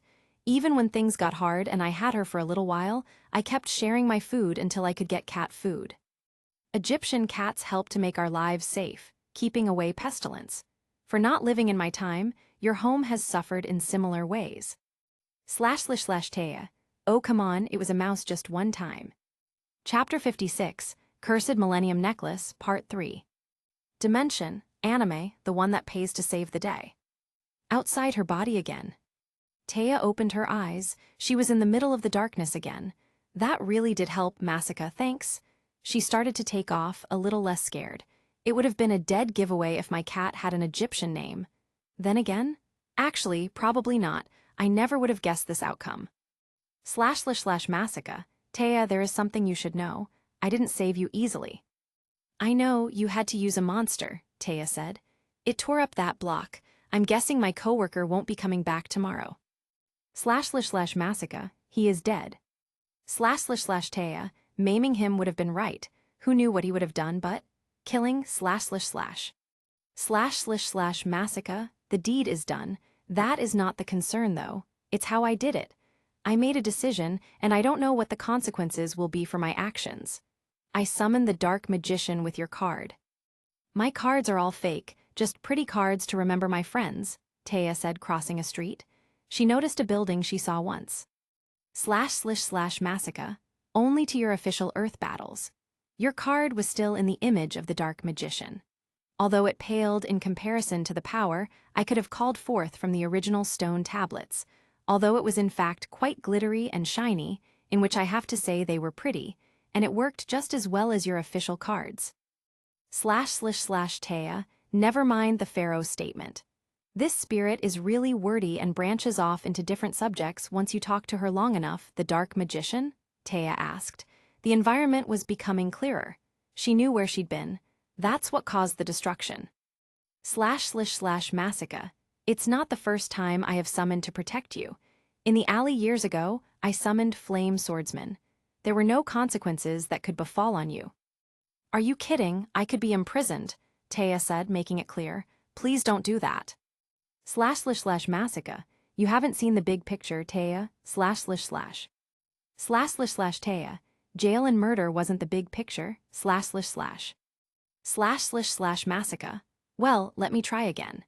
Though imprisonment is bad, you'll find that you don't really escape punishment either way, with what the pharaoh had done, and while he was not a pure Egyptian god, his power reigned supreme, and back then, your friend Yugi was the pharaoh's vessel. I could summon the flame swordsman because the pharaoh was still here. //Taya. Yugi //. Home wasn't far away now. Taya never went that direction to her house, it was to the north of her. She readied her keys, practically a couple of blocks away. //Taya, but who are they? //Taya heard Masika tell her to run again as people started to run at her. I don't get it, now who wants me and why? //Taya, Taya, I need to take over. No way, you're going to kill them. She couldn't go around killing everyone. Taya was lucky that she wasn't found the first time around, but she couldn't count on that luck. She kept running, but some others were coming in another car. What do they want from me? I'm not worth all this to anyone. //Masika, you'd be surprised, Taya. Let me take over. No, Taya was willing to learn to live with the spirit until she figured out what she needed to do, but she couldn't just let her kill. I can lean to maiming. Can you get us out here, maybe just maiming? At least it wasn't the end of their lives. //Masika, doubtful. All you have is the red eyes black dragon. It will burn them alive with more damage than the flame swordsman. Others in these buildings around here could be hurt too. Taya tried to reason with her. She wanted to escape, but she didn't want to kill anyone. How many times in the past had she met someone she thought she would absolutely hate forever, and they ended up being redeemed? For all she knew, they could be after her for some mixed-up reason. She ducked through a few more streets, trying to circle around back home. //Masika, You are noble, but you are also being naive. I cannot let you fall now. If I do, everything I just committed with the pharaoh will have been for nothing. With the pharaoh, you don't mean Adam, do you? Oh, now she went quiet. / Taya, is Adam involved in this? Massacre / Masika. Who else was the greatest pharaoh? Massacre answered, having taken control of Taya against her will. There was a time and place for peace, and this wasn't it. Of course, that is what she had appreciated about her all those years. But it wouldn't be what got her killed. Holding up the second summon monster, she could use the red eyes black dragon once. Taya was correct though, she couldn't just use it out in the open, innocents did live nearby. / Massacre, the street in the middle. My power has never been that great, it will barely have enough time to breath fire. 5 seconds or so from the look of how many were out, perhaps Taya wasn't the only one being abducted that night. No, too convenient. Massacre checked herself over. That man that the dark magician killed must have slid a tracer on her. Massacre held up her card. It was glittery, shiny as it turned. Kind of pretty. They were coming, each from the other side of the street. Chanting quickly, the task was done. Massacre started to run to a nearby market as she checked herself over again. A small sensor on the side of her dress sewed in. Finally finding it, she ripped up the clothing that was stitched around it. / Massacre, tracking her all this time. Home was too dangerous, but the market would have a few night people working. They could open up the doors for the emergency. Hello, she banged on the doors of the shop. Help, please help, someone is chasing me. When someone came to her aid, she rushed inside. Then crumpled to the ground. She saw the spirit of Taya right next to her, also crumpling down. There was a vicious pain in her chest. / Massacre, oh no, I knew it. I knew it. / Massacre looked back at Taya. Massacre, your life was worth this curse. Kul Elne. Massacre coughed and gasped, looking around. She was in some kind of underground. In front of her was a place with the millennium items, most of them anyway. Taya, she had voice. She could feel, she was cold, she was scratched. She started to try and stand up. Bakura's home. Bakura was playing a game of solitaire, unwinding from his day, when he heard a strange sound come from his hotel bedroom. He got up and checked it out. Oh my. It was Taya, and she was. She stood up in nothing. Bakura. Oh, great. Hello. He watched her walk toward him. You know, I am just going to go and get you some clothes. Anything, please? He went to his closet and grabbed some long shirts. The pants might not fit, but he got some anyway. You could help out, you know. / Dark Bakura, no, this is better. I'll meet my old friend later. Old friend, isn't that Taya? / Dark Bakura, if she came to me? No, especially as comfortable as she is at being naked. The other one could never be mistaken for her. So, not Taya. He went back to the room and gave the clothes to her. He tried not to stare, but she didn't seem bothered by her presence at all in front of him. Thank you, she said politely. Bakura, sorry about your world. So, you know about him? Bakura asked. Bakura, the bandit thief king, Dark Bakura, devoid of Zork, had come back to him without the Millennium Ring. He wasn't sure what to do about it at first, but he was always able to keep him under control. He had harsh words and views, but he wasn't Zork. He never even wanted to try and hurt Yugi or anything when he came over. As more time went by, he even seemed to be more mellow and expressed concepts in new ways to Bakura that he didn't know before. However, he hadn't ever mentioned knowing someone that looked like Taya. Who are you? Massacre, she answered. I have been given the gift of life again. She looked at her hand. Where is my vessel, Taya Gardner? Oh, is she your reincarnation? Bakura had revealed how he actually looked just like him, and how Yugi was almost a perfect image to the pharaoh. I don't know, she answered. I need to find her, she is in trouble. She started to get more frantic. She is in trouble in New York City, Bakura, we need to help her. We are in New York City. I was here for a convention, Bakura told her. That's a good bit of luck. / Dark Bakura, it's not luck. If someone as unimportant as Massacre came back to life, then something done by the gods is going on. We should get Taya, but don't dwell on me with them. Light Bakura, I can't just hide your presence when something crazy like this is happening. Try, The bandit king found himself in control of Light Bakura. He could only be given control if Light Bakura allowed it. Masika. She just grinned at him mischievously. Bakura, do you know anything about what's going on? Not the slightest, let's go. I was in Kul Elna, she said softly to him. Then I came to you, like I always used to do. I was given a body again. She didn't look proud, she looked scared. The gods don't gift second lives. I've never seen it for humanity. I've never even heard of it except for the pharaohs. It was just jabbering back then, that whole second life thing for pharaohs. They were no more important than you or me, he insisted. Let's go get Taya before Yugi gets involved. The last thing he wanted was for Adam to make some stupid appearance from the dead. Adam's line always took everything from him. He wasn't getting Masika too. Taya. Taya yelled as she felt something pulsating through her chest. What is that? It hurt so much, like her heart was ready to explode. She banged on the ground in the middle of the shop while a couple of workers gathered near her. She watched, half in horror and terror, as something started to rise out of her neckline. It felt choking, restricting, and a part of her felt like she was about to die. Then, there was an explosion of pain and blood as something burst forth. Under the bloody mess, she made out the eye on the Millennium Necklace before she fainted. Chapter 57, Cursed Millennium Puzzle, Part 1. Dimension, Anime. Domino City. Yugi. Yugi had fetched Adam and had driven him to his home. On the way, he apologized for their last meeting. It had just been a real surprise. Adam was okay, and he complimented his home, noticing his success. He told him about his new game briefly, wanting to know if the Ishtar said anything else. Instead, Adam was way more interested in hearing about his space game. They spoke about 15 minutes, he showed them some of the things he'd done, and how his friends were all doing. It's good to hear you are all still friends, Adam said to Yugi. I think when it comes to friendship, we've had way too much life experience knowing the importance of it. We all stayed in touch. Even Taya, I see her at least once every 2 years. Although, he wished it was more. Joey is currently in trouble, trying to do the right thing by taking down someone evil. That's good, Adam said. That led him to my Valentine again. That is leading him into even more trouble. Yugi sighed. I think Joey used to like Mai when he was younger, so I'm worried about this. How is she involved? Marrying the bad guy. Apparently Joey said she's stuck with him, it's not a love thing. Throwing around power, Adam asked. Yeah, it's got Joey messed up.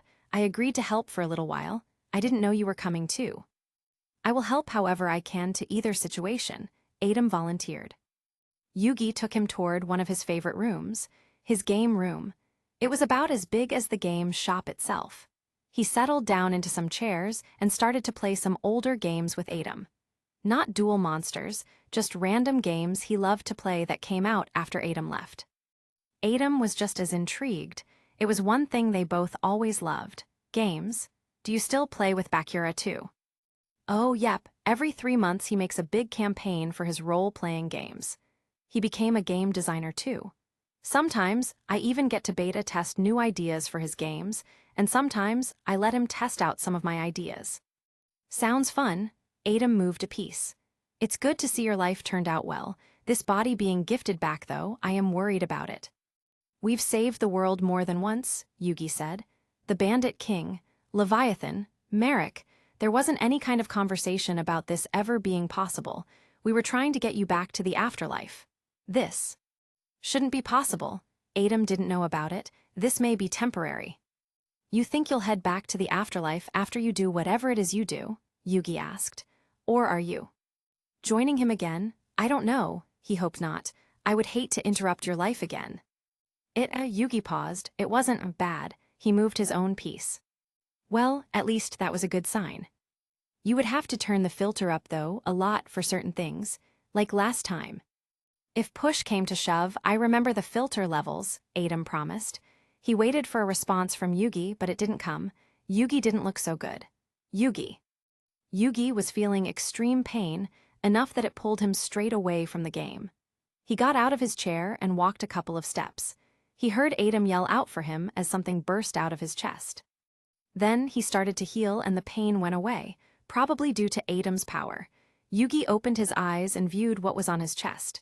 The Millennium Puzzle, fully placed together and shining like the sun before the shine faded away. Why? Yugi tried to pull at it, but it just pulled at him too. This isn't right, Yugi. This is attached to your body. Your ribs, I think. Attached to his body? Are you sure? He yanked again, and again he just yanked himself, like he was yanking his own arm. You carried the Millennium Puzzle before, but you were never cursed with it growing upon your body. Whatever reason this is happening, it's not a good one. This is some form of punishment on you. Yugi didn't tug again. Oh no, just a Millennium Puzzle attached to my ribs. What's unusual about that? He said sarcastically. Adam, can you get this out of me? I wish I could, Yugi. New York City. Taya. When she woke back up, all of the gore that befell her body was gone. The necklace. It was around her throat. Taya pulled herself up, the pain having subsided, and she tried to unbuckle it to lift the necklace off. She could not though, there was no underside. Taya felt all the way around the necklace, trying to find an opening. All she ended up doing was hurting herself with her fingernails. She cursed softly. It's attached to my collarbone. She noticed some workers looking at her after saying her collarbone line. Never mind, I'm not feeling well. Phone, please, anyone. Domino City. Yugi had cut off the middle part of his shirt, now a stretchy t-shirt, so that most of the hole was tucked over the puzzle. A heavy chain and it'll look like it's around my neck instead of bursting out of my chest. I am sorry, Adam said. That cannot be a pleasant feeling. I'm fine, most of the pain is gone. Yugi decided the first thing he should do is contact Joey. He's the only one that was on tour playing Duel Monsters. In his experience, things usually happened because of a tournament. Joey is on a Duel Monsters tournament. I'll check on him and see if anything happened besides Mai's involvement. Yugi dialed his cell phone. Joey. Yugi, man. Yep, that was the sound of something happening. What's wrong, Joey? Skezy, Yug, I'm sorry. What about Skezy? Yugi asked. Is Mai okay? Yeah, Mai is fine, but someone real important isn't. Who? Taya. Taya. Yeah, Skezy is sending us to go and get her in New York City. He said he's saving her, getting her out of a human traffic ring about to nab her. I've been trying to contact her, but I think he made sure that. We gotta get to her now. Taya, he glanced toward Adam. The evil person Mai is marrying set up Taya. I am trying too, Yug, a plane only goes so fast. Scuffle.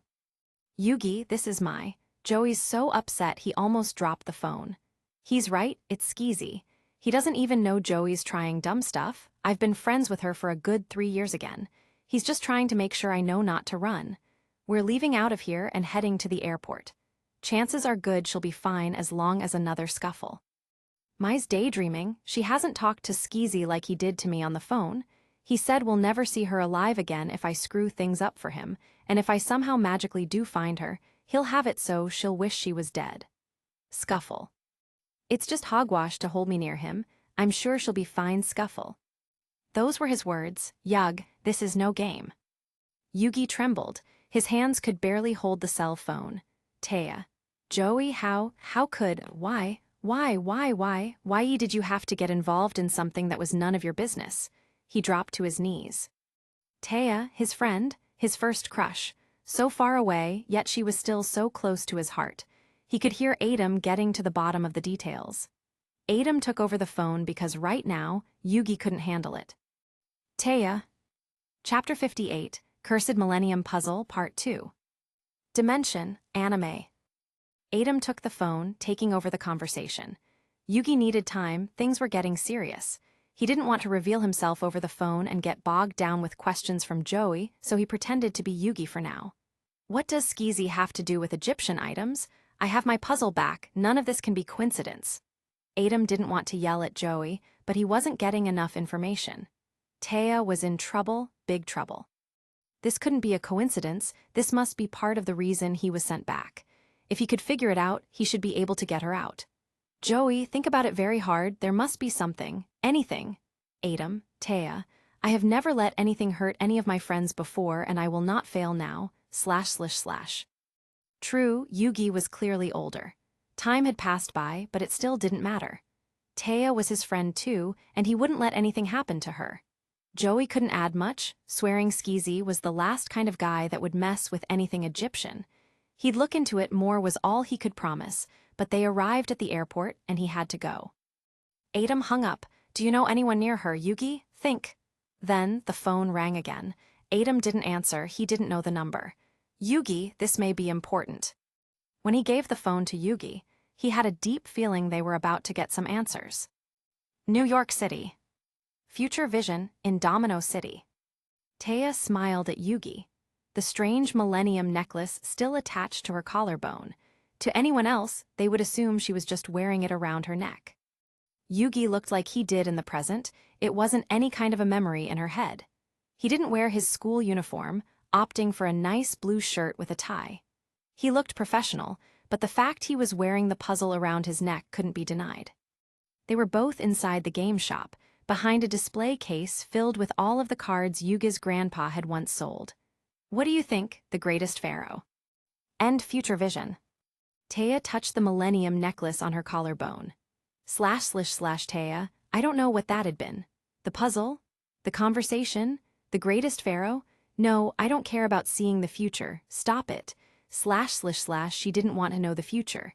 She didn't want to see anything from that necklace that practically grew like a parasite on her own collarbone.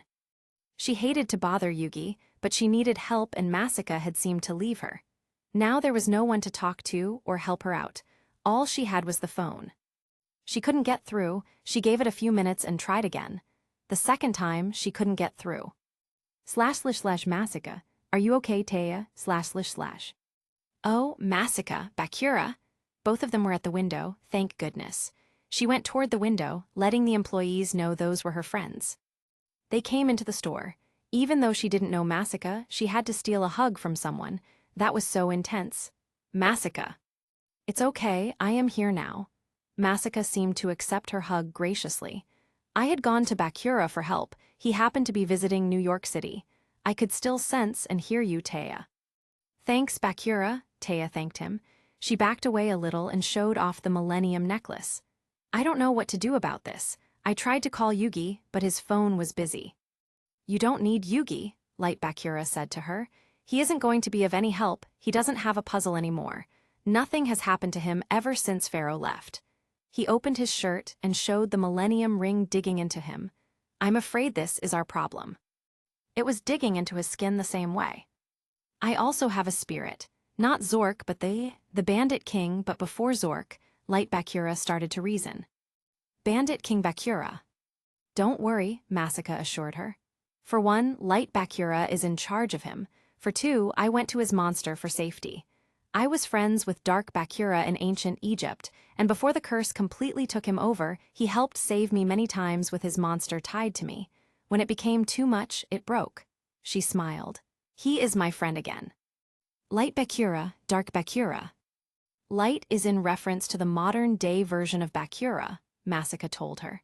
Dark Bakura is of the past. Considering their difference in personalities, they seem to have agreed upon and liked it. Domino City. Game shop. Adam watched Yugi practically destroy everything around the old game shop, looking for an old chain. They didn't have time to waste now. Once Mokuba was ready, they would be going on a private jet with him to New York. Even though they didn't know the location, Yugi was sure he would find her. I didn't know you still had keys to the game shop. My success meant I could get my own place. Bigger, with more room.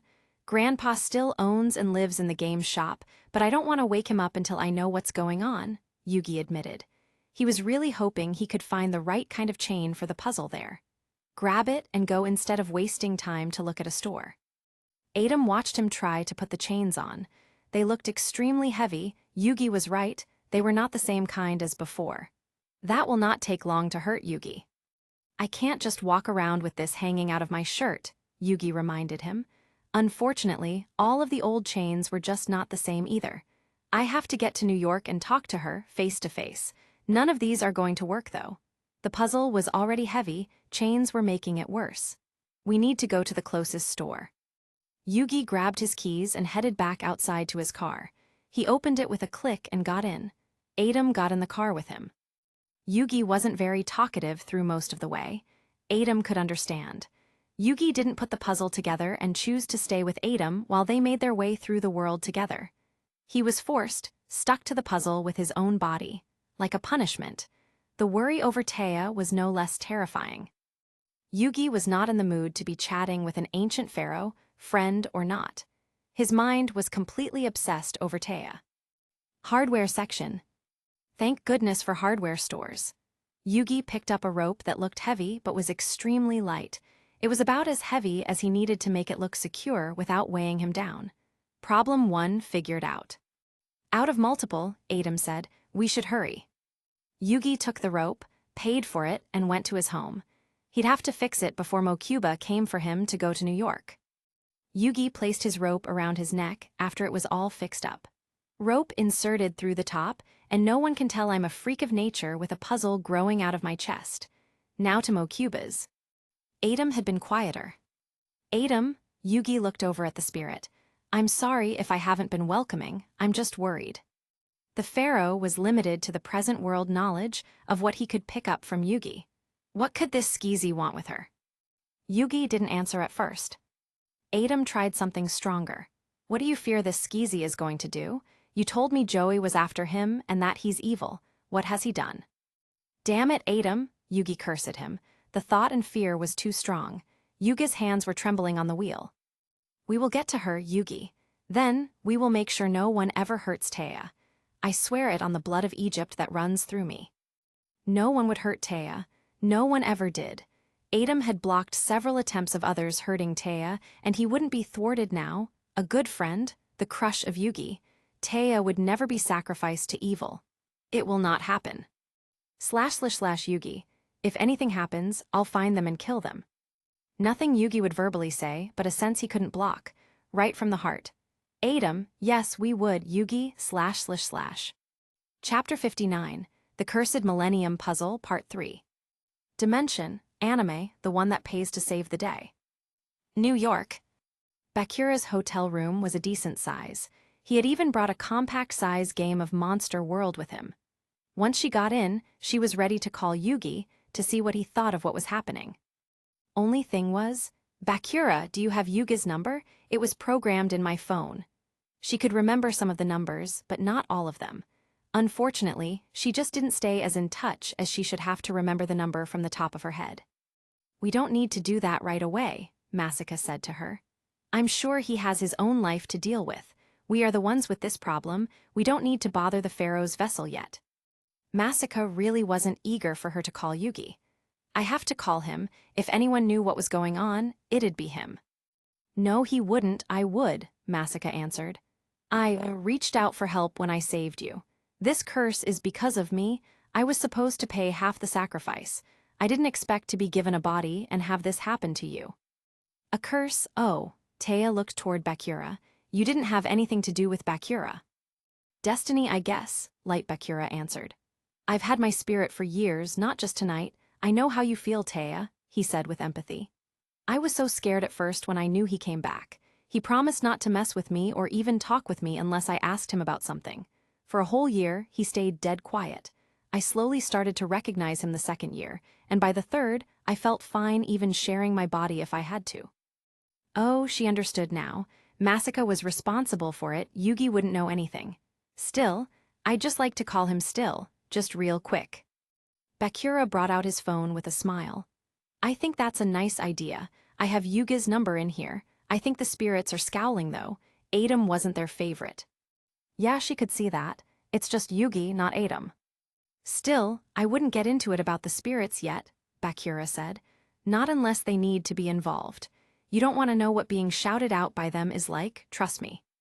Well, if I can just call, I won't say anything about them. Not right now. It wasn't that simple of a phone call either. Yugi seemed to have an idea of someone wanting to hurt her.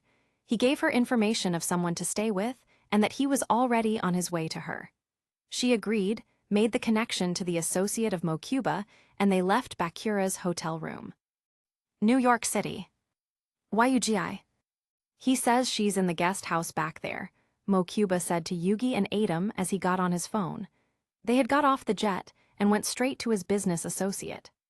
He could tell she sounded shook up, A lot had already happened to her. I wasn't supposed to see this guy for 6 weeks, but he got bumped up as a favor to help, Mokuba insisted. Sorry I threw your business plans off, Yugi apologized, but this was important. Well, considering you got Pharaoh with a body and a puzzle with you, I think it's better I help, Mokuba said. We'll be here for hours before it's time to go back, so enjoy yourself. Reconnect with your old friend. I'll come to you when I'm done. Thanks, straight to the back with Adam. I will give you a moment to catch up with her, Adam insisted from his side. Then I'll present myself. Yugi didn't say much to that, he didn't have to. Adam knew him better than anyone. Taya stared in the guest mirror. She had watched her back, but so far no one had tried to come for her. The property had its own security guards too. The Millennium necklace was blaring across her chest. Yugi's already worried. I don't want him to worry even faster. She went towards the bed. I don't want to be lying in bed, that doesn't help. Covering with a blanket doesn't help either. The delay would be slight, Masika reminded her from the other side of the room. It's all inevitable. All secrets will eventually be exposed, Light Bakura agreed. Yeah, but any worrying by Yugi. Yugi's a good friend, but I feel really jittery, like I'm doing something I really shouldn't be doing. It'll be okay, take the balcony, Masika suggested. Right, that was a good idea. I will be at Bakura's, Masika said outright. You may have this moment to talk things over with Yugi yourself. Masika didn't seem too hyped to meet Yugi. He's probably going to want to meet you. I'm not much, Masika insisted. Truly, I am the dark side of you, Taya. When you need me again, you will know how to reach me. I have talked with the other Bakura, Light Bakura insisted. For now, I think Masika's right. I don't know why she has a body right now. Yugi sounded eager to meet you, and depending on what he says, we'll see him soon. Maybe for a game of Monster World at my house. Taya looked toward Masika. It's the fact he used to be Adam's vessel, right? Did something happen between you two? Masika seemed to almost bristle. Taya, Light Bakura came closer with a whisper. Masika was a slave who suffered greatly in Adam's empire. She doesn't want to move real swiftly into friendship. She will need some time. Right, that's right, Masika didn't have an easy life. I'll meet Yugi first, Taya decided.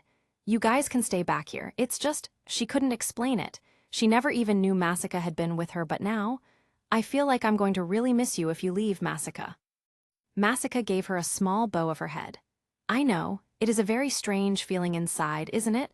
I will stay, but before anyone meets, you need to make sure he's agreeable. Agreed, Taya said. Then agreed, Light Bakura said too. The guest house had a hot tub below with a bar, and then there was a small spiral staircase to reach the guest room. The staircase was solid wood. Taya stayed behind it and crouched down slightly. Now the necklace was hidden. I can ask some questions first. Prepare him for her collarbone holding the Millennium necklace. It's all I can do. She heard a knock on the door. It was unlocked. She was expecting him and Mokuba. She heard the door creak open. As he came in, she could see him. His hair was still the same, but he had on the same blue shirt from the vision, along with the Millennium puzzle. It was hanging around him with a rope, like when he was younger. Then he spotted her. For a moment they just stared at each other, it seemed. Taya. You have your old puzzle. Good place to start as any considering what happened. No hi, how's he doing, how's the family, none of that filler. Why do you have your old puzzle, Yugi? Yugi crept up slowly toward the stairs. Why are you crouching behind those stairs? I didn't want you to worry right away. I'm fine, Taya said. You're crouching on a balcony, so I don't worry. Yugi was coming closer to the stairs. You can't make me not worry any less, Taya. You are in some deep trouble. Yeah, she admitted. He'd see it soon. It's impossible to hide. She stood up straight and started to go downstairs. You're wearing the Millennium necklace, Yugi asked as she continued to walk downstairs. I'm forced to wear it, Taya admitted. It doesn't come off. She stopped walking and placed her hands on the sides of it. It grew from me. It's attached. He didn't look surprised. Yeah, I didn't go to Egypt and fish this out of some forbidden abyss. It's the same thing. He held up the rope connecting it. This part is only for looks. It's connected through my chest. Oh no, he was having it happen too. I'm so sorry. This is all my fault. Yugi stared at her. Why do you think it's your fault? As she thought of his question, though, it felt like a sin she was confessing. I don't even own my old deck. She arrived at the bottom and looked right into his eyes. Sorry. That would be an invaluable deck by now, Yugi said to her. Why did you get rid of it? I bought 2 fakes and I got rid of the rest. Admission hurt. They afforded me some time to get a good job. 2 fakes? Yugi asked. What fakes? Red Eyes Black Dragon and Dark Magician. I liked looking at them when I felt lonely. But she didn't feel that way anymore. Any of her jitters was gone now, and all she saw was the brightest smile on his face. She could feel herself mirroring it. It wasn't as easy when I first came. I just wanted your cards to remember you. Then, I got better, and thanks for coming, Yugi. Yugi broke first as he wrapped her in a hug.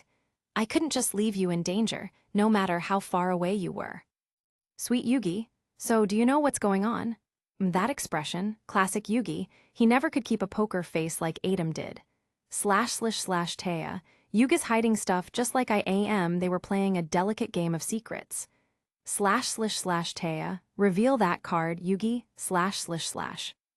Do you know why the Millennium Necklace chose to grow on you? Yes, he reversed it on her. ///Taya, I guess I reveal my own card instead first. There was a spirit inside of me.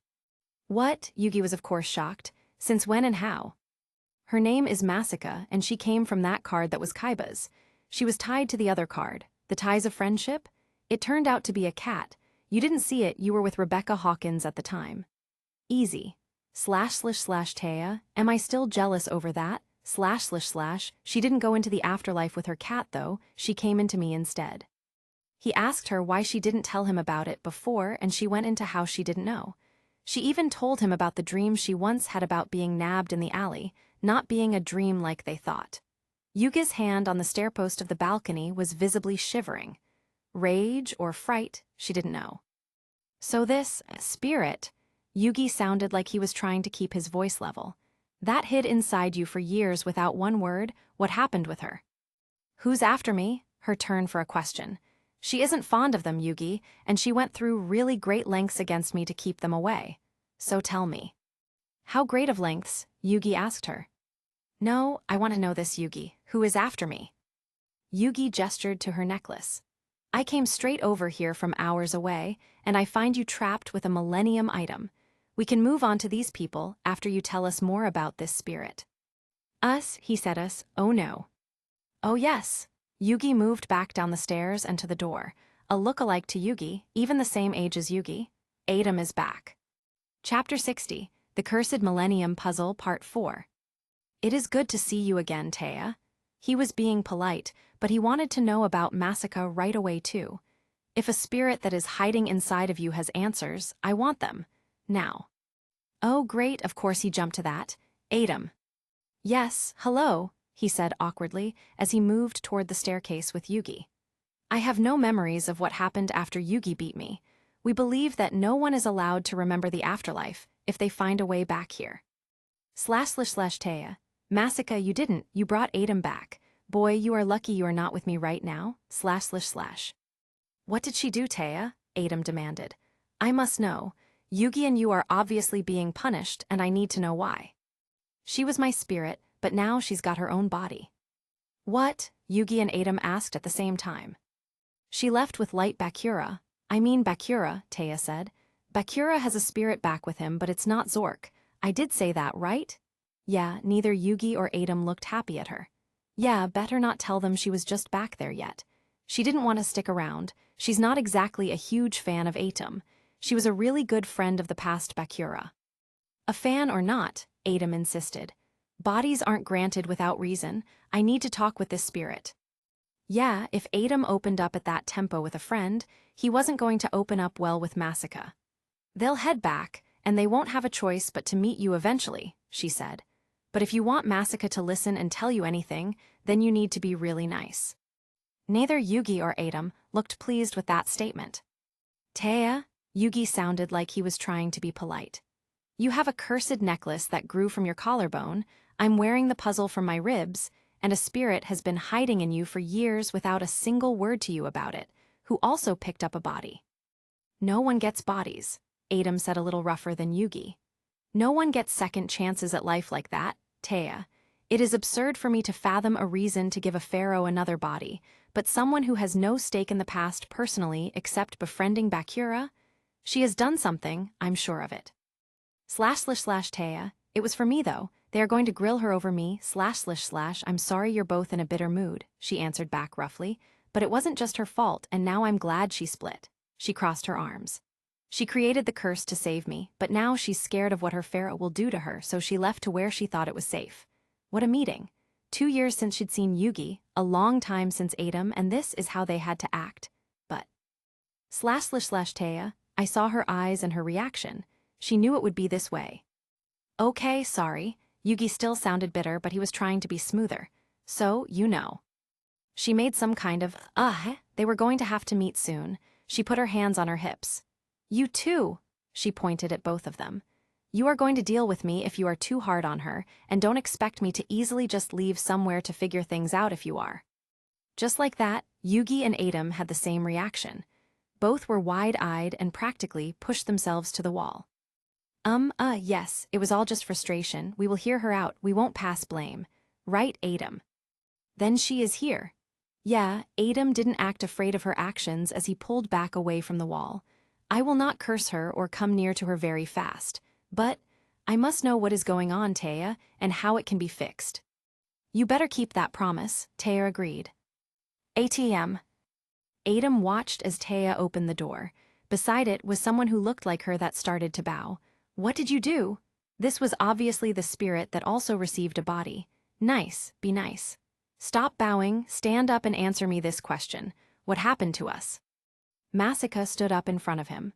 The future is impossible to predict or share accurately, but the past is set in stone. This will do better than my simple words. She touched the Millennium necklace on Taya's neck. The recent past with Masika needing monster power and begging the gods for help was shown. The sounds, the vision, like they were all there in that terrifying moment. After the vision was over, she spoke again. I took half, as I was commanded to save her, the greatest pharaoh. She lowered her head toward him again. Adam could hear Yugi starting to lose it.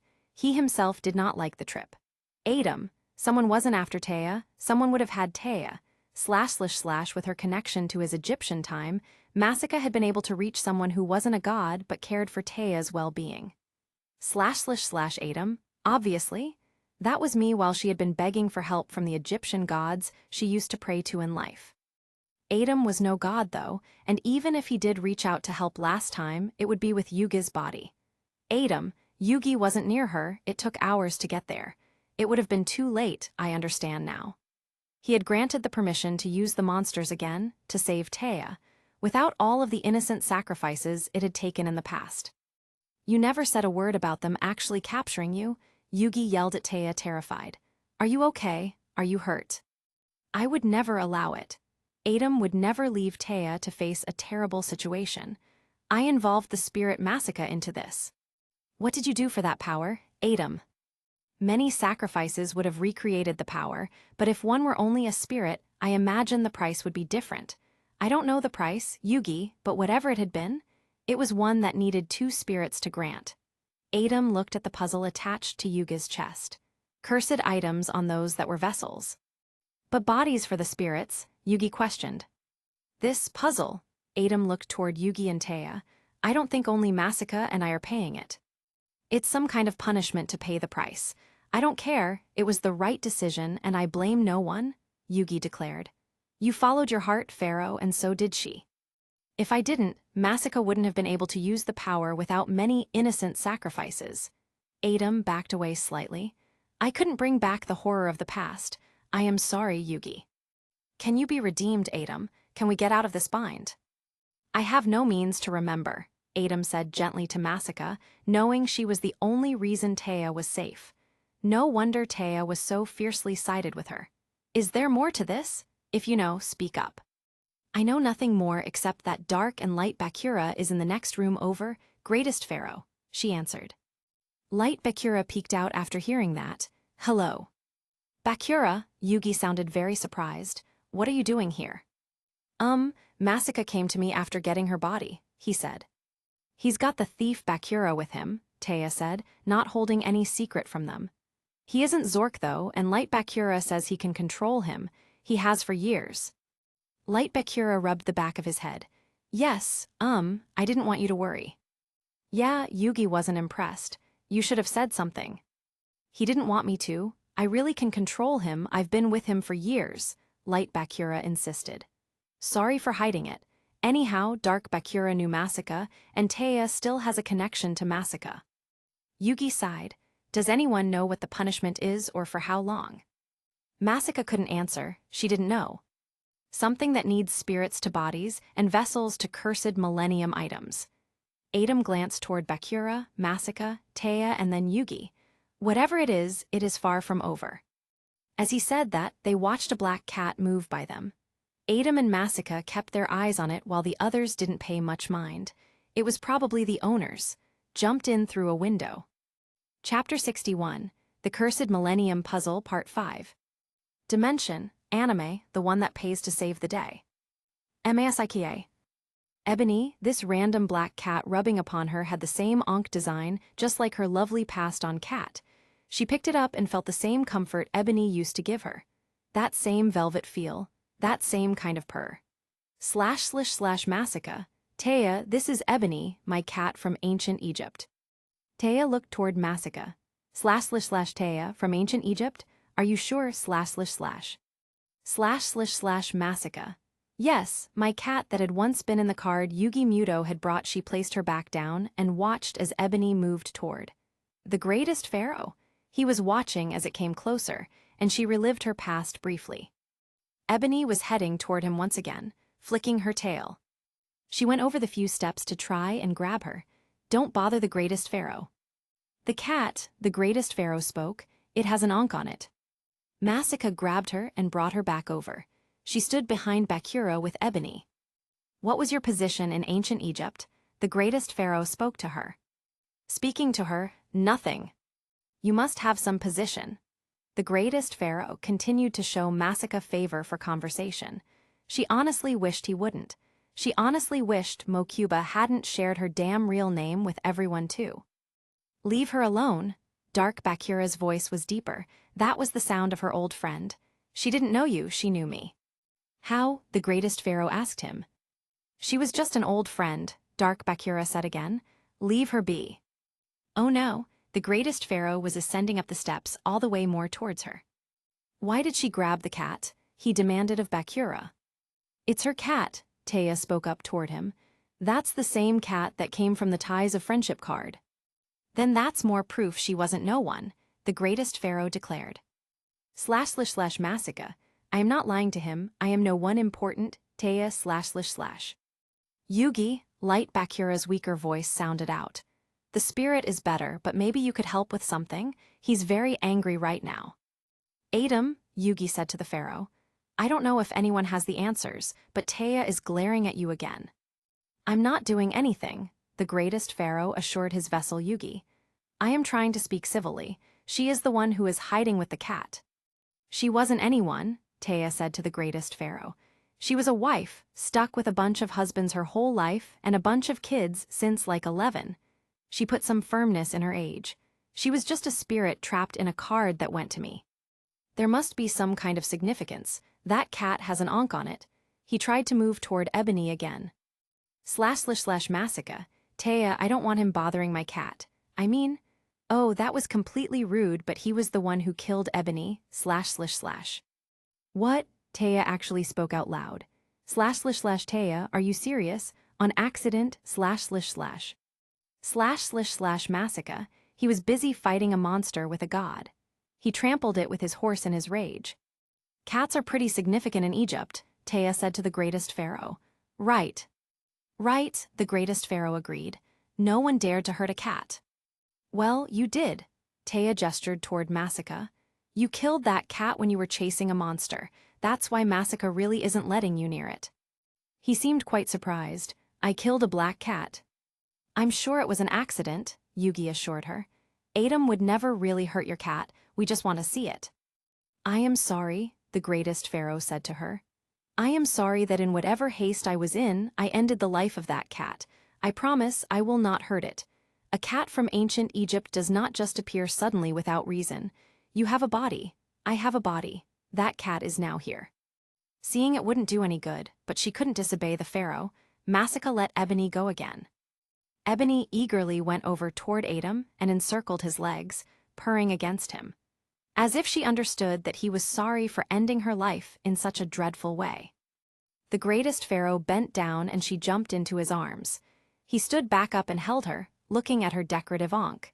In the meantime, she was cuddling him constantly, as if he were just a toy for her amusement. Being as finicky as Ebony was, when she had her fill, she jumped down and went toward Taya. T sneezed briefly. She had been struck with an awful cold, probably due to running for her life in that cold weather. Taya picked her up and cuddled her, treating her like divinity. I have a black cat at home called Divinity. Home. She looked sad. Ebony left Taya and went toward Yugi. Yugi picked her up, still concentrating on Taya. Yugi scratched behind Ebony's ear. It wasn't something Masika did often with her. She looked irritated, but she remained in his lap. There must be a reason that Yugi sneezed. He wiped himself with his sleeve. Sorry, I didn't even know I was under the weather. His voice had changed. Don't worry, I know the feeling, Taya assured him. My voice is all scratchy and my nose is runny. I'm gonna be sick for sure tomorrow. Yeah, I feel that exact same way, Yugi said as he sneezed. Ebony jumped down from Yugi. Strange, the greatest pharaoh said as he stared at Ebony. It makes sense Taya would get sick in her situation. Yugi, you were never out that long, yet you sound like you have the same sickness. It's just a cold, Yugi said. Ebony moved away from everyone. What's wrong, Pharaoh? Yugi said, concerned. The cold doesn't spread that fast and I wouldn't get. Adam's body was gone, like he was never there. Masika is back with me, Taya said to Yugi. She disappeared. Adam just left, is he? He's with me, Yugi confirmed to her. / Yugi, I'm sorry, Adam, / Adam. I had a feeling a body was only a short time. It's fine, Yugi. We are being punished somehow, not rewarded. There is something beneath the cat. Yugi saw it too. There was some kind of letter the cat was sitting on now. He went over toward it. Hello, kitty, I need to see what's under you. He tried to grab at the letter. He gave it a good yank before the cat decided to move. He opened up the letter. He read it, Yugi, oh no, Pharaoh, is this real, / Adam, I would never choose this for you or Taya, Yugi, / They really were being punished. Yugi looked at the Millennium Puzzle growing from his chest. There weren't any words about reversing it. It was plain, it was simple. It was bad, real bad. Masika was the owner of this cat. She might not have any importance at all, just chosen by the cat since she knew it. / Yugi, so it is all because of that cat. / Adam, not just a cat. I have a feeling it is being guided by a god to dictate its demands. Yugi was quiet in his thoughts and his mind, trying to deal with what was in front of him. Yugi, this isn't the first time I was pulled away, and I do get to come back. Still. Adam, if there is a way out, Yugi, we will find it. But I clearly had no choice. Taya or this. / Yugi, I'd pick Taya forever. He closed the envelope. / Yugi, I want to be the one to tell her. / Adam, as you wish, Yugi, / Chapter 62, Agreement Part 1. Dimension, anime, the one that pays to save the day. Taya was quiet on the stairs. Yugi looked absolutely distraught, wrecked. His eyes were so wide and his breathing had picked up like he ran a marathon. Yugi. It was for the best, Yugi said to her as he pocketed the letter he picked up from beneath Ebony. I used to do this all the time. It's like learning to ride a bike again. Sorry, Masika and Adam, they have the ability to shut you out. When you want them out, you can tell them to go too. It's how you get privacy, or it would probably drive you crazy. Yugi was fidgeting. Did you know you were caught, Taya? Taya nodded. Yeah, Masika got me out. I remember something about it, but I don't remember it all. When I woke up, she had used a card's magic, even if it wasn't a real card. Masika is a good spirit, Taya, a very good spirit, Yugi said quickly. Adam cursed himself to save you, but without her actions, he couldn't have done that. They both helped you, or she thought he would hold back again, but he didn't. That man would have grabbed you and forced you into hard enslavement, probably in another country. Taya froze, hearing those words. They would have enslaved her, but Joey's trying to save Mai from marrying a man that deals in human trafficking, and you apparently got wrapped up in it. Yugi was being openly honest. Whether it was being friends with Mai, or because Joey's been messing around with a person named Skezy, you got pulled into trouble. It wasn't your fault at all. Oh, Joey, Mai, thanks. Still, Yugi, she got away with murder, with my body. Oh, that was an odd little Yugi had. 8 people in total have been killed by her. It's not your fault, Yugi said. She was doing what she had to protect you. Using the cards. She isn't bad and neither are you. You have to trust her. You really have to trust her. She did what she did for you. I doubt the authorities will find you. If they did, they couldn't pin much on you. That was it, that's what Yugi thought. Are you sure? Oh yeah, pinning magic is tough, Yugi agreed. Tough, tough, tough. I mean, Adam was a little gung-ho once or twice. The spirit wanted you safe and she did what she could. Before she used your fake cards you said you bought, she tried. She'd been with you since high school. Even if you didn't know, she's been there for a lot of things. She knew you and she wanted you safe. Yugi was clearly wanting her to trust Masaka more, even though he didn't really know her either. I understand. I don't have much of a choice but to understand. Do you have any idea why fate stuck her with me? You wouldn't be here today if it wasn't for her. She's probably helped you out even more than you know of. Did that mean she was her more often than she thought? She took away my body more than twice. That's not what I meant, Yugi corrected himself. He fidgeted with the rope on his puzzle. She hasn't taken over your body much extra probably. It's that when she was you didn't know what was going on. Adam can do that too, and we can do that to them. It's not one-sided. Did we talk about this already? Yes, okay, we did. Yugi let go of the rope. Then, I guess there's only one thing left. Taya watched as he touched the eye decoration on her necklace. I willingly understand this. It's a price paid by Masaka and Adam, Yugi explained. It's not just them though, we are their vessels, so we are getting the brute end of this too. He went quieter, softer. Things are going to change, Taya, but it's really not so bad. You can wander around or nap or even stay beside yourself when the spirit takes you over. You can't go real far, but you can move. Oh, it's a weird feeling, Taya admitted. At first, I couldn't see her at all, but now I actually can see her, she said. Most times she said she liked to just stay silent inside my soul, not even looking out unless she sensed something wrong. Yeah, that is what you call privacy. She gave you privacy, Yugi said, like he hadn't explained that 3 times already. Then you get it. You can get that. They can get that too. 3 times you said that, Yugi, Taya pointed out. Why did you say it 3 times? As you understand the feelings inside you more, it's easier to navigate, Yugi said. They'll help, otherwise thoughts will drive everyone crazy. A lot are just unconscious and Yami, I mean Adam, always put like a small filter, where only thoughts targeted toward him came through. You should ask about that. It'll make you feel better and less like someone hears your every thought. I didn't know that, but it makes a lot of sense, she sighed. What I think versus what I try to politely say, they are almost opposite. Yeah, she'll be able to turn that down. Experiment, you have to learn to navigate, so it's time to talk about the price. Yugi gestured toward his old puzzle. It begins when you've touched the puzzle, and it doesn't end until the gods say so. Till when, what, then how long? I don't know, there isn't a date. Taya looked at the puzzle. Are you saying she's going to be with me for the rest of my life? I don't know. Yugi didn't answer that well. His voice had lost its usual pitch. The letter said there will be a sun and moon difference. Adam and I think it's referring to a switch being when we switch who is in control. Control. We aren't going to get the luxury of choice anymore, Taya. Every so often, it sounds like, maybe, everyone switches. What? Taya's eyes were wide, frozen in fear. Yugi. Chapter 63, Agreement Part 2. Dimension, anime, the one that pays to save the day.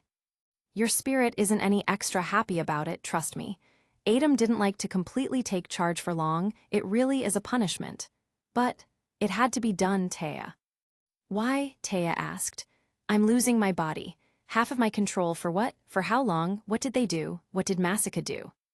She asked for help from the gods and she reached Adam. He said they'd pay the price and I don't blame them. Yugi reached for her hand. She gave it willingly. The ability to summon the card monsters to aid her, she got that power originally from Egypt's sacrifices. When Adam went to the afterlife, that power was gone. She couldn't use it. She prayed to the Egyptian gods as a last resort, but Adam heard her calls. Adam contacted her to tell her to do it. He knew he was needed, just like last time. Without that, she couldn't do anything. ///Taya, so, without them, I'd be a goner Adam, the pharaoh. He gave the Egyptian gods control of our bodies. Yugi said it for her. There was no magic, no soul on the line, no saving the world, but it was the hardest situation the pharaoh had to fight because I wasn't there. I wasn't close enough to you to do anything. Do we know exactly what happens, Yugi? No, Taya, no one knows, which might be part of the punishment too. It's not fair, she said to Yugi. Even you are being punished. I said I understood, and I accept the punishment. There's no choice now. Yugi gestured to his puzzle. We can't turn our back on this. Trust me, Taya. Touch the puzzle and let's do this. If we take too long, something else might happen to make Adam pay the price. Yugi shook his head. I don't want to find out what. Like losing ourselves for good, Taya understood. No choice. No choice. Who starts? Taya asked. I don't know, Yugi admitted. Now he gave her the letter. He softened the blow for her, but it really was right there. A sun and moon difference of change between souls. No missions, no clauses, just instructions and why. We'll still be here to make decisions. Are you sure about that? She had to ask. Taya was nervous. It was normal to be nervous. She was losing half her body's control. What if we can't be beside ourselves? What if that's the real punishment? I don't know fully. No one knows fully. Yugi recovered. I'm not perfect and neither are they. It sounds like we are going to switch evenly. Maybe there is more to it. Maybe I'm destined to never speak to Adam again. Maybe it means something else entirely. I don't know. He gestured to the puzzle. We'll all find out the truth soon. Then when I touch it, if I'm not here, she decides my life for me. It was hard to bear. To hear that the life she was supposed to live in her body wouldn't be by her. Taya, things get worse if you don't agree. Trust me. Yugi gestured to the puzzle. If we don't do this, they might punish the spirits harder. Do they know everything we know? Taya had to ask. Well, I don't know, Yugi said honestly. They can get very involved in your thoughts and you in theirs. You'll find the right balance soon. When you do, he smiled. It's amazing. It's like having a best friend always there with you. That's why it was. It was so hard to say goodbye. Taya looked at the puzzle. Yeah, but I got over it. I got stronger. I grew up without his presence inside of me, Yugi admitted. So while I feel the connection, it's also, it hurts. This never should have happened again, reconnecting. It feels different this time too. Taya had a feeling she knew what was next. I hope she can dance and act. Yeah, that look from Yugi. This isn't how I wanted this discussion to go, Yugi said to her. While I was with Adam the first time, he knew a lot of things right from my memories. My grandpa, the game shop, my bully. His lip quipped up. That's why I thought he was part of me at first, and he did too. But this time, he doesn't really get any of my newer memories since he's been gone. Oh no. Go ahead though, test it, Yugi insisted. Do you have enough money saved up for the time it'll take your spirit to basically learn everything you know? //Taya, even if I did, I'm no teacher. This spirit. It's been hiding inside of me, not knowing much of anything except when it mattered. She just peaked. Teaching her even average life is going to be tough, no.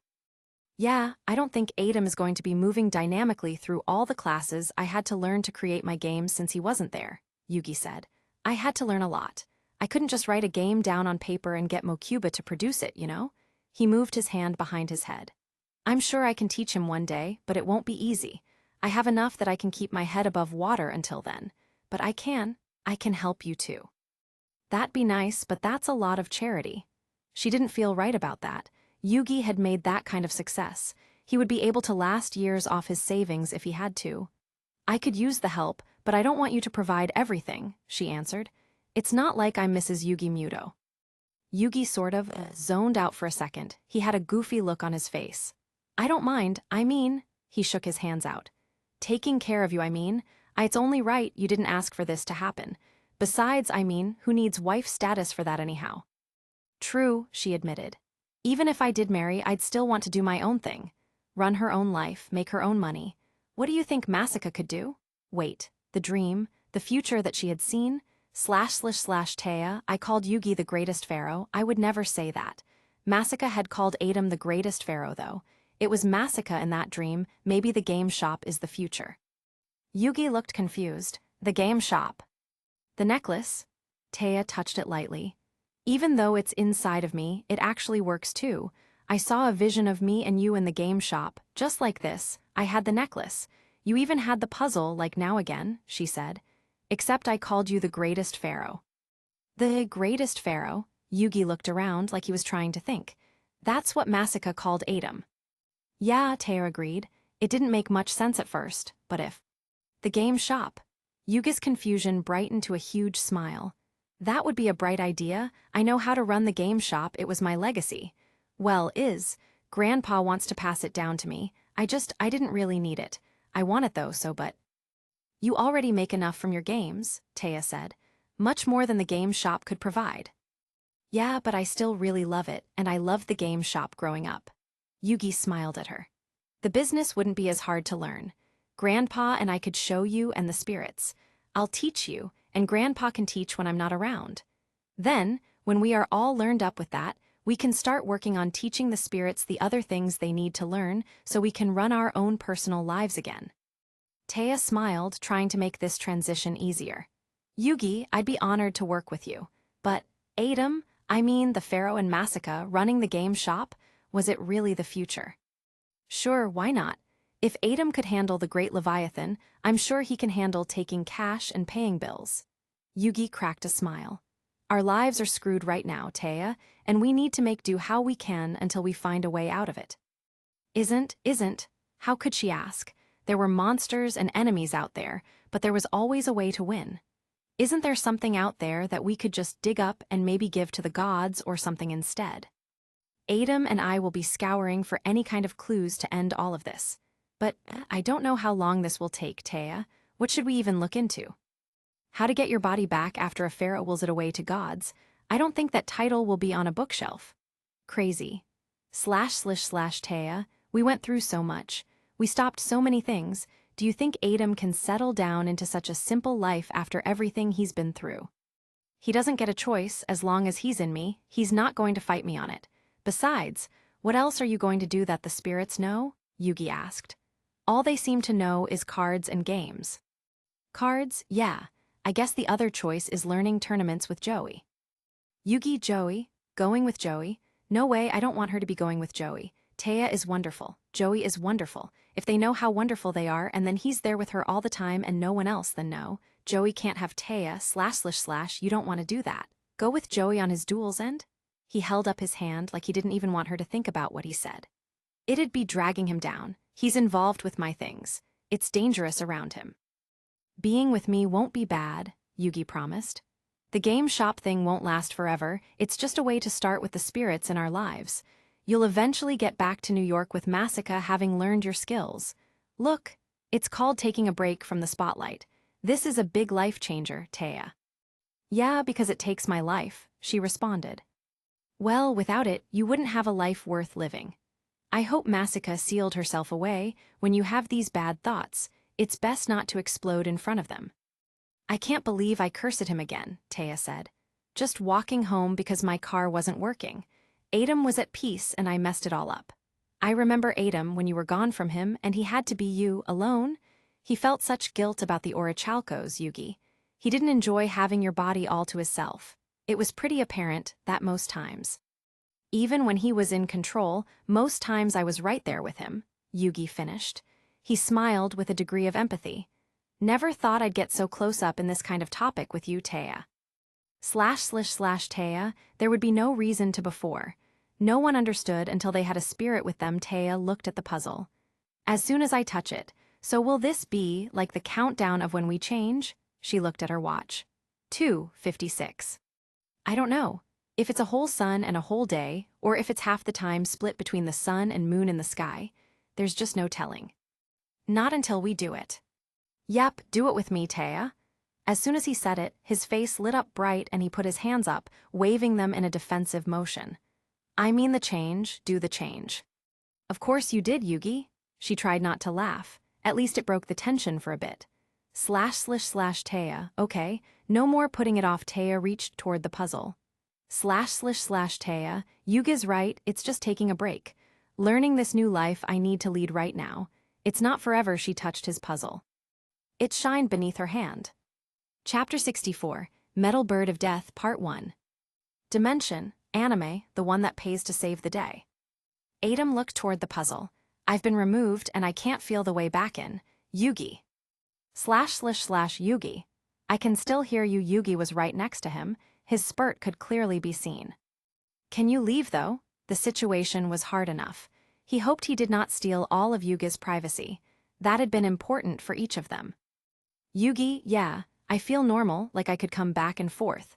Except I can't because there's a block between us. Yes, that block is me. When it is your turn, that block will be you. Adam watched Taya or Masaka. Did you take Taya's place, Masaka? She gave a light nod, but the expression he could barely see as she hung her head. He knew exactly how she felt. Yugi, we have an hour before Mokuba is ready, Adam. We should work out what we are going to do. I did convince Taya to come back with us. Agreed. Cold. Being alive meant he felt temperatures, touch, and pain. Everything those that were alive had to feel. The air was unusually cold. It felt colder. Yugi, you have to say something in order for us to work anything out. They can't see me, and I can't see Taya. Yes, sorry, Yugi. Adam, I have selfish desires within me right now. I should have gone on. It feels like it was all taken away from me by force, even though I enforced it. No monster, no shadow game, no magic, just one mortal man and too far to save in time. Yugi, I get it. I do. It should all be over. Well, look though, Adam, there must be something we can do. If there was something, they would find it. Adam, I will do my best not to get in your way. Whatever it is you want to be or your aspirations. Yugi was so much younger than this when they first joined. Even when he left, he had not yet graduated. Different issues would arise with the passage of the time, especially with him forced to take Yugi's body every cycle. Adam, I will do my best to make it possible. Some will be harder, much harder, but I vow to do what I can to make it through any difficulties that arise. Yugi, you need to help Masaka run the game shop. Adam, I don't think I understand you, Yugi, Yugi, Taya is going to be coming back to Domino City with me. Masaka won't be able to act, and you aren't going to be able to design games. We are going to run the game shop while we figure this all out. You'll have to run the game shop too, with Masaka, Adam, I know about leading and fighting, Yugi. I don't know how to run a shop. Yugi, I'm sure the great Adam can figure it out if he gave away my body to the gods. Adam sighed, bitter much, Yugi. Yugi, made a great life for myself. I didn't have anyone tagging along with my every thought, and now it'll never be the same. Thanks for saving Taya. I would have made the same choice. I'd give anything for her. I'm way too emotional to think and talk right now. Give me 5 minutes. Understood. When Yugi said that, it had always meant not to listen to what he thought. A complete filter on for 5 minutes. It wasn't easy for Yugi, being told that he had no more control of his body. They were split. Even. And Adam hated it just as much. Adam, helping with the game shop it is honoring Yugi's requests was about the only thing he could do. Masaka didn't say a word, so Adam waited the 5 minutes. To make sure he was aware of the time, he spoke. Better, Yugi. Yugi, sorry. This is a big change and I'm scared. At least I can talk to you. I shouldn't blame you. You did this for Taya and she means the world to me. So, thank you.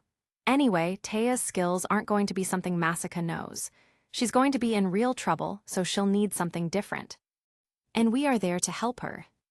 Yugi, I know the game shop and so does Grandpa. He'll be able to teach you when I can't. You'll need to learn a lot, but that shop needs to run at least 5 days a week to make any profit unless someone comes in for or with expensive cards. Selling or buying the right card could keep you in a profit for a month, or it could put you in the red for a year. I see. Sounds like we had better get the business right, or Yugi could get fleeced on the cards. Yugi, Is Masaka ever going to say anything? This is really something to talk about. Masaka, Adam addressed her. Stand up. She instantly stood up. Taya is going back to Domino City. You will be responsible for learning the duties of running the game shop. Somewhat surprised, but she recovered. I will be helping you to learn it as well. I will be learning too. Yes, that did sound awkward. A learner watching a learner. You cannot communicate with Yugi and I cannot communicate with Taya. This leaves us to communicate wishes and thoughts through each other or through them. She bowed gently. There is no need to do that anymore. Without you, I could not have saved my friend. Without accepting this price with me, I could not have paid it to help her. Thank you. She didn't seem to know what to do with that. You're welcome. Adam smirked. Adam, there we go, a little bit of progress, Yugi, ///. Yugi, yeah, probably Taya telling her to lighten up. I wish I could see her too. Adam couldn't make that happen, but he could ask about her. Masaka, is Taya's presence felt by you right now? A nod. How is she? Masaka looked in different directions, like she was catching flack like Yugi just gave him. Taya Gardner may need some time to answer that. Bitter toward you? Adam understood. The vessels have every right to feel that way. Adam was used to control in duels. Yugi usually let him take control. During serious situations, Yugi let him take control. To have complete control and not be able to be casted out, it was a miserable, invasive feeling. At least he felt Yugi. If he hadn't, he would have felt as miserable as he did when Yugi's soul had been casted away from him. //Yugi, tell her about the game shop.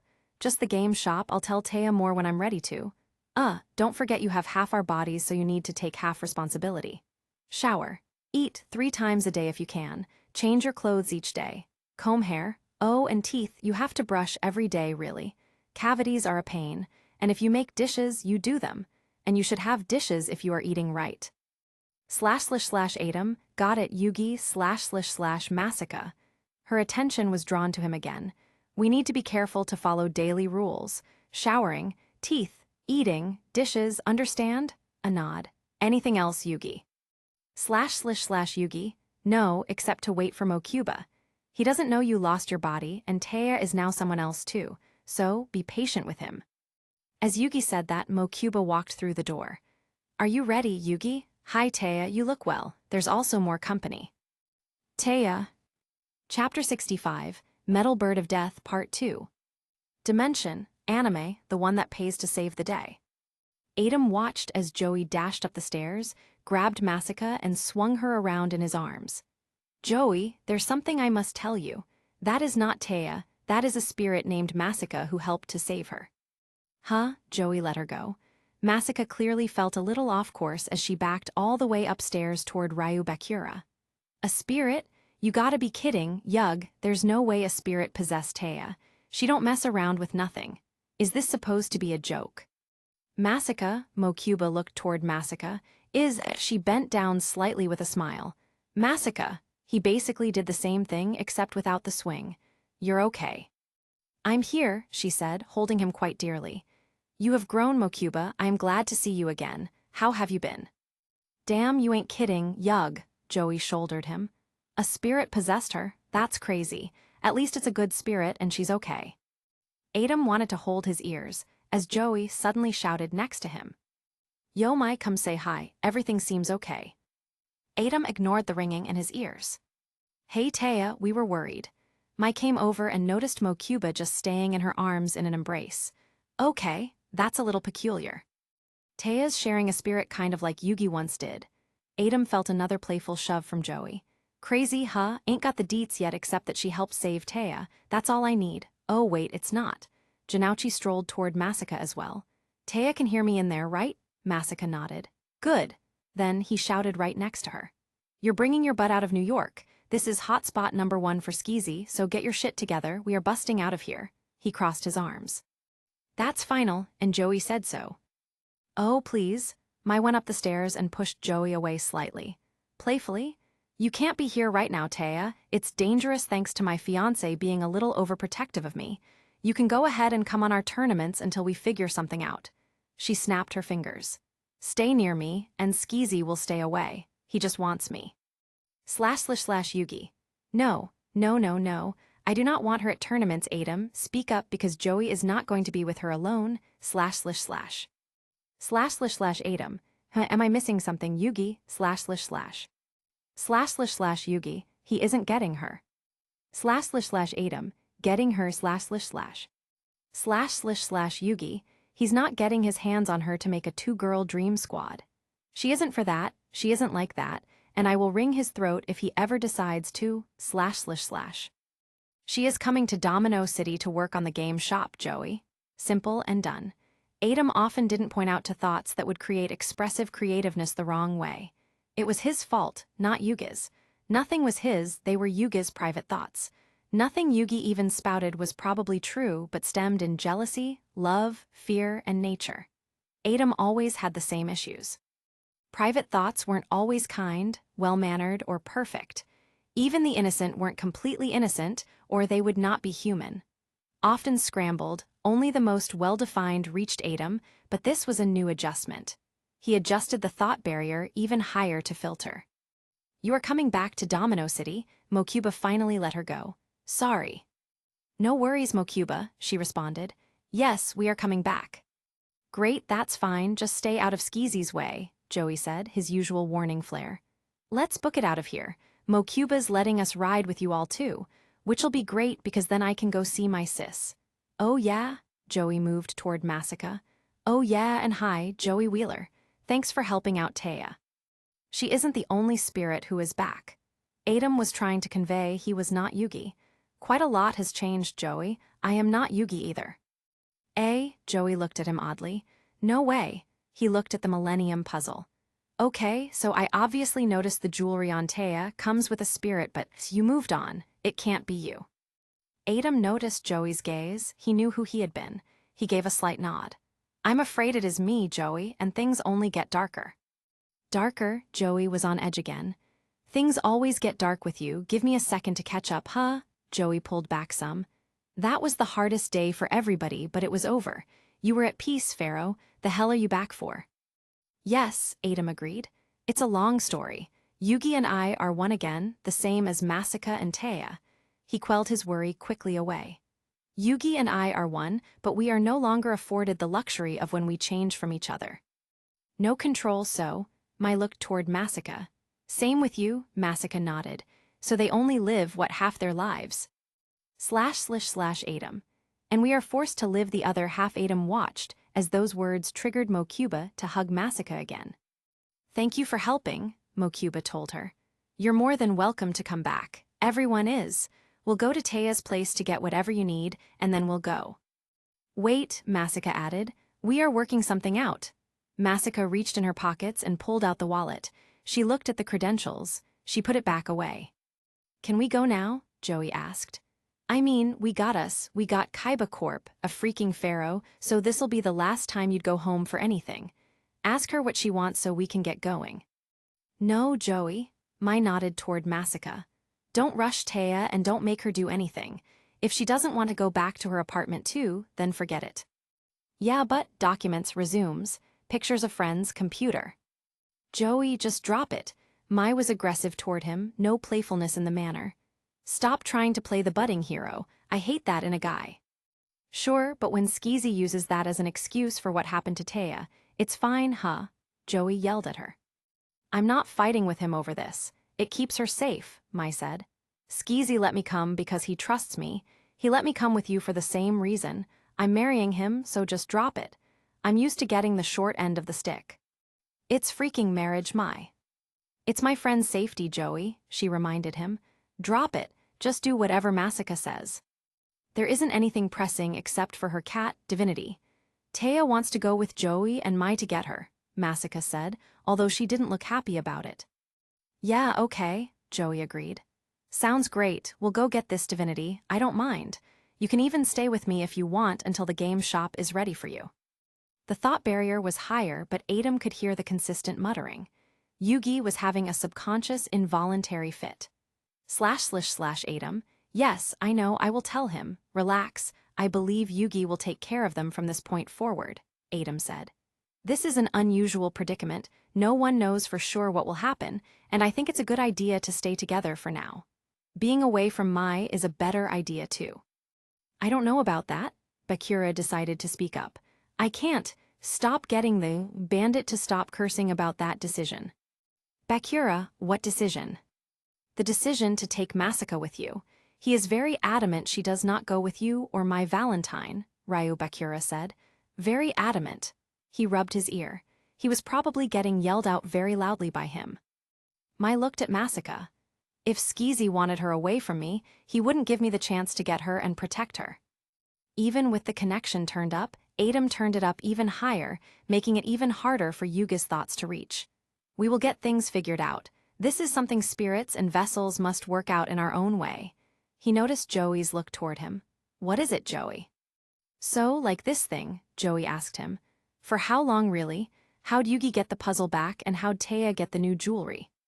Save it, Joey, it's a long way back home, Mai warned him. Let's go get this divinity, and then we'll squeeze them for answers after we're up in the air.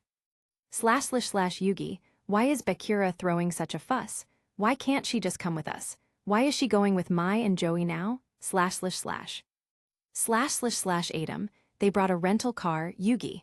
I don't know about the Bakura thing. //Yugi, oh, well. They better not take long, and there's no way Taya is going to go with Bakura, //. We will get it figured out, relax. Chapter 66, Metal Bird of Death, Part 3. Dimension, anime, the one that pays to save the day. //Masaka, I do not want to do this. I am going on a huge bird object that will be flying so far off the ground, one step off is instant death. //Taya, relax. I fly all the time, Masaka, you always did just fine. Divinity should be having more of a problem than you. //Masaka, Taya, I buried myself completely inside of you during this, not even looking outward. This. Plain, I hate it. I hate this overwhelming fear inside of me. I wanted to pass into the afterlife safely, but no, it will be with pain, plunging to the earth. //Masaka stared at the stairs while holding Taya's cat. Mokuba was trying to pull her up into the jet with her other free hand. Hey there, relax, come on, Mokuba said kindly to her.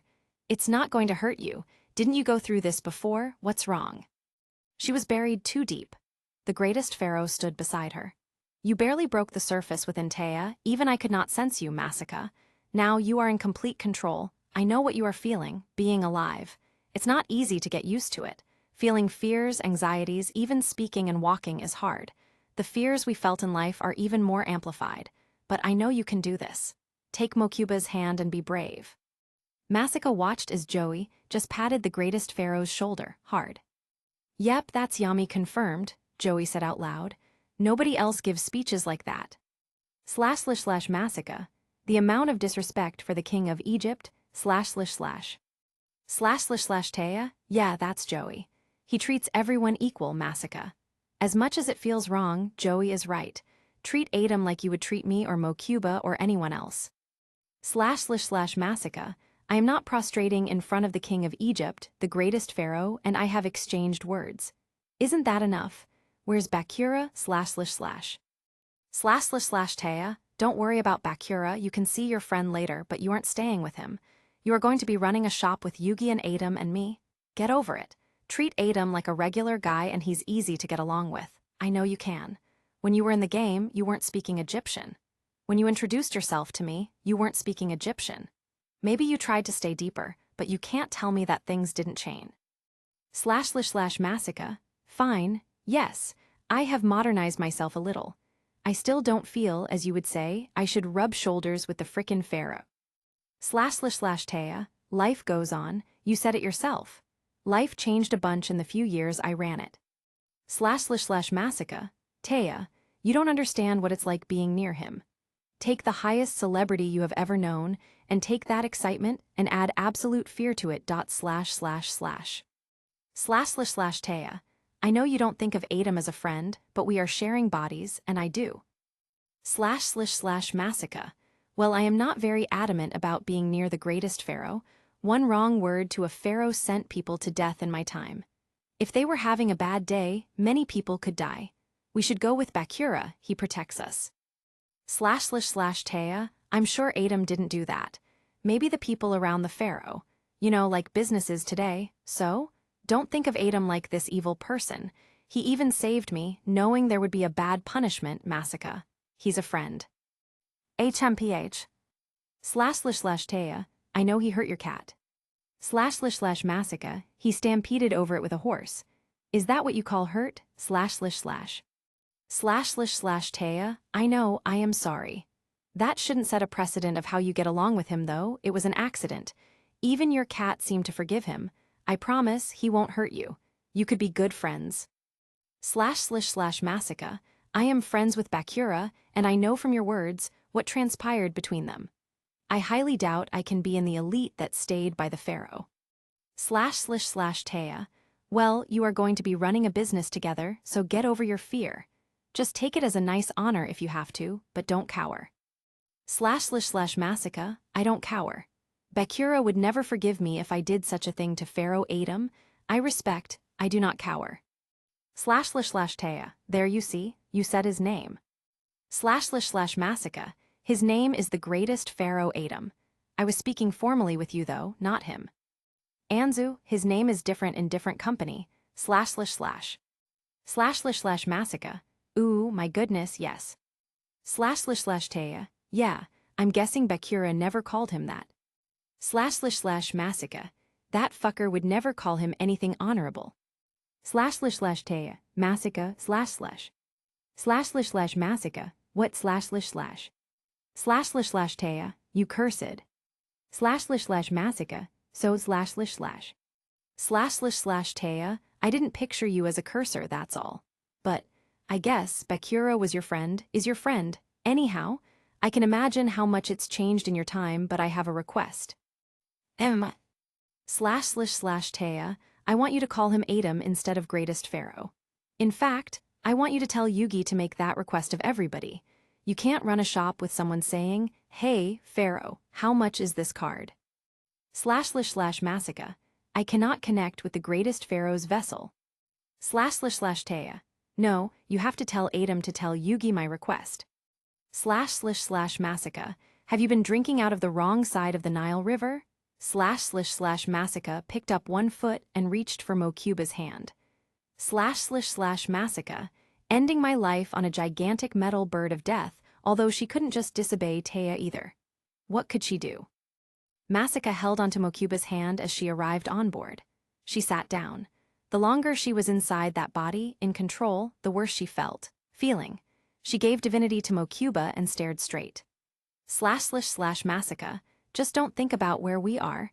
If only Bakura had come too, but he didn't want to travel with the pharaoh when Taya made it clear she wanted to stay with Yugi in his game shop. Loosen up, hun, you're going to be okay, Mai said to her. I'm not leaving Skezy, he won't go after friends again. After friends, Joey muttered. Ignore me all these years, but you stayed actual friends with Taya. Slumber parties too. It's called staying in New York for the weekends, Mai told him. I told you why, Joey, don't start this. Joey muttered but stopped talking. Masika, am I not supposed to be okay? Why is she telling me that I am going to be okay? //. Taya, because you will be okay. Mai is a good person, don't worry. Remember, she comes down sometimes. Usually tears up something in my life for a day, but the day before that's always fantastic. Never would have changed a thing. Barely made work though when she came. The edges, the greatest pharaoh's voice again. Your hands are unconsciously gripping the edges of your chair. Okay, Masika should let go of the edges. It sounded like something the greatest pharaoh wanted, but her hands wouldn't stop clenching. Okay, so, Joey started once everyone was on and strapped in. This whole switch-off thing, how long and why? And the more I'm looking at you, Pharaoh, the more I'm starting to notice something strange about that puzzle. Yes, I will try to explain from the beginning, the greatest pharaoh said. I was in the afterlife, but I don't remember it. However, through the power of the Millennium Necklace, I saw what happened. Taya was in trouble, and Masika had no more power to help without me there. However, to regain the power of the monsters that Egypt possessed, many innocent sacrifices had to be made. She prayed to the gods for assistance, and they let me hear her voice. I could not allow the sacrifices, but I could not allow Taya to suffer either. Masika listened to be aware of the greatest pharaoh's words, while she tried to unclench her grasp on the seat. I made a deal. A spiritual deal, the greatest pharaoh continued. The millennium necklace on Masika grew from her. It is attached by the gods, as is the millennium puzzle. Yugi uses the rope so no one notices it attached to him. While the puzzle is growing from his stomach, Joey almost flipped backward in his seat. Say it ain't so. It is so, Joey, the greatest pharaoh said. Unless we find a way to appease the gods with a different price, or a way to lessen the severity, then we are doomed to live half-lives with them. ///Taya. Okay, maybe try just one finger at a time, Masika, ///. ///Masika. It still won't unclasp. Hands are not a hard object, Nya, we're moving. I still cannot let go. ///Taya, Masika. Is there anything I can do, ///. Masika. This is not taking care of your body, Taya. I am the one at fault, I just don't know. She is really out of it. I don't even think she's recognized I'm right here. Masika looked beside her. The woman might put her hand on top of hers. Hey, she rubbed her hand. Relax, okay? I gotta imagine being from some ancient Egypt, being thrust into a body, and forced to get on something impossible in your time as a plane is a lot to handle. Chapter 67, Metal Bird of Death Part 4. Dimension, anime, the one that pays to save the day. Adam watched Joey for a reaction. So far, he hadn't mentioned anything else beyond a shout about the puzzle. //Yugi, a TM. //Adam, Yugi, //. //Yugi, go help Masika so Mai gets away from her now, //. Yugi was paying attention, wasn't he?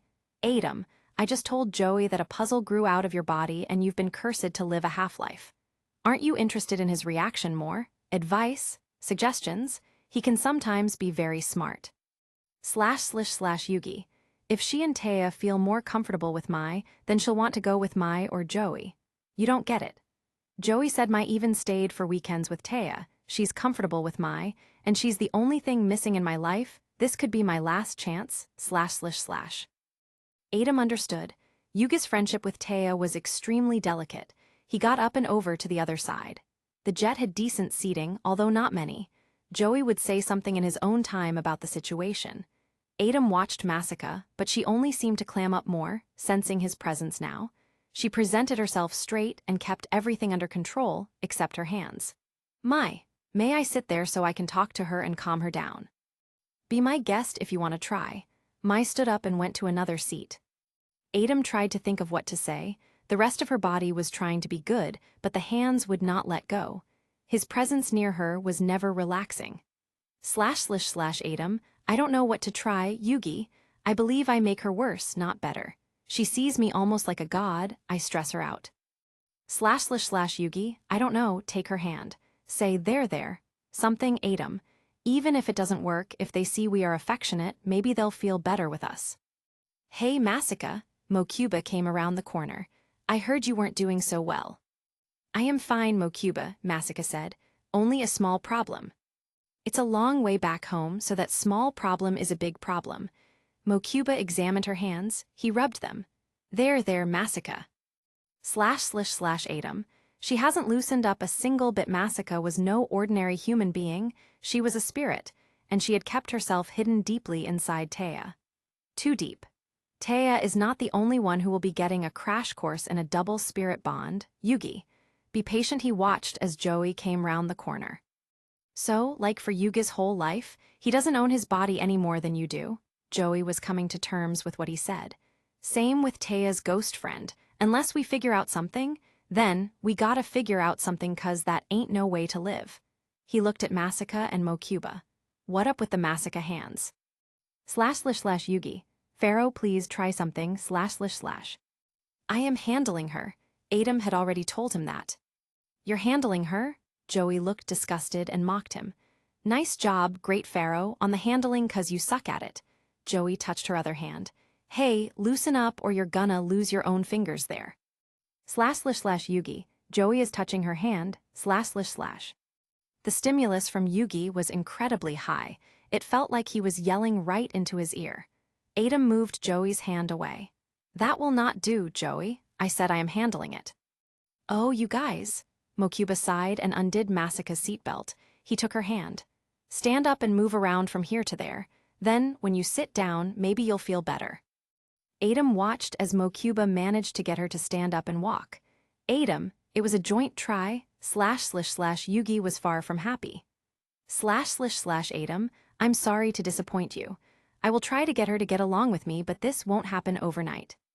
/ Yugi, I know, but please never stop trying.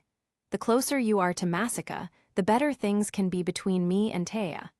Masaka is much closer to Bakura, and you accidentally killed her precious cat. Right, Yugi needed this. Adam, I will find a way to make friends with her, Yugi, I promise. Domino City. Game shop. Rooms weren't that hard for them. Even though there were 4 of them, there were only 2 bodies. Grandpa, of course, welcomed them. Did Yugi want his old room? Grandpa asked him. Or did he want a bigger one now? Yugi, tell Grandpa my old room is fine, Adam, / Yugi will take his old room, Adam spoke for him. Okay then, Grandpa moved over slightly. I guess Taya would be fine with the room next to yours. / Yugi, yes, / That's fine too, Adam said for him again. Good, Grandpa nodded. Then, he scratched his cheek. There's a lot of old storage in there you need to clean out, have fun. Yugi, yeah, that's Grandpa. Ask him where he wants. Yugi's got a huge house he's not using right now, so I'm sure he can find room for it. He walked off. Adam walked into the room, tried to walk into the room. Yep, Adam, do you think you'll be changing back soon, / Yugi, oh, I hope not. Have Joey help you drive back and forth. The keys to my house are in the pocket. I'm going to go rest in my soul room for a little while. At least Yugi found some silver lining. He looked toward Masaka, who was getting shown around her room with Grandpa. There's a nice window, a nice bed, Grandpa said. You can decorate it however you want. Or, well, I suppose you should ask Taya first. Taya said she doesn't mind the room. We'll focus on decorations later. Her mouth squirmed around. Ooh, what's that? Grandpa asked. What's Taya telling you? Ooh, is it a nice juicy secret? Masaka took a moment to answer. I need to find Joey to do all the work for me. I mean, he should help. I shouldn't phrase it so impolitely. Grandpa just chuckled. Oh, you definitely have Taya in you. Masaka bowed and started to head downstairs. Adam followed behind her, not too close. They would both need help moving things. Joey was just outside, trying to work out something with Mai. Joey, Masaka bowed toward him. Hello, Taya said to ask for your help. If you're too busy, then I will get Bakura. Eesh, Yug won't like that. Joey went toward her. What do you need? The rooms have been storage areas, Adam said, coming closer. We need to move things out of there, put them in a car, and put them into Yugi's home. Oh man, Joey of course wasn't thrilled. Fine, let's get this moving. Mai, you want to help? Not really. Mai came with them anyhow. She started to help Masaka, while Joey helped with Adam. So, Joey said to Adam, as Masaka went downstairs away from them with Mai. Yugi okay with this? He's taking it well, Adam said. He couldn't stop thinking about Taya. Seriously, Guy just never got over her after all these years. He must be going nuts right now having her here for so long and so close again. You really need to get along with Masaka. Whenever all the learning to live in their daily lives is done, he's going to want to have Taya stay with him. Yes, I know, Adam agreed. However, Masaka can't see me as a friend. Well, peasants probably didn't make friends with pharaohs. Ever, Joey said. Maybe she'll get over it as she hangs around modern times more. You really need to make sure you get along, though. Yes, I know Joey. Can't be easy with her liking Bakura. It isn't the greatest thing. I'm sure it won't be pleasant. Even if it wasn't Zork, it was still Bakura, the bandit thief. He was never an innocent person. It'd probably be a good idea if our friendly Bakura picks her up to hang out so she doesn't run away with Taya's body, Joey recommended. Then again, maybe not. We don't need another cool guy common on over here to steal another friend away. Adam knew he was talking about Mai. Yugi will still help however he can. We'll eventually figure out something.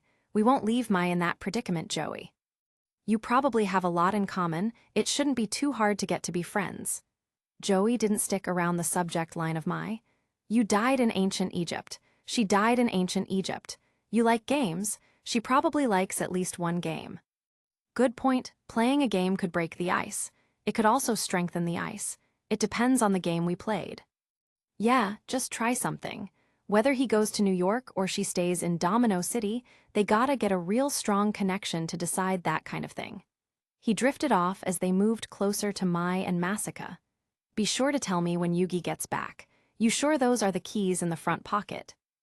Yugi said so. Adam gave him the keys. Joey grinned and took them. Guess until Yugi can drive, I get his car. Adam expected to hear a line from Yugi. He must still be in his room. Okay then, since spirits don't have licenses, everybody get in. Joey spun the keys around his finger. Yeah, we'll get this done and everybody safe, Mai said. Then I need to get back home. If that's what you want to call it, Joey muttered. Mai didn't reply to him as she got into the rental with Masaka. Joey took the majority of stuff with Adam. They just stuck everything in the main room of Yugi's home for now. Seemed fair. Yugi could figure it out later when he got back to living at his own home. Joey and Mai gave Adam and Masaka a ride back to the game shop and said goodbye. Now, do you like to play any games? Adam asked Masaka. Chapter 68, Masaka's Past, Part 1. Dimension, Anime. Like Adam thought, she didn't know how to respond to his request for a game. We are in a game shop. We could take a break and play a game after the stress of today, Adam added. Yes, the greatest pharaoh. Adam is really what I would prefer, he said. Do you prefer Masaka? She was quieter again.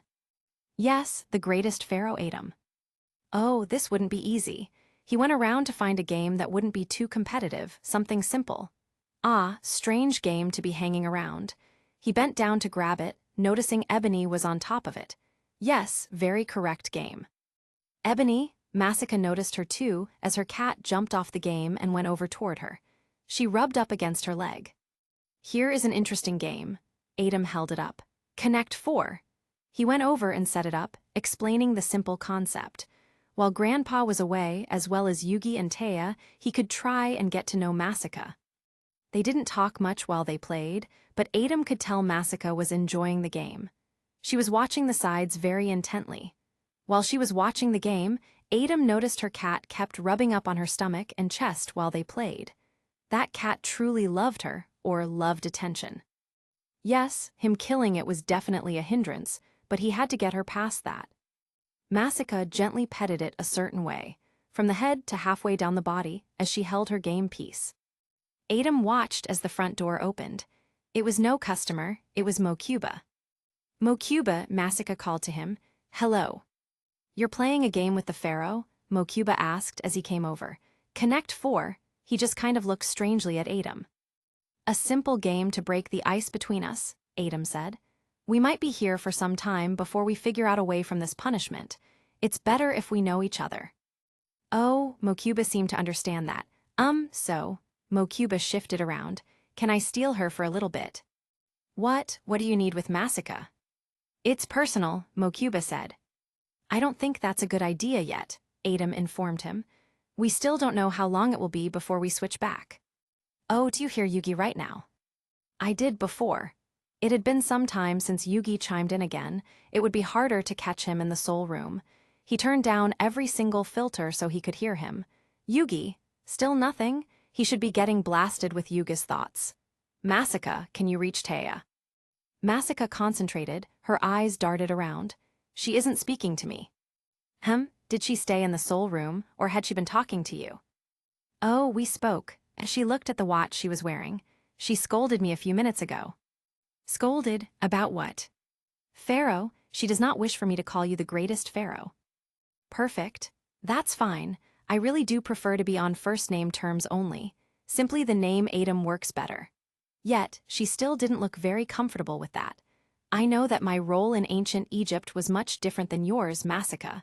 However, that role doesn't define me today. I am simply a person trying to be a friend. Being friends is good, Mokuba agreed. So, as a friend, could you come with me now? Not again. We just lost contact with Yugi and Taya now, Mokuba, Adam reminded him.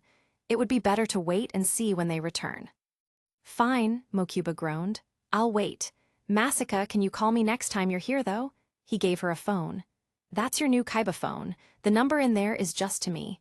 You can add more numbers as you get friends. Call me when the pharaoh has freed you. He didn't have to frame it with those words. Thank you, she bowed gently and took it as he left. They went back to playing the game. He finally got her to call him Pharaoh Adam. Not Adam, but at least it was progress. However, there was another interruption. One that if Yugi could connect, he would be connecting right now. Ryu Bakura strutted in. Sorry for interrupting, Yugi, or are you still? He seemed to struggle with his name too.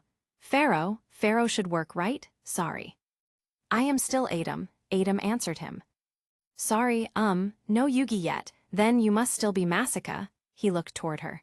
So, Bakura has told me a great deal about you. Pardon, but do you think you are going to become a good little fuckbuddy to the pharaoh? He grinned mischievously. Hey Bakura, not the friendly Bakura. Leave. No. His voice changed, done with his trick of mimicking Bakura's personality. He opened his chest and showed the Millennium Ring, digging into his skin. I have no powers, same as you. Unless you want to put up a physical fight, you weak prick, then you'll let me have her. Taya wants me to stay, Bakura, Masaka told him. I am bound to her, so I have to listen. You're half and halfing. Bakura leaned in the doorway. You have half control. That isn't an appropriate way to think about it. Adam tried to keep his voice steady. Adam, this fiend, I can't believe he's just walking around freely again, / he didn't mind sharing space with a random Egyptian woman that never did anything wrong. Bakura. Yes, if Yugi was there he'd be telling him to calm down so he didn't upset Masaka about her friend, which would be bad for Taya because she was sharing with Taya. But it was a real hard thing. Come bitch, we're leaving, Bakura answered. I've been with Ryu Bakura for years, I know his whole job, I can take care of you. No, fucker, she said right back to him. I need to listen to my vessel, not a right bastard like you right now. Adam wouldn't mind her words, if she hadn't been smiling the whole time. They were literal friends, cursing each other, because that's how they had acted before. Weak bitch, writer, Bakura chuckled. Taya is in charge. She made a move in Connect 4. I need to ask her permission about what she wants. Bakura groaned. Fine, he glared at Adam. Adam glared right back. Even if her vessel says so, she'll never call you by your name, Pharaoh. I know that I was responsible for the death of her cat. Adam wasn't going to play with him. You wore a puzzle made of the flesh and bone of my entire village. I saved her so many times, I am her hero. You have no idea the things I did for her, he muttered. No matter what you do, or what you force her to call you, she'll never be your friend. Adam, keep it together. Breathes, keep it together. How many times did I save you, Masaka? Tell Adam, he said snidely. Masaka didn't answer right away. It depends upon your definition of save.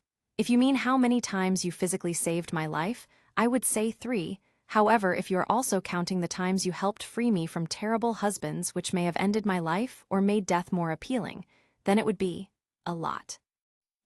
That's the most he'd heard her talk so far. Perhaps we can play a game around here where you can be surveyed from being a right ass, Masaka asked him. Taya should be fine with that. It'd be a good starting point. What about you, Pharaoh? Bakura asked him. Do you mind if the fucker who skipped rope with your father's corpse plays in your game shop nicely like a good boy? Adam, Yugi, I cannot handle this, / Adam stood up. Leave this place until you learn some manners. Fucking make me, Bakura threatened him. Yugi's still a weak ass, Ryu Bakura's body can take him any day. My bandit king, Masaka called to him. Stop annoying the pharaoh and go. We'll talk later when you're more interested in playing instead of annoying the pharaoh. That'll be a while, Bakura said as he finally turned to leave. Fine, maybe I'll just go and get Bakura in trouble instead. Bastard, Adam looked at Masaka. She didn't seem concerned with the matter. He probably wouldn't hurt his host body then. How? This way, she gestured diagonally. Adam, she won? She did. Bakura distracted him so much he wasn't watching hard enough. Congratulations, I'll set up the next game. This time he wouldn't get distracted. How did you know Bakura, and why did he save you multiple times? Masaka paused thoughtfully. Your subject's past life isn't that important. I think it is, he wanted to know. Similar upbringing circumstances, he helped because he was my friend. She absolutely dodged the question and details. Who goes first? Chapter 69, Masuka's Past, Part 2. Dimension, anime, the one that saves the day. You do, he said. I'd appreciate knowing more details than that, Masuka. She made her first move. My family was killed when I was 8. I was sold to someone else and ran away. Bakura found me. He tried to take me to Kul Elna to live with him, but the spirits wouldn't allow it. Instead, he tied me to his monster and watched out for me that way. Diabound, he made a move. How did he tie you? Whenever I was in deep trouble, I would be teleported to him. She watched the board. They found camaraderie as children. So, there was a spark of good left in that side of Bakura. A spark. A small spark. If he can resist saying anything mean to me, I wouldn't mind if you played with your friend here. He'll need time, Masuka said. I knew him best before the curse of his village boiled inside of his blood. He stopped coming to my aid when he said he was getting too dangerous. Oh, the curse of his village moved slowly in him? Adam never knew that. All that anger and hatred piled up within him, causing him to bond with Zork. Adam, the village is now at ease. Zork is gone from Bakura completely. He looked back toward Masuka as she made a move. Adam, he didn't come down for a fight. He is wanting the friend that he deserted back, then Bakura's soul was beginning to be cleansed.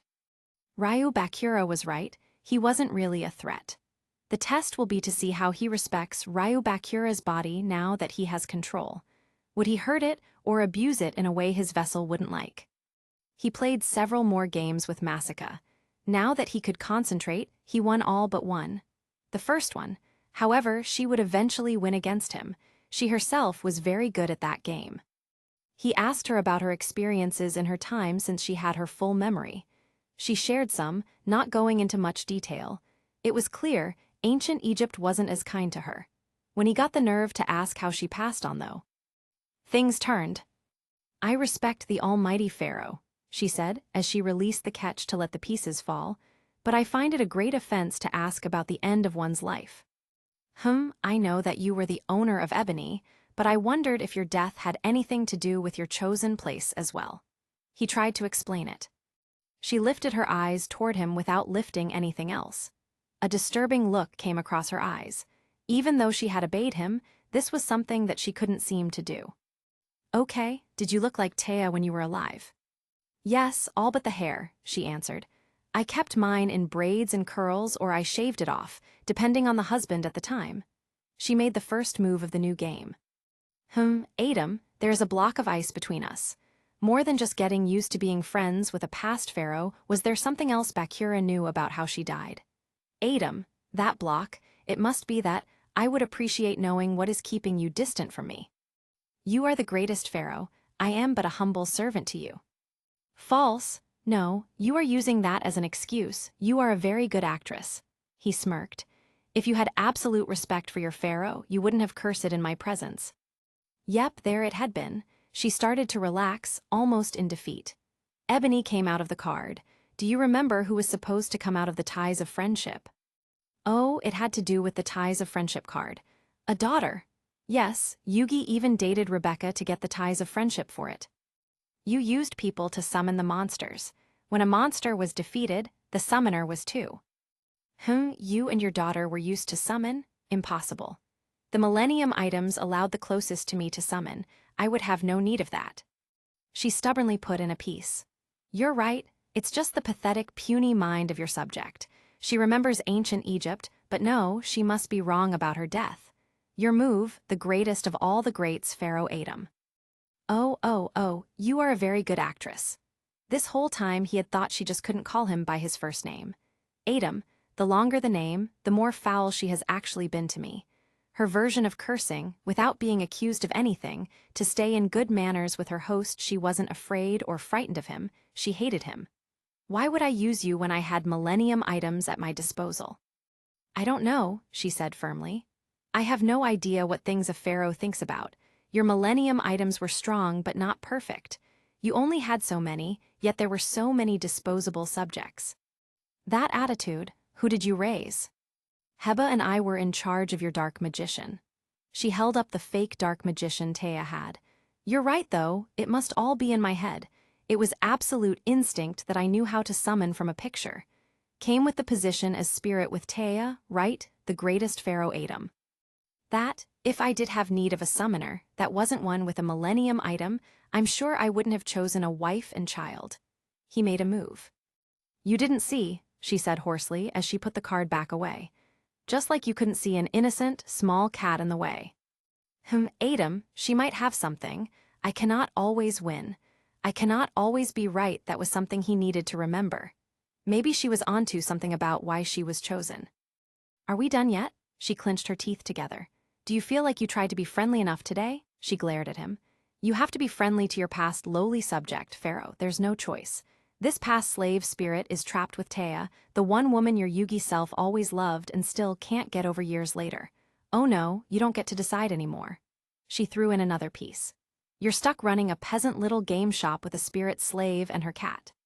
Screw up and Yugi will lose Taya. I'll convince her that Bakura can help her with the same thing, and with me whispering in her ear, it won't take long before she has a new husband and the other more gentle light Bakura. Then you'll have a real good rest of existence with someone who would always secretly hate you, just because you couldn't make a friend.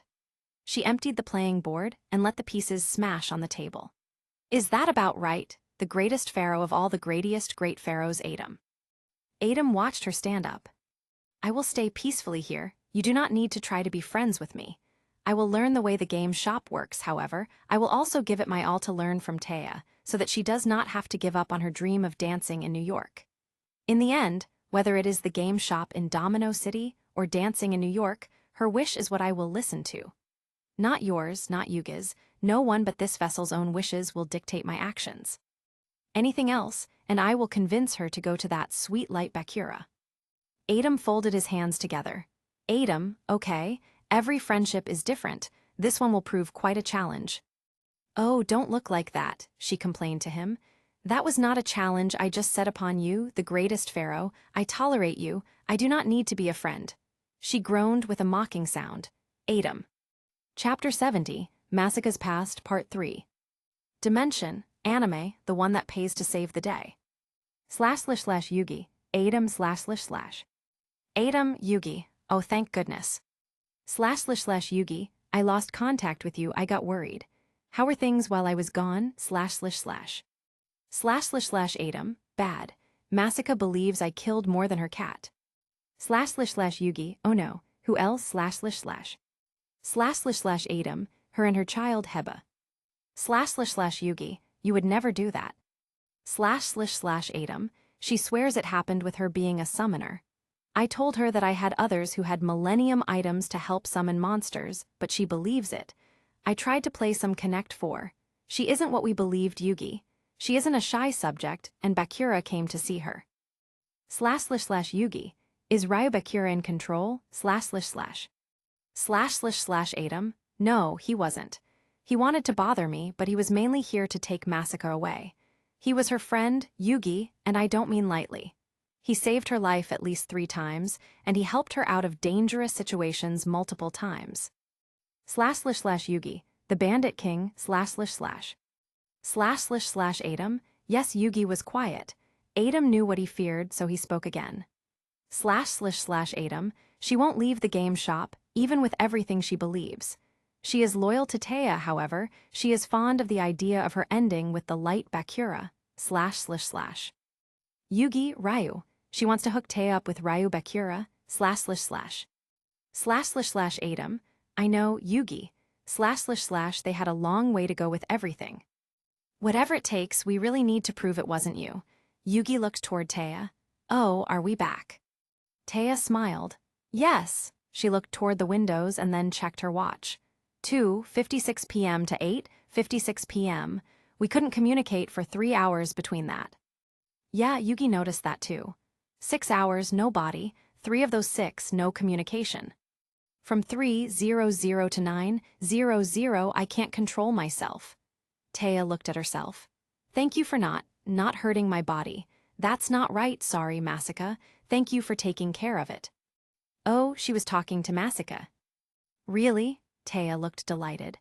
Masaka says she'll do her best to really learn dancing too, while she's learning the shop so I can still move on with my life. She already gets how important it is, and she already said she's a very good actress. Even Adam complimented her on it. Oh yeah, that sounds great. / Yugi, be happy Yugi, don't be a bad friend. / Adam, I am sorry Yugi, I am trying with Masika, / Yugi watched the expression on her face though, she started to wipe her eyes. Are you okay? Yeah, just, sorry, she got up and got some tissues. Sorry, Masika was just telling me a little about her past. She shook her head. Don't ask about it, Yugi. Okay, I won't. Tell Adam not to bother her either. She says he even asked how she died. She just stared at Yugi. What? I'm sure Adam didn't kill her, Yugi said, cutting her off. She's got to be mistaken. We know it took millennium items, he'd have no reason to use her. Yeah, still, Taya didn't sound well. She said he didn't even look at his subjects, so he didn't know. Were there things going on that maybe he didn't know about? She looked at her necklace. Yugi didn't know what to say to that. Maybe she could get more details with the necklace. Sorry, I have one spirit in one ear, but I have experience with another, and she shook her head.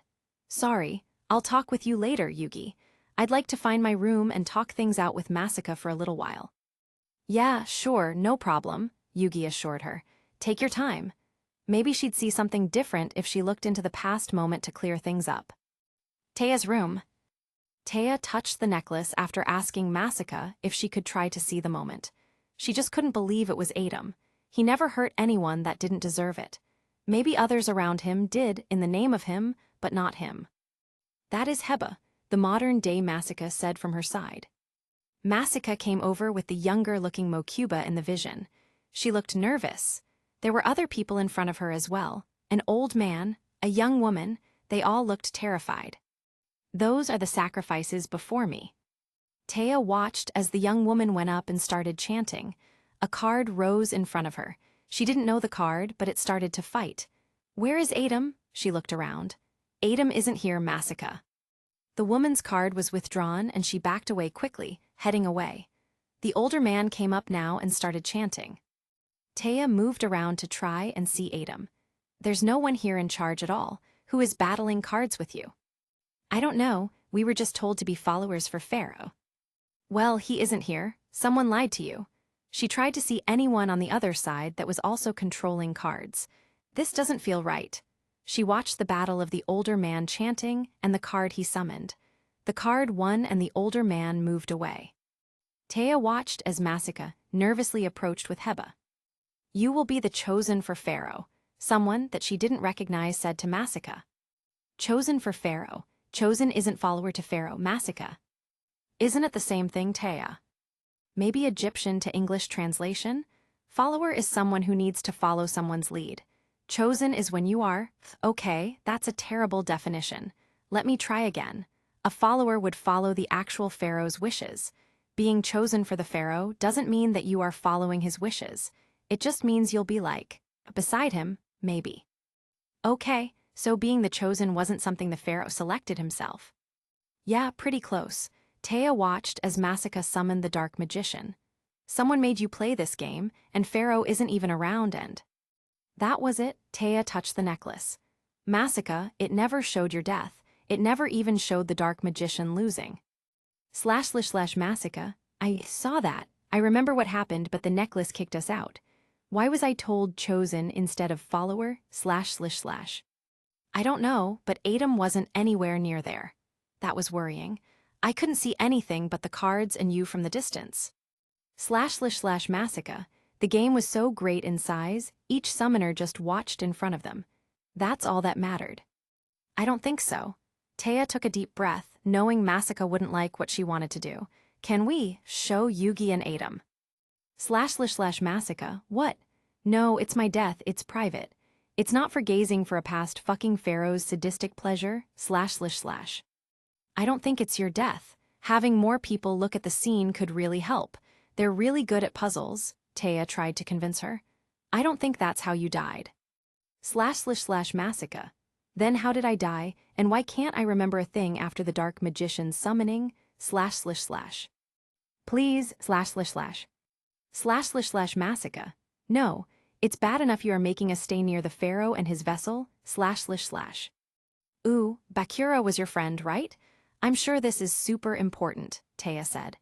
I'll tell Yugi and Adam to let Bakura come spend time with you at the game shop, and eventually, you can, spend more time with him away from here. //Masika, you should be very weary of your words. My life was not your life of today. I get it, Taya said softly. Look, I have a feeling we are going to be stuck like this for a long time unless someone figures out something. This moment, it could be something that leads us to a truth, she groaned. As long as it's not a time that I am present with you, when I'm in that chamber place, I can't tell what's going on. //Masika, the greatest pharaoh and your precious Yugi Muto will be very angry. I do not think you understand the rage you could create if you give such permission to me. It's my life, Taya told her. Not theirs, and it's halved. Someone else is taking care of me for the other half. I'm not in any kind of relationship right now with anyone anyhow, Masika. It wouldn't be like cheating. //Masika, Ryu Bakura, that light Bakura side, seems to be a sweet darling. He was bashful when I showed up naked. He fetched clothes immediately and helped me to New York. If you get lonely, perhaps he would be good for you, //. Taya, Bakura?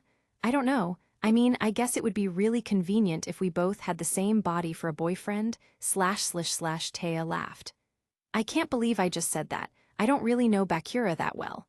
And well, I don't know if I want anything right now. // Masika.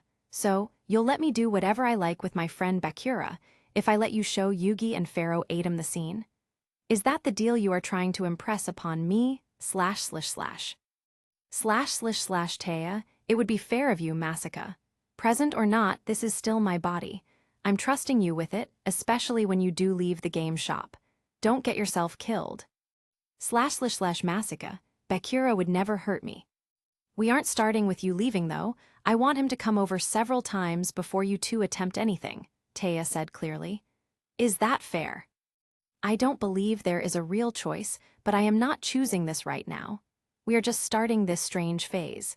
Maybe something will come up in a few days to turn it around. That happened quite often with you in the past. Fine, we'll wait and see what happens. Eventually, though, Taya would be ready to make that deal. Chapter 71, Shadow Game of Connect 4, Part 1. Dimension, manga, the one that saves the day. Domino City. In Kaiba's car. You better hope you can get access to some of your old fortune, because you owe me a bundle for this, Kaiba complained to him. Getting you from Domino Museum, dealing with the authorities without telling them you sprang to life from the exhibit, and then getting you access to clothes. I had to call in so many favors for this one. I still can't believe I actually made this one happen. Adam adjusted the choke collar on himself. No, he and Yugi weren't the 6 dice, they were the 12. He held a phone that Kaiba had lent him to call Yugi, held it with his own hands. A part of him wanted to cry out for joy at such a miracle at having his body back. Another part. To receive such a gift as life, to have his body restored again. That wasn't just a god's magic, that was an ancient god's magic. One of the most revered could do it if all of the parts were there. Time to use that phone. Yugi. Adam. He sounded surprised, yet he assumed because of the voice, he knew it was Adam.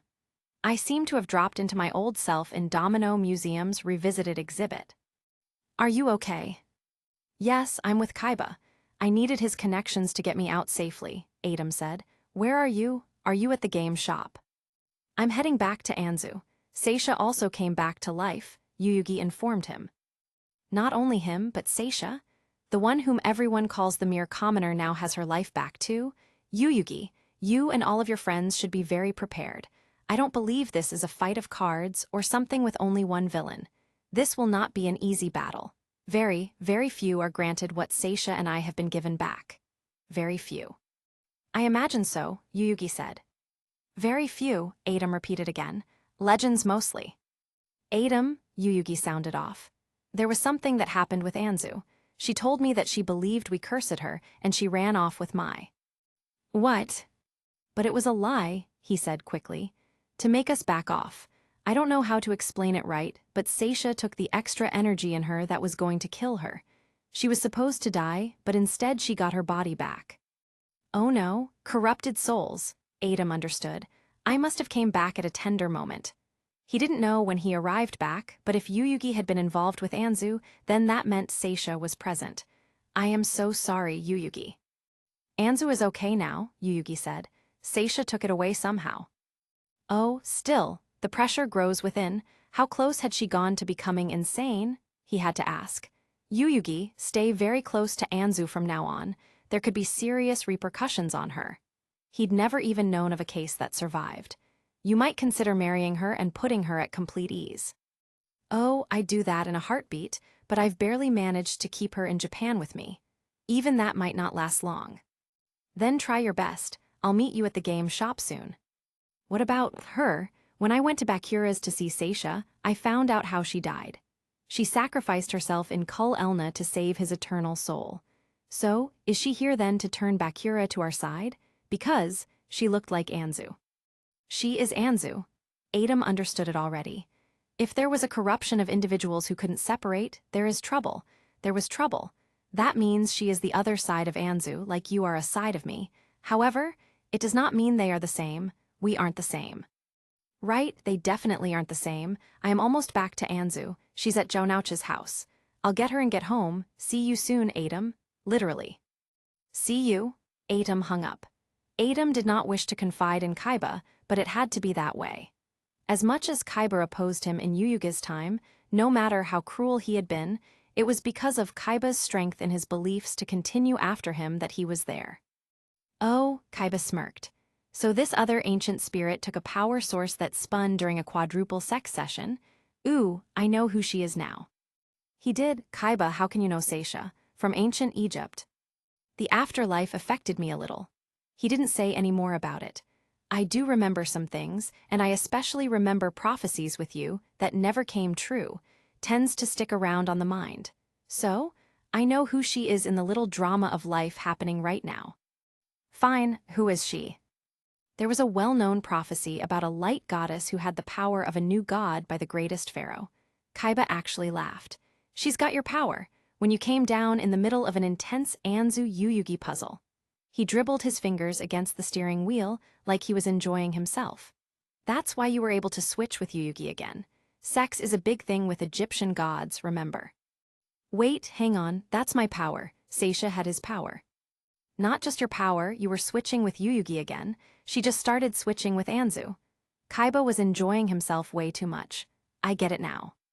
Oh, the Millennium Power. Not all of it, the items were now gone. Energy must have been released when he did it and taken with him. Can I summon the gods again with that power? I don't know, but you two just got your bodies back after being dead for 3,000 years. So, I'm guessing that's a yes, Kaiba said, that look on his face. Oh, I bet Yuyugi's gonna just love you when he sees you messing with the other Anzu. If you want your energy back. I need my energy back. Seisha couldn't keep it, it was his. The power's been converted somehow if she is okay. The human form can hold it. That means he wanted it back. Thanks to sex. I should be able to wield it. Adam looked at his hands. How do I get my energy back? It's nothing hard. I bet you just have to repeat the act to get the power from the light goddess. That power will make you the new god, so just get with some bump and grinding. Or, I suppose, Pharaoh. Kaiba continued driving like what he said was nothing. You could just kill her and it'll come back. Not like you're going to trust anyone at that moment not to stab you in the back, especially a friend of Bakura's. True, that would return his power, but to kill an innocent. Adam was quiet. I never kill the innocent. Whatever, pick your way and just get it done, he insisted. Because this isn't the time for stupid jitters, this is the time to get the damn gods back. Something big is coming, and you know it. If you don't do it, there's no way you are saving the day. Yuyugi's, we are almost to Yuyugi's, just drop me off. Adam looked at his hand. How old do I look? Kaiba glanced at him. You look like you did in the afterlife, an aged Yuyugi. At least you got the healthy complexion of Egyptian life back though. Kaiba sighed as he pulled up by the game shop. Don't get too used to the life of luxury in there. Anzu won't be greeting you when she finds out what you really are. Adam got out and looked, the game shop. Adam, seeing it with my own eyes, Kaiba. He glanced at him and watched Kaiba throw him the phone he previously borrowed back.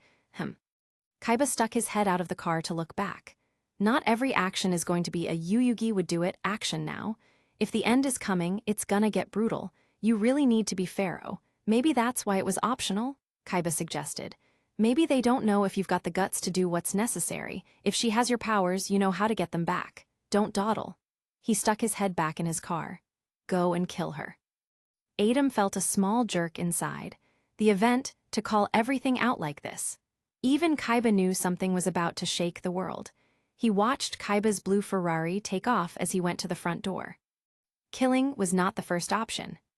Chapter 72, Shadow Game of Connect 4, Part 2. Dimension, manga, the one that saves the day. Game shop. Adam waited by the security door. He had the code to the first door, but he couldn't remember the second. He tried his luck at the code, but he had no more luck. He watched Yuyugi's car coming toward the game shop. Yuyugi? His heart beat hard as he watched him come out of the car. They reunited a moment while Anzu watched on, herself only too happy. You got everything? Yuyugi quickly questioned. You don't know how this happened? Oh, we are the same size, that's different. I could actually use some food, Adam realized, hearing his belly growl. My stomach actually hurts. Into the game shop, we'll get you something. Yuyugi eagerly opened the door. Anzu, do we still have leftovers from last night? I think so. Great, and you should definitely eat too if you haven't, Yuyugi pointed out. It's been a hard day. Night, I mean. The whole thing has been tough. Yuyugi's attention was divided on who to concentrate on. Adam could see that. He would try and allow Yuyugi some time with Anzu, but... This can't be a good thing, right? Anzu questioned Adam. I mean, it's great that you have your body back. I didn't mean it like that. It's really great. Yes, Adam said, not wanting to miss the moment as Yuyugi was unlocking the door upstairs. You need to stay with him. I can't interfere anymore, and you need each other. Can we not talk about that down there? Yuyugi complained as he opened the door to upstairs. I can hear you know. You're trying to change the subject, Anzu warned him. I remember you, Adam. You're the take charge side of Yuyugi. Upstairs, Yuyugi questioned. Anzu. I am. Adam watched her head upstairs before heading up himself. Adam, side of Yuyugi, // he opened the door and looked around. For so long, this felt like a home. It was where Yuyugi had lived, but he rarely traversed the halls and rooms himself. There's plenty of room, Yuyugi said to Adam. Don't worry about it. You can get some rest. Seisha can too. She'll need a place, and I already invited her to stay. This place used to hold 4 people. He seemed to get lost in himself. My grandpa, my mom, my dad occasionally when I saw him. Adam repeated everything Yuyugi just thought at the same time as him. I know, our connection won't leave because we are separated, Yuyugi. You are still a part of me and I am still a part of you. He watched Anzu get nervous a moment. It's okay. We spent a long time thinking the other way too. I'm fine. Adam, Anzu addressed him. You saved the world. You helped to defeat evil more than once. In none of that time did you earn your body back. It wasn't even a question of if it could be possible. And you and Seisha suddenly. Yes, Adam knew what she was getting at. I will have to take Yuyugi's ear from you when you go to bed. What does me having to owe? She glanced toward Yuyugi. It's fine. We don't share a room or anything, Yuyugi said. Did you want anything, Anzu? I want to know what's going on with Seisha. Anzu wasn't selecting food, she wasn't letting up. Dead people don't just rise, Yuyugi. The suffering still bothered her. That's not a nice way to put it. Yuyugi tried to correct her. She is right, other me, Adam corrected him. She doesn't want to deal with the triviality of pretending this doesn't exist. I believe there is a reason Seisha and I attained our bodies back. Something big will be happening soon. Like what? Yuyugi asked.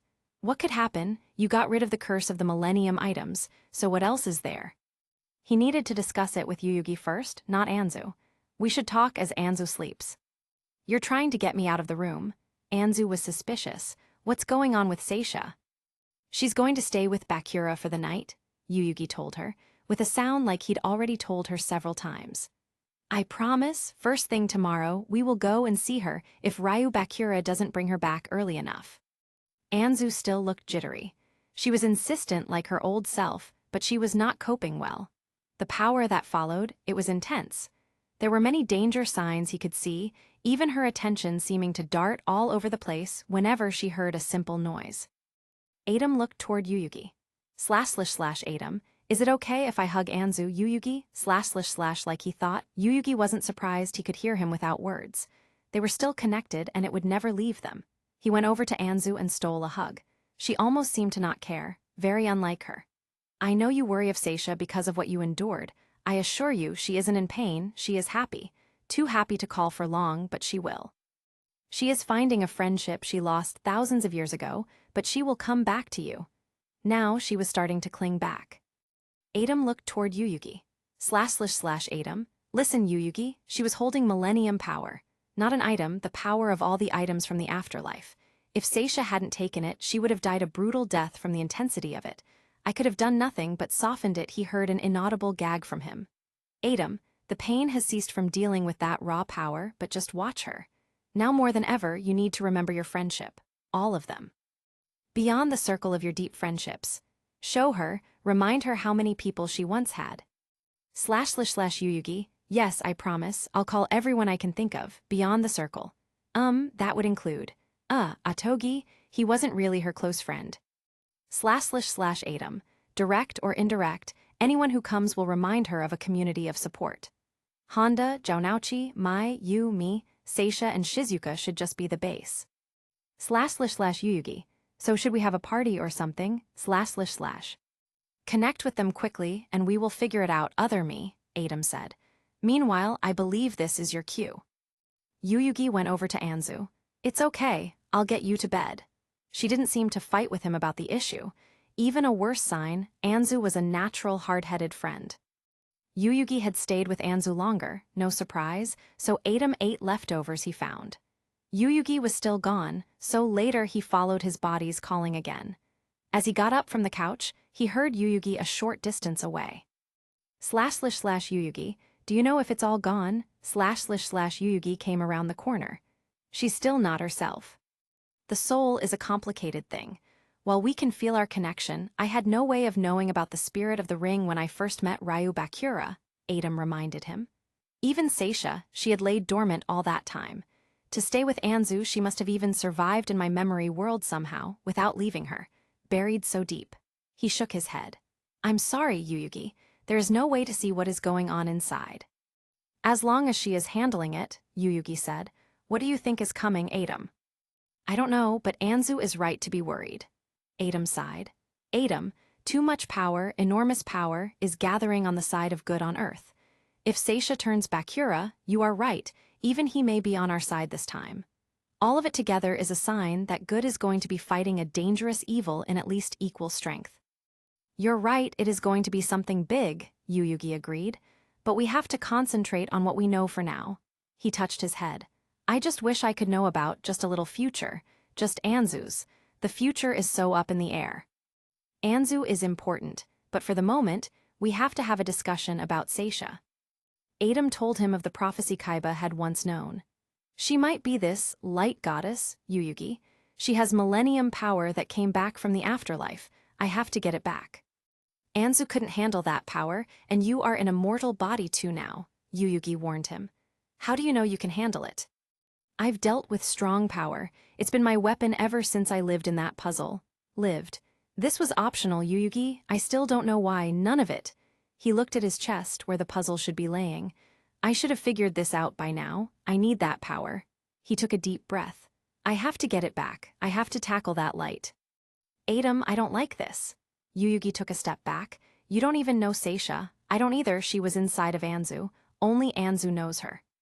We shared a sandwich. That wasn't nearly enough. I need that power. What are you going to do? I am going to get it the best way I know. Play a game with her. If she does have millennium power, it should turn into a shadow game. Does Anzu know Seisha's favorite game? Adam asked. I will need it. Yuyugi still didn't look well. I need that power, Yuyugi. There's no puzzle. There's no extra luck now. Yuyugi held his forehead. In fact, if she does have millennium power, then she has the extra luck, so what are you going to bet? Adam didn't answer. Her favorite game, please. Yuyugi just shook his head with a slight sigh. Her and Anzu used to play a game of Connect 4. It doesn't involve luck, so at least that's on your side. I'll get it for you. Yuyugi left a moment to retrieve it. Just be gentle to her, Yuyugi reminded him as he gave him the Connect 4. She may be Bakura's friend, but she is also Anzu's and she saved her. I don't know the details of what you'll bet in a game, but she's a good person, at least in that aspect, I think. I know she isn't the enemy, Adam said, and I will do what I can. But what if it doesn't turn into a shadow game? Yuyugi asked. What are you going to do? I have to go. Adam couldn't answer that, didn't want to answer that. I will see you in the morning, Yuyugi. I hope, just be careful, Adam, and I mean you too, Yuyugi warned him. Be careful, other me. Chapter 73, Shadow Game of Connect 4 Part 3. Dimension, manga, the one that saves the day. Yuyugi headed to his bedroom. He had no idea how Adam would fare, but he had no control of him. He had his own body. //Yuyugi, please don't go too far, Adam. I know you Adam got emotionally invested in games. Duel monsters suited him the most because he liked talking to his opponent more. Except that one time when he came down after Agami beat him. Adam saved him, but he looked like a regal god more than a man. That power was hiding inside of Anzu, now in Seisha. Yuyugi heard his phone and looked. Bakura's. Seisha would want to talk to Anzu. I trust in Adam. They could later, but he couldn't risk Anzu jeopardizing Adam's plan. Bakura's house. //Adam, she will be on Bakura's side. It won't be easy to get her to Kaiba's limo, if it comes down to that. The fact that I don't have the Millennium Puzzle might make it easier to accept the challenge, though. Adam knocked on the door. Ryu Bakura answered it again. Hello. Hello, Ryu Bakura said. Adam's skin was a giveaway he was not Yuyugi. May I help you? I need to speak with Seisha, Adam said. He wasn't going to be soft with his words or actions. Ryu Bakura moved slightly and Adam walked over to her. She was playing Capsule Monsters. I am here for Anzu and Yuyugi. Yuyugi wanted to know about her in person. None of us know her in person, and I find the best way to see into someone is through games. So, name your game. King Adam, Seisha looked toward him. I may have barely came to the surface in the early years I was with Anzu, but I know well enough never to accept your challenges. She looked at the capsule monsters. You take all the fun out of it. Yes, you're a bore, Bakura said to him. You're a bored whore hoarding attention. What are you even doing here? Get out, get to know her tomorrow. Ryu Bakura took over. Relax. A small session won't hurt if he's here on behalf of Anzu and Yuyugi. Bakura's face showed he came back though. Seisha looked at the different capsules in the box, completely ignoring him. Pick a game that you are best at, Seisha. //Adam. The power isn't massive, but it's there. Energetic yet converted, I can feel it. I can even see it, she slightly glows. I know I can summon the gods with it. Adam was studying her. Adam, even if she has the puzzle's millennium power of luck, I have to risk it. I need that energy. I can win it in a shadow game. If you win, I relinquish this whole body to Bakura. She glanced toward him again. What? He stood proudly almost right next to her, like he was begging to play a game. //Seisha, what could he possibly want from me? // I don't have my best game here. I can get it here, the king said with certainty. She scoffed. I'm sure you could, but I haven't accepted anything anyhow. However, Bakura was now staring at her. //Seisha, the king has it right where it hurts. King Adam looked toward Bakura. If she wins, at the game of her choosing, I will give it to you and move back to the afterlife. You've got to be kidding me, she's not that stupid, Bakura warned him. I have no millennium puzzle, the king said as he gestured to the front of his outfit. The puzzle was left in the afterlife. She looked at the capsule numbers, trying to distract herself. Do not answer tended to be the best way to get through in life with him. Yet, //Seisha, I could take him at Connect 4, but it would be nuts to make a bet with the pharaoh. He wanted something. What did he want from her? And what would happen if she loses? Bakura asked the words she wanted to know, but couldn't ask. The energy inside of you, Seisha, the king said. You must feel it. If you lose, you relinquish it to me. One of us will relinquish something.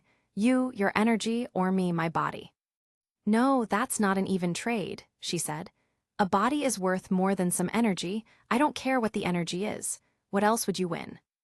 Just had to do that, didn't you, writer? Bakura complained. //Adam, that's a new one. No one had ever cried unfair on what he put at stake before. Adam, that energy is millennium energy. If I win, it should come from the bet he didn't have powers for the shadow game she did. If that energy did not work the same way. Adam, I have to do what I can. If it doesn't give it back to me, I will have to take it. He would have to go Kaiba's way if it didn't work out. That required isolation from Bakura. A date tonight. That still wasn't worth the price of a body, but, and your real name. Ah, he knew that would strike a chord. Is this a shadow game? She outright asked it. Will the wish be granted no matter what, or is this a regular bet of honor? If you are offering a body, it sounds like something supernatural. It should be. I don't have that power, but you might, he teased. There's no telling what will happen, so treat it as such. Then we should have two options, she declared. King of Darkness. One for if it is a shadow game and one for it isn't. Smart, Adam nodded. If this does turn out to be a shadow game, you may have my energy if you win, she said. If this does turn out to be a shadow game, you may have my body if you win, Adam matched her. If it doesn't turn out to be a shadow game, then what do you want? She asked. Adam, if it isn't, if we play a game and that energy isn't restored to me, then, the date and the name. And you. America, she uttered. If I win, then you have to try your hardest to convince Yuyugi to make Anzu go back. Adam. I risked my body, it was my body, I cannot guarantee that. No, but if you try your hardest, then he should let go of Anzu. Once this whole mess is over, she can have her proper chance. If it was his early days of being trapped in Yuyugi, he would easily agree to that. He could never agree to it now though. Adam, I can't. Yuyugi is absolutely in love with Anzu, he has been since before he met me. If he has a chance at happiness, I need that energy. I can risk myself. I can't risk that anything else. My slave for a week. Done. You already know that's a terrible thing to bet. I don't care, I won't risk Yuyugi's happiness. Slave for a week was still nothing. The mighty pharaoh as a slave for a week. Bakura was practically starting to drool. Now that's a bet, take that. I can't do that, I was just testing you, she said toward Bakura, like she couldn't believe him. You have got a long ways to go still, Bakura. She looked back at Adam. A change. If I win a shadow game, you give up your body to Bakura when I say so, and not before. She was letting him off. Adam. From the way she was acting and her choices and options, if she could hand over the power she probably would have. What can I physically give her if I win and it's not a shadow game? You may have the greatest respect of the king. As far as she had shown not to be a fan, she still had not stopped calling him king or pharaoh or king of darkness. Even though his friends called him by his name, everyone else called him something else. You may call me Adam. If she were a true Egyptian, hopefully that made a dent. She could call you a bastard if she wanted. What kind of prize is that? Bakura complained. These bodies may be temporary, I don't know why we have them, Adam went on. If so, you and I could both be associated with each other for some time if Yuyugi and Anzu stay together. Calling me Adam would be less aggravating. That's all you can offer, she seemed to be thinking. Bakura just cackled. Oh please, the only parts of the past she remembers is me. He stood up in his chair. That's it. Besides the fact she remembers from time with me, she is just a clueless spirit. She also stood up in her chair. I have what is important. I very much doubt I want everything anyhow except the thoughts of my friend. Adam, she doesn't remember. Only memories of Bakura, probably because of the way she sacrificed herself. What about Heba? She was a good girl. Anything else? Adam asked. She sat back down. The game is Connect 4. Heba, Adam had assumed back then Heba was her daughter. She had never called her a daughter though. Did she? Adam, she knows there was a Heba, the afterlife she went with Heba. Not only did she lose most of her memories, but coming back from the afterlife had also made it harder. He brought in the Connect 4 Yuyugi had gave him. A simple game. A strategy game, no luck. No cards, everything was already laid out to see. That improved his chances. He grabbed all the red checkers. Your move. She didn't answer, grabbed one of her yellow checkers and pushed it in. As he made his move, her eyes followed not only it, but the corners around it. She didn't make a sound as she held her yellow checker. Her eyes shifted from spot to spot, from around where he placed the checker to the other side of the board, to the middle of the board. The game is just beginning, you don't have to be nervous. He grabbed his checker, but she wasn't deterred. She wasn't going to engage in conversation. She took her checker and moved it away to the other side, but her eyes were still darting between each move. 2:00 a.m. Cat game. She kept her focus strong, but he still seemed to have it stronger. She fought against his moves, but he fought against hers aggressively too. She could see Yuyuga's King of Games traits in him, puzzle or not. They were constantly blocking each other and constantly putting each other in a draw. Even Bakura, who had been enthralled at first, had his head lying on the table asleep. Probably as Ryu Bakura. It was tiring, but that only added to the challenge now. The person who slipped up, who got too tired, too complacent, would be the loser. She fought to hold the concentration, but the king also decided he would call Kaiba on the phone. However, while he chatted, he still didn't break his concentration. His moves were still stunning. She was having to guess and see 3 moves ahead at least. ///Seisha, what am I doing? Why did I take this bet? Oh yes, that's right, because the king wanted a game and he wasn't going to leave. He always ended up playing his games. We could call this a draw, she tried. Neither of us will win. I just did,